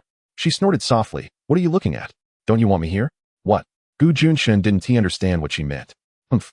Lin Qingping snorted again, looking at his upper body, which seemed fine, and wanted to lift the blanket to see where he was hurt. Just as her hand touched the blanket, Gu Junchen pressed it down. "What are you doing? There are so many people." Gu Junchen reprimanded softly. Lin Qingping. After a moment, Lin Qingping understood and glared at him. "What are you thinking? I just want to see how badly you're hurt." So, in his eyes, was that her image? Was the label of a female ruffian going to stick? Gu Junchen still pressed down on the blanket. "It's nothing, just a leg injury." Gu Junchen felt a bit dejected, recalling what his mentor had said. This kid hurt his leg this time. He won't be running around anymore, right? He better recover properly before coming back. Lin Qingping's hand was probing under the blanket. "I want to see." "You're not a doctor. What is there to see?" Eventually, she let go of her hand. Lin Qingping took a look and saw that his thigh was wrapped in bandages, and his entire right leg was in a cast. The scar from the previous abdominal injury was still there, and her eyes turned red instantly. She carefully touched it. "Does it hurt?" "Look at you. I told you not to look, and now you're crying again." Gu Junchen covered him with the blanket again. "I'm not crying." Lin Qingping wiped her eyes and showed him the back of her hand. "See, where?" Gu Junchen didn't even look, just threw her 2 words, "Stubborn." "Want to eat breakfast?" "You can eat anything, right?" Lin Qingping asked him. Lin Qingping leaned in close to his ear and whispered, "You're not allowed to eat others. Only eat mine." Gu Junchen glanced at her and said, "What nonsense are you talking about?" "Humph." Lin Qingping huffed. "Am I talking nonsense? I saw it. Chapter 74 good for you, Gu Junchen. What nonsense are you talking about?" Lin Qingping didn't want to argue with him over another outsider, especially when he was injured. She stopped replying, opened the breakfast, and laid everything out. The lady in the next bed chimed in with a smile. "The girl must be from her hometown, right?" "Yes." Lin Qingping smiled as she served the porridge. "People from my hometown are really down to earth and kind." The lady praised her and asked where exactly her hometown was. While chatting, Lin Qingping blew on the porridge to cool it down and smiled as she fed it to Gu Junchen. "I can do it myself," Gu Junchen said. His hands were fine and he could manage on his own. Lin Qingping refused, pouting her lips and stubbornly holding the spoon up to his lips. Gu Junchen just looked at her. "Open your mouth. It's not hot anymore." Lin Qingping pouted even more. Once again, she saw helplessness in his eyes. "You." He sighed and complied with her. 1 spoonful at a time. She finally fed him the entire bowl of porridge, peeled an egg for him. And he only ate 1 meat bun while she had one herself. "Is 1 bun enough for you?" Gu Junchen pointed to the cabinet, which had fruits and milk powder. "It's enough, I won't eat." Lin Qingping shot him a glare. It wasn't that she was suspicious, it was a woman's intuition. There was definitely something off about that woman who came this morning. She wouldn't eat the fruits and milk powder that woman bought. Gu Junchen could tell what she was thinking from the look in her eyes, and was quite helpless. The milk powder was bought by Wu Tianping and her brother. "Oh," Lin Qingping exclaimed loudly, "I'll go wash the dishes." On her way to the washroom, Lin Qingping looked for a doctor to inquire about Gu Juncheng's condition. The doctor and nurses soon realized that she was Gu Juncheng's partner. Lin Qingping felt several nurses' eyes on her, looking at her like she was a monster, their curiosity barely concealed. The doctor hurriedly explained the situation. Gu Juncheng's external injuries weren't serious. He had some injuries on his leg and a fracture, mainly needing rest. However, the old injury from before still had blood clots in his brain that hadn't been absorbed, which was why he often had headaches. This time, he had to fully recover before he could be discharged. Lin Qingping breathed a sigh of relief. It didn't sound too serious. She thanked the doctor and continued to the washroom, vaguely hearing the nurses behind her start to gossip. "Why is the leader's partner like this? I thought the woman who comes to see him every day was his wife." "Yeah, I thought so too. I remember someone saying she was the leader's girlfriend. How did another one pop up? She looks like she's from the countryside." Lin Qingping didn't want to listen further and directly entered the washroom. In the washroom, coincidentally, The lady from the next bed was also there washing dishes and greeted her with a friendly smile. Auntie, Lin Qingping greeted her with a smile. The lady asked kindly, "Are you the leader's sister?" Lin Qingping. Sister? No. Gu Juncheng. Is this how you introduce me? I'm your wife. Good for you, Gu Juncheng. Lin Qingping pondered how to express that she wasn't a sister, but a wife. The lady continued. Has the leader been here for several days already? Don't your family know? Yes. Lin Qingping replied with a smile, but internally, she was gritting her teeth. Good for you, Gu Juncheng. You've been here for several days. The nurses also said that someone came every day to take care of him. You're something. Gu Juncheng. A few more family members came to the washroom to wash dishes, and Lin Qingping felt it was inappropriate to say anything more. After quickly finishing, she smiled at the lady and said, "I'll be leaving first," and took her bowl back to the ward. Family members inevitably liked to chat about who was related to whom. Just a few steps away, Lin Qingping heard people in the washroom asking who she was. The lady enthusiastically introduced her as the leader's sister. Humph, the leader's sister is here. Lin Qingping entered the ward holding the bowl. It was a large ward with 8 patients in total. The first thing Lin Qingping did after returning to the ward was take all the fruits out of the cabinet, smiling as she distributed the entire bag of fruit, putting 2 or 3 on each patient's table, and warmly telling them, "Don't be shy. We bought plenty. It's fate to be in the same ward. We're all family, looking after each other. No need to be polite." Anyway, she fully embraced her social butterfly nature, and conveniently gave away all the fruits without leaving any behind. She returned to Gu Juncheng's side empty-handed, and he looked at her thoughtfully. Lin Qingping stared at the 4 drip, watching the liquid drop down slowly, her voice soft and a bit coy. "What's wrong? Do you want to eat fruit? I can go buy some." "I don't want to eat," Gu Juncheng replied. Lin Qingping rolled her eyes. "Then why are you staring at me? Are you unhappy? Are you reluctant to part with that little bit of fruit? You're talking nonsense again." Gu Juncheng reprimanded her softly. Lin Qingping rolled her eyes again, pinching her throat and saying, "All right, I was wrong. I won't talk nonsense anymore. Big brother." She emphasized the words big brother. Gu Juncheng was stunned for a moment, then reached out to touch her forehead. Lin Qingping dodged him, huffing, "I'm not running a fever." Gu Juncheng hissed, "Lin Qingping, I've realized it's a pity you don't become a movie star. You're such a good actress." Lin Qingping flashed him a charming smile. "So your words mean you think I'm pretty?" Gu Juncheng was at a loss whether to laugh or cry. "Fine. You climb up the pole as soon as I give you one." "So I'm not pretty?" Lin Qingping leaned in closer. "Between me and her, who's prettier?" "Her?" Gu Juncheng was momentarily taken aback, but quickly understood who she was referring to. Since Lin Qingping came this morning, she had been fixated on this. "Don't overthink it. She's the daughter of our retired old leader, and she's a university student, only 20 years old. So what if she's 20? I'm also 20. Lin Qingping was startled by her own words. She knew she was 20 years old since she had been reborn. 20 years old. Such a naive and willful age. However, she often forgot that she was 20 in her daily life. She focused on her career, shouldering many responsibilities, only being a little willful and a bit spoiled in front of him. Gu Juncheng was also taken aback by her words. Yes, she was only 20. As Lin Qingping talked to him, she noticed his brows slightly furrowing, indicating that he must be having a headache. She stopped teasing him, helped him lie down, and let him rest. After a while, Wu Tianjiao and Mei Li arrived. They specifically brought fruits to see Gu Juncheng, but since he was resting, they didn't disturb him too much and left after sitting for a while. After they left, Lin Qingping noticed a set of keys on the bed. They must have dropped them. She quickly picked up the keys and chased after them, but heard Wu Tianjiao and Mei Li talking at the staircase. Mei Li said, "You should have notified Qingping to come. That silly Tianping still wants to keep it a secret.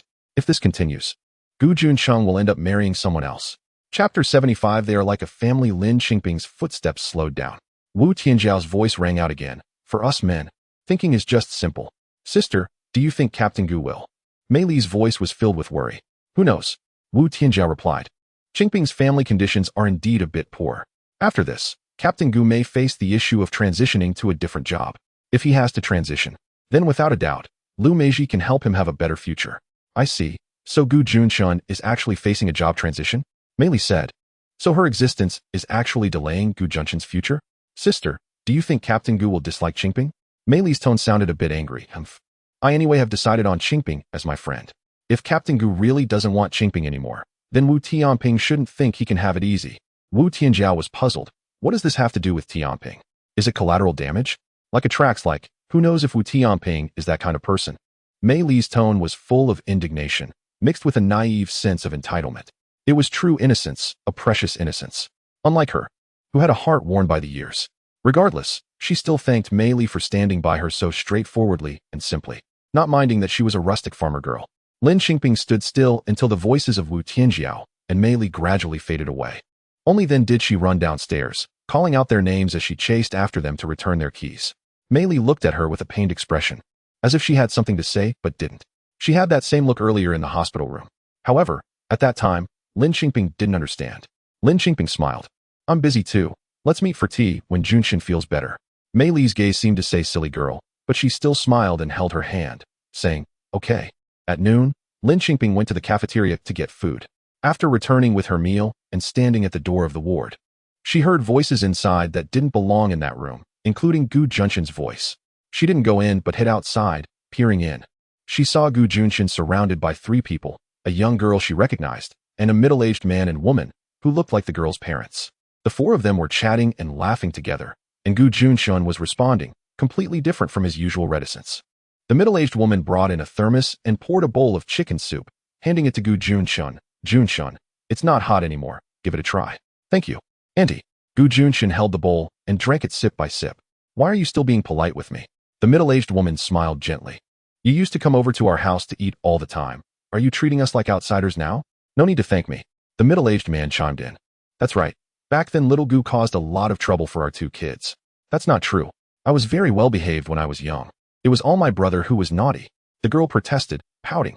You're even naughtier than your brother. Only little Gu could put up with you. The middle-aged woman tapped her forehead. All right, this is a hospital. Patients need to rest. Don't make a fuss. Let's just take a look and leave. We shouldn't disrupt the doctors or delay the patient's recovery, the middle-aged man said. I'm not making a fuss, the girl mumbled, still pouting at Gu Juncheng. Aren't I, Guji? I was the most well-behaved. Gu Juncheng's stern face now held a warm smile. Yes, Xiao Mei has always been very well-behaved. Hee. Lin Qingping recalled that Gu Juncheng had never smiled at her like that.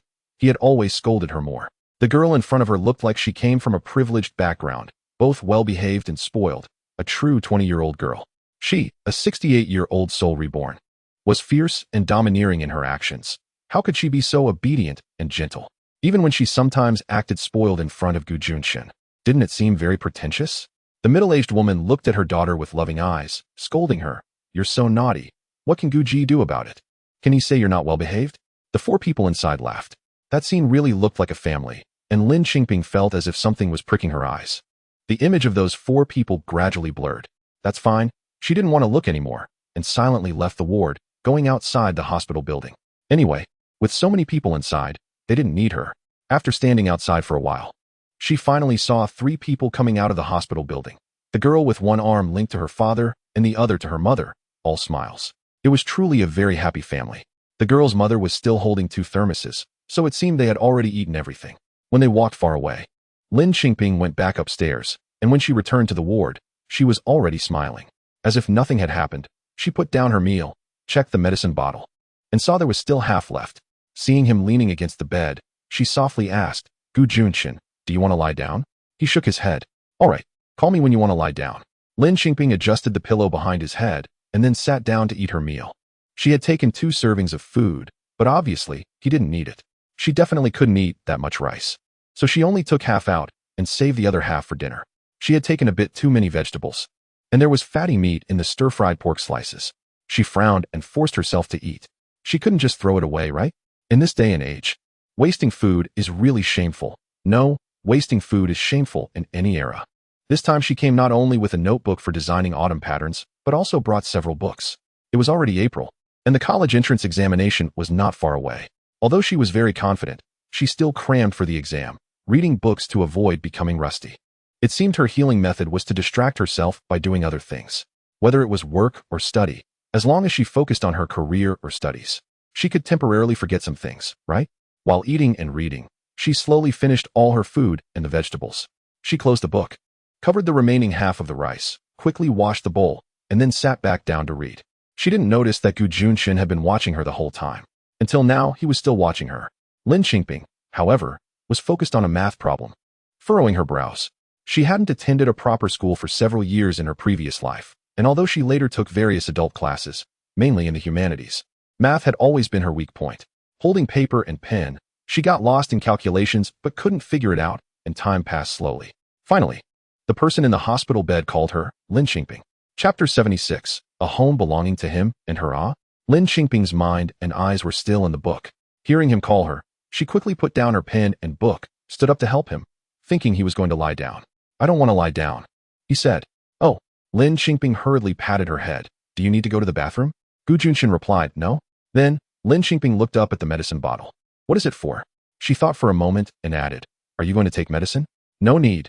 2 kinds of medicine are for morning and evening, and one is taken before meals. I already gave you the medicine before I went to the cafeteria. Finally, she mentioned the cafeteria. He leaned against the headboard, glaring at her. Lin Qingping didn't understand. What's wrong with the cafeteria? You only got food for yourself at the cafeteria today? Juncheng glared at her and asked. Lin Qingping. She didn't understand, really couldn't grasp the team leader's mind. No, how should I say it? Should I say I got food for you, but since you already ate, I finished all the dishes? He looked at her, chuckled, not for me? No, Lin Qingping stammered. You already ate, right? Juncheng smiled. Did you see me eat? Lin Qingping touched her hair. No, I saw them. That girl, their whole family, carrying 2 thermoses. So, if you ate 2 thermoses, of course, you wouldn't need cafeteria food. I ate 2 thermoses. Juncheng retorted, his expression not looking good. Lin Qingping recalled his beaming smile in front of that family, feeling a bit sour in her heart, smiled. I don't know how much you ate. If you didn't eat enough, I can go get some more. No need. Juncheng leaned against the wall, closing his eyes. Then, what do you need me to do? She felt frustrated. In online novels, the female leads who reincarnate always meet gods and Buddhas, right? The husbands after reincarnation are supposed to pamper their wives to the heavens. But her? Why was her reincarnation like this? Her husband was about to fly off to higher branches, and she was here trying to please him. No need. All right then. Lin Qingping sat back down. Then I'll just do my own thing. She continued to solve problems. However, after 2 pages of draft paper, she still hadn't found a solution. Her brows were tightly knit when she suddenly heard a voice from above. Bring it over. Lin Qingping looked up. What? I said, bring your math problems over. Juncheng said. Lin Qingping's eyes widened. He could still do math problems? Hadn't he joined the army early? But instinctively, she handed him the problems and notebook. He read through the problems and started calculating on the paper. She focused on the tip of his pen, following the thought process he was writing down. And suddenly everything clicked. So that's how it is. I got it. She didn't need him to continue calculating. Once her thought process was clear, she could figure out the rest. He glanced at her, returned the pen to her, implying, you do it. Lin Qingping took the pen and quickly continued writing behind his steps, successfully calculating the result and showing him. Look, right? He only glanced at it and replied, Lin Qingping was curious. How did you know how to do this? He shot her a look. The army has cultural education. That look seemed to ask her, do you think I'm illiterate? Lin Qingping shrugged. Not illiterate, but I didn't expect you to be so educated. Sorry, I underestimated you. She thought, why did you suddenly want to do math problems? He leaned back and asked her, then suddenly realized, are you trying to take the college entrance exam? Lin Qingping nodded, having nothing to hide. He nodded back, that's good. Finally, he asked her, how's your preparation going? About okay. Lin Qingping was quite confident. She didn't even need to mention prestigious schools. She could definitely get into an ordinary university. Originally, she had thought about what would happen between her and him once she got into college. How would they meet? What about the factory? And what about Ziyuan? She had really thought it through. After all, they were a long-distance couple, and she could apply for family visits every winter and summer vacation to see him.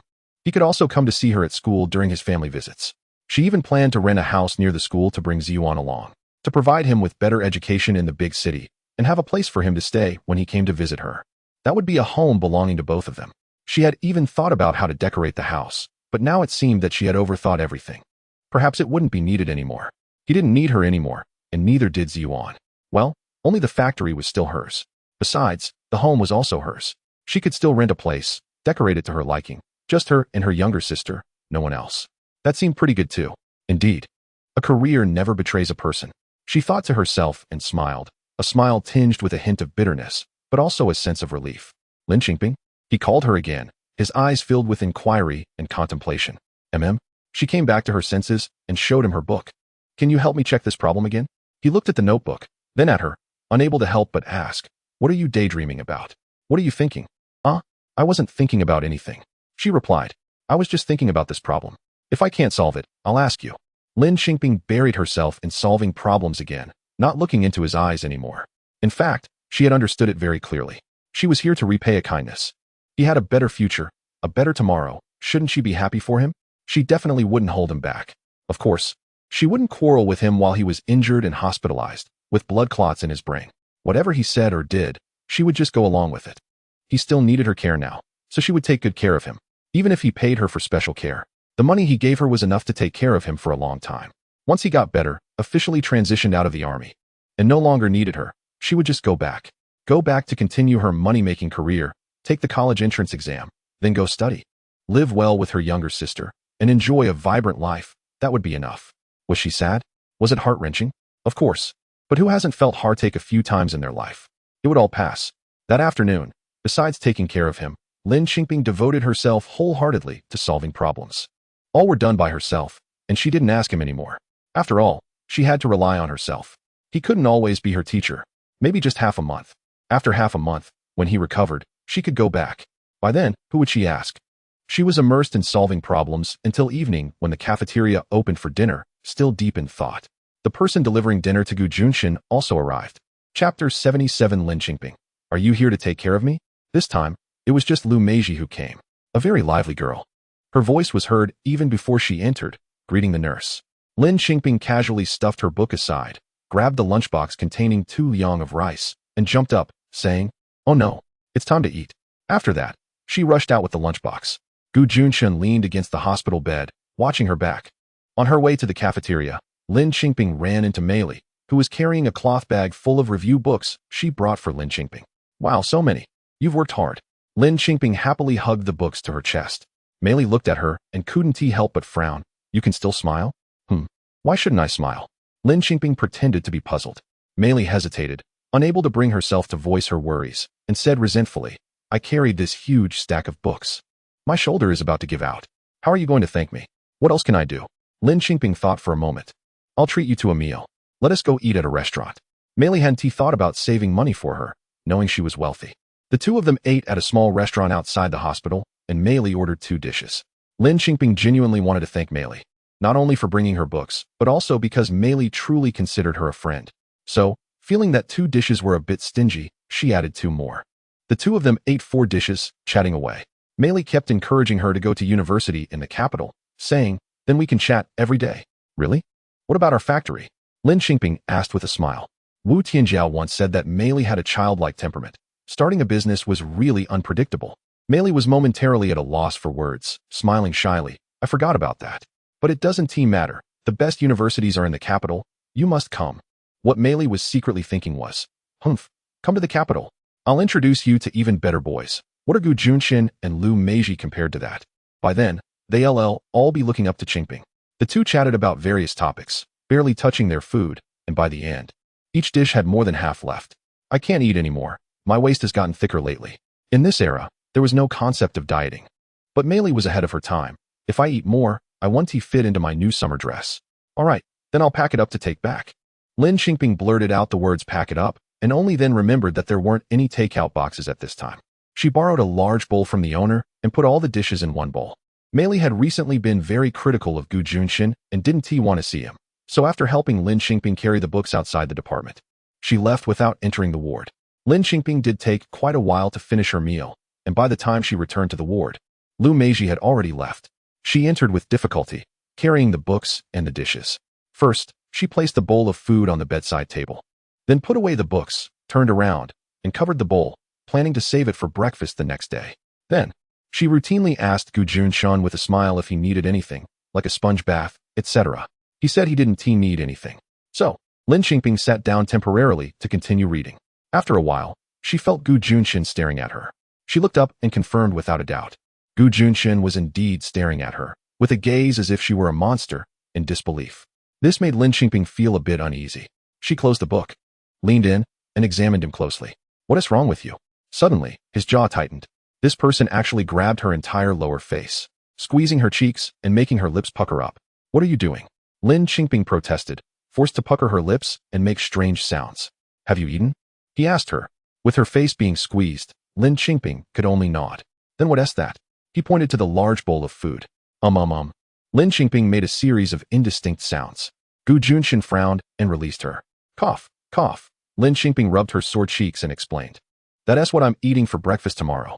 Juncheng stared at her, his eyes wide in disbelief. Lin Qingping didn't he understand and asked, "What's wrong?" He laughed, an incredulous laugh. "Lin Qingping, I have to say, you're something else. There's no one like you in this world." He felt he had to start believing the rumors in the village that his wife had a bad temper and was difficult to deal with. At that moment, Lin Qingping suddenly had a flash of insight, as if she had grasped something, and asked in realization, "You don't want to eat, do you? What do you think?" He looked at her and retorted, "But you already ate, didn't you?"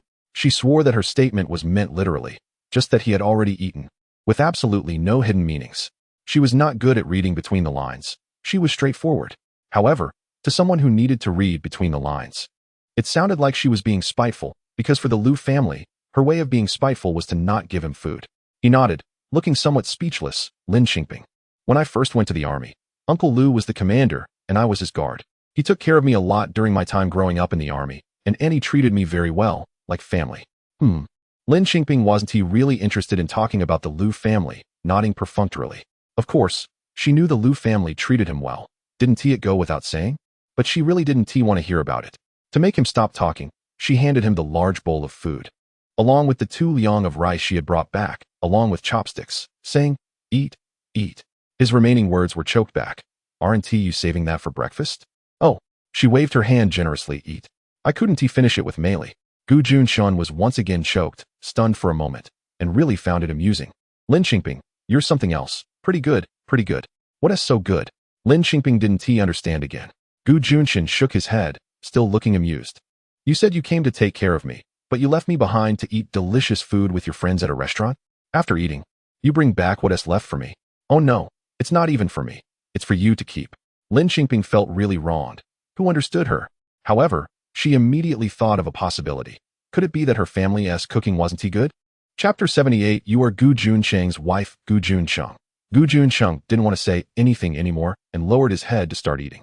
Then, Lin Qingping watched as he finished a large bowl of vegetables and most of the rice. Lin Qingping was curious and leaned closer to him. "Gu Juncheng, why do I feel like you haven't eaten in 3 days?" Of course, the possibility of not eating for 3 days was zero. There was only one explanation. The Liu family's cooking really wasn't good. Gu Juncheng shot her a glare with his fierce eyes and continued to eat the rest. Lin Qingping didn't know what had annoyed him again, coughed a couple of times, and stepped back. His expression wasn't too good as he placed the bowl on the bedside table. "I'll go get some water to wipe your face." Lin Qingping decided to run off. She handed him a warm towel, and after staring at it for a while, he reached out and took it, wiping his own face. Lin Qingping was about to pour out the water when he said, "Aren't you going to wipe my body?" Lin Qingping. He continued, "Lin Qingping, you're quite casual about taking care of patients. It's freezing cold in winter, and you have to wipe me every day, but now it's hot summer. And you're not being proactive?" It wasn't that. She just wanted to change the water. "Fine, since that's the case, you wipe yourself." Lin Qingping pulled the curtain between the beds, twisted the towel again, and handed it back to him. This time, he only had a leg injury and couldn't move, but his hands were fine. By the evening, the 4 was done, so he mostly wiped his own face and body. However, to her surprise, when she extended the warm towel, he didn't take it. Not wiping anymore. She frowned in confusion. He leaned back slightly, his brow furrowing, looking a bit dizzy. Now Lin Qingping was nervous. Could it be that the blood clot in his head was acting up again? "I'll go call the doctor." She threw the towel into the basin. "No need." He grabbed her hand and said, "Just lie down and rest." "Oh, okay." Lin Qingping quickly helped him lie down flat. His brow gradually relaxed, but his eyes remained closed. "Feeling better?" she asked softly. He lay still. Just as Lin Qingping was hesitating about whether to wipe his body again, he said, "Help me wipe." Lin Qingping. Honestly, this felt a bit inappropriate. Their marital relationship was likely about to end, and having such intimate contact was a bit much, right? "Hurry up. Don't wait until I fall asleep, and then wake me up." He urged her on.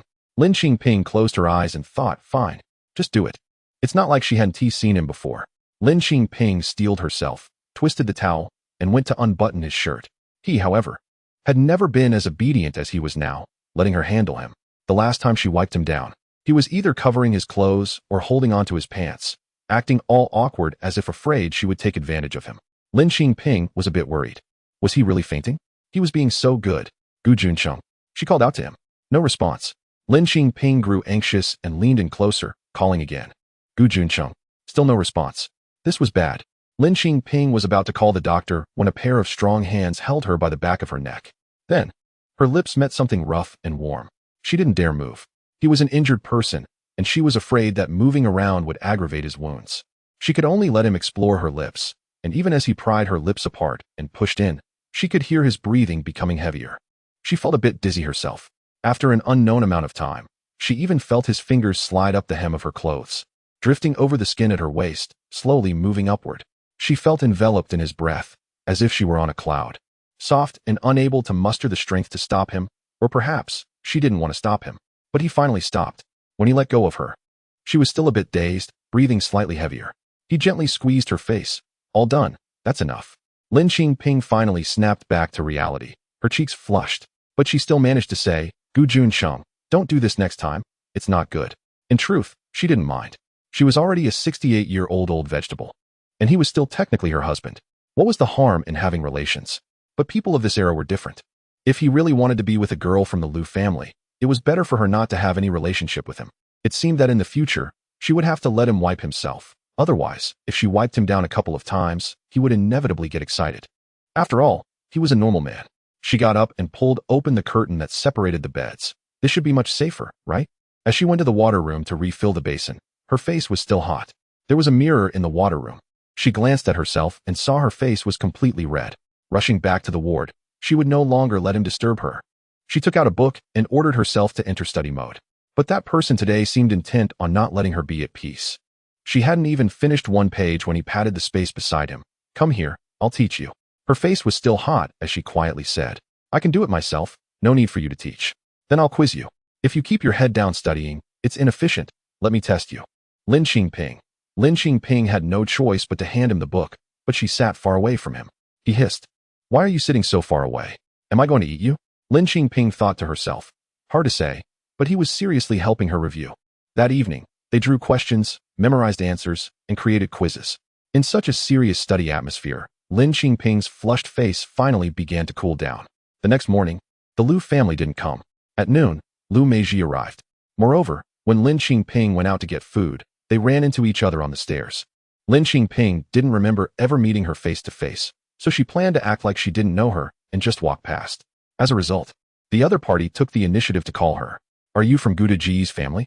After brushing past each other, Liu Meiji asked her from behind. Lin Qingping stopped in her tracks and turned back. Liu Meiji smiled. "Are you Gu Juncheng's wife?"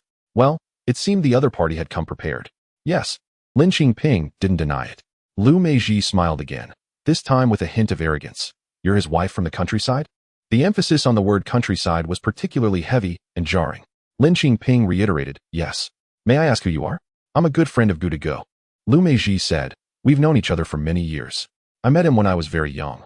Back then, he often carried me to play." "Haha. Gu Juncheng, you really have a lot of good friends.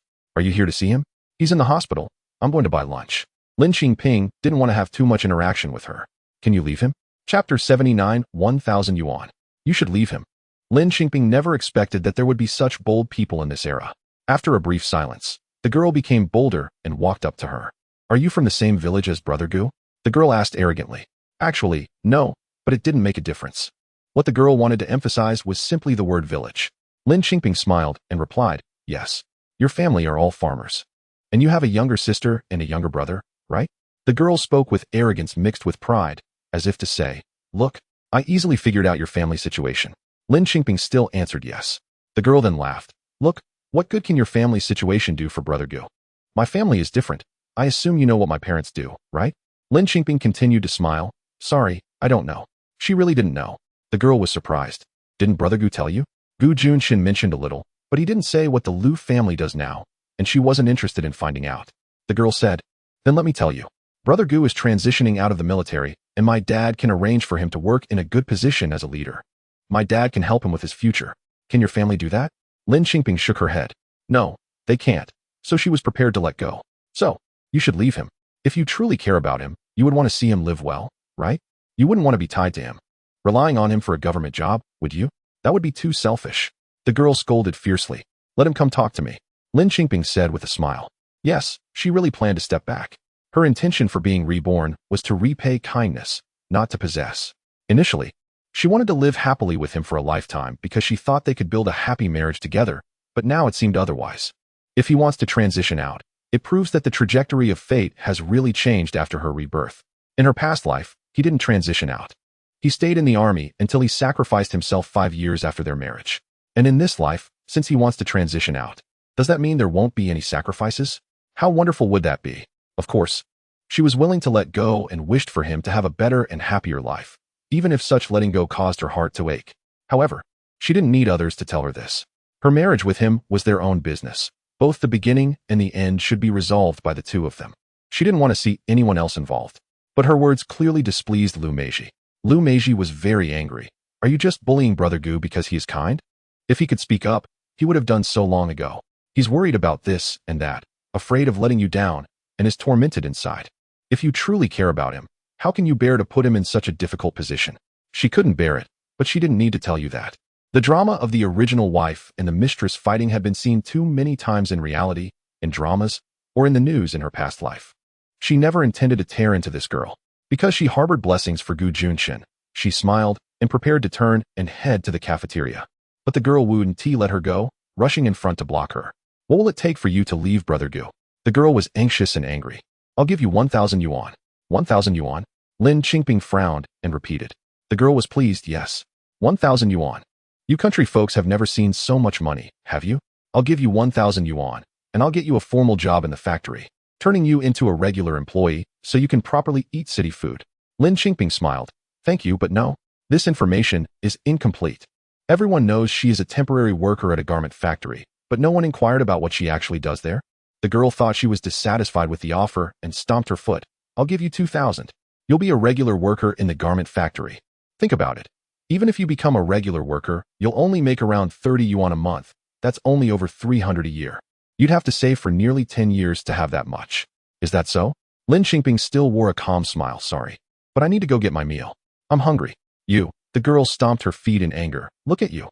Brother Gu is injured and hospitalized. And you're only thinking about yourself. You heartless woman. Lin Qingping didn't want to entangle with her any longer and quickened her pace straight to the cafeteria. Not wanting to encounter her again, she sat in the cafeteria to eat her meal. Outside the cafeteria, the sun blazed down, and she scooped food into her mouth one spoonful at a time, but she couldn't taste anything. It felt as if something was stuck in her heart, making her very uncomfortable. With every swallow, the food piled up in the blockage, causing more pain in that spot.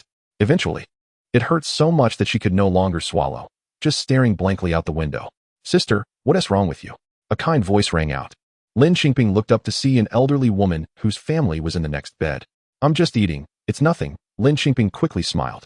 Silly child. The elderly woman chuckled, lightly brushing her finger across Lin Qingping's face. The elderly woman's fingertip was wet. Lin Qingping suddenly realized she had been crying while eating without even knowing it. Hee. She quickly wiped away her tears and smiled. It's just the sun outside is too bright. You silly child. The elderly woman sighed. You're not that Gu commander's sister, but his partner, right? Lin Qingping paused, lowering her head. Yes. The elderly woman patted her hand. I heard you're planning to take the university entrance exam? Lin Qingping smiled. Yes. I have that plan. Do your best. The elderly woman patted her hand again. Aim for the capital. This was the second person who encouraged her to go to the capital. Lin Qingping smiled. Annie, it's not as simple as I can just go wherever I want. The elderly woman gave her a playful glare. Do your best. You can definitely do it.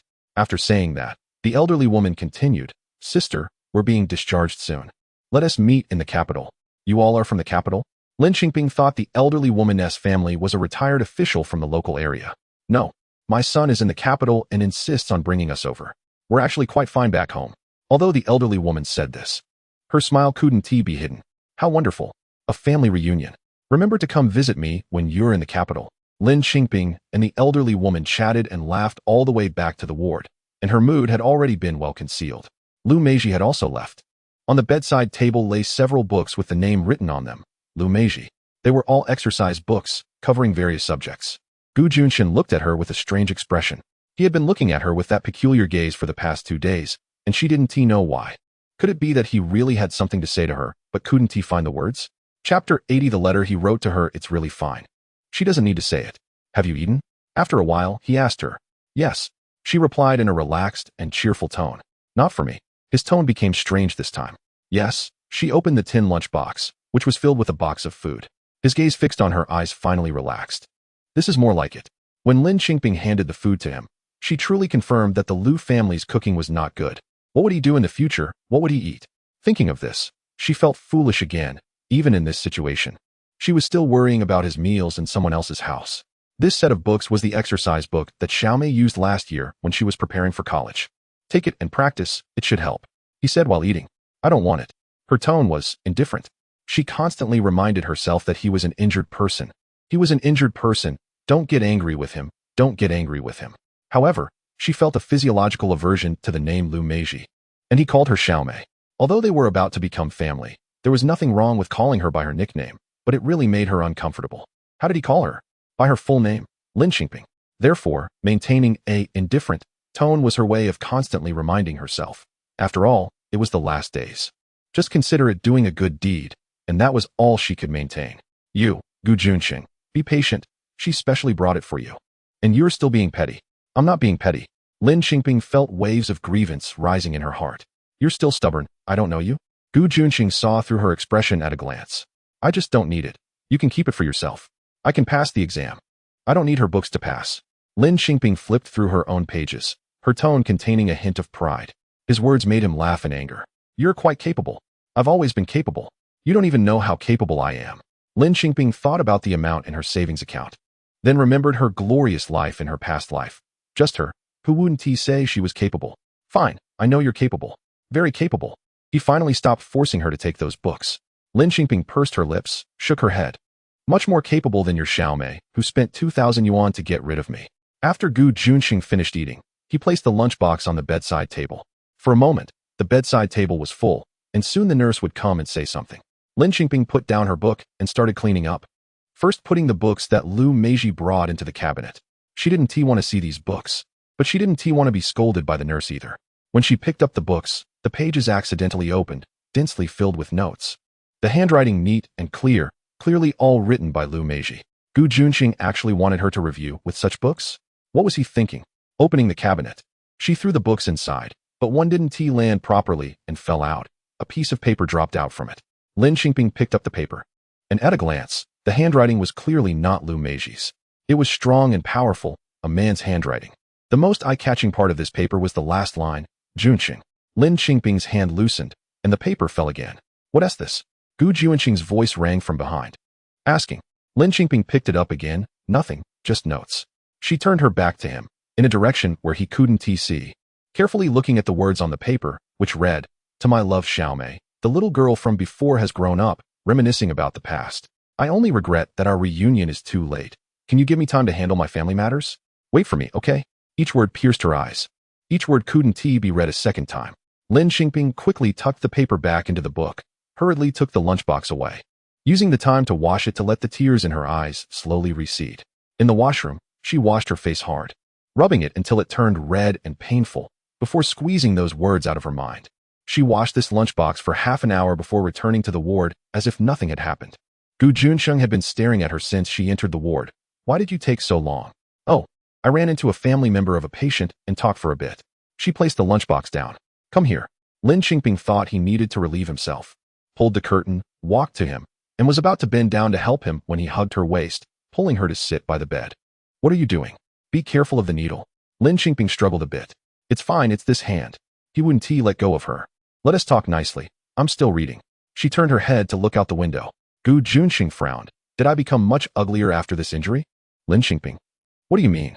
I haven't looked in the mirror. I can't see it myself. He had a thoughtful expression. Do you want to look in the mirror? Lin Qingping could go get it for him, but he had to let her go. He shook his head, pointing to his face. Did I really become ugly? Lin Qingping shook her head. If it's not ugly, then why haven't you looked at me properly since you came back? Lin Qingping. What do you mean? Lin Qingping. Have you been angry with me all this time? Actually, not really. She was indeed not in a good mood, but she was just sad for herself, not angry with him. On the contrary, she sincerely wished him well. Lin Qingping, Xiaomei is not what you think. She is just a little girl, still not understanding things. Even though she is 20, she can't compare to your capabilities. She has just been spoiled by her family, raised into such a character. Lin Qingping listened to his words, continuously questioning in her mind. So why say all this to her? Does he really want her to like Lu Meiji too? How is that possible? Could it be that Gu Juncheng wants to enjoy the best of both worlds? I'm not interested in her or her family. I have a lot to do. I'm going back. Lin Qingping quickly cut him off. She really didn't want to hear it. Gu Juncheng didn't let her go. And the two of them were at a standstill for a while. Suddenly, Lin Qingping's face felt hot. He had kissed her. What was the point of that? Then Gu Juncheng said, "Tomorrow is Lu family aunt's birthday. I can't go. Can you help me go?" Haha. You took a big detour just to wait here. Just go. Wu Tianping should also arrange for Mei Li to go, and then you guys will have company. He continued to persuade her in her ear. Lin Qingping thought for a moment and agreed, fine. Just consider it doing a good deed in the last days. After all, one good deed is fine. Let us do a few more. After doing it, it will be repaid. The next day, Lu Meiji didn't come. Lin Qingping took the address given by Gu Juncheng and went to the Lu family. Because she came to the provincial city to take care of the patient. She was really dressed very plainly, all comfortable clothing for taking care of people. Upon entering the Lu family, she felt that she was out of place with the people inside. Chapter 81. Aren't you the Lu family's maid? The Lu family doesn't have many guests, mostly ladies. Lin Qingping looked around and didn't recognize anyone.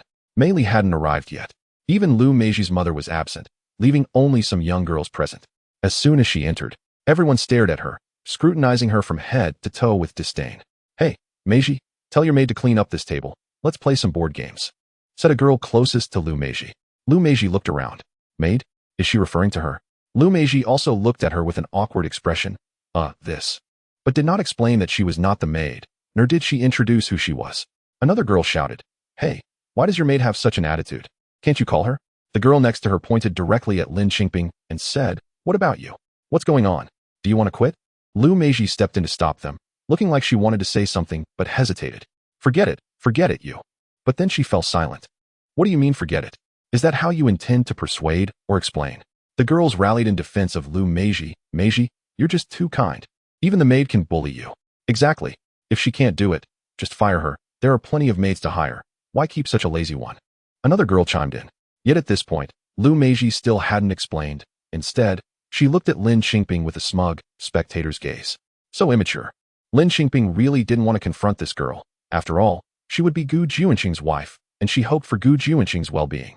How could she be adversarial with his future wife? However, the girl was really not smart. Lin Qingping did not retreat in the face of their disdainful gazes, but instead smiled and stepped forward. "Am I a maid? Is that not the case?"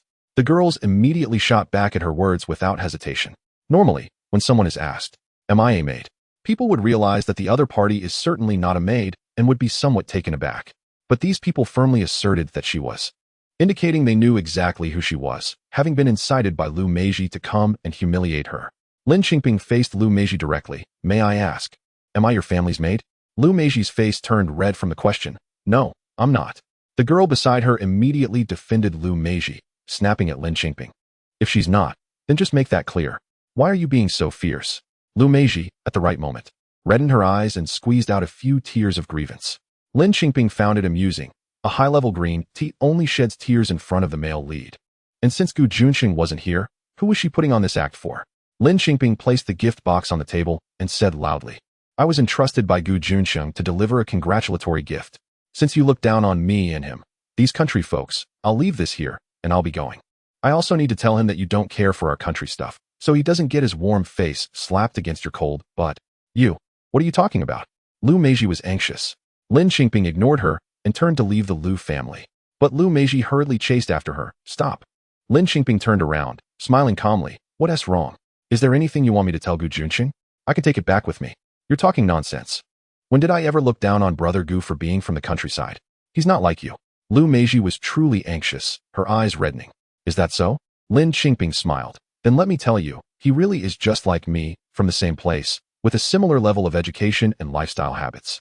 Oh, the clothes he wears, except for the military uniform, were all bought by me. Even I dressed him. I know him better than you do. I know every part of him. You shameless." Lu Meiji's face turned bright red. "So what? Brother Gu won't like you. Is that so?" Lin Qingping rummaged in her pocket and pulled out a folded white paper. "Oh, by the way, I came here for another thing. Is this something you forgot in your book?" When Lu Meiji saw it, her expression changed first. Then she began to look smug. "You saw it. That's right. It's a letter from Brother Gu to me." Lin Qingping chuckled and put the paper back in her pocket. "Great. I was worried about not finding evidence. Now it's been delivered right to my hands. I'll send it to the leaders of your school. I want to ask them how they plan to handle a female college student who meddles in someone else's family and disrupts a military marriage." At this point, Lu Meiji's face turned truly pale. You dare? I will tell Brother Gu and have him deal with you. Him? Lin Qingping laughed, pressing down on her pocket. As long as this letter is made public, he won't be able to save himself. He still wants a bright future? Dream on. Even your dad won't be able to protect him. Lu Meiji was really about to cry now, holding back tears while trying to act tough. You woman. How can you be so cruel? Brother Gu is so good to you. How can you bear to harm him? Harm him? Am I the one harming him, or are you? Isn't it you who is disrupting a military marriage and going against moral conscience that will ruin his future? Lin Qingping sneered. I didn't. I am. Lu Meiji suddenly stopped crying, looked behind Lin Qingping, and called out, Mom. Ah, the mistress is back. What's wrong? Why are you standing here? Lu's mother asked. Lu Meiji immediately said, It's Sister Lin. She wants to leave, but I can't keep her for dinner. I'm about to cry. As she spoke, she looked at Lin Qingping with guilt. This child, what's there to cry about? She's still not grown up, Lu's mother said. Her gaze falling on Lin Qingping, smiling. Oh, it's little Lin. How can someone come and leave without eating? That would make our family seem unrefined. Come in. It's almost time for dinner. Saying this, she reached out to take Lin Qingping's hand. Should Lin Qingping feel flattered? Accompanying Lu's mother were several middle-aged women. These people, including Lu Meiji and the few friends of hers in the room, were all dressed very stylishly and appropriately, all in clothes designed by Lin Qingping. After entering the house, the girls inside saw Lin Qingping walking side by side with Lu's mother and looked a bit evasive. Lin Qingping pretended not to see and confidently took her seat as arranged by Lu's mother. At this moment, Mei Li finally arrived, still accompanied by Xiang Hongying. As soon as Mei Li saw her, she happily greeted her and immediately sat down beside her, while Xiang Hongying also warmly greeted her and sat down opposite her. They didn't bully you, did they? Mei Li whispered in her ear. Lin Qingping shook her head. They wanted to bully me, but they didn't gain any advantage. Chapter 82. Gu Juncheng. Goodbye. I originally didn't want to come, but my sister insisted that I do, saying, You will come. I'm afraid people will bully you, so I'm coming. Mei Li whispered in her ear, completely ignoring the gazes of others. Aunt Lu smiled and said, Mei Li and Xiao Lin have a good relationship? Yes. Gu Juncheng and our Tianping are good brothers, and I'm also good friends with Qingping. Mei Li intentionally mentioned Gu Juncheng's name. Both Aunt Lu and Lu Meiji's expressions changed slightly. It seems that the elders of the Lu family truly support their daughter intruding into someone else's marriage. Aunt Lu seemed reluctant to mention Gu Juncheng's name again, changing the subject to talk about clothes. What a coincidence today.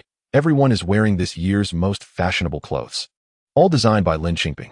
A few older daughters teased Xiang Hongying. Your department store is doing very well this year, right? Every piece of clothing is sold out. Exactly. I still have 2 pieces I liked but didn't buy at the time, and now that I see them all looking good in them, I want to buy them again, but they're all gone.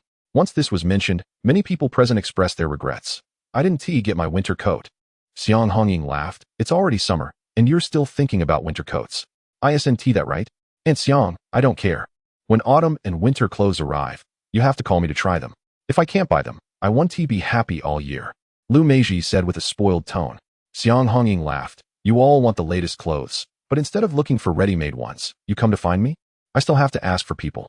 Upon hearing this, Mei Li winked at Lin Qingping. Lin Qingping glared at her. She didn't want to deal with these people. But everyone at the table was curious. Lu Meiji was the first to ask, Who are you looking for? Who needs to be asked by Aunt Xiang? I don't believe it. Far away in the sky, but close at hand. Xiang Hongying pointed at Lin Qingping. Everyone looked at Mei Li. As no one would have thought that this person would be Lin Qingping beside Mei Li. Sister Mei, are you looking for her? Lu Meiji's voice was sweet. Mei Li waved her hands. Not me. Not me. I don't have that ability. If you don't have the ability, who does? Lu Meiji activated her spoiled skills again. You're from the capital. Xiang Hongying laughed and said, It's this one beside Mei Li, Comrade Lin Qingping. All our best-selling clothes in the mall are designed by her, and everything you're wearing is. Lu Meiji felt embarrassed. Everyone present had a look of disbelief. The outspoken girl beside Lu Meiji exclaimed, How could it be her? That rural nanny. As soon as Mei Li heard this, she became unhappy and said, Who is a nanny? The girl quickly covered her mouth. Besides, so what if she is a nanny? Labor doesn't distinguish between high and low, right? Shouldn't nannies be looked down upon? Look down on you, and then take off the clothes you're wearing. Mei Li expressed her opinion. For a moment, the atmosphere became awkward. Xiang Hongying felt that the topic she brought up was inappropriate and felt a bit guilty, quickly changing the subject. Aunt Lu also cooperated to ease the situation, slowly managing to calm things down. The meal was, after all, a bit awkward, but it finally ended. When the guests were leaving, Aunt Lu called Lin Qingping. Lin Qingping looked back, and Aunt Lu stood there, hesitating, clearly wanting to say something to her. But Mei Li was beside her. Aunt Lu, feeling helpless, said to Mei Li, I have something to discuss with Shaolin alone. Mei Li wouldn't fall for that, wrapping her arms around Lin Qingping's waist with a smile. Aunt, what can you say that I can't hear? Do you and Qingping have secrets? Qingping and I are best friends. There are no secrets. You can just say it. Meeting someone like Mei Li. Aunt Lu had no choice but to smile and say, forget it. It's nothing. Just asking how Juncheng is recovering. Oh, I know that. He is doing great, Aunt. Don't worry. Mei Li interrupted. Seeing that nothing could be discussed today, Aunt Lu had to give up and sent them off. Humph. Not well-intentioned. Mei Li was indignant after they went out. All right. Thank you for today. Lin Qingping felt that the greatest unexpected gain from this life, having been reborn, should be meeting a friend like Mei Li. Sometimes, the friendship between girls lasts even longer. When they returned to the hospital, Lin Qingping didn't mention anything about what happened at the Lu family. When Gu Junchen asked, she only said everything was fine, the gifts were delivered, and the Lu family was very warm. As for the piece of paper in her pocket, it was just a blank sheet. She never intended to send it to anyone. Nor did she think about ruining Gu Junchen and Lu Meiji. If Gu Junchen had spoken to her today, she would have turned around and left without looking back. However, Gu Junchen didn't say anything. Perhaps, as Lu Meiji said, he was hesitating, in doubt, or simply couldn't speak. Then, it was up to her to make the decision. Everything would wait until he recovered and was discharged from the hospital. However, unexpectedly, the next day, Xiao Tian came. Xiao Tian told her that he should have been with the team leader, but had other tasks, which delayed him until now. He also asked her to understand. Lin Qingping had always understood their work, so how could she care about this? However, as soon as Xiao Tian arrived, it seemed to accelerate a certain decision of hers. That day, she explained Gu Junchen's situation to him in detail. After all, you have experience taking care of team leader Gu. This injury isn't as severe as the last one. The most important thing is that the blood clot in his head must be completely absorbed to be considered healed. Otherwise, he will always have headaches and dizziness. I know, sister-in-law. Xiao Tian nodded, not realizing that Lin Qingping was saying all this as a final explanation. The next morning, Lin Qingping packed her clothes and books, just like when she arrived, into her bag. She tore off a piece of paper from the notebook she usually used as draft paper and left a note. She originally wanted to write a lot, but in the end, it all crumpled into a ball of waste paper, leaving only one sentence. Gu Junchen, goodbye. Take care. At that time, Gu Junchen was still asleep.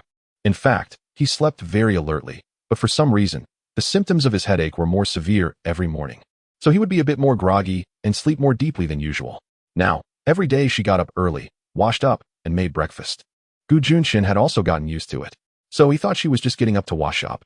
Even if he heard some noise, he didn't pay attention and continued to sleep with his eyes closed. Lin Qingping, however, picked up her luggage and looked back. The elderly couple in the adjacent bed had already been discharged. She remembered when they were discharged, the old man held the old woman's hand tightly. The two had weathered decades together, never letting go of each other's hands. That kind of feeling is called love, right? Lin Qingping gazed at his side profile on the hospital bed. Tomorrow, let Lu Meiji accompany you openly. Tears welled up in her eyes, and she turned and left. Chapter 83. Don't you want us anymore? She knew that in half an hour, Xiao Tian would arrive at the hospital. That way, Gu Juncheng would have someone to take care of him. Xiao Tian had said that he would take care of Captain Gu until he was discharged. Xiao Tian was a good kid, and she felt at ease with him by Gu Juncheng's side. As for her, she was already queuing at the train station to buy a ticket, trying to get back as quickly as possible. Fortunately, she managed to get a refund ticket from someone else and successfully boarded the train home, arriving at Gujia village the next afternoon. The family was delighted by her sudden return. Her mother-in-law immediately wanted to kill a chicken. Ji Yuan, who had been playing outside with Xiao Mai, rushed back excitedly, holding a handful of wild fruits from the mountains to give her to eat. Lin Qingping looked at the little fruits in Ji Yuan's small hands, and her eyes became a bit misty. Auntie, they're delicious, not sour. Ji Yuan thought she was afraid of sourness. Xiao Mai nodded beside him. Auntie, really not sour. Ji Yuan picked one and fed it to her. The small handful of fruits was warm from his grip, and as she put it in her mouth, it still carried the warmth of his palm. Lin Qingping tasted it, and her eyes finally moistened. Auntie, what's wrong? Is it sour? Ji Yuan asked, panicking as if he had done something wrong. No, it's very sweet. Auntie is just tired from the long train ride back from the provincial city. Lin Qingping hugged Ji Yuan. Ji Yuan nodded. He had been to the provincial city by train and knew it was exhausting. Auntie, you rest. I've finished my homework. Ji Yuan said obediently. Lin Qingping's heart ached even more. I'm fine, silly child. She didn't rest, but went out to stop her mother-in-law Lu Fun from killing the chicken. Lu Fun was holding the chicken and was surprised by her words. Why go back to the factory so late? Yes, Lin Qingping said as she took the chicken from Lu Fun and let it go. If a person was leaving, they couldn't bear to part with even the chicken. These chickens were the chicks she and Ji Yuan had bought together, and Ji Yuan fed them every day. Lu Fun sighed, "You're busy now. I don't know if earning so much money is worth it." People at this time hadn't experienced the market economy era, didn't know what the future would be like, and certainly didn't know how much a house would cost in the future. Lin Qingping felt a pang in her heart. Since marrying into the Gu family, her mother-in-law had been very tolerant of her, and even if this tolerance was because of Gu Juncheng, she still felt very grateful, especially considering the kindness from her previous life. After all, in her past life, she had caused chaos in the Gu family. "Mother, come in. I have something to tell you." She pulled Lu Fun into the room and took out a savings book from her cloth bag, which contained half of her savings. She handed the book to Lu Fun. "Mother, I've earned some money these past few months. You take this. I'll write down the password for you later. You must keep it safe. Don't let anyone else see it." Lu Fun had never had a savings book in her life. She didn't understand it and didn't know how much money was inside. "Mother, take it. With the password, you can go to the county bank and withdraw the money." Lin Qingping taught her step by step how to withdraw money. Lu Fun frowned and pushed the savings book back to her. "It's your money. Keep it yourself." "What do I need it for? I'm just a country woman. I don't understand anything. What if I lose it?" Lin Qingping smiled, her heart aching. "Then you wait for Juncheng to come back and give it to him." Afraid that her mother-in-law would still refuse, she added, "It's more inconvenient for me to carry so much money alone outside. I worry about being stolen." Lu Fun thought about it and agreed, but she still said, "Then let me keep it for now. I'll lock it up.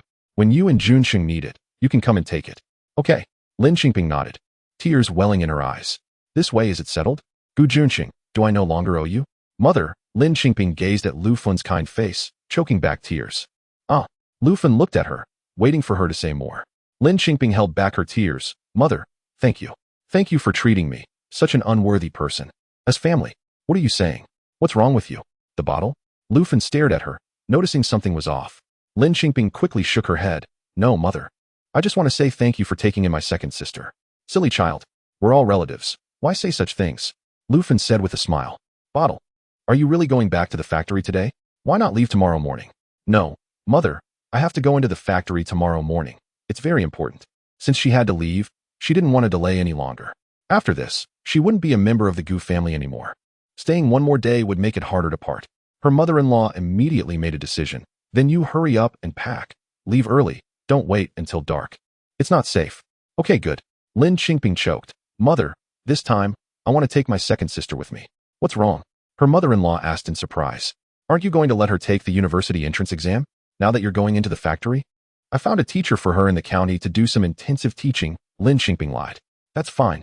A teacher in the county must be better than ours in the village. You'll have company on the way. I'll feel more at ease," her mother-in-law said as she went to the kitchen to pack things for Lin Qingping. After returning to her room, Lin Qingping told her second sister her plan, asking her to go to the factory with her since the exam would also be in the county. Lin Qingyuan had no doubts at all. Whatever her sister said was right, and she began to pack her things. Only Ji Yuan, looking at Lin Qingping's still pure and clear eyes, was unsure how to speak.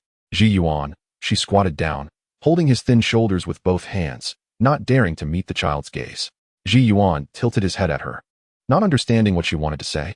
Lin Qingping held back the bitterness in her heart and forced a smile. "Ji Yuan, in the future, you must listen to Uncle Gu and your grandparents.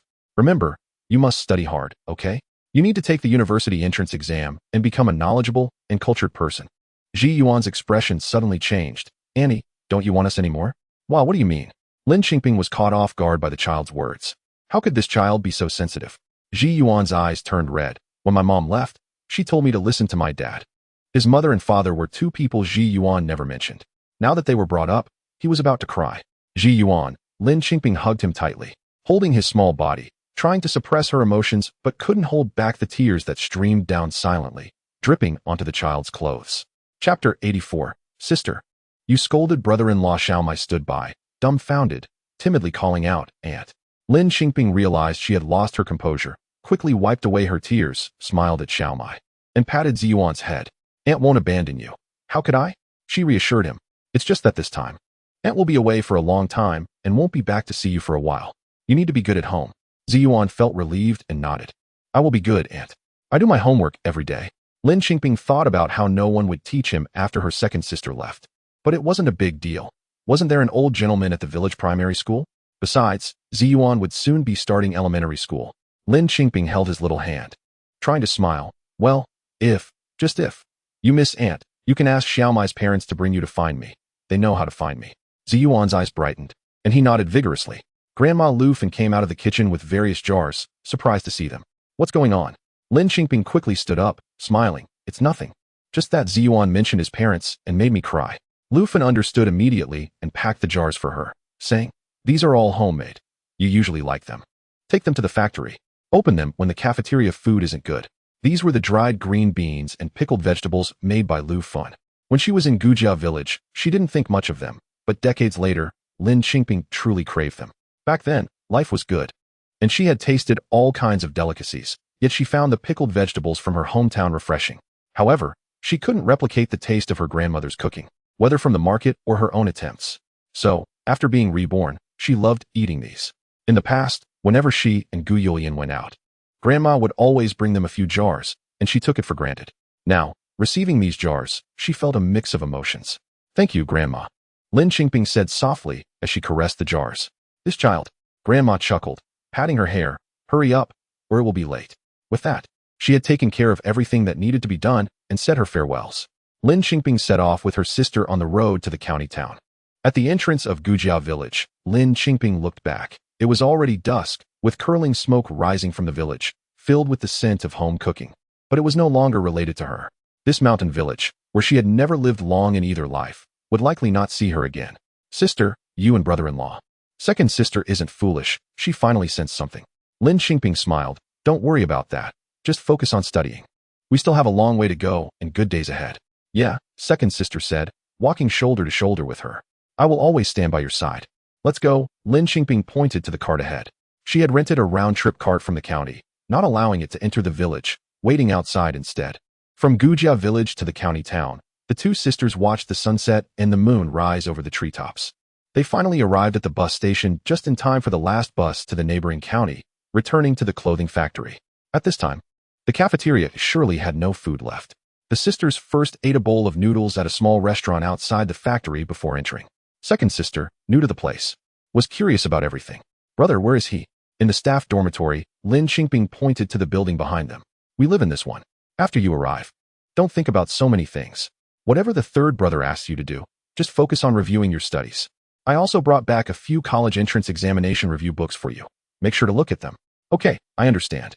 Second sister followed Lin Qingping into the dormitory, feeling it was very fresh. Sister, do we sleep in the same bed? Yes. Lin Qingping put down her luggage and started tidying up. Not used to it. Not at all. Second sister chuckled. I like it. Lin Qingping smiled. Just tidy up casually. I'm too tired today. Let's take a shower and sleep early. Lin Qingping was genuinely exhausted. Not physically, but mentally. It felt like a heavy stone had been pressing on her chest all day, making it hard to breathe. She just wanted to lie down and relax her body, hoping to ease the tension in her chest. But she was optimistic, even when she was awake. Trying not to think of a certain someone, that person still entered her dreams. She dreamt that he married Lu Meiji, who looked beautiful in a wedding dress. She inexplicably appeared at the wedding, where Gu Juncheng smiled at her and said, "Thank you for designing the wedding dress for Xiaomei." Then, she embarrassingly cried at the wedding, and everyone began to mock her. They laughed at her for dressing poorly, laughed at her for being from the countryside, laughed at her for looking like a maid. She looked at Gu Juncheng, hoping he would say something to help her, but he laughed at her just like everyone else. Lu Meiji linked her arm with Gu Juncheng, giggling shyly. Brother Gu, let's go. Let's not pay attention to this countryside maid. And Gu Juncheng really walked away with her. Lin Qingping, furious, grabbed a large porcelain vase from the wedding and threw it at the two of them, cursing behind them. Gu Juncheng, you bastard. Sister? Lin Qingping was jolted awake, opening her eyes to see second sister's anxious face. It was already bright outside. Lin Qingping pressed her aching temples. The pain from the dream was still vivid. Sister, you scolded brother-in-law, second sister said worriedly. Lin Qingping waved her hand dismissively. So what? I scolded him. What else can I do? I felt better after scolding him. You don't need to worry about my matters. I'm grown up. Can I handle it? No need for you to fret. Second sister was left speechless. Lin Qingping got up and, while washing up, encountered Gu Yulian. She quickly told Gu Yulian, Gu Juncheng is fine. He's almost recovered. So I came back. She didn't want to say more, nor did she want to hear Gu Juncheng's name. Gu Youlian felt relieved and smiled at her, saying, "You've worked hard." Lin Qingping smiled back, preparing to start work. Big sister. Breaking up with Gu Junchen was one thing, but her relationship with Gu Youlian was another. Let's leave it at that. Every day is a new day. Lin Qingping was a workaholic. Once she immersed herself in work, whether in pain or sadness, she had the ability to bury it deep in her heart. With summer clothes in production and new designs for autumn, when Meili came, she would also accompany Meili to run the factory. She also needed to prepare for the college entrance examination. Time flew by day. In the blink of an eye, a month and a half had passed, and the college entrance examination was drawing closer. Meili never mentioned Gu Junchen in front of her, which was quite good. After all, Meili was just her friend. One day, as she returned to the dormitory after work as usual, she noticed something different at the dormitory entrance. Chapter 85, Brother-in-Law. She was still downstairs and could hear her mother's voice amidst the bustling crowd. How did her mother get here? She quickened her pace and rushed upstairs. The dormitory corridor was crowded with onlookers. She squeezed in and saw her mother at the door gripping her younger sister, who was holding onto the door and refusing to let go, while their mother was shouting angrily, "You ungrateful little wretch. I raised you through thick and thin, and this is how you repay me. If I had known you were both like this, I might as well have drowned you in a water tank." Damn it. Her mother was eloquent, able to curse for half an hour without repeating herself, and her younger sister was already reduced to tears, unable to lift her head. Lin Qingping couldn't wait for her mother to finish cursing for half an hour. She rushed up and stood beside her sister, gripping her sister's wrist. Sister. Lin Qingyun saw her savior and hugged Lin Qingping around the waist, tears in her eyes. "Sister, I don't want to get married. Please don't make me marry." Lin Qingping shielded her sister behind her, turned to glare at her mother, and asked fiercely, "What is going on? Didn't you say you wouldn't interfere with my sister's matter anymore?" Her mother, taken aback by her glare, involuntarily took a step back, but quickly straightened her back again. "I'm her mother. How could I harm her or you? Isn't your marriage something I decided? If I don't agree to this marriage, would you have your current good life?" Gu Junchen and the Gu family were indeed good. But without that 100 yuan betrothal gift, could this marriage happen? Where did that 100 yuan gift go in the end? As for her sister, after such a miserable past life, could it really be for her own good? Lin Qingping stared at her mother, sneering, "Yes. It's for my sister's good. Is it to exchange her for a 500 yuan betrothal gift? To sell her to a cripple, right? What a good mother you are. Where can one find another like you?" Her mother's face changed, stuttering. That marriage, wasn't it already settled? The bride price has been refunded, this time. This time it's really a good family, all healthy and whole. How many girls in the village want to marry and can't? Really? How much bride price was given? Lin Qingping retorted. "Have you forgotten that I spent 500 yuan to redeem my sister?" At that moment, murmurs arose in the crowd. How can there still be such things as redemption in this new era? This is too absurd. Lin Qingping scoffed, "Yes. A mother wants to marry her younger daughter off to a cripple for 500 yuan. And the elder daughter has no choice but to spend 500 yuan to redeem her sister from her own mother. Isn't that rare?" The surrounding discussions grew louder. What kind of mother is this? Is she really the biological mother? So, the daughters were raised to be sold? Amidst the murmurs, Lin Qingping's mother's face turned the color of pig liver. "So, mother, how much did you sell my sister for this time? I'll pay more. I want to see how many times you plan to sell your daughter. How much ransom do you want from me?" Lin Qingping pressed her mother tightly. Finally, her mother was left speechless, furious, waving her hand. "Take her away. I don't believe a mother can't take her daughter away. Is there any justice in this?" Lin Qingping hadn't expected her mother to bring so many people. Besides her brother, there were several strong men. Her brother was a coward, hiding behind their mother, too scared to breathe. Several strong men stood out from the crowd, all strangers to Lin Qingping. She could only keep her sister protected behind her, not letting go. But she felt anxious inside. She could handle her mother's shouting and demands for money, but in terms of strength, neither she nor her sister could compete. That was an undeniable fact. "Excuse me, please go to the security office. Comrades, go to the security office." And then asked the comrades at the security office to call the police. But her mother was very arrogant. "Now you know to be afraid?" Lin Qingping didn't know if anyone went to the security office. In her urgency, she kept looking for an escape route. But the corridor was so narrow and completely blocked. If she wanted to run, she would have to jump out the window, which would surely result in injury, if not death. In this critical moment, Gu Youlian and Du Jin arrived, rushing to stand in front of Lin Qingping, wanting to protect the sisters. However, Du Jin was weak, and Gu Youlian was a woman. How could they compete with those strong men? In just a few moments, they were pushed aside, and at the same time, A strong man reached to grab Lin Qingping's younger sister's hand from behind. Lin Qingping held on tightly, refusing to let go, so the man kicked Lin Qingping directly in the stomach. She fell to the ground, feeling a piercing pain. The most pressing issue was that her sister was grabbed and being dragged away. Her sister struggled with all her might, unwilling to go. Lin Qingping gritted her teeth and got up again, tightly hugging her sister. "You little wretch. Dare to come. I'll beat you to death," the man shouted. And at the same time, a large foot kicked towards her. Lin Qingping wanted to dodge, but she couldn't let go of her sister. And as she saw that foot coming, she knew she couldn't avoid it. She even closed her eyes, preparing to take the kick, hoping the security comrades would arrive quickly. As long as she had breath left, she wouldn't let her sister be taken away. She could get hurt. She could forego college. She had studied enough in her past life, but her sister was different. Her sister must not walk the old path again. With this determination in her heart, she waited for that foot to hit her, bracing for the pain to come. However, she only heard a scream. That kick didn't land. She was facing away from them, not knowing what had happened, but her sister saw it. She heard her sister exclaim in surprise and joy. "Brother-in-law! Brother-in-law?" Lin Qingping was a bit dazed, and when she turned around, it really was him, Juncheng. The strong man who was about to kick her was now lying on the ground, holding his stomach and groaning. Juncheng and Xiao Tian stood in front of her and her sister, separating them from those strong men.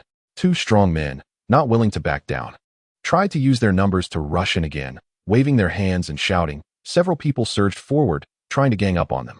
In the end, Lin Qingping didn't even see what happened. Those men were all thrown out, lying on the ground unable to get up. Seeing this scene, Lin Qingping's mother panicked. And her brother, trembling, hid behind her mother, repeatedly bowing to Juncheng. "Sister, brother-in-law, no, it's not my business.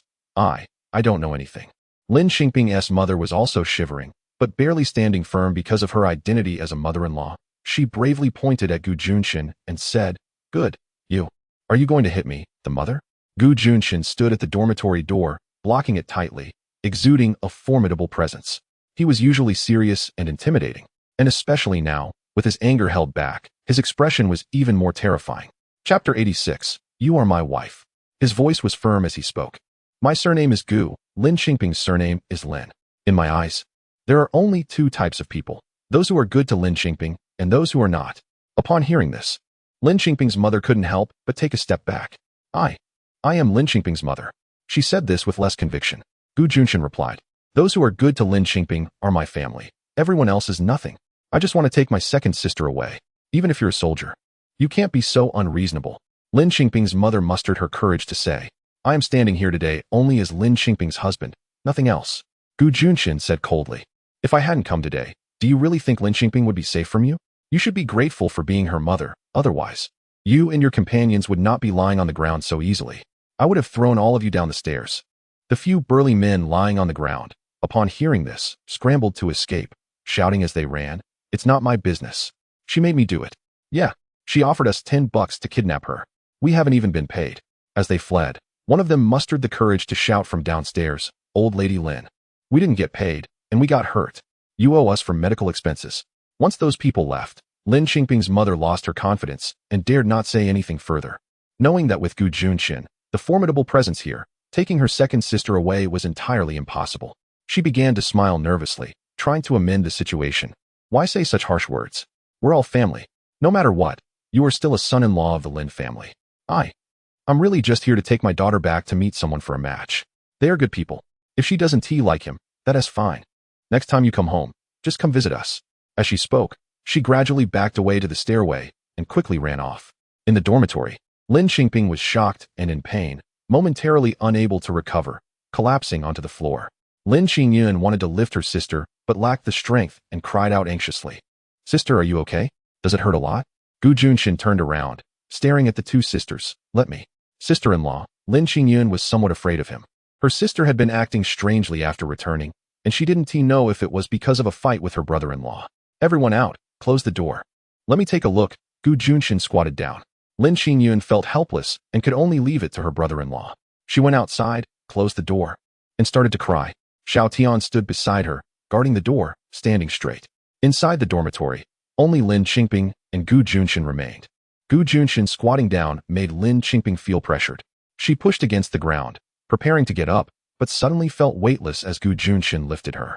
Instinctively, she reached out, pressing against his chest. Don't move. I can't guarantee I can hold you steady. If you fall again, it will hurt.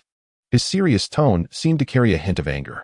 Lin Qingping suddenly remembered his injury and didn't he dare to move much. But why was he here instead of accompanying his little beauty in the provincial capital?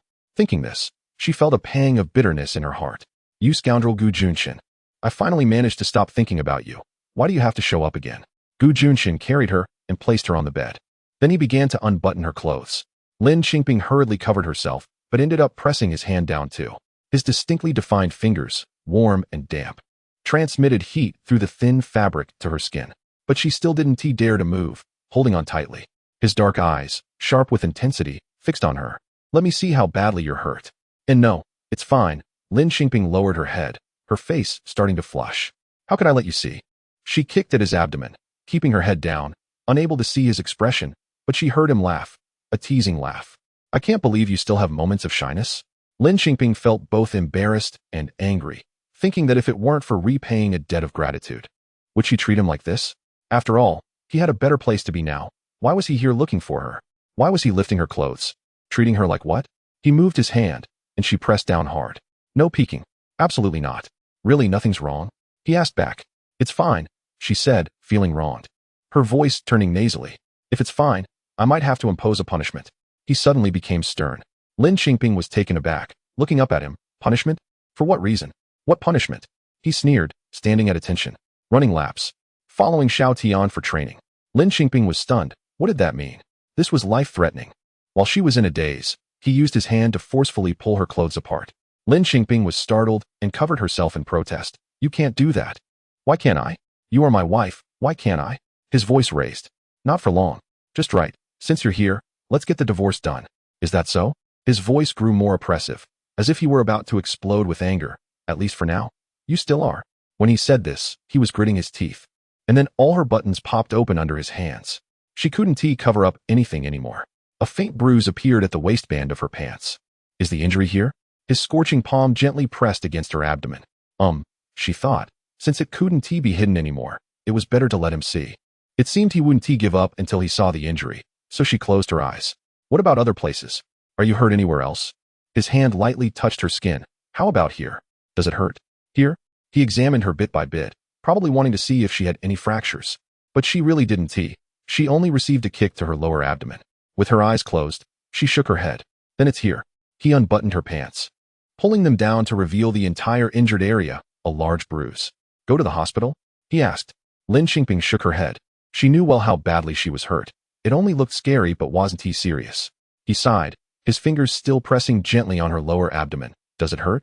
Is it uncomfortable? How about here? She felt pain, but it was just superficial. She didn't have any of the symptoms he was asking about, like wanting to vomit. All right. He covered her with a blanket and stood up, walking towards the door. Lin Qingping quietly opened one eye, watching his back, and suddenly noticed that he was actually limping as he walked. Chapter 87. You can't just keep being spoiled. Is he disabled? No way. Gu Juncheng walked to the door, opened it, and called out to Xiao Tian, giving a few instructions. Then, he heard his second sister outside asking how her sister was doing. Gu Juncheng replied that there was nothing wrong and closed the door again. Lin Qingping watched him limp back and couldn't help but ask, your leg. He sat down on the bed, winced, and pretended to be in pain, probably injuring himself again while fighting. Lin Qingping couldn't help but sit up. But when she exerted force on her lower abdomen, it hurt again. Call Xiao Tian back. Accompany you to the hospital. Why aren't you resting well in the hospital? What are you doing here? He looked at her and snorted coldly. What do you mean by what? What do you think I'm doing? Lin Qingping fell silent. Is he here to discuss divorce? Is he that eager? She nodded. Okay. Okay. He retorted. What do you mean okay? As you wish. Lin Qingping lay back down. Your leg. There was a knock on the door. Gu Juncheng shot her a glare and went to open the door. Xiao Tian was outside, handing something in. All right. You all can disperse now. No need to stay here, Gu Juncheng said as he took the items and was about to close the door, which left the second sister momentarily stunned. Second sister. Where can I go? I live here. Xiao Tian, being more clever, scratched his head. How about we go eat first and bring some food for the captain and sister-in-law? Second sister thought about it and realized that was the only option. She and Xiao Tian went downstairs together. With the relationship between Lin Qingping and Gu Juncheng, second sister was genuinely worried. It was Xiao Tian's first time meeting second sister. And he introduced himself. I'm the captain's guard. Just call me Xiao Tian. Second sister then asked, "What exactly happened between your captain and my sister?" Xiao Tian was confused by the question. "Aren't they doing well?" Second sister sighed, thinking, "Forget it." "Then what about your captain's leg? Why is he limping?" Upon mentioning this, Xiao Tian also felt frustrated. He's still in the hospital. He finally got off the crutches and can walk with a limp, but he couldn't wait to come here. The doctor said it was not allowed. He continued, but thankfully he came in time. Otherwise, sister-in-law, and you would be in big trouble. In the room, Lin Qingping didn't think she was in big trouble, did she? Juncheng had a stern face, as if she owed him millions, holding a bottle of medicinal oil. And anyone who knew would think he was going to massage her abdomen. Those who didn't would think he was going to fry her. Lin Qingping tugged at the blanket. I'll do it myself. You better hurry. Don't make me do it. Lin Qingping, you owe me a whole ledger of debts here. I'm just about to calculate it for you. He looked furious. Lin Qingping frowned, inwardly complaining. Why is he so gentle with others, but so fierce with me? In a fit of anger, she pulled the blanket off again, once more treating herself like a dead horse, letting him have his way. But how could she endure this just by pretending to be dead? What kind of medicinal oil is this? He is using so much force to rub. As soon as his hand touched her belly, just after rubbing once, she cried out in pain. He didn't dare to move anymore. When she recovered, he started rubbing again. After a few rubs, she couldn't take it anymore, shouting, "I don't want to rub anymore. Get away. Just endure it. The more you fear the pain, the less I dare to rub, and the longer it takes." He furrowed his brow. "Isn't it fine if I don't rub it anymore? It'll heal on its own. It doesn't need rubbing." Lin Qingping was genuinely scared of him. "Are you using an iron sand palm? Why does it hurt so much?" Juncheng was almost amused by her anger. "Lin Qingping, weren't you very brave? You can't handle this little pain?" Lin Qingping had a mournful face. "Is it wrong to be afraid of pain?" The doctor said, "Everyone's pain tolerance is different. Who's as tough as you?" "I'm not afraid of anything, just pain." She indeed had a sensitive pain tolerance. She hated pain, and in her past life, she avoided injections and was scared of blood tests. All right, I got it." He relented. "I'll be gentler." "Really gentler?" Lin Qingping didn't trust him anymore. "If you don't lighten up, I really won't let you rub anymore. I can find someone else to do it." His expression turned sour. "Who do you want to switch to?" "Switch to my eldest sister and my second sister." Lin Qingping thought this person was strange. How could he change his face so quickly? "At worst, I can do it myself." "Stop talking nonsense. Get ready," he commanded. Lin Qingping stopped moving. This time, he reached under her body, supporting her with one hand and placing the other on her lower abdomen, starting to rub with the medicinal oil. Lin Qingping swore he wasn't being gentler at all. He was supporting her just to apply more force, and with his hands moving up and down. She had no chance to break free. No matter how much she yelled, he wouldn't let go until he was satisfied. Then he finally relaxed his hands and said, "Okay." Lin Qingping felt a surge of anger and couldn't help but kick him. "You don't keep your word." His reflexes were so quick. How could he let her kick him? If she could actually kick him, then all those years of training would have been in vain. He just reached out and easily grabbed her ankle, looking both amused and helpless. "If I don't harden my heart and keep letting you be spoiled, I wouldn't have been able to rub it well today." Who was being spoiled? She was really full of anger. So which of his eyes saw her being spoiled? Not being spoiled. He still had a funny expression looking at her, who was just shouting, "Afraid of pain, be gentler?" Is this being spoiled? She was really furious. She cursed him 1,000 times in her heart. "Go listen to your little May being spoiled." She pulled the blanket over herself, lying on her side and ignoring him. But her foot was still in his hand, the small white calf and delicate ankle held by him, making it feel strangely like she was wearing some kind of color. Even if they were getting divorced, why would she think of colors? Lin Qingping secretly spat several times. "What are you thinking?" Frowning one moment and blushing the next. Juncheng looked at her, still with a smile in his eyes. "I'm not thinking what you think I am." Lin Qingping was really frustrated. People shouldn't have a criminal record. She had taken advantage of him so many times before, and now any casual thought in his eyes would be seen as an improper idea, right? "What am I thinking that you know?"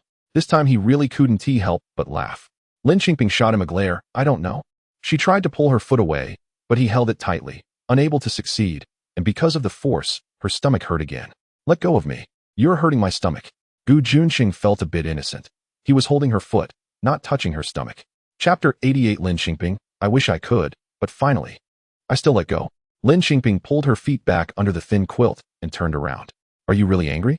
his voice asked. Lin Qingping closed her eyes and said, "If you don't want to talk, then don't." The dormitory fell into silence. After a long while, there was no sound.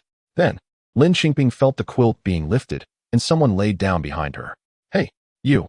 Lin Qingping turned around suddenly, and indeed saw that he was already half lying down, his outer garment taken off, only wearing a vest. She reached out to push him. What are you doing? Oh my, is his arm made of iron? Why is it so hard? Rest for a while, I'm tired too. He leaned against the head of the bed and pushed her to the inside. Gu Junchen. She glared at him. Knock, knock, knock. The sound of knocking on the door echoed again. He leaned there, looking at her, not going to open the door, nor moving. Squad leader. Xiao Tian's voice came from outside. Why don't you go open the door? Lin Qingping couldn't hold back anymore and pushed him. Gu Junchen lazily glanced at her and got up. When the door opened, Xiao Tian saw that he was only in a vest and didn't dare look inside. After handing him the food, he quickly ran away. Gu Junchen, not very old, but thinks quite a lot. Gu Junchen brought the food in, and Lin Qingping started asking. Where's Xiao Tian? Where did he go? What about my second sister? Gu Junchen didn't answer her. Lin Qingping was so angry that she wanted to kick him again. Speak. With Xiao Tian here, no one can take my second sister away. He uncovered the lunchbox and handed it to her along with the chopsticks. Where is Xiao Tian staying tonight? She didn't take the food, but had a lot of questions. Gu Junchen frowned. You care a lot. Huh? You don't care where I'm staying, but care about him? No, that's not it. Her meaning was actually, why didn't you leave with Xiao Tian? Aren't you supposed to stay wherever Xiao Tian stays? Gu Junchen, you are going to marry another girl. You wouldn't be so shameless, right? Eat. Gu Junchen directly scooped a spoonful and brought it to her mouth. Adhering to the principle that a qualified ex should act like they're dead, she had already shown him her wounds under various threats, and she absolutely couldn't let him feed her. It was really too intimate. She turned her head away, avoiding his spoon. Under his displeased gaze, she took the bowl and ate by herself. After all this fuss and having eaten, it was already dark. Lin Qingping was worried about her second sister. Enduring the pain in her abdomen, she got up to find her. She discovered that her second sister was in the dormitory next door with Gu Yulian, which relieved her. At this time, Xiao Tian also came to report to the squad leader about accommodation. They had military officer credentials and could open a room in the county hotel without a letter of introduction. Let's get one room, stay at the hotel, Gu Junchen said. Lin Qingping finally breathed a sigh of relief, said hello to Gu Yulian, and took her second sister away. Lin Qingping didn't have a cleanliness obsession, but after a whole day of tossing around and rolling on the floor, lying on a bed with dirty clothes, she had to change the sheets and quilt. So she asked her second sister to take a shower first while she changed the bedding. By the time her second sister finished showering and came back, she had already laid out the sheets, but she didn't have the strength to sew the quilt. Fortunately, the weather was hot. A blanket would suffice. Qingyun, you go to sleep first. I'll take a shower and come back, she said, and went to take a shower. But what she never expected was that when she returned from the shower, the person in the dormitory had changed. Gu Junchen was standing inside. Moreover, he had already taken a shower, wearing casual clothes, and his hair was still wet. To be honest, seeing him in just a vest with muscles was really dazzling. Couldn't he put on a short sleeve? But this wasn't the time to discuss clothing. She just wanted to ask, where's my second sister? Why are you here? My second sister is sleeping with my elder sister next door, and Xiao Tian went to the hotel. He answered as if such an arrangement was very normal. Lin Qingping turned to leave. But how could she move faster than him? He stepped in front of her in a flash, closed the door behind him. Lin Qingping. Is making a scene fun? So, is she the one making a scene now? Lin Qingping nodded. Fine, if I'm not making a scene, then let's be clear about everything. Sooner or later, this day would come. It was better to clarify things earlier. Wasn't his purpose in coming here this? I want to understand too. Even if I die, I want to die understanding.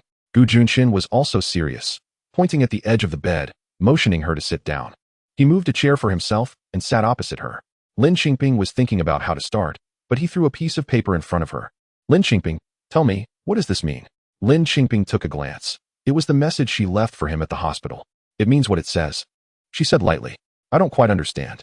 Gu Junchen pointed at the note. Goodbye? What does goodbye mean? Is it forever goodbye? Or see you later? If it's see you later, are you going to sneak away? 2 months without a word. Lin Qingping, tell me, what do you mean? Lin Qingping remained silent for a moment. It means what you think it means. What does it mean? Be honest with me. He started to get angry. Lin Qingping was also angry. You caused this trouble, and you're yelling at me? What right do you have to yell at me? Then what do you want? Do you want to have your cake and eat it too? Lin Qingping blurted out. Gu Junchen was stunned for a moment by her words, but immediately, his face darkened frighteningly, gripping her chin. Lin Qingping, what are you talking about? Say it again. What I say you understand. I don't want to say any more. She struggled hard and broke free from his fingers. Fine, very good. Gu Junchen nodded furiously. So, leaving me a large sum of money is what it means. Is it about divorce and dividing property? Lin Qingping was silent. Even if that's what it means, Lin Qingping, he gritted his teeth. Sometimes I really wish. She glared at him. Wish for what? He suddenly cupped her head in both hands, the fire in his eyes about to explode. I really wish I could see what you were thinking every day. As soon as he finished speaking, Lin Qingping felt the light in front of her dim. He leaned down, and then, her lips were bitten by him. It was really a bite, hot, itchy, and painful. She wanted to curse him. But as soon as she opened her mouth, he invaded. She could feel that he was really angry. He had never kissed her so violently before, as if he wanted to swallow her whole. No matter how much she pushed him, hit him, or kicked him, it was useless. Instead, he held her tighter and kissed her harder. In the end, her hands were pinned down by him, and her legs were trapped by his, unable to move, allowing him to unbutton her. Chapter 89. I have a wife. Who am I marrying? After a long entanglement. It was only when his hand slipped to her lower abdomen and she winced in pain, letting out a small sound, that he finally calmed down. However, he still relentlessly pressed his lips against hers a few more times before releasing her, rolling over to lie on his back on the bed, breathing heavily. Unable to calm down for a long time, Lin Qingping gasped for breath, her mind a bit hazy, but she quickly found her emotions. Goo, Lin Qingping. Don't provoke me right now. Before she could even call his name, he interrupted her gruffly. Why should I? Goo, I told you not to provoke me for the time being. Suddenly, he flipped his body, heavily pressing down on her. If you provoke me again, I can't promise I'll stay calm. He looked down at her, his breath heavy, a slight sheen of sweat on his forehead, his eyes particularly bright and striking. Lin Qingping dared not move, but the grievance in her heart could no longer be hidden, tears streaming down as she gazed at the person above her. What does he mean by this? He was about to marry someone else, to be a good son-in-law, yet he still came to bully her? She had already let go. Wished him happiness. What more did he want? As she cried, it bewildered him. Lin Qingping, you're crying? Why shouldn't she cry? She was feeling sad. She had endured her heartbreak without crying to anyone, still smiling every day. Yet he still came to bother her for what? He supported himself on either side of her shoulders, and in a fit of anger, she turned her head and bit down on his arm. He didn't move, allowing her to bite. She actually found it uninteresting and punched his shoulder. Go find your little maid a bully. Go kiss her. If you want a divorce, I'll agree to it. Why do you have to bully me like this? Lin Qingping. He frowned. What are you talking about? I'm talking nonsense. You're about to marry someone else, and you still come to be fierce with me? Gu Junchen, don't go too far. Tears streamed down Lin Qingping's face. Marry? Gu Junchen retorted, I already have a wife. Who am I marrying? Lin Qingping snorted coldly in her heart. Aren't you supposed to be the dragon's son-in-law of the Liu family? Aren't you supposed to transfer jobs? They're offering you a great future. What can a country girl like me give you? Transfer? Gu Junchen got off her, lying beside her, propping his head up, looking down at her. Who told you I was transferring? Humph. Gu Junchen frowned slightly, contemplating. Did someone tell you something? Lin Qingping recalled the notes stuck in her book, her nose wrinkling. Lin Qingping, listen carefully. First, I'm not transferring. Second, Lu Meiji is just my superior's daughter, that's all. I've explained this to you many times. Can you stop being jealous for no reason? Really? Lin Qingping suddenly turned around. Where's your luggage? What about that note? She wanted to throw the evidence in his face. What are you doing? Gu Junchen asked. But he got up and threw a bag of luggage in front of her bed, then took out items one by one. Except for clothes, there was nothing else. What about that book? What book? Gu Junchen stared at her. The one your little maid gave you for the college entrance exam, Lin Qingping said quickly. And as she spoke, she noticed Gu Junchen's expression change again. Lin Qingping. Gu Junchen was both amused and exasperated by her antics. You really like to push me away. I'll say it one last time. There's nothing between me and Lu Meiji. If you keep talking nonsense, claiming what's yours and mine, then don't blame me for being rude. I'll make you mine right now. If it were before, Lin Qingping would have immediately complied and lay down, perhaps even urging him to hurry. But now, she was still not calm. The mystery of the note hadn't been solved yet. She blinked. Have you written anything to Lu Meiji? Letters, notes, anything like that? Gu Junchen was once again caught off guard by her question. No, Lin Qingping. Based on her understanding of Gu Junchen, he wouldn't lie. Then what about that note? Don't believe it? Where did you see it? Do you want me to swear? Lin Qingping rolled her eyes. Although she didn't have much romantic experience in her past life, she knew that a man's oath could be as unreliable as a pig climbing a tree. Whether a man was trustworthy had nothing to do with oaths. It was all about character. However, she thought for a moment, then stretched out her foot and poked him in a certain place. Swear, if you deceive Lin Qingping, you'll be impotent for life. Gu Junchen grabbed her foot, laughing, calling her name. Lin Qingping, Lin Qingping. His voice was actually quite pleasant, especially when he spoke in such a low tone, like a built-in bass speaker, each word striking her heart, echoing with resonance. She found it a bit hard to resist that voice. She really felt her heart racing. She didn't know what had stirred him as he held her foot, moving up from her ankle. Lin Qingping felt a bit flustered. She somewhat believed Gu Junchen, but the matter with Lu Meiji still stuck in her heart, and she hadn't fully sorted it out. If Gu Junchen continued like this tonight, she worried that her already weak resolve would easily be shattered by him. When she heard herself let out a soft sound, alarm bells went off in her heart. It couldn't continue. Gu Junchen, she suddenly said, let us review our lessons. I have a few questions I can't solve. You can teach me. Gu Junchen, but that hand that had been moving up stopped. Come on. He took a chair, sat at the edge of the bed, even distancing himself a bit from her. At first, Lin Qingping's mind was really in a mess. She felt that Gu Junchen had changed a bit this time. In the past, she had clung to him wanting to be close, and he had always been reserved and refused her. This time, he seemed a bit proactive. Could it be because she was leaving and he was stimulated? A sense of possessiveness? Otherwise, what else? Lin Qingping didn't feel that he loved her that much. Maybe it was more about responsibility. Lin Qingping, are you listening carefully? A certain unwilling teacher was already warning her. Oh, I am, go ahead. Lin Qingping quickly focused. Then repeat what I just said. A certain someone saw through all her disguises. Lin Qingping, can you say it again? I didn't understand. She could only play dumb. Last chance. That night was spent discussing problems. Lin Qingping kept pestering him to talk, and by the time it was almost dawn, he was still energetic. While Lin Qingping could no longer hold on, her eyelids fighting each other before finally collapsing on his shoulder and falling asleep. Gu Junchen looked down at the face resting on his shoulder, somewhat speechless. Chapter 90 Gu Junchen, why have you become so shameless? He held her and laid her back down on the bed. In a daze, Lin Qingping murmured, Gu Junchen, why have you become so shameless? Gu Junchen replied. And after making sure she was lying comfortably, he lay down beside her. He turned off the light, and beside him was only her even breathing, while outside the window, the sound of insects could be heard from who knows where. Gu Junchen gently embraced her and whispered, Lin Qingping, I'm fine now. The blood clot in my head is gone. However, Lin Qingping did not hear him. The next day, when the work bell rang at the factory, Lin Qingping woke up. Upon waking, she found that Gu Junchen was no longer beside her. If it weren't for his luggage still by the bed and the exercises he had helped her with still laid out on the small table, she would have thought she had just dreamed it, that he had never come. Oh, and there was a greasy ointment on her lower abdomen, indicating that someone had already applied medicine for her. But someone had applied medicine to her, and she hadn't even woken up. How deeply had she slept? But there was no time for her to daze off. She was about to be late. She hurriedly washed her face and ran towards the factory area, using her strength. Her stomach still hurt, and it seemed to hurt even more than yesterday, but she couldn't care too much. She had to go to work. She ran breathlessly to the garment production workshop, where Gu Yulian looked at her in surprise. Why are you here? Why can't I come? Lin Qingping replied. Gu Yulian laughed. I've already asked for leave for you. You two were talking late into the night, and I thought you wouldn't be able to get up today? Lin Qingping. What? The neighbors could even hear them talking? Gu Yulian saw her dazed expression and thought she was shy, playfully pushing her and teasing. What's the big deal? A little separation makes the heart grow fonder. You and my brother see each other so rarely. It's normal for young couples. No, sister. Do you want to listen to what you're saying? Did you really hear us talking at night?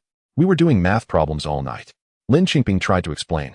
Gu Yulian had a look that said she didn't need to explain. All right, doing math problems. Lin Qingping, do you see how you look like you believe this? Sister, we really were doing problems. Why is it that when I speak the truth, no one believes me? Is there really no sincerity left in this world? Gu Yulian didn't even bother to listen. Even if you weren't doing problems, what is the big deal? You're a legal couple. Lin Qingping was speechless. But we really. Gu Yulian. All right. No matter what you guys were up to, you both worked hard. I've already asked for leave for you. So go back and rest. Forget it. Since I'm already here, I want to go rest. I'll start working. Lin Qingping entered the workshop. After a busy morning. While Lin Qingping was raising questions about the cutting of a new sample, someone came to call her. Master Lin, there is someone outside looking for you. Looking for me. Male or female? It wouldn't be Gu Junchen again, would it? Female. Female? Lin Qingping thought it was Meili and happily went outside. However, the person standing at the door of the workshop was actually Lu Meiji. Lu Meiji was still dressed beautifully this time, but she wasn't wearing the style she designed anymore. Lin Qingping didn't know what Lu Meiji was looking for her for. Sister, Lu Meiji said in a soft voice. Lin Qingping. What is this about? She really wanted to say, if you want to act, why not go find Gu Junchen to act with you? Why are you always coming to find her to act? Sister, I finally found you. Lu Meiji said tearfully, looking pitiful. I came to ask you for a favor. Could you please stop bothering my husband? Lin Qingping. Any era should not underestimate the influence of gossip. As soon as Lu Meiji said this, it was like throwing a bomb into calm water. Everyone in the workshop who heard it focused their attention there. Those who didn't hear it also learned through whispers and word of mouth. Soon, people in the workshop unconsciously moved forward, occupying the best spots to eavesdrop. Lin Qingping smiled. I don't understand what you mean by that. Lu Meiji began to cry. Sister, you've already divorced Brother Gu. Why are you still bothering him? He is going to marry me. This era is still relatively conservative, and issues of conduct are serious matters. Not to mention cheating and being a mistress. Even divorce can become explosive news. So Lin Qingping heard employees behind her discussing. What? Master Lin divorced her husband? We didn't know? Isn't her husband a soldier? Lin Qingping just smiled. Oh, I divorced him? When did that happen? Lu Meiji cried loudly, of course, on purpose, to ensure everyone heard. It's because you found him too far away. You couldn't stand the loneliness and got involved with another man that you divorced. Now that he finally has someone who loves him and is going to marry him, you come to bother him again. Why? Can't you just live your life well? Really? Lin Qingping asked with a smile. I find him distasteful. I'm with someone else. Who told you this? Did Gu Juncheng tell you? Yes. Brother Gu told me. Brother Gu is so wronged. You find him distasteful. But I don't. I just ask you to let him go, okay? He is such a kind person. If you keep bothering him, he won't be able to ignore you. But he is going to marry me. Lu Meiji spoke louder and louder, wanting the whole place to hear. Indeed, the entire factory was about to be stirred up. People in the workshop surrounded them, stunned into silence by this gossip, while others from different workshops came running. Seeing more and more people, Lu Meiji became bolder. Sister Lin, although divorce doesn't look good, I won't discuss it with anyone. You just live your life well and don't affect us, okay? Lin Qingping. What? You won't discuss it with anyone? What are you doing now? The whole world knows now. As for whether it's good or not. Lin Qingping smiled and looked at the figure standing behind Lu Meiji, asking, what do you think? Gu Juncheng. Upon hearing this, Lu Meiji's face changed drastically. She turned around and saw Gu Juncheng standing not far behind her, with a dark expression on his face. Lu Meiji's legs went weak, almost unable to stand, and she stuttered.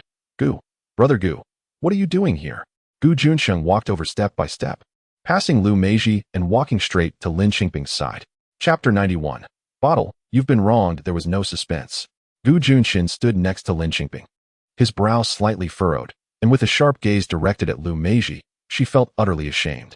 Lu Meiji covered her face with her hands and turned to run away. Gu Youlian hurried over, scolding Lu Meiji's retreating figure. Where did this shameless woman come from? My brother and Bottle were doing just fine. Why would they get a divorce? Then she turned to hold Lin Qingping's hand. Bottle, you've been wronged. As a brother-protecting fanatic, Gu Youlian felt that this incident had impacted her brother's reputation, and she had to clarify things with the people at the factory. I don't know where this bad woman popped up from. She is tarnishing my brother's name. My brother is a soldier. He has been guarding the border for years. We can barely see Bottle once a year. How could he have anything to do with her? Gu Youlian spoke with conviction, painting a picture of how loving Gu Juncheng and Lin Qingping were. The people at the factory slowly dispersed, all realizing. So that is how it is. And murmuring among themselves, the young people nowadays really have no sense of propriety. What more could be said at this point? The reason Lin Qingping left without saying goodbye was obvious. Gu Juncheng looked at Lin Qingping, his eyes filled with many emotions. Lin Qingping silently glanced at him. I'm going back to work. She turned to leave, but her wrist was suddenly tightened as he grabbed hold of it. People were moving around them. And for a moment, everyone was staring at the two of them. At that moment, people were still relatively conservative. There were very few couples like Lu Meiji who openly showed affection in public. Lin Qingping looked at her wrist, and Gu Juncheng, feeling embarrassed, let go. Ahem, he coughed. Comrade Lin Qingping. He rarely spoke so awkwardly and used such a formal title. Gu Juncheng hesitated, glancing at the people coming and going nearby. Unable to say anything. Forget it, I'll go in. Lin Qingping took out her keys from her pocket. If you want to go to the dormitory, just go by yourself. She glanced at his leg, but couldn't bring herself to say anything more. I'll bring you lunch when I get back. He was still limping, so it was better not to walk around too much. Gu Juncheng stood there holding the keys, watching her return to the workshop. Lin Qingping was actually a bit tired. She had spent all night solving math problems. How could she not be? So she looked quite listless. However, Gu Juncheng stood in place, watching her figure for a long time. When the lunch bell rang, Lin Qingping and Gu Youlian came out of the workshop side by side, inviting each other to go get lunch, only to see Xiao Tian waiting for her at the door. Sister-in-law, sister-in-law, Xiao Tian smiled at her. The captain said there's no need to make lunch for him today. Where is he eating? Lin Qingping felt the sun glaring and fatigue washed over her. He went to handle some business and told you not to wait for him. All right, Lin Qingping was used to his style, nodding. What about you? Are you eating in the cafeteria? I'm going to find the captain. Xiao Tian chuckled. Okay, then we'll go. Lin Qingping and Gu Youlian headed to the cafeteria together. Actually, Lin Qingping felt that Gu Youlian had been acting strangely lately, always looking for her to eat together. Why wasn't she with Du Zhen? Sister, where's Du Zhen? She couldn't help but ask. Gu Youlian's expression darkened. I don't know. Did you two have a fight? Lin Qingping observed Gu Youlian's face closely. No. Gu Youlian said it, but her face told a different story. What happened? Oh, let us just eat. I've been hungry all morning. Gu Youlian pulled her hand, guiding her to the cafeteria. Not long after they arrived at the cafeteria, Du Zhen also came in, glanced at the two of them, and silently lined up in another queue. It would be strange if there were no problems. Lin Qingping's gaze shifted back and forth between the two, both looking away. Du Zhen caught up quickly, and he reached the counter ahead of them. Today's lunch featured spicy braised pork knuckles, and Gu Youlian had been planning to buy a portion of it, but when it got to Du Zhen, it was the last serving. Then, Du Zhen took the last portion. When it was Gu Youlian's turn, she was dumbfounded, unable to help but complain to Lin Qingping. Look, who raised such a good person? Lin Qingping found it amusing. After they got their meals and were about to head back to the dormitory, they saw Du Zhen waiting for them outside the cafeteria. Gu Youlian rolled her eyes and walked over, but Du Zhen blocked her way, smiling at the two of them. In his lunchbox, there were 2 bright pieces of pork knuckle meat, almost dazzlingly bright. Lin Qingping smirked. I'm really tired today. I'm going back to the dormitory to sleep. Don't. This time, the two spoke in unison. Lin Qingping looked at the two of them, smiling. Gu Youlian said, Wait for me. I'll go with you. Du Zhen said, Bottle, I got the last portion of pork knuckle because I was afraid others would buy it, and I wanted to give it to you. My chopsticks and bowl are clean. Saying this, he reached to put some into Lin Qingping's lunchbox. Lin Qingping. Is this for her? Isn't this obviously making her give it to Gu Youlian? She had no particular attachment to the pork knuckle. Du Zhen didn't say much, just gave it and walked away. What to do? Lin Qingping extended her lunchbox. I don't really like eating it. Gu Youlian shot her a glare. Who told you to pay attention to him? You accepted it, so you eat it yourself. Of course, in the end, the pork knuckle ended up in Gu Youlian's bowl. Lin Qingping carried her meal and went up to the dormitory building with her, feeling curious. By the way, sister, you and brother-in-law aren't talking, but you both live in the same dormitory, right? Except for last night when brother-in-law went to sleep at the inn. You usually don't apply for a separate dormitory. Gu Youlian huffed a few times. He sleeps on the floor. Did you two really have a fight?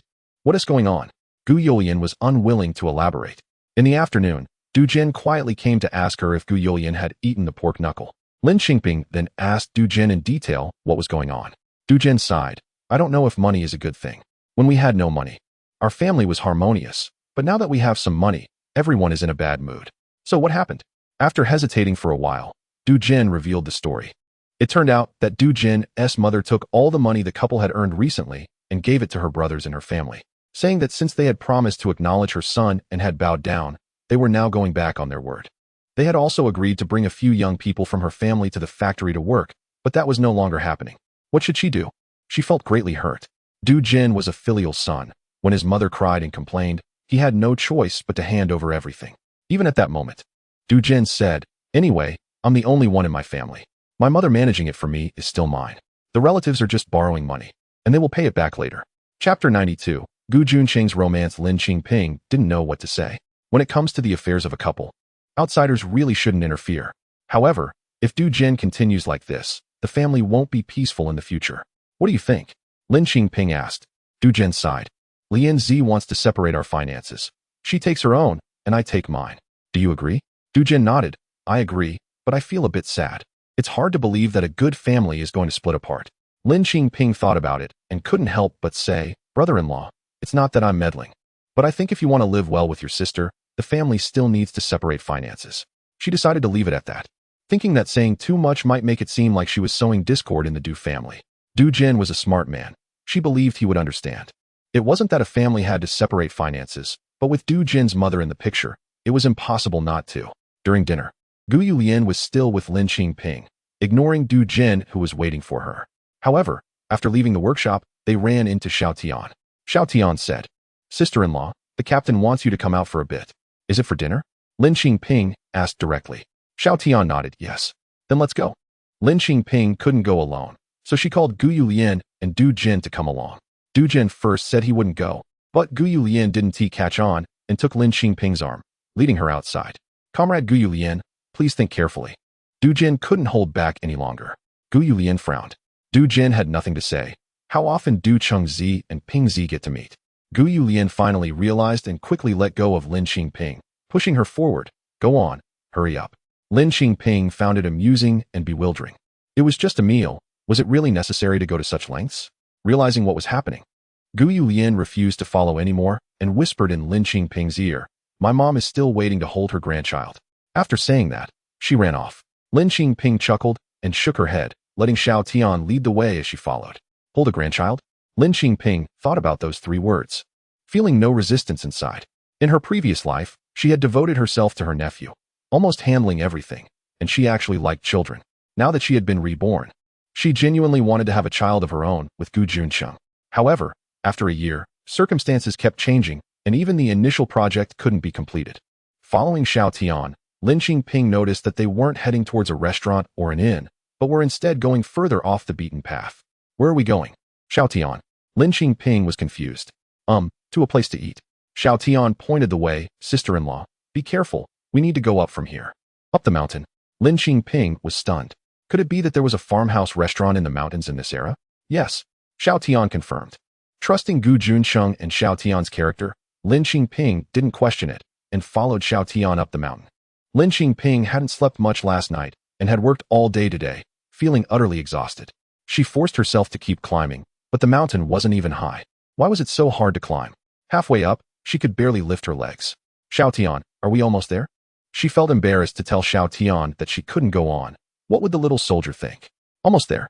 Just 5 more minutes, Xiao Tian kept saying. 5 minutes?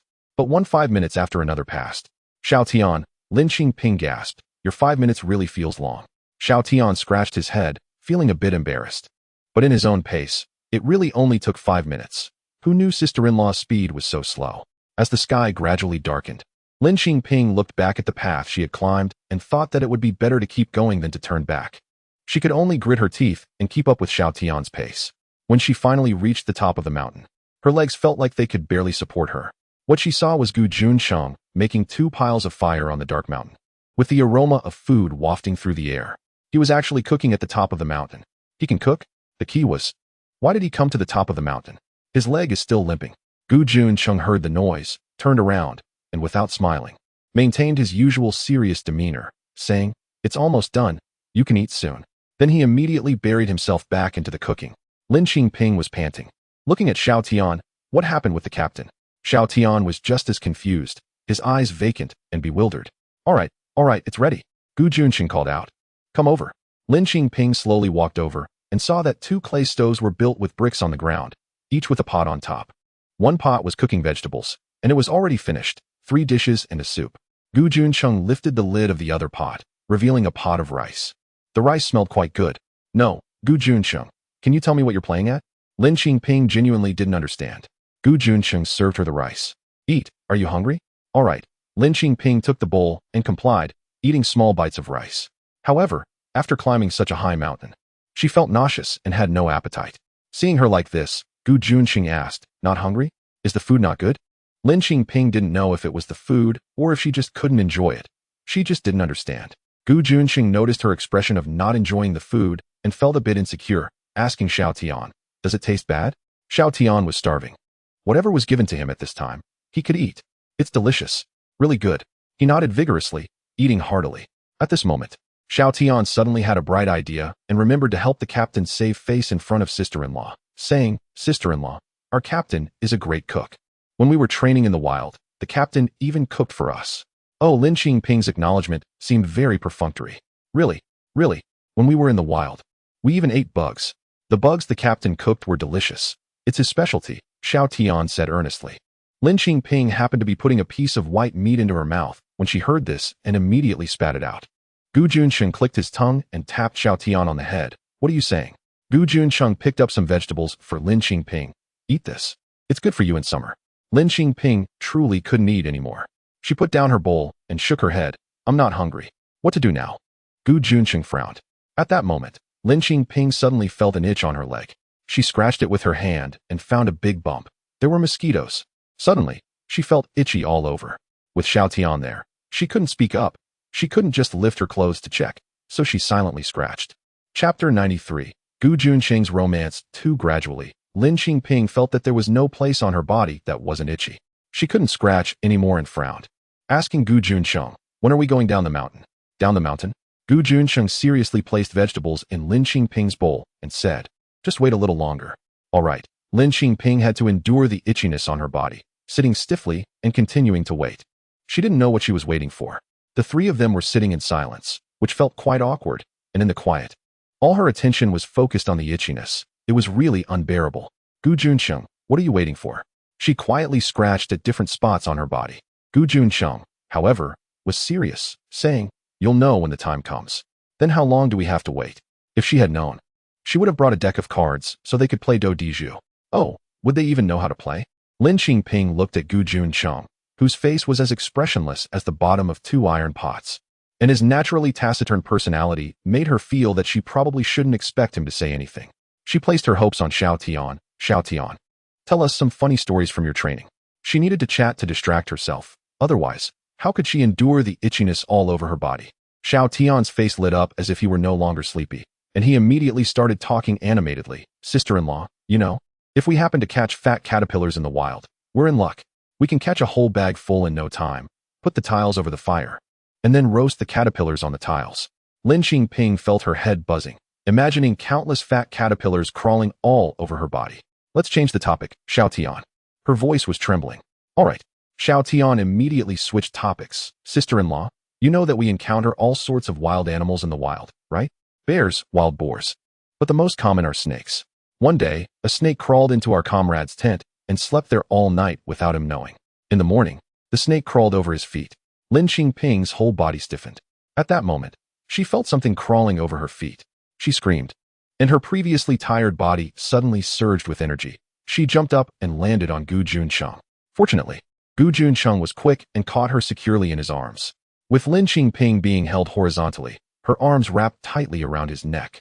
Her feet were lifted off the ground, refusing to let any part of her body touch the ground, while she screamed in panic, "Snake! Snake!" The rustling in the grass stopped. Xiao Tian looked closely. "Sister-in-law, it's just a four-legged lizard." "Oh, a skink." Gu Juncheng also patted her. "It's okay. It's just a lizard." He gestured for her to come down. Lin Qingping was not willing to get down from him. Instead, she hugged him even tighter, her arms constricting around his neck, already starting to cry. "I don't want to be here anymore, Gu Juncheng. How much longer do we have to wait to go down the mountain?" Gu Juncheng patiently comforted her. "Don't be afraid. I'm here. What is there to be afraid of? Even if there really is a snake." Lin Qingping couldn't bear to hear the word snake at all. Just hearing it made her feel a chill run down her spine, and she was filled with dread. Although she came from a rural area, the animal she feared the most was a snake. "No, I want to go back." "Gu Juncheng, what are you waiting for?" Gu Juncheng held her and answered her question seriously. "Waiting for the sunrise." "What? The sunrise? Then we have to wait all night." Lin Qingping couldn't take it anymore. The itchiness all over her body, the fear of the unknown in the dark grass, the terrifying thought of any crawling creature that might suddenly appear. She couldn't endure another second. "I don't want to see the sunrise. If you really want to see it, let Xiao Tian accompany me back. You stay here to watch, or I'll go back and get my sister and brother-in-law to accompany you." She sobbed, struggling to catch her breath. It could be said that since Gu Juncheng met Lin Qingping, he had never seen her cry like this. However, he looked at the pink and white flowers in the bushes around them and the pots and pans used for cooking on the ground. What kind of idea had Wu Tianping given him? "Stop it, Gu Juncheng. I'm begging you, let me go down the mountain. I'll send my sister and brother-in-law instead, okay?" Lin Qingping cried more and more sadly, even begging. Gu Juncheng was left speechless. "Then let us go back." Lin Qingping immediately perked up. "Okay." She jumped out of his arms without daring to stay in place for another moment, crying as she ran down the mountain path. The mountain road was dark all the way down, and Gu Juncheng didn't dare delay any longer, pointing to the ground. "Xiao Tian, pack up." After saying that, he hurried after Lin Qingping. Lin Qingping really ran fast, stumbling in the darkness, crying as she went. No matter the itchiness all over her body, the subtle pain in her lower abdomen, or her overall exhaustion, none of it compared to her fear of snakes.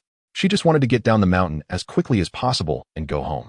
Gu Juncheng, although his one foot hadn't fully recovered, had strong stamina.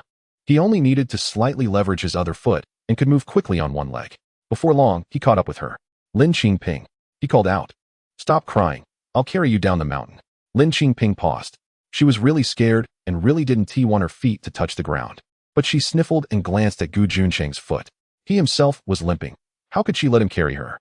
She sobbed, her face covered in tears, and asked him, what if I carry you? Gu Juncheng replied, then what should I do? Lin Qingping couldn't help but cry again. Why are you doing this? You're limping. Why did you come to climb the mountain? Why do you want to see the sunrise? Why are you doing all these things that I don't understand? Gu Juncheng also wanted to ask why. Lin Qingping cried as she held his hand. Let me help you walk. Let us go slowly. On the issues of his foot injury and the potential presence of snakes, she chose to take care of his injury. I'm fine. Gu Juncheng wiped her tears away. Then let us go, she said, her crying turning into hiccups as she helped him, walking slowly. Xiao Tian later caught up with them, holding the pots and pans, unsure of how to react upon seeing the two of them supporting each other. Should he carry the team leader or the sister-in-law? Neither seemed appropriate. In fact, the best option would be for him not to be there at all. All the way down, Lin Qingping was on edge, every little sound in the grass making her jump, but fortunately, there were no animals in sight. And they finally made it down the mountain. Chapter 94 Surprise? Shock. When Lin Qingping returned to the dormitory, she felt not only weak in her legs, but her entire body was soft. She slumped onto a chair, her face streaked with tears, a mix of sweat and tears. Her hair a mess, looking extremely disheveled. Gu Juncheng squatted in front of her, calling her Bingzi instead of her full name, which made her feel a bit unaccustomed. She sniffled and looked at him, waiting for him to speak. What could Gu Juncheng say? He was too embarrassed to mention the disgraceful thing he had done. Seeing her drenched in sweat, with dirt on her face, looking exhausted, how could he not know? He understood that she was the most cleanliness-conscious person. If it were in the past, the first thing she would do upon returning would be to take a shower. But now, she was slumped here, completely motionless. Lin Qingping nodded. But it wasn't that she was too tired to move. She was scared. What to do then? Should I bring water to the dormitory to help you bathe? He tentatively asked. On such a hot day, if she didn't wash up, she wouldn't be comfortable even while sleeping. Lin Qingping felt dazed and only heard the last few words, to wash you. This startled her again. I think I'll wash myself. She hurriedly stood up, and this shock also helped her regain some strength. Letting him wash her? No way. She didn't know how many bumps she had on her body now. It would be too embarrassing. He had always been reluctant to touch her. And if he ruined her first impression of her body, that was unacceptable. Lin Qingping forced herself to muster some energy and went to the public bath to take a shower. The moment she took off her clothes, she was shocked. She couldn't see her back, but from what she could see in front of her, her arms, legs, and chest, there were at least dozens of bumps. Some had even merged into large patches from her scratching. The itching on her back was no less than that on the front, so it was likely a large area as well. While showering, the hot water made it itch even more. Additionally, her face was itchy. She felt like crying without tears. She quickly finished her shower and, hoping that the infirmary still had someone on duty, went to get some medicine for insect bites. But the infirmary only had some essential oil. Well, she didn't even know if that small bottle of essential oil would be enough to cover every single bump. Unable to bear the itching, she first applied the essential oil to the areas she could reach in the infirmary's injection room. And the instant coolness made her feel much better. After thanking the doctor, she returned to the dormitory. Gu Juncheng had also finished his shower and returned, looking fresh and clean. However, Lin Qingping was really exhausted and uncomfortable today, having cried so much, and she was struggling to keep her eyes open. She didn't have the energy to play the cat-and-mouse game with Gu Juncheng like she did last night. Gu Juncheng, I'm too tired today. I'll hang up the clothes and then go to sleep, she said and put down the basin, preparing to hang the clothes. Gu Juncheng quickly took the clothes from her hands. I'll hang them up. Since that was the case, Lin Qingping didn't insist and went to lie down on the bed. After a while, Gu Juncheng also got into bed. At this moment, Lin Qingping was still somewhat awake and asked him, Gu Juncheng, what were you doing today? Gu Juncheng felt embarrassed to answer and just casually replied, nothing much. It was Xiao Tian, a young person wanting to experience cooking outdoors and see the sunrise. Oh, Lin Qingping didn't delve deeper. She simply didn't have the energy to do so. She was too tired, and after saying oh, she quickly fell asleep. Xiao Tian, carrying 2 big pots down the mountain. Anyway, I'm the one carrying the pots. I'm just the scapegoat. Gu Juncheng noticed that Lin Qingping didn't pursue the question further and sighed in relief. What was he doing? Wasn't he just a plan suggested by that idiot Wu Tianping? Today, Lu Meijie's arrival made him realize some things. It turned out that everything Lin Qingping had said in the hospital before was not baseless jealousy, and at that time, he not only didn't believe her, but had also scolded her. This morning, Lu Meijie's disturbance made her suffer such great grievances, looking wilted and unhappy, even indifferent towards him. He thought she was angry and felt guilty for misunderstanding her, wanting to do something to make her happy. So, early in the morning, he went to the post office to call Wu Tianping, who was on vacation in the capital. Wu Tianping gave him an idea. Your wife gets along well with my wife, so they must share similar tastes. No, they have similar preferences. Wu Tianping said that Mei Li liked art, literature, loved reading and poetry, and had read a lot of Western literature. So to please Mei Li, he needed to give her a surprise, an outdoor dinner, flowers, and accompany her to see beautiful scenery. He proposed to Mei Li while watching the sunrise, which touched her greatly. So he was preparing for tonight. Outdoor dinner? Sunrise? That was perfect to combine. He was good at outdoor dinners.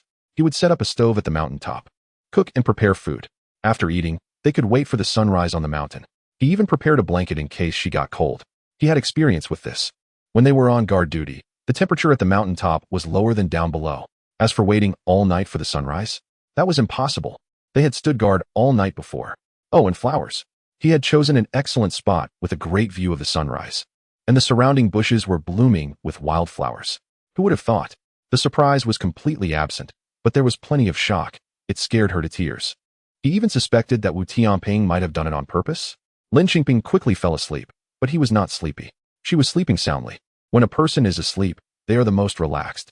At this moment, she was facing away from him, her whole body pressed against him, and the heat from her body gradually transferred to him. The weather was too hot, and Lin Qingping felt very hot too. Moreover, the heat made her bumps itch even more. She was originally sleeping soundly, but the itching disturbed her peace. Although she didn't wake up, she instinctively began to scratch everywhere, rubbing against her back where she couldn't reach. Dazed, she discovered that there seemed to be a wall behind her to rub against, which was quite relieving, so she rubbed even more vigorously. Gu Junchen thought, what is this person in my arms, who feels like a furnace, trying to do? Lin Qingping? He gently called her name, and in the faint light, he saw her face contorted in pain. Lin Qingping? Are you having a nightmare? He gently patted her face. Lin Qingping murmured a few sounds and squirmed even more energetically in his embrace. Lin Qingping? He called her name while reaching out to push her. He was sweating, but his palms were cool. When he touched Lin Qingping's bare arms, she suddenly felt cool and comfortable, wishing that this coolness could relieve her itching. Thus, in her dazed state, she pulled his hand into her clothes. Chapter 95 I accept the punishment. Gu Junchen's fingers touched her skin, feeling the heat at his fingertips. Lin Qingping. He thought she was sick again, and he used his other hand to feel her forehead. She was dazed and annoyed, pressing his hand that was under her clothes, saying, itchy, scratch it for me, her voice sticky like syrup. Gu Junchen had no choice but to scratch for her. However, she kept saying this spot itched, then that spot itched, and after scratching all over, she still couldn't pinpoint where exactly it was itchy. Gu Junchen had to turn on the light to lift her clothes and take a look. At that moment, she woke up, saw Gu Junchen's action, and immediately pressed her clothes down tightly, looking at him defensively. Gu Junchen recalled how back in the army, she would lie on him every night. What was going on now? Gu Junchen said seriously, I didn't mean it that way. I just want to see why you're so itchy. Lin Qingping glared at him, dejectedly muttering, you might as well say you mean it. After being married for so long, my husband has never had that kind of intention towards me. Is that something to be proud of? Gu Junchen. But Lin Qingping was itchy and couldn't help but scratch herself again. Gu Junchen decided not to indulge her anymore and moved forward to pull her clothes. She wasn't as strong as him and couldn't resist. So she began to act spoiled, tearing up. No? You can't see. Why not? Gu Junchen really couldn't understand her. Lin Qingping protected her hem, looking at him pitifully. I saw it myself when I was bathing. It's really ugly, really ugly. It will give you a phobia. Gu Junchen. What is a phobia? This was a new term for him. Lin Qingping glanced at a certain part of him and blurted out, it's just that you're not doing very well right now. Looking at it might scare you even more. Gu Junchen. Lin Qingping. You better think before you speak. He glared at her, creating an oppressive atmosphere. Lin Qingping fell silent. I'll count to 3. Take your hand away. After much persuasion, Gu Junchen's tone turned authoritative. 1. Lin Qingping let go. Gu Junchen. I haven't finished counting yet. However, when he really lifted her clothes, he was shocked by the numerous welts all over her body. To the hospital, he said without a second thought. It's just mosquito bites, she protested. This is no longer just mosquito bites. It could be an allergy. Lin Qingping, stop being lazy. Get up now. Gu Junchen pulled her up. It really was an allergy. The doctor prescribed her antihistamines. Gu Junchen borrowed water from the doctor in the hospital and made her take the medicine. The two walked back slowly. On a summer night, it finally cooled down. There was a vendor selling mung bean soup nearby, preparing to close up and go home. Lin Qingping glanced at it, feeling nostalgic for the taste of mung bean soup from this era. Maybe it was the childhood filter, but years later, when reminiscing about the food she had as a child and teenager, she always felt that the taste back then was purer, even as someone in the catering business. She couldn't replicate the exact same taste. Mung bean soup was one of them. No matter how she cooked it later, it never tasted the same as it did then. Do you want a bowl? Gu Junchen asked her. She nodded. So, Gu Junchen bought 2 bowls, and they stood on the road eating. At this time, there were still no disposable bowls and chopsticks. They had to return the bowls after finishing. Lin Qingping quietly drank, feeling the coolness soothe her heart and soul, making her feel much more refreshed. The clusters of night-blooming jasmine by the roadside were blooming brightly. However, Gu Junchen's mood didn't seem very good. He ate quickly, finishing in just a few bites, returned the bowl to the vendor, and stood there in front of a large cluster of night-blooming jasmine, lost in thought. What's wrong? Lin Qingping asked him while holding her bowl. He turned to gaze at her for a moment. Today, it's my fault. I accept the punishment. Think about how you want to punish me. Punish? Lin Qingping didn't understand why he needed to be punished. However, Gu Junchen looked at the faint red spots on her wrist. If it weren't for me wanting to take you to the mountain, you wouldn't be like this. Speaking of this, Lin Qingping was also curious. Why do you want to go to the mountain? Gu Junchen stared at the cluster of night-blooming jasmine without saying a word. But his ears gradually turned red. Even his dark skin couldn't hide the visible blush. Lin Qingping looked at the night-blooming jasmine, then thought about going to the mountain, and suddenly realized, you want to take me to see the sunrise, right? Gu Junchen turned his head, his face getting even redder. Lin Qingping finished the last sip, returned the bowl to the old man, and suppressed a laugh. Gu Junchen, let's go back. Gu Junchen remained silent, walking shoulder to shoulder with her on the way back to the factory. Gu Junchen, what were you thinking? You want to take me to see the sunrise? Lin Qingping looked at his tense face, holding back her laughter and asking again. Indeed, Gu Junchen's ears turned red again. Didn't you say you accept the punishment? Then I punish you to tell me what you were thinking. Lin Qingping teased him, feeling that it was a rare opportunity to pry open Gu Junchen's closed-off heart. Gu Junchen clearly didn't expect her to have such a method of punishment and was taken aback. Otherwise, how else would I punish you? Lin Qingping smiled. I thought you meant doing push-ups, running laps, standing at attention, physical punishment? Lin Qingping tilted her head and asked. Gu Junchen's expression indicated, yes.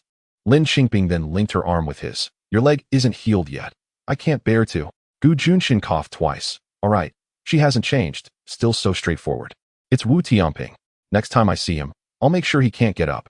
Gu Junchen snorted coldly, recounting what Wu Tianping had said.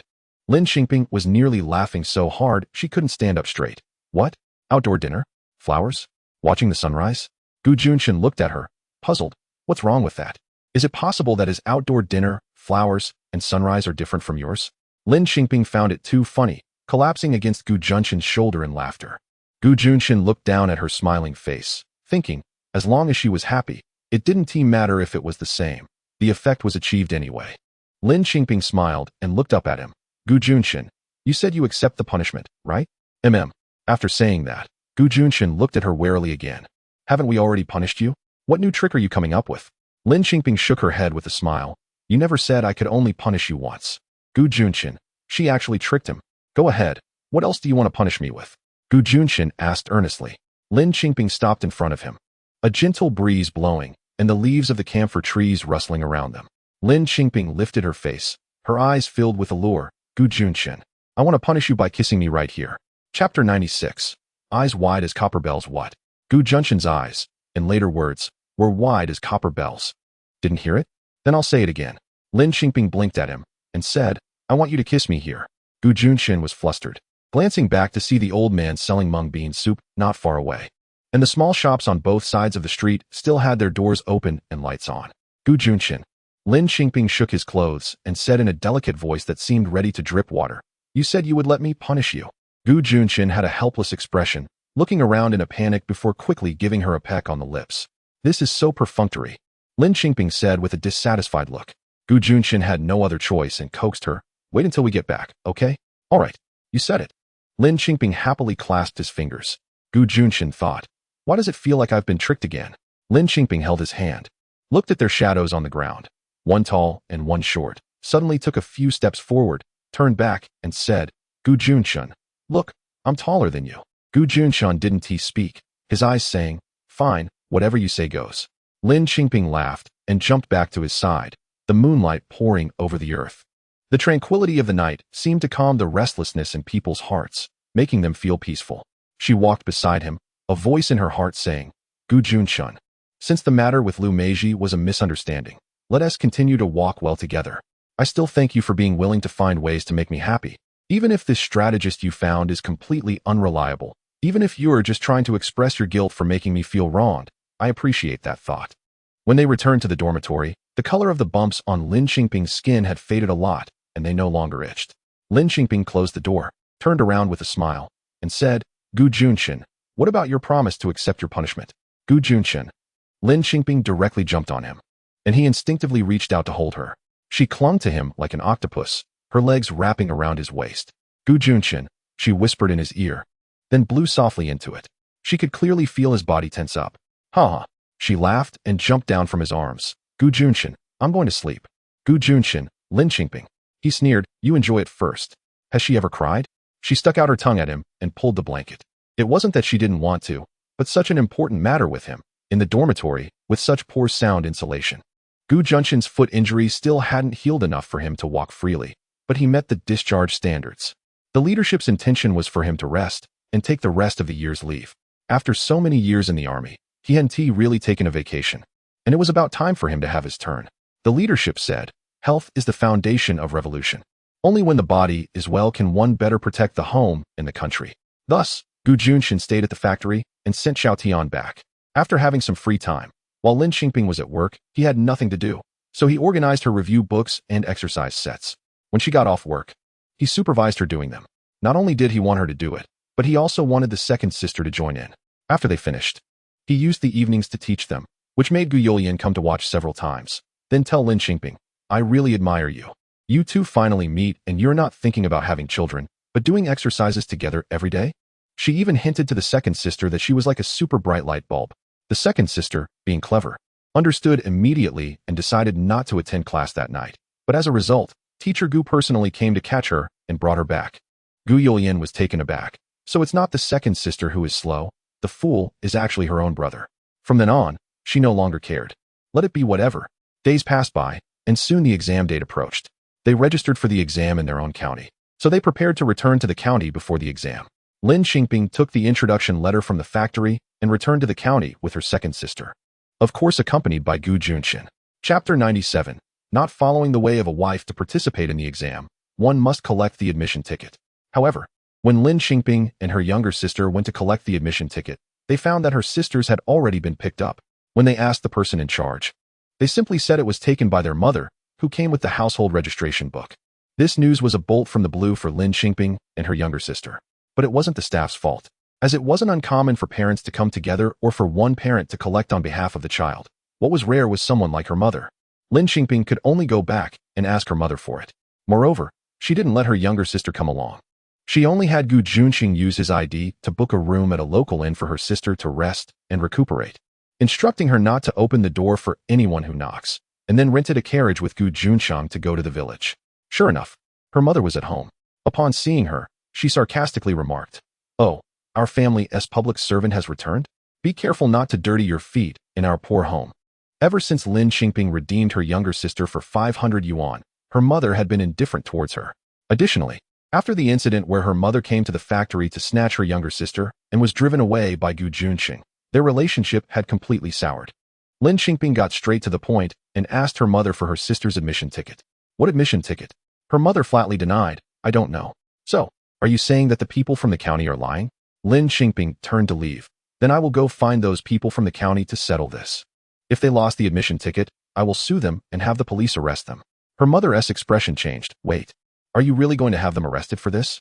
Lin Qingping sneered. "Whether they get arrested or not, you just watch." Lin Qingping pulled Gu Juncheng to leave, but her mother called out to her, "Wait." Turning back, her mother, looking guilty, said, "I took it, so what? Can't a mother collect for her child? Are you going to have me arrested? Then give it to me." Lin Qingping extended her hand without politeness. It's gone. Her mother played the fool. Lin Qingping truly could not understand why her mother was completely indifferent to the fates of her and her sister, and why there could be a mother who didn't wish for her children to do well. Mother, she couldn't help but ask, isn't it good if my sister can get into college? Isn't it good if the children succeed? Her mother retorted, what does a girl need to study so much for? The proper thing is to marry well. As a mother, finding you a good husband is the best for you. Marrying you off to the Gu family, isn't that good? Would I arrange a bad marriage for you? Who would have thought I raised such an ungrateful child? Who? Once married, won't even recognize me as her mother? I've raised you for nothing. With that, her mother even started to cry.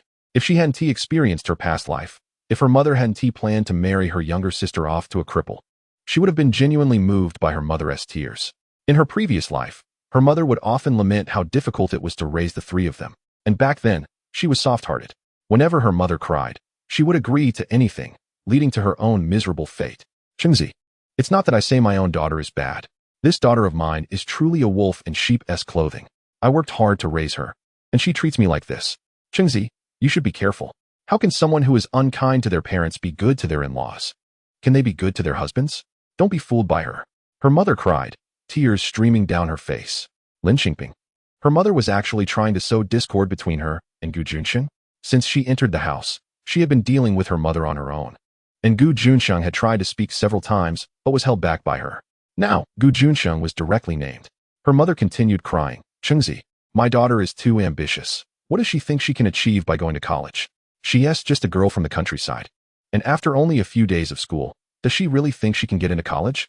This is being restless and not following the way of a wife. Lin Qingping internally scoffed. Her mother could even say such things about her own daughter. Suddenly, Lin Qingping didn't want to argue with her mother anymore. She wanted to see how Gu Juncheng would respond to her being slandered, especially since the person slandering her was her own mother. She secretly glanced at Gu Juncheng, who maintained his usual stern expression, showing not a hint of emotion. She must not be allowed to take the exam. Lin Qingping's grandmother had also come in from outside. Rolling her eyes, what does a good girl need to go to school for? Why go out of town? It's better to find someone to marry early. Seeing that help had arrived, her mother took on a heartfelt tone, advising Gu Juncheng, Chengzi, keep an eye on your wife. What if she gets lucky and really gets into college? She might look down on you and kick you to the curb. Gu Juncheng finally spoke, simply saying, bring out the admission ticket for your sister. It was concise and powerful. Her mother's crying abruptly stopped, and her expression changed as if performing a magic trick. No. I tore it. Gu Juncheng nodded and stepped forward. Lin Qingping's mother had been scared by Gu Juncheng's strength before. Seeing him move, she panicked, jumping back and yelling, you dare to hit me? Be careful. I'm your mother. Gu Juncheng indeed should call her mother, but he had no intention of hitting her. He only told Lin Qingping, go call the village chief. Okay. Lin Qingping immediately went out. Lin Qingping's mother grew wary and cautiously asked him, what do you want the village chief for? Gu Juncheng didn't answer, sitting down on a stool at the door, exuding an aura that suggested he could handle anything. He remained silent, which made Lin Qingping's mother anxious and restless until Lin Qingping brought the village chief over. Gu Juncheng stood up and shook hands with the village chief, explaining the purpose of his invitation, then turned to Lin Qingping's mother-in-law. You just admitted that you tore up the admission ticket, right? Lin Qingping's mother, unsure of his intentions, stammered, it wasn't intentional, it was an accident. Gu Juncheng nodded. Village chief, you've heard it with your own ears now. Tearing up someone's college admission ticket is illegal. Even though she is my mother-in-law, I will not cover for her. Please take her to the relevant authorities and let them handle it as they see fit. What? Lin Qingping's mother's mouth dropped open. Is this even illegal? The village chief was also angered. How could you do such a thing? The child should be supported in going to college. The country is trying to cultivate talent. Why are you dragging her down? Come with me. At this point, Lin Qingping's mother truly began to cry. I want to go. Where's the head of the household? Mother, I want to go. Save me. I didn't tear it. It can't be illegal, right? This time, she was genuinely scared. Chapter 98. Freedom of marriage, then bring it out. The village leader said angrily. Lin Qingping's mother timidly glanced at Lin Qingping and then at Gu Juncheng. No, not with me, but at old Ma's house at the east end of the village. How did you get involved with them again? Lin Qingping could no longer remain calm. She knew the Ma family at the east end of the village. Their situation was similar to hers, with 2 daughters and a younger son named Ma Wenwu, who was about the same age as her second sister. This younger son was just as spoiled as her brother, the whole family indulging him, spending their days idling around. From the village to the county, Ziyuan's later involvement in society had a lot to do with this person. If she guessed correctly, her mother must have accepted benefits from the Ma family to betroth her second sister to them. Sure enough, under the pressure from the village leader and Gu Junchen, her mother stammered out the reason. It was to betroth her second sister to the Ma family. Her mother had already accepted a betrothal gift, not the usual 500, but 200, effectively selling her second sister for the second time. Moreover, when accepting the betrothal gift, she directly pledged the exam admission ticket to them, using it as a threat to force her second sister to agree to the marriage before returning the ticket. Her mother even said, "That Ma Wenwu kid is so good." Lin Qingping felt cold inside. Good. Indeed good. Just as good as your son. What a great match. Ma Wenwu was also planning to take the college entrance examination. And wouldn't it be nice for him and her second sister to go to school together and help each other out? Lin Qingping's mother spoke as if it were a wonderful arrangement. Lin Qingping then asked the village leader, "Isn't marriage freedom encouraged now?" "Of course," the village leader replied. "Then if my sister doesn't want this marriage, can my mother or the Ma family force her to marry?" "Of course not." "All right, then let's go to the Ma family now." Lin Qingping urged the village leader to go first. Seeing that they were really going to the Ma family, Lin Qingping's mother nearly fainted and sought help from her mother-in-law. What should we do? She had accepted 200 yuan from the Ma family as a betrothal gift. But that money was long gone, all given to her son. Her mother-in-law cooperated and immediately lay down on the ground, pretending to faint. Lin Qingping's mother began to cry. "Mother, what's wrong? You mustn't get angry just because of my second sister's marriage." Her mother-in-law, "You just fainted. Can't you say something nice?" "No, she won't." Lin Qingping's mother continued to cry. "I know you only want the best for your granddaughter. We'll discuss the marriage again. We must discuss it. You mustn't have any issues." The village leader observed, well, familiar tactics, crying, fussing, and threatening to hang oneself. This routine was familiar to everyone except Gu Junchen, and Lin Qingping was even more accustomed to it. Just as Gu Junchen was about to go over to take her to the clinic, Lin Qingping stopped him. "No need. My grandmother often faints. I can handle it." "You? How will you handle it?" Gu Junchen genuinely questioned, but it sounded like he was teasing. Lin Qingping smiled. "You go to the drawer and find 2 needles, poke a few times on my grandmother, and she'll wake up. If she doesn't wake up, just keep poking until she does." Hearing this, her grandmother woke up before the needles could even be fetched, feeling embarrassed. "Oh, I was just dizzy. And after hearing my granddaughter cry, I woke up. I'm fine." Gu Junchen finally understood that there was such a battle of wits among the women in her family. Lin Qingping pulled Gu Junchen. "Let us go to the Ma family." Then she called back, "Mother, I think at least one of you and grandmother should come along, to avoid any discrepancies later." Chapter 99. The early flowers have withered. The 2 of them didn't want to go, but they were afraid of offending the village secretary. So they dragged their feet and went. After arriving at the Ma family, the Ma family members saw the Lin family had come and thought they were there to discuss marriage. So they were overjoyed and pulled them to sit down. "Why is the labor secretary here too?" "Hee, sit down, sit down. Wenwu, pour the tea." Ma mother greeted with a smile. At this moment, Ma Wenwu was still very young, but he was tall and strong. He kept looking behind Lin Qingping for the second sister, but didn't see her, so he cheerfully asked, "Is Zhaodi not coming?" Lin Qingping didn't like the smile on Ma Wenwu's face. She always felt there was a hint of greed and lewdness in it. Gu Juncheng stepped forward to shield Lin Qingping. She didn't come. Gu Juncheng was about the same height as Ma Wenwu, but he looked less robust and appeared skinny. At first, Gu Juncheng didn't show any hostility and only asked, "My mother-in-law said that the examination permit for the second sister is at your house." The Ma family was caught off guard because they had already made arrangements with the Lin family, and they had even accepted the betrothal gifts. Could there be any unexpected twists? So, Ma mother immediately smiled and said, Yes. I've discussed it with your mother-in-law. First, we'll get the certificate. Then Wenwu will take Zhaodi to the exam, and after the exam, we'll hold the wedding." Gu Juncheng's expression became serious. "That doesn't seem appropriate, does it?" "What's inappropriate about it?" Ma mother replied with a smile. "We're not the kind of people who go back on our word. Even if Zhaodi doesn't pass the exam, we won't call off the marriage." Lin Qingping couldn't understand.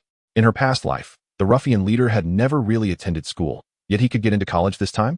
"Are you so sure you can get in?" Lin Qingping couldn't help but ask. Ma mother was somewhat smug, "Of course. The fortune teller said so. Our Wenwu is both scholarly and martial. We have the literary star and the martial star." After saying that, she added, "Once Zhaodi and Wenwu register, I can guarantee Zhaodi will also pass."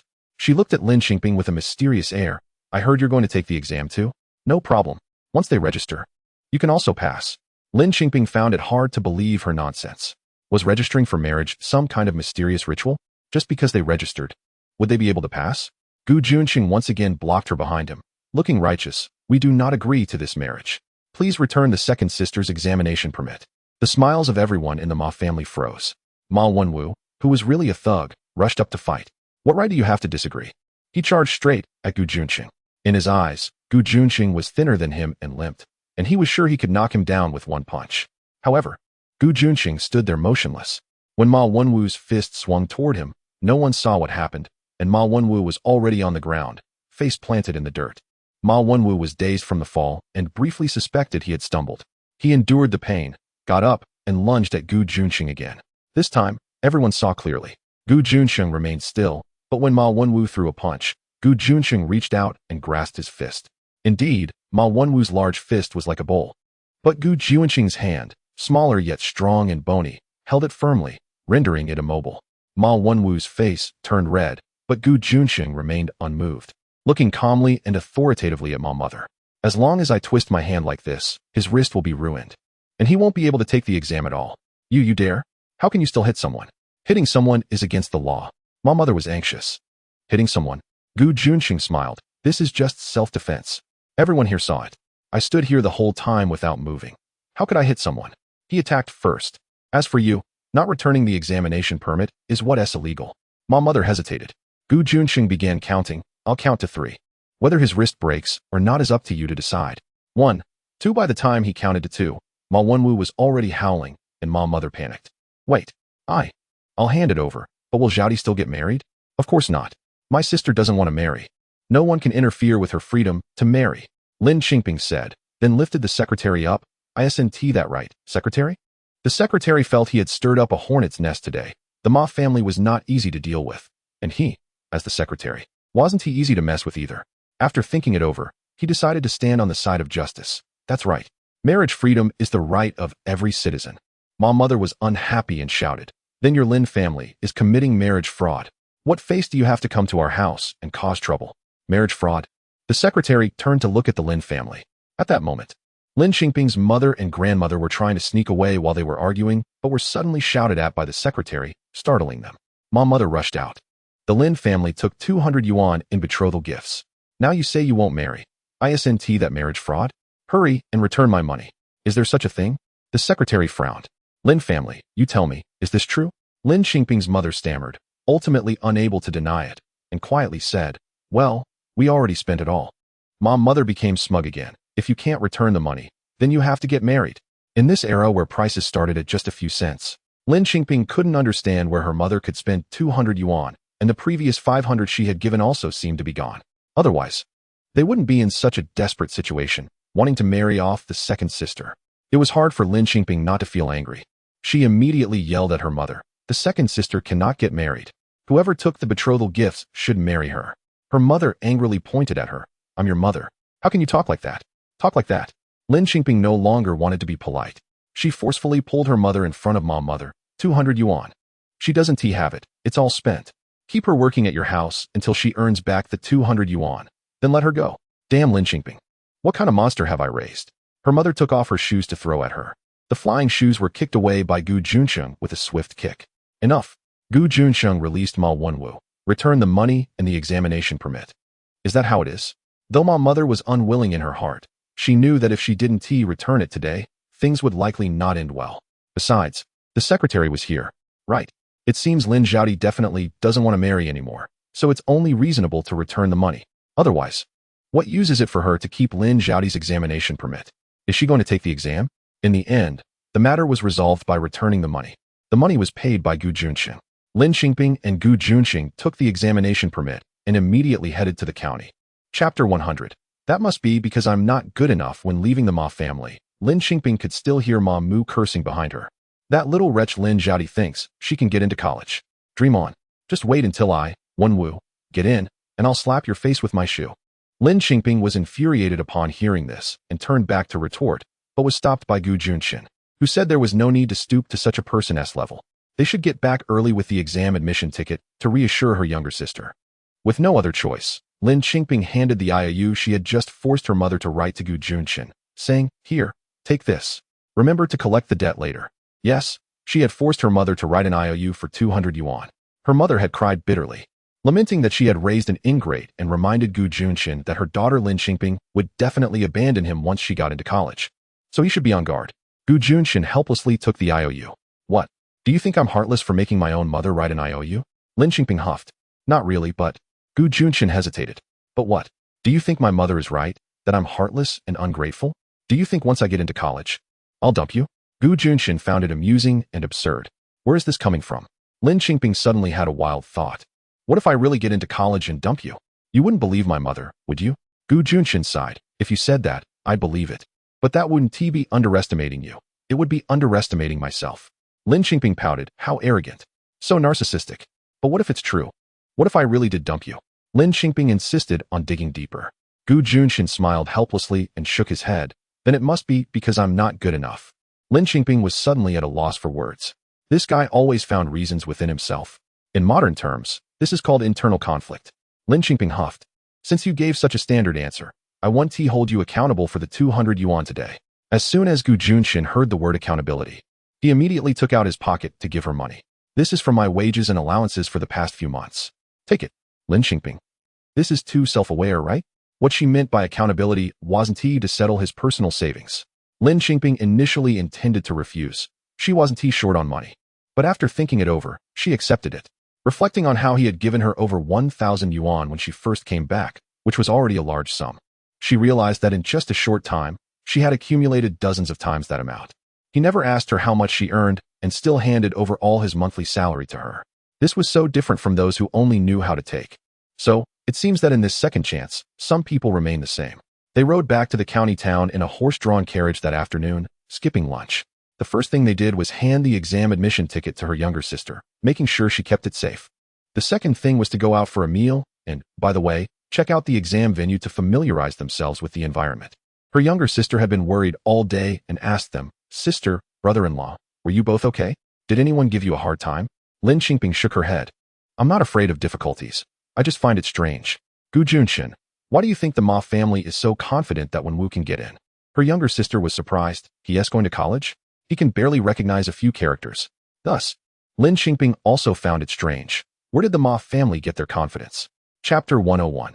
Everything is with me. Gu Juncheng had been quietly eating, completely ignoring what her sisters were chatting about. Upon hearing this, she said, "You just focus on your own exams and don't worry about anything else." After a pause, she added, "But do be careful. Check to make sure you have everything before the exam. One important thing, don't let your water bottle out of your sight. If it goes out of sight, you won't be able to drink the water inside." The second sister didn't understand what her brother-in-law meant by this reminder. But Lin Qingping did, and she nodded seriously. July's weather was really hot. Lin Qingping missed the air conditioning from her past life immensely. But at this time, the inn only had fans, and Lin Qingping and her second sister slept with the fan blowing all night. During the exam days, Gu Juncheng stayed in a separate room to let her sisters share a room, as she was worried about the second sister being alone at night. "That guy from the Ma family has a wicked look in his eyes," Gu Juncheng said. Because of this, the second sister would say to her sister while sleeping together at night, "Sister, brother-in-law is really nice." Lin Qingping understood and shot her sister a glance, wanting to tell her to just say what she wanted. The second sister chuckled and asked, "Sister, which university are you going to take the exam for?" Lin Qingping actually had no specific plans. She had never taken the college entrance exam in her past life and had little confidence in how many points she could score. But she thought it wouldn't be a problem to apply for a vocational school, right? Just do your best. We believe in our abilities. Lin Qingping couldn't say anything that would dampen her sister's spirits. Even if it didn't go well this time, they could always try again next year. The second sister leaned closer and whispered, "Sister, what if you get into a university in a big city? What will brother-in-law do? He's still your brother-in-law. What else can he do?" Lin Qingping poked her. "Are you just going to think about these useless things?" The second sister was delighted to hear this and said, "Well, I'm just thinking. Sister, I think brother-in-law is great, and his family is great, and everyone in his family is great."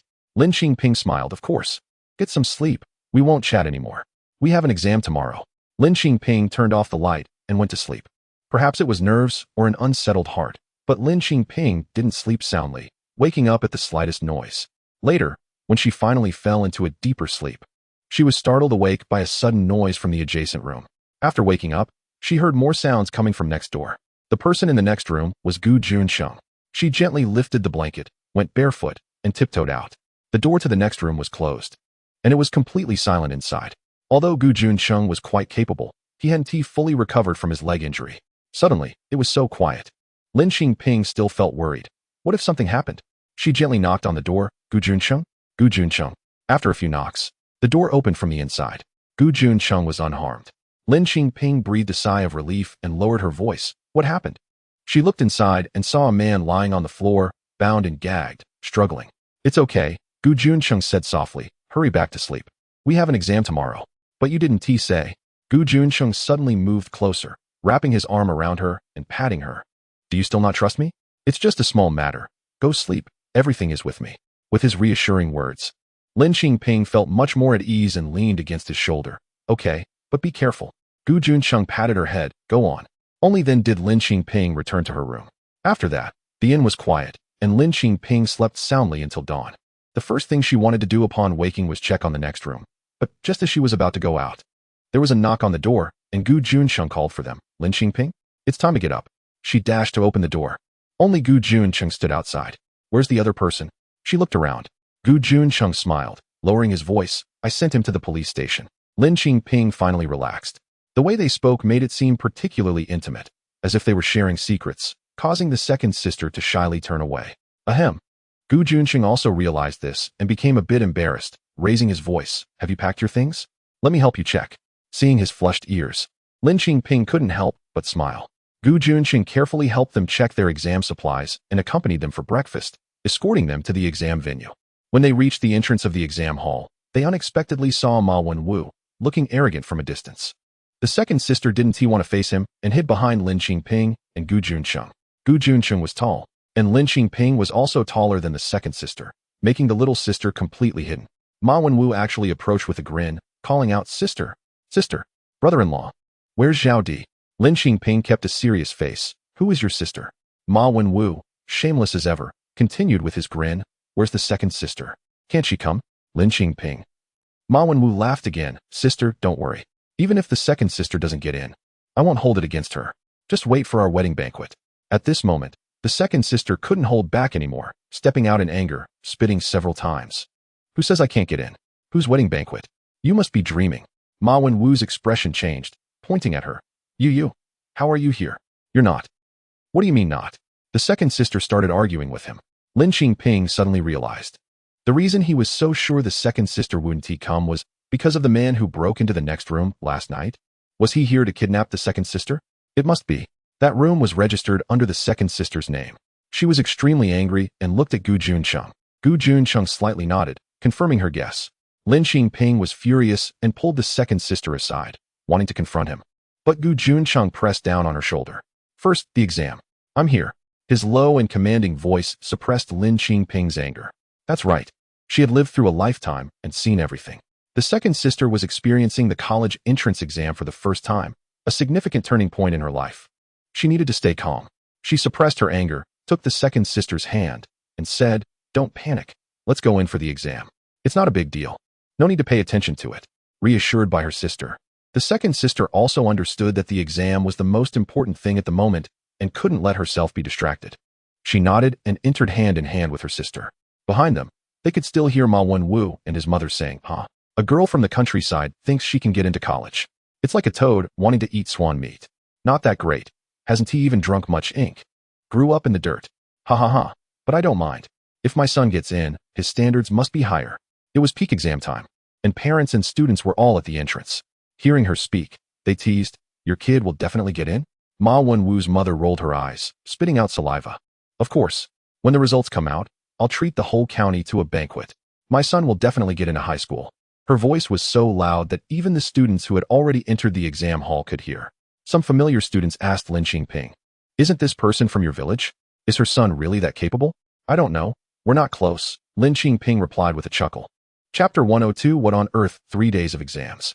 There were no fans in the exam room, and Lin Qingping and her younger sister came out each day drenched in sweat. As soon as they stepped out of the school gate, they could see Gu Juncheng waiting outside with 2 jugs of water. The moment they appeared, he would come over and stand beside them, as if afraid that Ma Wenwu would come to bother them. In addition, Gu Juncheng was also responsible for Lin Qingping and her sisters' 3 meals a day, bringing them personally to their room, making sure they didn't eat junk food. During these 3 days, Lin Qingping was tense the entire time, not because of the exams, but out of worry that something might go wrong. Finally, after finishing the last exam on the 3rd day, Lin Qingping waited for her sister outside the exam room. The moment her sister walked out, they exchanged a smile. "Sister, I feel like I can still go," her sister whispered in her ear. Lin Qingping smiled and linked arms with her as they walked out. Juncheng stood in the most conspicuous spot outside the school gate, just like the previous 2 days. At this moment, Lin Qingping finally felt relieved. Ma Wenwu also came out of the exam room, and his mother was waiting for him outside. As soon as she saw him, she immediately asked, "How did it go?" Ma Wenwu glanced over at Lin Qingping and her sister, standing tall and proud. "I wrote everything down." His mother was overjoyed. "My son, you really made me proud." After saying that, she shot a disdainful glance at the Lin sisters. Unlike some people who can't even recognize a few characters and want to take the university entrance exam, do you think someone like you can get into university? Back in the day, this would have been a top scorer. Ma Wenwu pushed his mother. "Mom, let's go home. I'm exhausted." His mother immediately supported him. "My dear son, you've worked hard. You were born to be a top scorer. When I was pregnant with you, the fortune teller said you were the reincarnation of the god of culture." It was the last exam, and outside the exam room was filled with students who had just finished and parents picking up their children. Ma Wenwu's mother was practically telling everyone, "How did your son do this time? My son is definitely going to be the top scorer. Your daughter didn't do so well, right? No worries, come back next year. What about your family? I can tell from your expression that it didn't go well, but don't worry. Not everyone can be a top scorer." The people around didn't know what to say anymore, and Ma Wenwu urged his mother to hurry up, but she shouted to everyone, "My son is definitely first place. Top scorer. I told you, it's a good time for a banquet. Come celebrate whether you passed or not." Ma Wenwu's mother also looked at Lin Qingping and her sister, shaking her head and rolling her eyes. "Some people really don't know their place, but it's okay. My son is the top scorer. As the saying goes, a prime minister's stomach can hold a boat, so when the time comes, I'll share the joy with you all. Maybe next year, you'll get in too." Lin Qingping snorted coldly. "What on earth? Sister, let us go." The younger sister didn't want to look at the mother and son any longer. "Let us go?" Juncheng gave the mother and son a meaningful glance and protected the sisters as they left the crowd. Finally finished with the exams, the younger sister returned to their room and collapsed onto the bed, falling asleep immediately. These 3 days had been so tense that now lying down, she felt her whole body go soft, not wanting to get up at all, not even wanting to eat. Lin Qingping closed the door, letting her rest well, and went to find Juncheng in the next room. She knocked on the door and pushed it open. Juncheng turned around when he saw her. "I was just about to call you both for dinner. We can finally have a good meal outside today." Lin Qingping looked at him, biting her lip and smiling. Chapter 103. Promise me 3 things. Juncheng saw her smile strangely and thought something was wrong, so he approached her and asked, "What's the matter?" Lin Qingping suddenly stood on her toes and unexpectedly pecked him on the cheek. Juncheng was taken aback, and then he heard Lin Qingping softly say in his ear, "Thank you." This made Juncheng feel a bit embarrassed. "I didn't do anything. How could you say that? You supported me and my sister during the college entrance exam, taking care of everything with caution and protection." Moreover, she knew something else. "I know," she said, wrapping her arms around his neck and whispering in his ear, "You haven't slept for 3 nights, standing guard for us." What happened the night before the exam was not something anyone could underestimate. Although he lived next door, he had been alert and hadn't closed his eyes. And knowing he was there allowed her to sleep soundly during the following nights of exams. He dismissed it, saying, "What's the big deal? It's a trivial matter for us."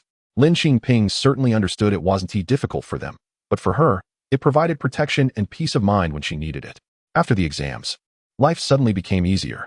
Lin Qingping's summer clothing line was in high demand, and due to the limited production capacity of the clothing factory, many stores had not placed orders for this batch of summer clothes. Thus, her autumn collection orders began to take precedence. Time was tight. She had already completed her design drafts during her busy schedule and was just waiting to finish her exams to enter the sample-making stage. Thinking back, she was just a novice who had relied entirely on memories from her previous life to break into the fashion design industry. Initially, she didn't even know what a pattern was and had to learn everything through trial and error. Over the past 6 months in the factory, she had learned a lot from the experienced craftsmen. There were people she disliked in the factory, but there were also those she liked. Xiaoqin was one of them. Since she returned to the factory after the exams, Xiaoqin looked at her strangely, as if there was suddenly a sense of distance. One day, when entering the workshop, Xiaoqin shyly called out, "Master Lin," and then tried to hide, but Lin Qingping called her back. "What is going on? Did I offend you?" Lin Qingping knew Xiao Qin's character and said this deliberately. Xiao Qin panicked upon hearing it. No, Master Lin. Lin Qingping looked at her with a smile mixed with teasing, and after a long gaze, Xiao Qin's face turned red. She leaned closer and asked, Master Lin, will you still remember us when you go to university? Of course I will. How could I forget? Lin Qingping held her hand and walked into the workshop together. Xiao Qin was very happy to hear this, but soon her expression turned melancholic. What's wrong? Is there something you can't tell me? Xiao Qin hesitated but finally mustered the courage to say, Master Lin, if I say I envy you and Lin Qingyun, will you think less of me? What do you envy us for? Lin Qingping vaguely guessed. Going to college. Xiao Qin's eyes sparkled with longing as she mentioned university. Then you should take the exam too. Xiao Qin was stunned and after a long pause stammered. Can I? Her eyes were filled with disbelief. Why not? Lin Qingping smiled. Lin Qingyun and I came from the countryside. You're studying in the city. Isn't that better than us? But what if I don't get in? Xiao Qin looked confused. Lin Qingyun and I can't guarantee we'll get in this time either. Qingyun said if it doesn't work out, she'll try again. We're still young anyway. Then what about my job? Xiao Qin hesitated. My mom said I'm already a worker, it's a stable job. Even if I go to university, I'll still be on state payroll, and I'll lose a few years of work experience, which isn't worth it. Lin Qingping knew that being a worker in the clothing factory wasn't a stable job. Years later, many state-owned small and medium enterprises would close down, leading to mass layoffs. Xiao Qin, Lin Qingping never mentioned that she knew what would happen in the future and simply said, people only live one life. While you're young, go do what you want to do. Xiao Qin listened to her words and fell into deep thought. Lin Qingping didn't rush her, letting her think it over. The next day, Xiao Qin ran to her and said, Master Lin, I'm going to take the exam. Great. Lin Qingping was genuinely happy for her, thrilled for the hardworking girl. Xiao Qin didn't know why, but she admired Lin Qingping immensely. One could say she was Lin Qingping's fan. Once she made up her mind to take the university entrance exam, she even had an idea of what school she wanted to apply to. I want to study clothing design. I heard there are schools specifically for that. Master Lin, I want to be as amazing as you. Xiao Qin's eyes sparkled with passion. Lin Qingping laughed. If you get into such a school, you'll be much better than me. What am I? Actually, studying design requires attending an art school. Initially, her sister had this plan but ultimately didn't pursue it. She thought it was fine and respected her sister's choice. The art materials her sister had could be given to Xiao Qin. After the college entrance exams, they were in the waiting phase for scores, and her sister was living in the factory. So she started teaching Xiao Qin how to draw and also helped her with her studies. At this time, Juncheng had to return to the army. Lin Qingping looked at his leg. He still hadn't fully recovered and was not walking freely yet. The leader said there are important matters. It might not be a mission. I'll know when I get back. Juncheng stroked her hair. Lin Qingping leaned into his arms, holding onto his waist tightly. She thought he could stay with her until August, but it seemed she had already gotten used to it.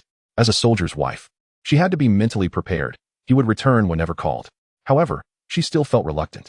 Juncheng hugged her and was about to pull her away from his embrace. But Lin Qingping burrowed deeper into his arms, choked up. Just hold me for a little while longer.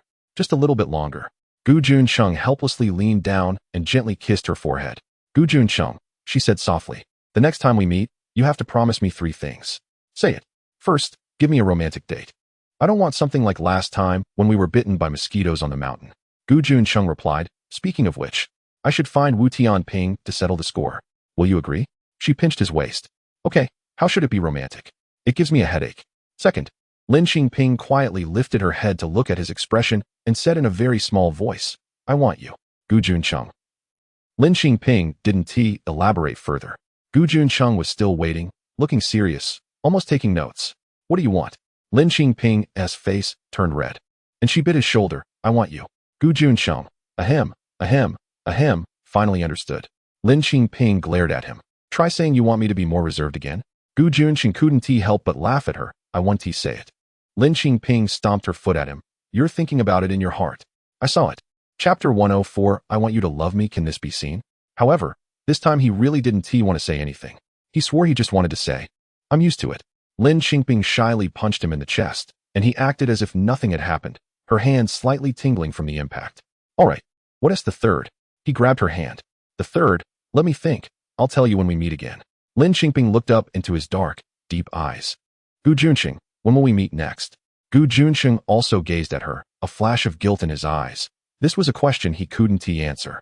Lin Qingping sighed and covered his eyes. Juncheng, Don't look at me with that guilty expression. I don't like it. I don't like that your entire past and present towards me is filled with guilt. Gu Juncheng, I want you to love me.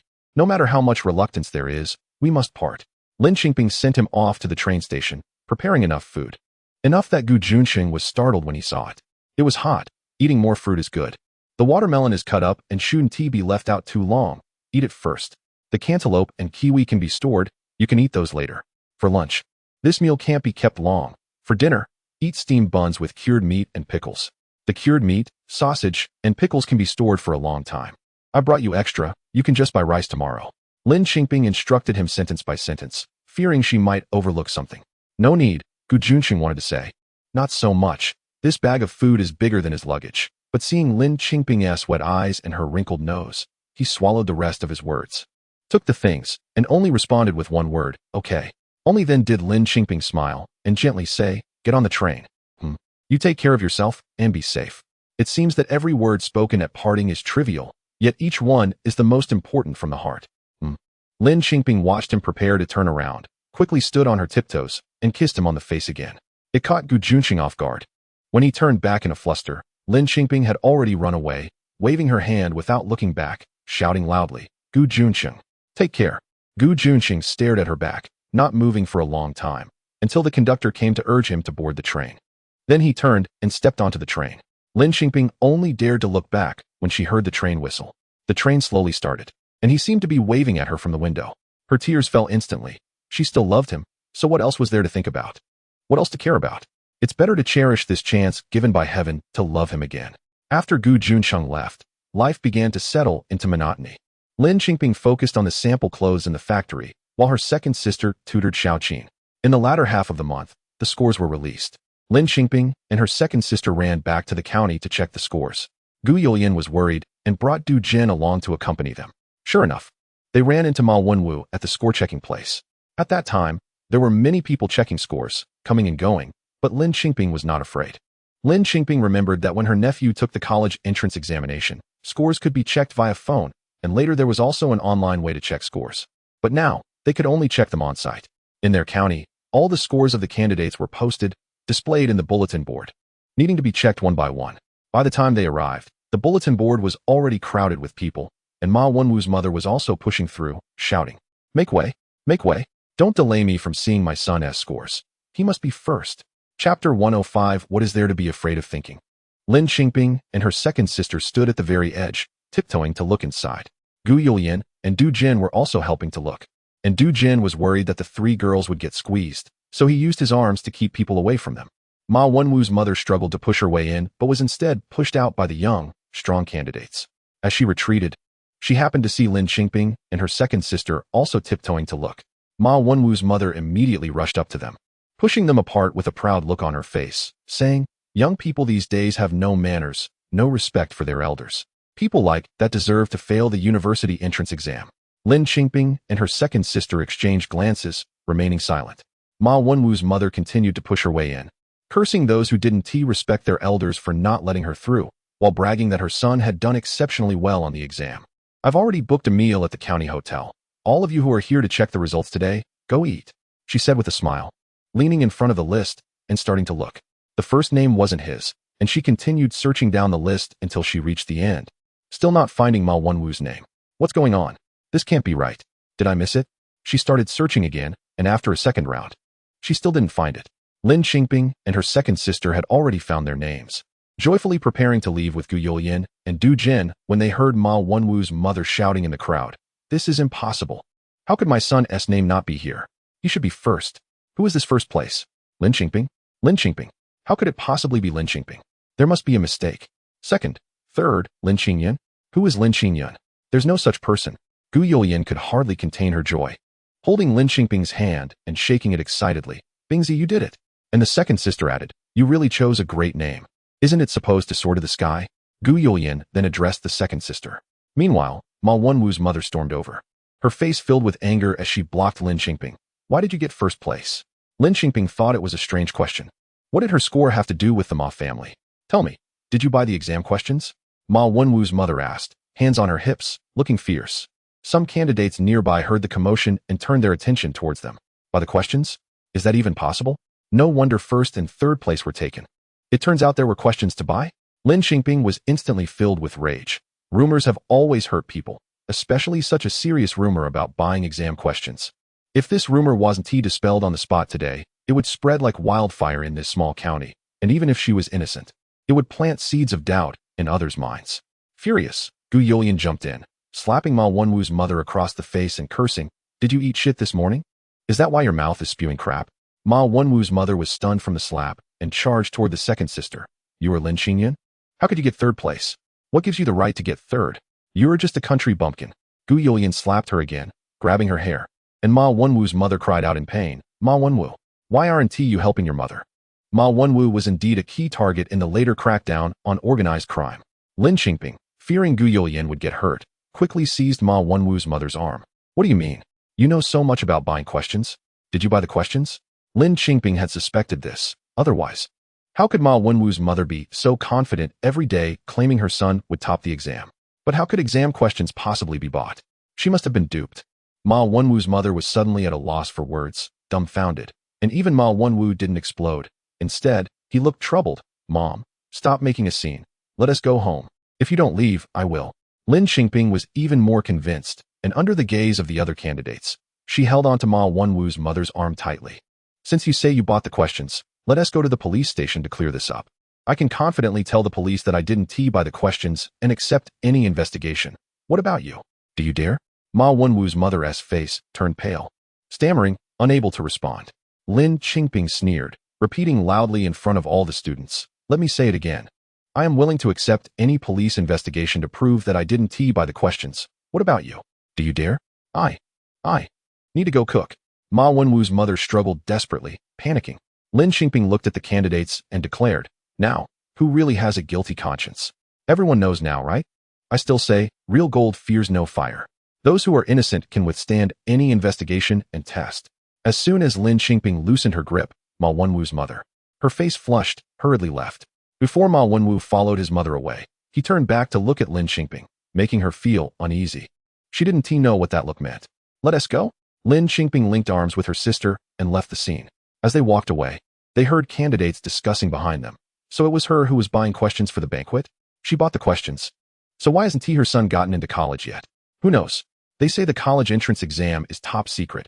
How could it be bought? She is probably just bragging. The candidates' chatter gradually faded as the four of them headed straight to the bus station, planning to leave the county that day and return to the factory. On the way, joy still overwhelmed them. The second sister linked her arm with Lin Qingping's. Both excited and anxious. "Sister, do you think our scores can get us into the schools we applied for?" This year's college entrance exam had the application process before the exam. The second sister had once asked her what kind of school she wanted to attend. More than one person had suggested she apply to a school in the capital. She had worried about her own abilities and hesitated for a while, but then thought, since she had been reborn, what was there to be afraid of thinking or doing? If worst comes to worst, she just wouldn't get in. So, she applied to the capital university. The second sister was determined to be with her, so she bravely applied for the same school, but for a different major. Both of them were quite bold. When Lin Qingping was asked by her sister, she really couldn't be certain and could only pat her hand, no matter what. "We'll wait for the notification, and if not, we'll come back next year. We'll have experience then." The second sister, however, wasn't nervous at all and happily nodded. Gu Yulian was curious. "What schools did you apply to?" Lin Qingping, for once, felt shy, mainly because she was afraid of making a fool of herself by aiming for the best school in the country. So she kept it a secret. "Sister? It's a secret for now." Gu Yulian, completely unconcerned, instead wholeheartedly supported her. "That's right. Don't say anything about things you're not sure of yet. It might jinx it." Du Jin laughed at her. "What kind of nonsense are you talking about? Mind your own business."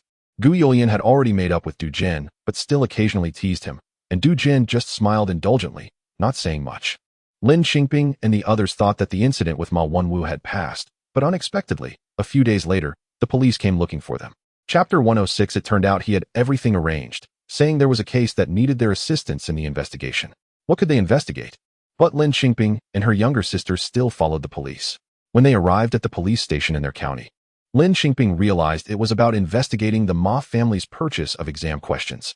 Lin Qingping's mother had discussed her younger sister's marriage with the Ma family and had received a 200 yuan gift, along with a promise that if her younger sister married Ma Wenwu, she would definitely be able to get into college. Plus, There was the incident that occurred during the announcement of the results, which led the police to call the sisters in for questioning. Lin Qingping felt no guilt and spoke frankly, clarifying everything. After taking notes, the police let them go, specifically telling them they had no other intentions, just to gather all the clues related to the case. Lin Qingping nodded. Just as she was about to leave with her younger sister, another police officer came in and exclaimed upon seeing her, "Aren't you Gu Tuanzhang's partner?" Lin Qingping was slightly surprised. "Oh, do you know me?" The officer smiled. "How could I not know? I even attended your wedding." Lin Qingping was confused. She had no memory of this.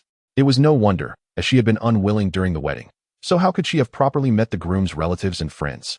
The officer invited her into the office to sit and poured water for her and her younger sister, saying, "I'm a comrade of Gu Tuanzhang. My name is Yang."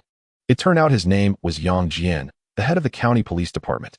This case was actually discovered thanks to Gu Tuanzhang, Yang Jian said with a smile. It turned out that the person Gu Juncheng captured the night before the college entrance examination was Ma Wenwu's closest friend. Ma Wenwu had paid him to kidnap the younger sister to prevent her from taking the exam, but Gu Juncheng was in the room instead.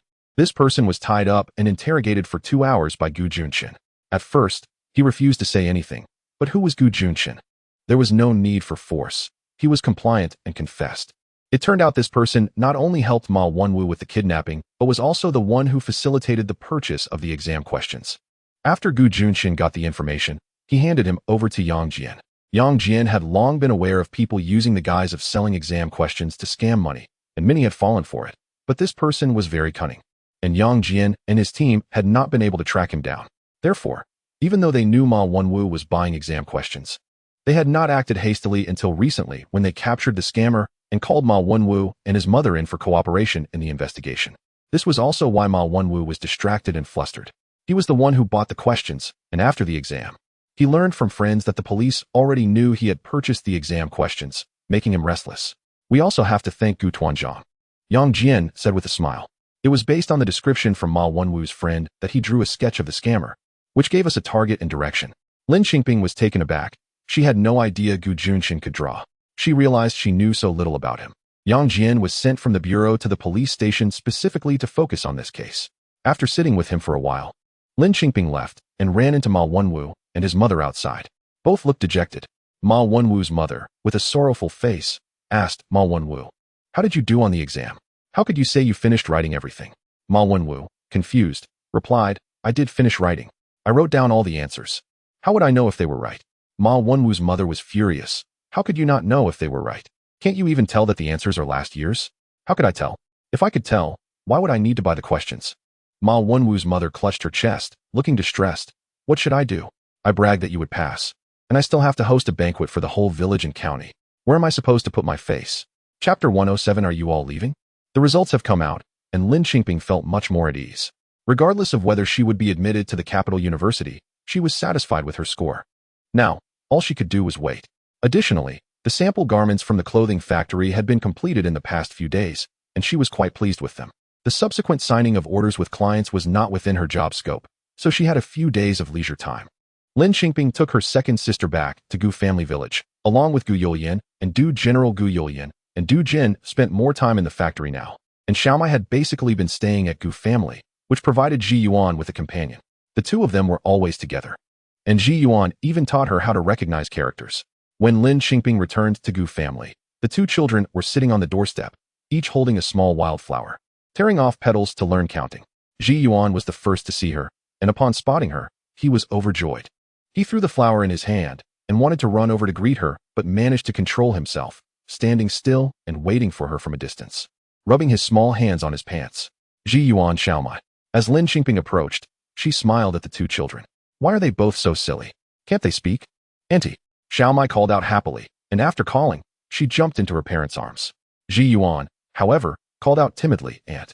After calling, he went inside the house. What is going on? Lin Qingping didn't have time to ask in detail at that moment. This child always had many worries and was more sensitive than other children.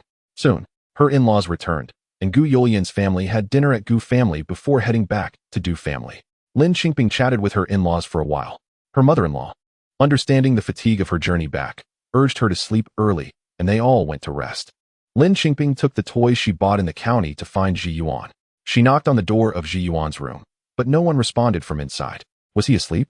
Lin Qingping shook her head and went back to her room with her second sister to rest. The next morning, Lin Qingping got up to make some snacks for Ji Yuan. This child loved sweets. It seemed he had always been like this in his past life. Back then, when some gangsters caused trouble at her restaurant, Ji Yuan stood up for her. Afterward, she invited Ji Yuan to eat at the restaurant, and he devoured a plate of fried sweet potato balls by himself. So, she decided to make him fried sweet potatoes again. Now that the family's conditions were better, oil wasn't as tight as before, who wouldn't love fried food? She made fried sweet potatoes and, seeing there was pork at home, also made a plate of fried pork chops. Ji Yuan, at first, refused to come out of the room, but when he caught a whiff of the frying aroma, he couldn't resist and poked his little head out like a mouse. Lin Qingping smiled and called him, Ji Yuan, come eat. What is this? Ji Yuan's eyes lit up. You'll know when you eat. Lin Qingping picked up a small piece of the cut pork chop with chopsticks and brought it to his mouth. Ji Yuan took a small bite, chewing slowly. His expression clearly showed he found it delicious, yet he didn't say a word. What's wrong? Is it not tasty? Lin Qingping pretended to be disappointed. Ji Yuan nodded vigorously. It's delicious. Then go ahead and eat. Lin Qingping handed him both plates.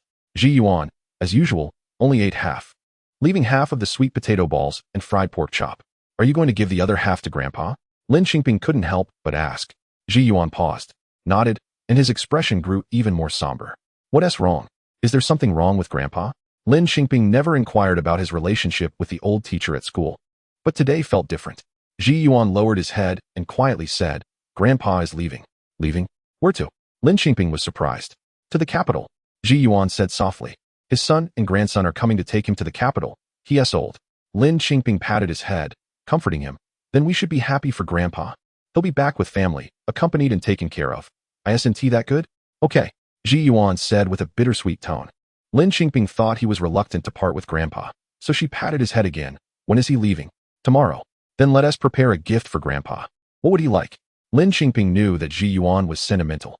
Otherwise, how could he have gotten himself into trouble for his buddies in his past life? It was normal to feel reluctant when an old grandpa, who had spent so much time together, was leaving. Ji Yuan replied, let us just give him food. Grandpa likes delicious food. Lin Qingping smiled. All right, I'll make something fresh tomorrow for Grandpa to eat on the road. As for the half Ji Yuan left behind today, whether he ate it himself or gave it to the old gentleman, she wouldn't interfere. It was the child's own business. Not knowing exactly what time the old gentleman would leave the next day, Lin Qingping got up in the middle of the night to make pastries. It wasn't difficult, but was time-consuming. When she got up, her second sister also got up and helped her busy in the kitchen. By around 7 o'clock, the sisters had prepared all the food. Gu family's pickles were well made, and the cured meat smelled great. They each made a few jars to bring for their meal on the train, which would be delicious. Lin Qingping also made muffins, cakes, and other sweets. As the old gentleman seemed to love sweets, she packed several bags with craft paper and put everything together. This time, Ji Yuan held her hand to school, and she went along confidently, unlike before when she deliberately avoided interfering with their age difference friendship. A jeep was parked at the school gate. The old gentleman was walking out of the school accompanied by 2 young men. Upon seeing them, his eyes brightened as if he had been waiting for them. The old gentleman waved his hand, and Ji Yuan ran over. The old gentleman then told the 2 young men beside him, the books in my room. I want to take them. They'll all be left for this child. One of the young men replied, yes, Grandpa, I'll go move them now. Ji Yuan handed the cake he was holding to him. My aunt said to give this to you to eat on the way. Lin Qingping, hearing this, hurriedly went up with her second sister and handed the muffins and pickles to the young man next to the old gentleman. The old gentleman looked at the second sister with a very pleased expression. Not bad, you did well on the exam. The second sister's eyes became a bit moist. I haven't had the chance to thank you properly, and you're leaving. I really don't want you to go. What do you need to thank me for? The old gentleman said with a smile, you did so well. That's the best thank you for me. His words brought tears down the second sister's cheeks. The old gentleman smiled again. Don't be sad. What's there to be sad about? Who knows, we may meet again. After saying that, he turned to the young man beside him. Look at them. In such conditions in the countryside, they still achieved such good results. The young man smiled. The old gentleman then looked at Lin Qingping. Thank you for all the delicious food you made. Lin Qingping was completely unprepared for the old gentleman to say this to her, as she rarely showed her face in front of him. She felt a bit embarrassed. I haven't had the chance to cook for you properly. I should be the one thanking you. You've been so good to Ji Yuan and Lin Qingyun. The old gentleman didn't respond to her remark, but smiled. Lin Qingyun, that is a good name. Qingyun, I'm looking forward to seeing you rise to great heights. After chatting for a while, the young men and the driver had moved most of the books into the vehicle. They packed everything up, and then, along with the car and the people, they sent them back to Gu family. The old gentleman then left Gu family village in the car. Watching the old gentleman's car drive away, Ji Yuan looked dejected as he returned to the room, even neglecting the muffins Lin Qingping had deliberately left for him. Lin Qingping felt uneasy about him and followed him into the room, finding him lying on the bed with red-rimmed eyes. Lin Qingping sat by the bed, touched his face, and encouraged him. Ji Yuan, although the capital is far away, we have trains now. We can take the train to see Grandpa in the future. There will also be high-speed trains. In the future, air travel will be very developed. Distance won't be a problem. Ji Yuan, however, did not find comfort in these words. He just stared at her intently. Why does everyone want to go to the capital? Is the capital really that good? Huh, what does this all mean? Ji Yuan's eyes were slightly red. Are you going too? Lin Qingping was stunned. How did he know? Who told you I was going to the capital? Lin Qingping remembered that she hadn't mentioned her application and college entrance exam to her in-laws. I just know. Ji Yuan turned his body, facing away from her. You and second sister have taken some exams, and you even got first place. You're going to the capital. Lin Qingping was speechless. She couldn't say she wasn't going to the capital. Although the capital university was hard to get into, what if she got accepted? You go ahead, Ji Yuan said. I'll just stay here. And then he ignored her. No matter what Lin Qingping said, he wouldn't talk anymore. Lin Qingping had no choice but to deliberately say, if you're not going to talk, then I'm leaving, okay? She pretended to stand up, and just as she turned to take a step away, she heard Ji Yuan crying behind her. Lin Qingping felt quite upset in her heart and turned around to hug him. Ji Yuan buried his face in her arms and cried. Is it true that those who go to the capital never come back? His words were choked with sobs. How could that be? How could they not come back? Who told you that? Lin Qingping didn't understand why the child had this thought. I just know. I don't need anyone to tell me. I just know that people who go to the capital won't come back. He cried even louder. They won tea. Lin Qingping swore, I absolutely won tea. My home is here. How could I not come back? But my mom went to the capital and never came back. Ji Yuan suddenly burst into tears. She doesn't want me anymore. Lin Qingping realized the crux of the problem. She didn't say anything at first, just held Ji Yuan, letting him cry in her arms until he had cried enough. She really doubted whether this sensitive and proud child had ever had a good cry since his mother left and his father passed away. If not, then let him cry thoroughly today. Ji Yuan cried so much that second sister didn't even know what had happened. She tiptoed in to take a look, and Lin Qingping secretly shook her head at her, so she went back out. Chapter 108. What did you just say in her previous life? Lin Qingping had never seen Ji Yuan's mother. She wasn't sure if Ji Yuan had any interactions with the old teachers at school at that time. She only felt disdain for him and never cared about him at all. However, she remembered that once, Ji Yuan came to her shop and brought her a roast duck from the capital. It seemed he had been to the capital, but she didn't know who he had met or why he later returned to the county to hang around. This child never mentioned the word mother in either life, especially after growing up, when he became quite fierce and unruly. Who would have thought that such a person actually loved sweets and had a corner of his heart reserved for his mother? Lin Qingping held him, feeling a deep sadness in her heart. She truly felt guilty for how he had called her mom when he visited her before her death. Ji Yuan may have never cried like this before. He cried until he was exhausted and fell asleep in her arms. Lin Qingping gently laid him down and went out after seeing that he was sleeping soundly. She had originally planned to go home to see her elderly parents and then return to the factory, but after Ji Yuan's outburst today, she couldn't shake the feeling in her heart. She decided to postpone her return to the factory and observe Ji Yuan for another day or two. As it turned out, Ji Yuan slept for an entire day. He still hadn't woken up by dinner time. When Lin Qingping returned from outside, she sensed something was wrong. Upon entering the room, she saw the little guy's thin body curled up into a small ball, still asleep. Ji Yuan, Lin Qingping called softly and leaned down to check on him, only to find his face flushed red. Although Lin Qingping had never given birth, she had taken care of her nephew diligently in her previous life. She basically knew everything a mother would know. Upon seeing him, she realized something was wrong. She reached out to touch him, and sure enough, his forehead, face, and back of his neck were burning hot. It was likely over 39 degrees. She quickly picked up Ji Yuan and ran outside. What's wrong? Her mother-in-law Lu Fan asked, coming out of the kitchen with a dish. Mom, Ji Yuan is sick. I have to take him to the clinic. Lin Qingping hurriedly replied. Wait a minute. How can you carry him? Wait for your dad to come back. Her mother-in-law insisted. Lin Qingping thought for a moment. Her father-in-law had gone into the county to buy seeds and might not return for a while.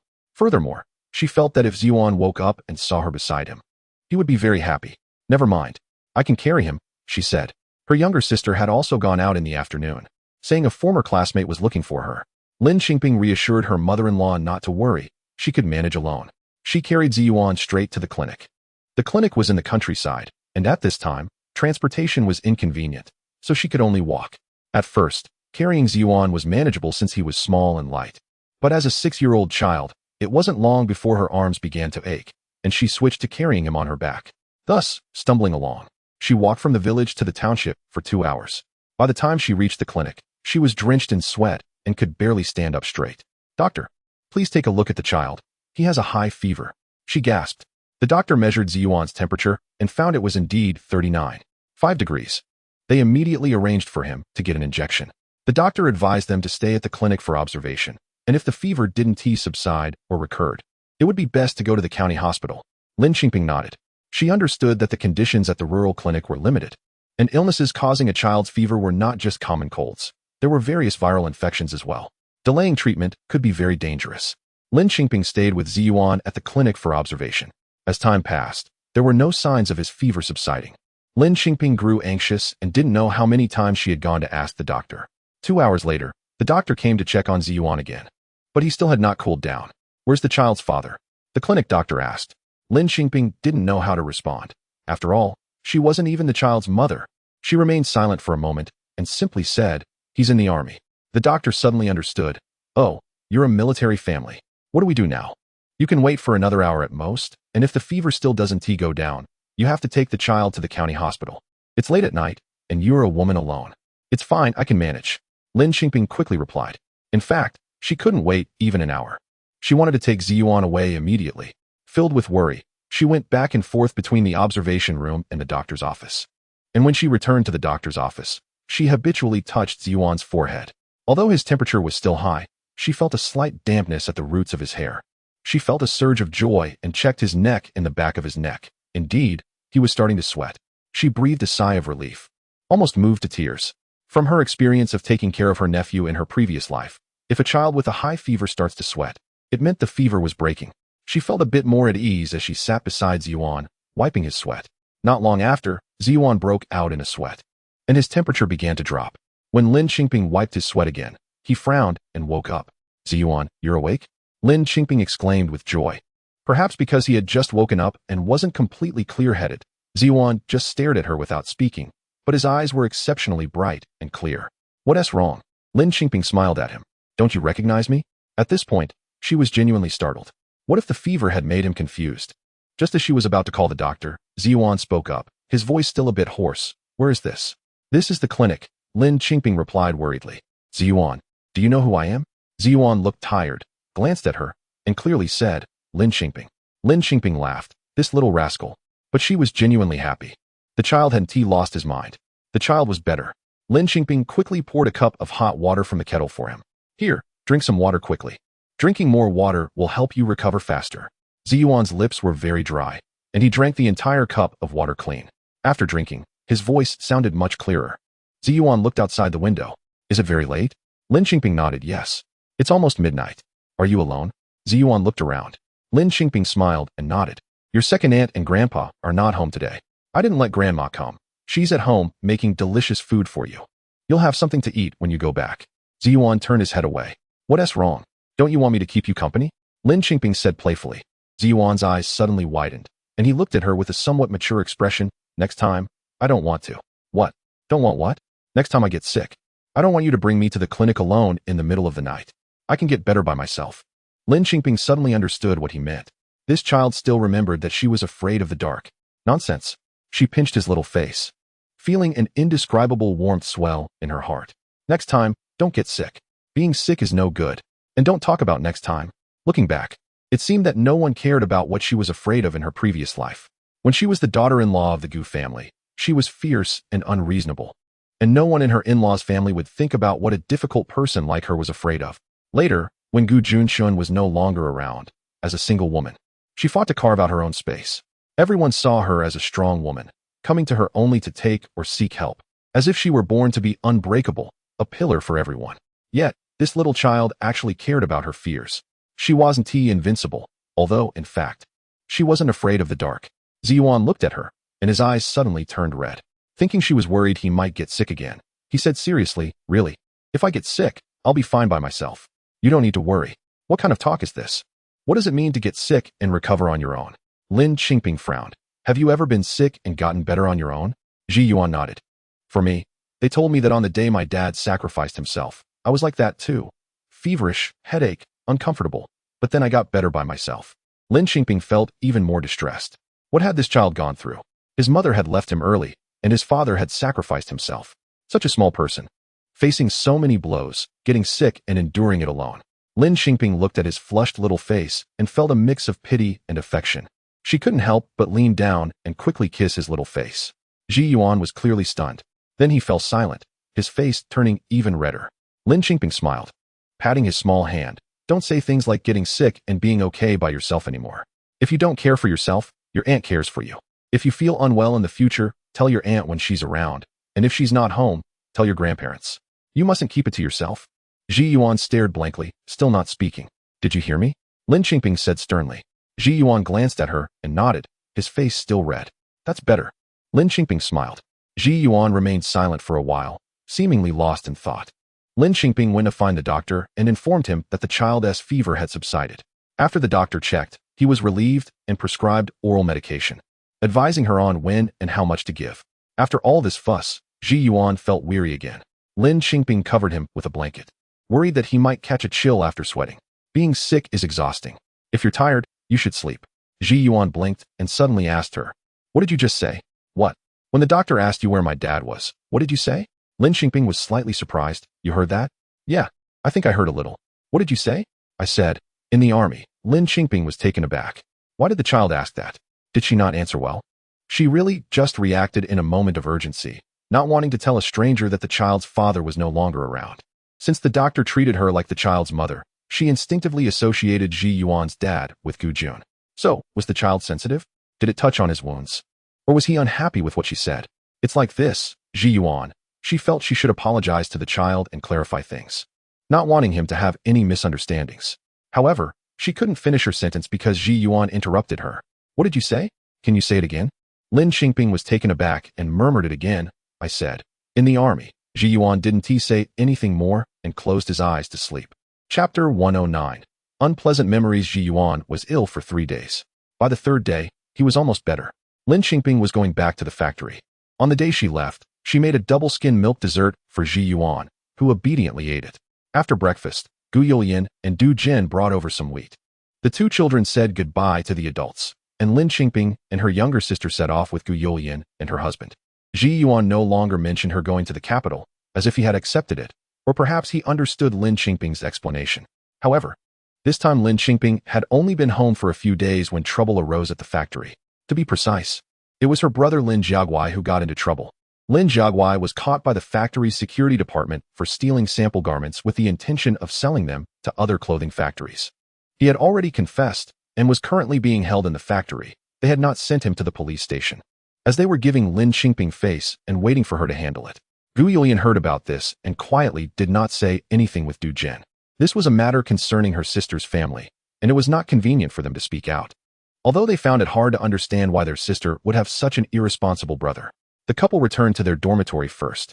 During this visit home, the mother-in-law again asked about Du Jin, wanting him to hand over his salary for her to manage. Du Jin could not produce it because the money was in Gu Youlian's hands. The last time the couple had a quarrel, Gu Youlian insisted that they manage their own money. Du Jin not only agreed, but also turned over all his money to Gu Youlian. They had a love marriage and their relationship had always been good. Who would want to argue for a lifetime? Du Jin softened, and Gu Youlian accepted the money. No longer sulking, Gu Youlian was kind-hearted. Although over 10,000 yuan was taken by her mother-in-law to support her family, which she could never get back, she thought as long as one worked hard, there was no reason not to earn money. But unexpectedly, this time when she returned home, she was upset by her mother-in-law again. Because her mother-in-law didn't receive money from Du Jin, she made insinuations at Gu Youlian. She killed a chicken to cook for her son, sarcastically saying that if a hen that doesn't lay eggs is not killed, it's a waste of food.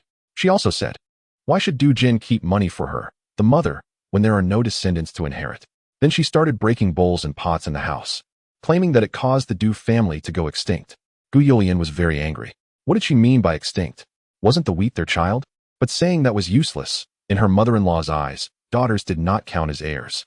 So, that day, that Jinbao came again. The mother-in-law said that once recognized as parents, it couldn't be changed. Because of this, the family ended up arguing again. At this moment, Gu Youlian was still simmering with anger. Du Jin was also worried. It was hard to reconcile with his wife, and now she was ignoring him again. After returning to the dormitory, Du Jin expressed his grievances to Gu Youlian, saying, "Wife, my mom is talking nonsense. It's not me saying those things. I even argued with her. I'm on your side." Gu Youlian coldly snorted, "Oh really? Then what about that Jinbao of yours? He calls you dad, and you didn't object. He's just a child. As long as it looks good on the surface, it's fine. After all, he's still a relative. Besides, we're not short on money now. Even if we adopt a son, we can afford it. And it would give Wheat a companion," Du Jin said with a smiling face. Gu Youlian coldly snorted again and rummaged through her bundle, pulling out a cloth bag. She opened it to reveal a savings book containing the money she and Du Jin had saved over the past 6 months. She showed him the amount. "Look, half of this is yours. Now let's go to the bank and withdraw half. I'll give it back to you. And you can use your own money to raise a son. Don't involve me. I don't need a son. All my money is for Wheat." Upon hearing this, Du Jin panicked and quickly folded the savings book, shoving it back into her arms. "How can you say that? Isn't what is mine also yours? We agreed to live well together. Don't bring up your and my money like that." Fine, fine. We only have one daughter." Gu Youlian snorted. "Then starting next month, I'll give you my money bit by bit until it's equal to the savings." Du Jin was left speechless, and he stopped arguing, trying to please Gu Youlian. Initially, Gu Youlian struggled angrily, but later she relented. After all, Du Jin was the one she chose, and he had always treated her well and listened to her. They were very affectionate. Meanwhile, Lin Qingping and her younger sister went to the security department. On the way, they encountered Xiao Qin, who seemed hesitant to speak. Lin Qingping stopped her. "If you have something to say, just say it. Why are you hiding from us?" Xiao Qin weakly said, "Master, I feel that what your brother said is not good for you, but I'm afraid I'm meddling." "What did he say?" She knew her brother's character too well. He said, Xiao Qin whispered, "If anyone dares to touch him, when you come back, he will settle the score, saying you would leave this factory and make everyone lose their jobs." Lin Qingping sneered. "He knows quite well that I'm important to the clothing factory, and then he uses that to threaten others." In the last life, her brother was just like this, signing contracts everywhere, boasting about how his sister is this and that. Later his nephew learned this same trick, saying how his aunt is this and that. They didn't even need names, just the words Lin Qingping's brother and Lin Qingping's nephew on their heads, charging everywhere, signing contracts. Every month at the end of the month, a pile of bills from hotels, nightclubs, restaurants, shopping malls, and various leisure places to settle up, maxing out credit cards, and sending messages to her to pay. But who can she blame? Herself. Wasn't it her who indulged him? Lin Jiaguai sat in the security department, and the people there treated him well, providing him with food and drink. He was really intimidated by that threat. This matter directly troubled the factory director. If they did not handle it, how could they explain to the other employees about stealing from the factory to sell? If they did handle it, they couldn't afford to offend Lin Master's brother. If they angered Lin Master, they still depended on her. When Lin Qingping arrived at the security department, she could already hear her brother roaring from outside. "What are you feeding me? I don't want this. I want to eat meat. I want chicken legs." Huh. Still complaining about the food. The head of the security department, who accompanied Lin Qingping, felt quite embarrassed. The cafeteria didn't have fried chicken today. Lin Qingping shook her head, signaling that it was fine and to ignore him. The head of the security department felt slightly relieved. Recently, they were preparing to open orders for autumn styles, and the factory director had repeatedly instructed that they must ensure security and not let something like last time happen when the sample garments were swapped. The head of the security department understood the importance of this matter. It concerned the welfare of all the employees in the factory. How could they be careless? They patrolled every day, standing guard openly and secretly, and as a result, they caught Lin Master's brother. This guy didn't hold back during the interrogation. Once he was questioned, he confessed everything and even admitted that he was the one who swapped the sample garments last time, saying that Feng Debao had given him 50 yuan to do it. The factory director was furious upon hearing this. 50 yuan to ruin his sister's design. That was his biological sister. But no matter how angry he was, he had to wait for Lin Qingping to come and resolve the matter herself. When Lin Qingping returned, someone from the security department had already gone to call the factory director. Lin Jiaguai's voice inside was still very arrogant. "You treat me like this. When my sister comes back, be careful. I'll tell her to make sure none of your clothes sell." How dare he? Lin Qingping couldn't understand. Over the past year, she had completely ignored the demands of her maternal family and could be said to have completely changed as a person. How did her brother still dare to be so self-righteous? It was really just like in the last life. Coming to the company to withdraw money from the finance department at will, and when they refused, he arrogantly said, "Wait until I tell my sister to fire you." In her last life, she was really foolish, pulling him away from finance, using her own money to support him, then going to appease finance properly. Lin Qingping stood outside the door, reflecting on her past foolishness. Unexpectedly, her younger sister couldn't hold back anymore and pushed the door open, rushing in, and slapped Lin Jiaguai across the face. Lin Jiaguai was stunned by the slap. Lin Qingping was also stunned, because this younger sister was the most gentle and hardworking. Otherwise, how could she have been so consumed by a marriage in her past life, leading to her early death at a young age due to illness? After a brief moment of shock, Lin Jiagu reluctantly covered his face and went mad. "Second sister? You hit me? How dare you hit me? I hit you?" The second sister, furious, looked around for something to continue hitting him with, and finally grabbed a broom to smash it down on his head. "If I don't hit you, who will? I wish I could beat you to death. Are you even human? How could you harm eldest sister like this? Eldest sister worked so hard to get to the good days we have now. Did you see her working all night making and altering clothes? She worked so hard. And you are dragging her down, bringing shame to our family. Are you even human?" Lin Qingping, the security chief, and the factory director who arrived later, all watched in shock as the second sister chased Lin Jiagu and hit him. The security chief and the factory director were unsure whether to intervene or how to do so. Lin Qingping, however, did not plan to intervene. This beating was originally meant for her to deliver, but she was pleased to see her second sister showing some temper. People should have some spirit. Otherwise, like in the previous life when the second sister was weak, even if she studied in this life, Lin Qingping worried that her sister would be bullied. Now that she could show some anger, it was a good thing. Lin Jiagu was running around the house in a panic, and even came to Lin Qingping for refuge, grabbing onto her while shouting loudly, eldest sister, look at second sister, save me." Lin Qingping recalled their childhood. Lin Jiagu had been spoiled by their mother, loved to cause trouble, and was weak. Whenever he lost a fight with the village kids, he would cry and run back to call for his eldest sister. "Eldest sister, they bullied me, save me." From a young age, she had been taught to protect her younger brother, so she would grab a shovel and rush out to fight for him. Even if she got hurt herself, she would protect her brother. Thinking back on it still pained her. The past was hard to bear. "All right, second sister, stop hitting him." She stopped her sister from continuing to chase him with the broom. Her brother thought that his sister would help him like she did when they were children. Crying with tears streaming down his face, "Sister, you're the best. Mother said you wouldn't take care of me anymore, but I don't believe it. You're still the best." Lin Qingping sneered inwardly. Her brother was still crying. "Sister, do you know how they bully me when you're not here? They lock me up and don't even give me food. You have to teach them a lesson.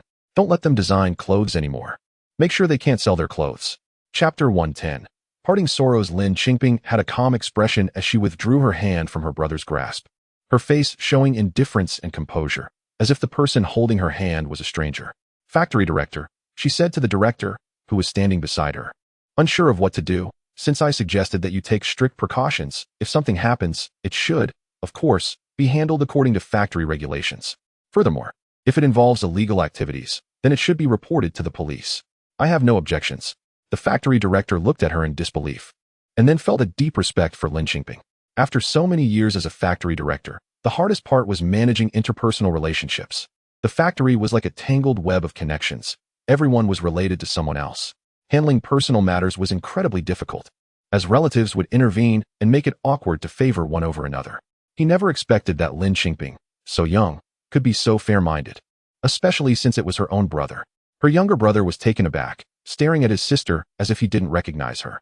He then remembered what their mother had said. This sister was ungrateful, having climbed up the social ladder and looking down on her family. Lin Jiaguo was instantly furious, shouting her full name, "Lin Qingping, you traitor. Just wait. I'll go back and tell mom, and see how she punishes you." Lin Qingping ignored him and, after clarifying matters with the factory director, left the security office, leaving her brother's insults behind. Her brother always had such excuses. In the past, whenever she slightly dissatisfied him, he would run back to tell their mother, who would then cry and coerce her as if her life depended on it. In fact, her previous business endeavors were not smooth sailing either. She also faced setbacks and was heavily in debt at times. But he and their mother didn't care. They took her for granted, and back then, she borrowed money to meet his demands. Her second sister caught up with her, calling out, "Sister," with red eyes from anger. Lin Qingping wanted to hear her thoughts. "Second sister, I'm not going to care about our brother anymore. Do you think I'm heartless? The second sister felt a mix of anger and sadness for their brother, but was clear-headed about what to do. How else can we manage? He relies on being your brother in the factory, hardly ever working in the workshop, and spends his days loafing around. The factory still pays him as a temporary worker. What more can we do? Now that he has done something wrong, who can he blame? Even in exams, wrong answers cost points.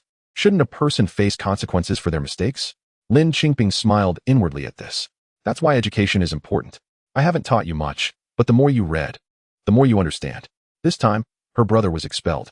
The factory director still gave her face and didn't report him to the police, saying that no consequences had occurred. Lin Qingping had no reaction to this because she and her second sister had received their admission letters. Their county was indeed impressive. They were not only among the top 3 in the county, but also ranked highly in the province. Both successfully admitted to the capital university. The second place student had applied to a university in Shanghai.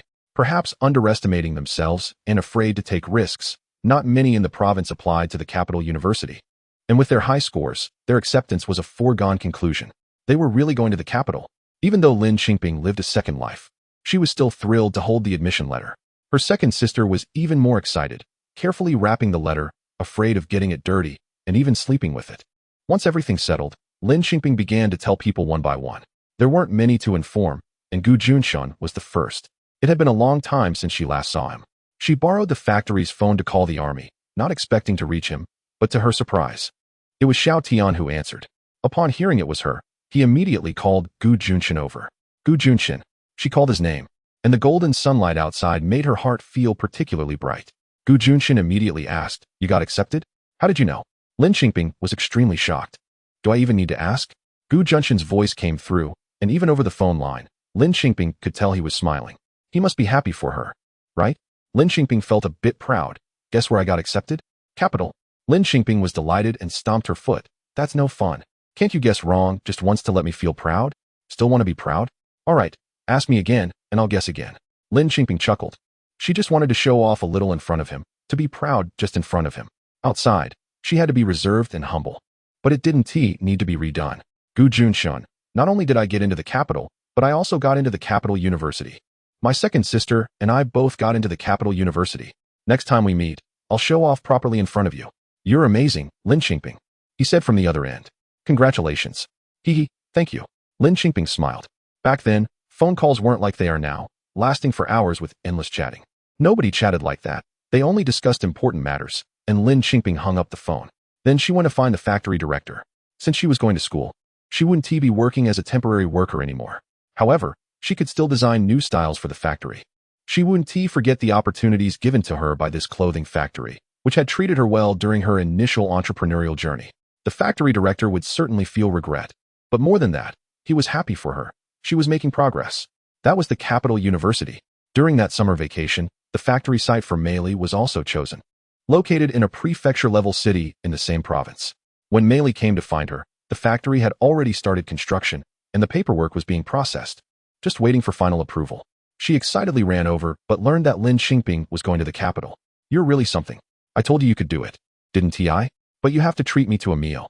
I traveled thousands of miles to set up the factory here. And now you want to leave me? Of course I'll treat you. Lin Qingping happily agreed, treating Mei Li to a big meal. By the way, she asked Mei Li, "By the way, is your Commander Wu taking you to feed mosquitoes?" Mei Li. She didn't understand this at all. Lin Qingping recounted the incident of waiting for the sunrise and feeding mosquitoes with Juncheng on the mountain, causing Mei Li to laugh uncontrollably. Lin Qingping glared at her. Mei Li covered her eyes, laughing until tears came out. "Don't look at me like that. If you keep staring, I'm going to be the first person to choke on my food." Despite laughing, Lin Qingping was still worried. "Are you really going to continue running this factory? I don't have time to help you anymore. I can only draw the designs." Mei Li waved her hand. "No need to worry. I have plenty of people. I just lack an excellent designer. Just focus on your studies and draw designs for me." Lin Qingping felt that since it was an investment, she should also invest in shares. She only kept part of the money for school and used the rest to help Mei Li build the factory. Mei Li thought for a moment and didn't refuse her. In business, even the best of friends need to keep accounts clear, and they would need to draft a contract later. While discussing the factory with Mei Li, the news that Lin Qingping would be leaving the clothing factory to attend university spread throughout the factory. Xiao Qin already knew, and Gu Youlian and Du Zhen had an idea as well. Only she and Du Zhen, who had hired a batch of temporary workers when the employees were at odds with her, were in a panic. One by one, these temporary workers came to find Lin Qingping, their faces filled with worry. What are your thoughts? Lin Qingping asked openly. We want to go with you. Wherever you go, we go. These temporary workers were surprisingly well informed, even knowing about Mei Li's factory plans. Lin Qingping felt there was nothing wrong with that. After all, even if they were just temporary workers now, they might face layoffs in the future regardless of their status. Gu Youlian was actually behind on the news and only found out now. Hearing what the temporary workers said, she felt quite tempted. At the garment factory, she and Du Jin were always just temporary workers, earning only 20 to 30 each. Every time, it was Lin Qingping who divided a part of her money to give to them. If they went to Lin Qingping's own factory, there would be much more they could do. In fact, Lin Qingping also wanted Gu Youlian and Du Jin to come over for the same reason. It was impossible to be a temporary worker for a lifetime, and besides, these temporary jobs wouldn't last long. Both of them had strong abilities. Du Jin had a natural talent for business, and Gu Youlian was hardworking and eager to learn. If they went to Mei Li's factory, they could achieve great things. So, she took Gu Youlian and her husband to meet Mei Li. The factory was still under construction, but it was precisely the time when they needed people, and it was immediately decided that they would come. Although there were no clothes to produce yet, there were many tasks to be done. Lin Qingping had to go to the factory director to express her sincere apologies. The director was truly a wonderful person. Not only did he immediately grant her permission, but he also congratulated her on having her own factory. This made Lin Qingping feel a bit sour inside. Director who, without your support, there wouldn't be my today. I really appreciate you, and in the future, we can still continue to cooperate. Looking at Director whose graying hair and kind face, she felt a pang in her heart. Director who truly had the demeanor of an elder, unlike her father. However, she didn't know Director who in her past life and was unaware of his final outcome. After finishing all these various tasks, she was almost ready to prepare for her studies. So, she and her second sister tidied up everything, marking a formal farewell to Ruixian Garment Factory. Surprisingly, many people came to see her off when she left. Particularly, those workers who initially clashed with her, several of them were actually in tears, which made Lin Qingping feel a bit sour inside as well. Master Lin, come back to the factory to visit us when you have time. Yes, Master Lin. You left just like that, and we're still guessing what your winter collection will look like and how many orders it will break through. The female workers surrounded her, reluctant to part. I will come back. Lin Qingping shook hands with each of them, saying, I will design the winter collection, and I hope everyone will showcase the most beautiful styles. Hearing that there would still be a winter collection eased their sorrow a bit. Lin Qingping waved her hand again and again, finally stepping onto the road home.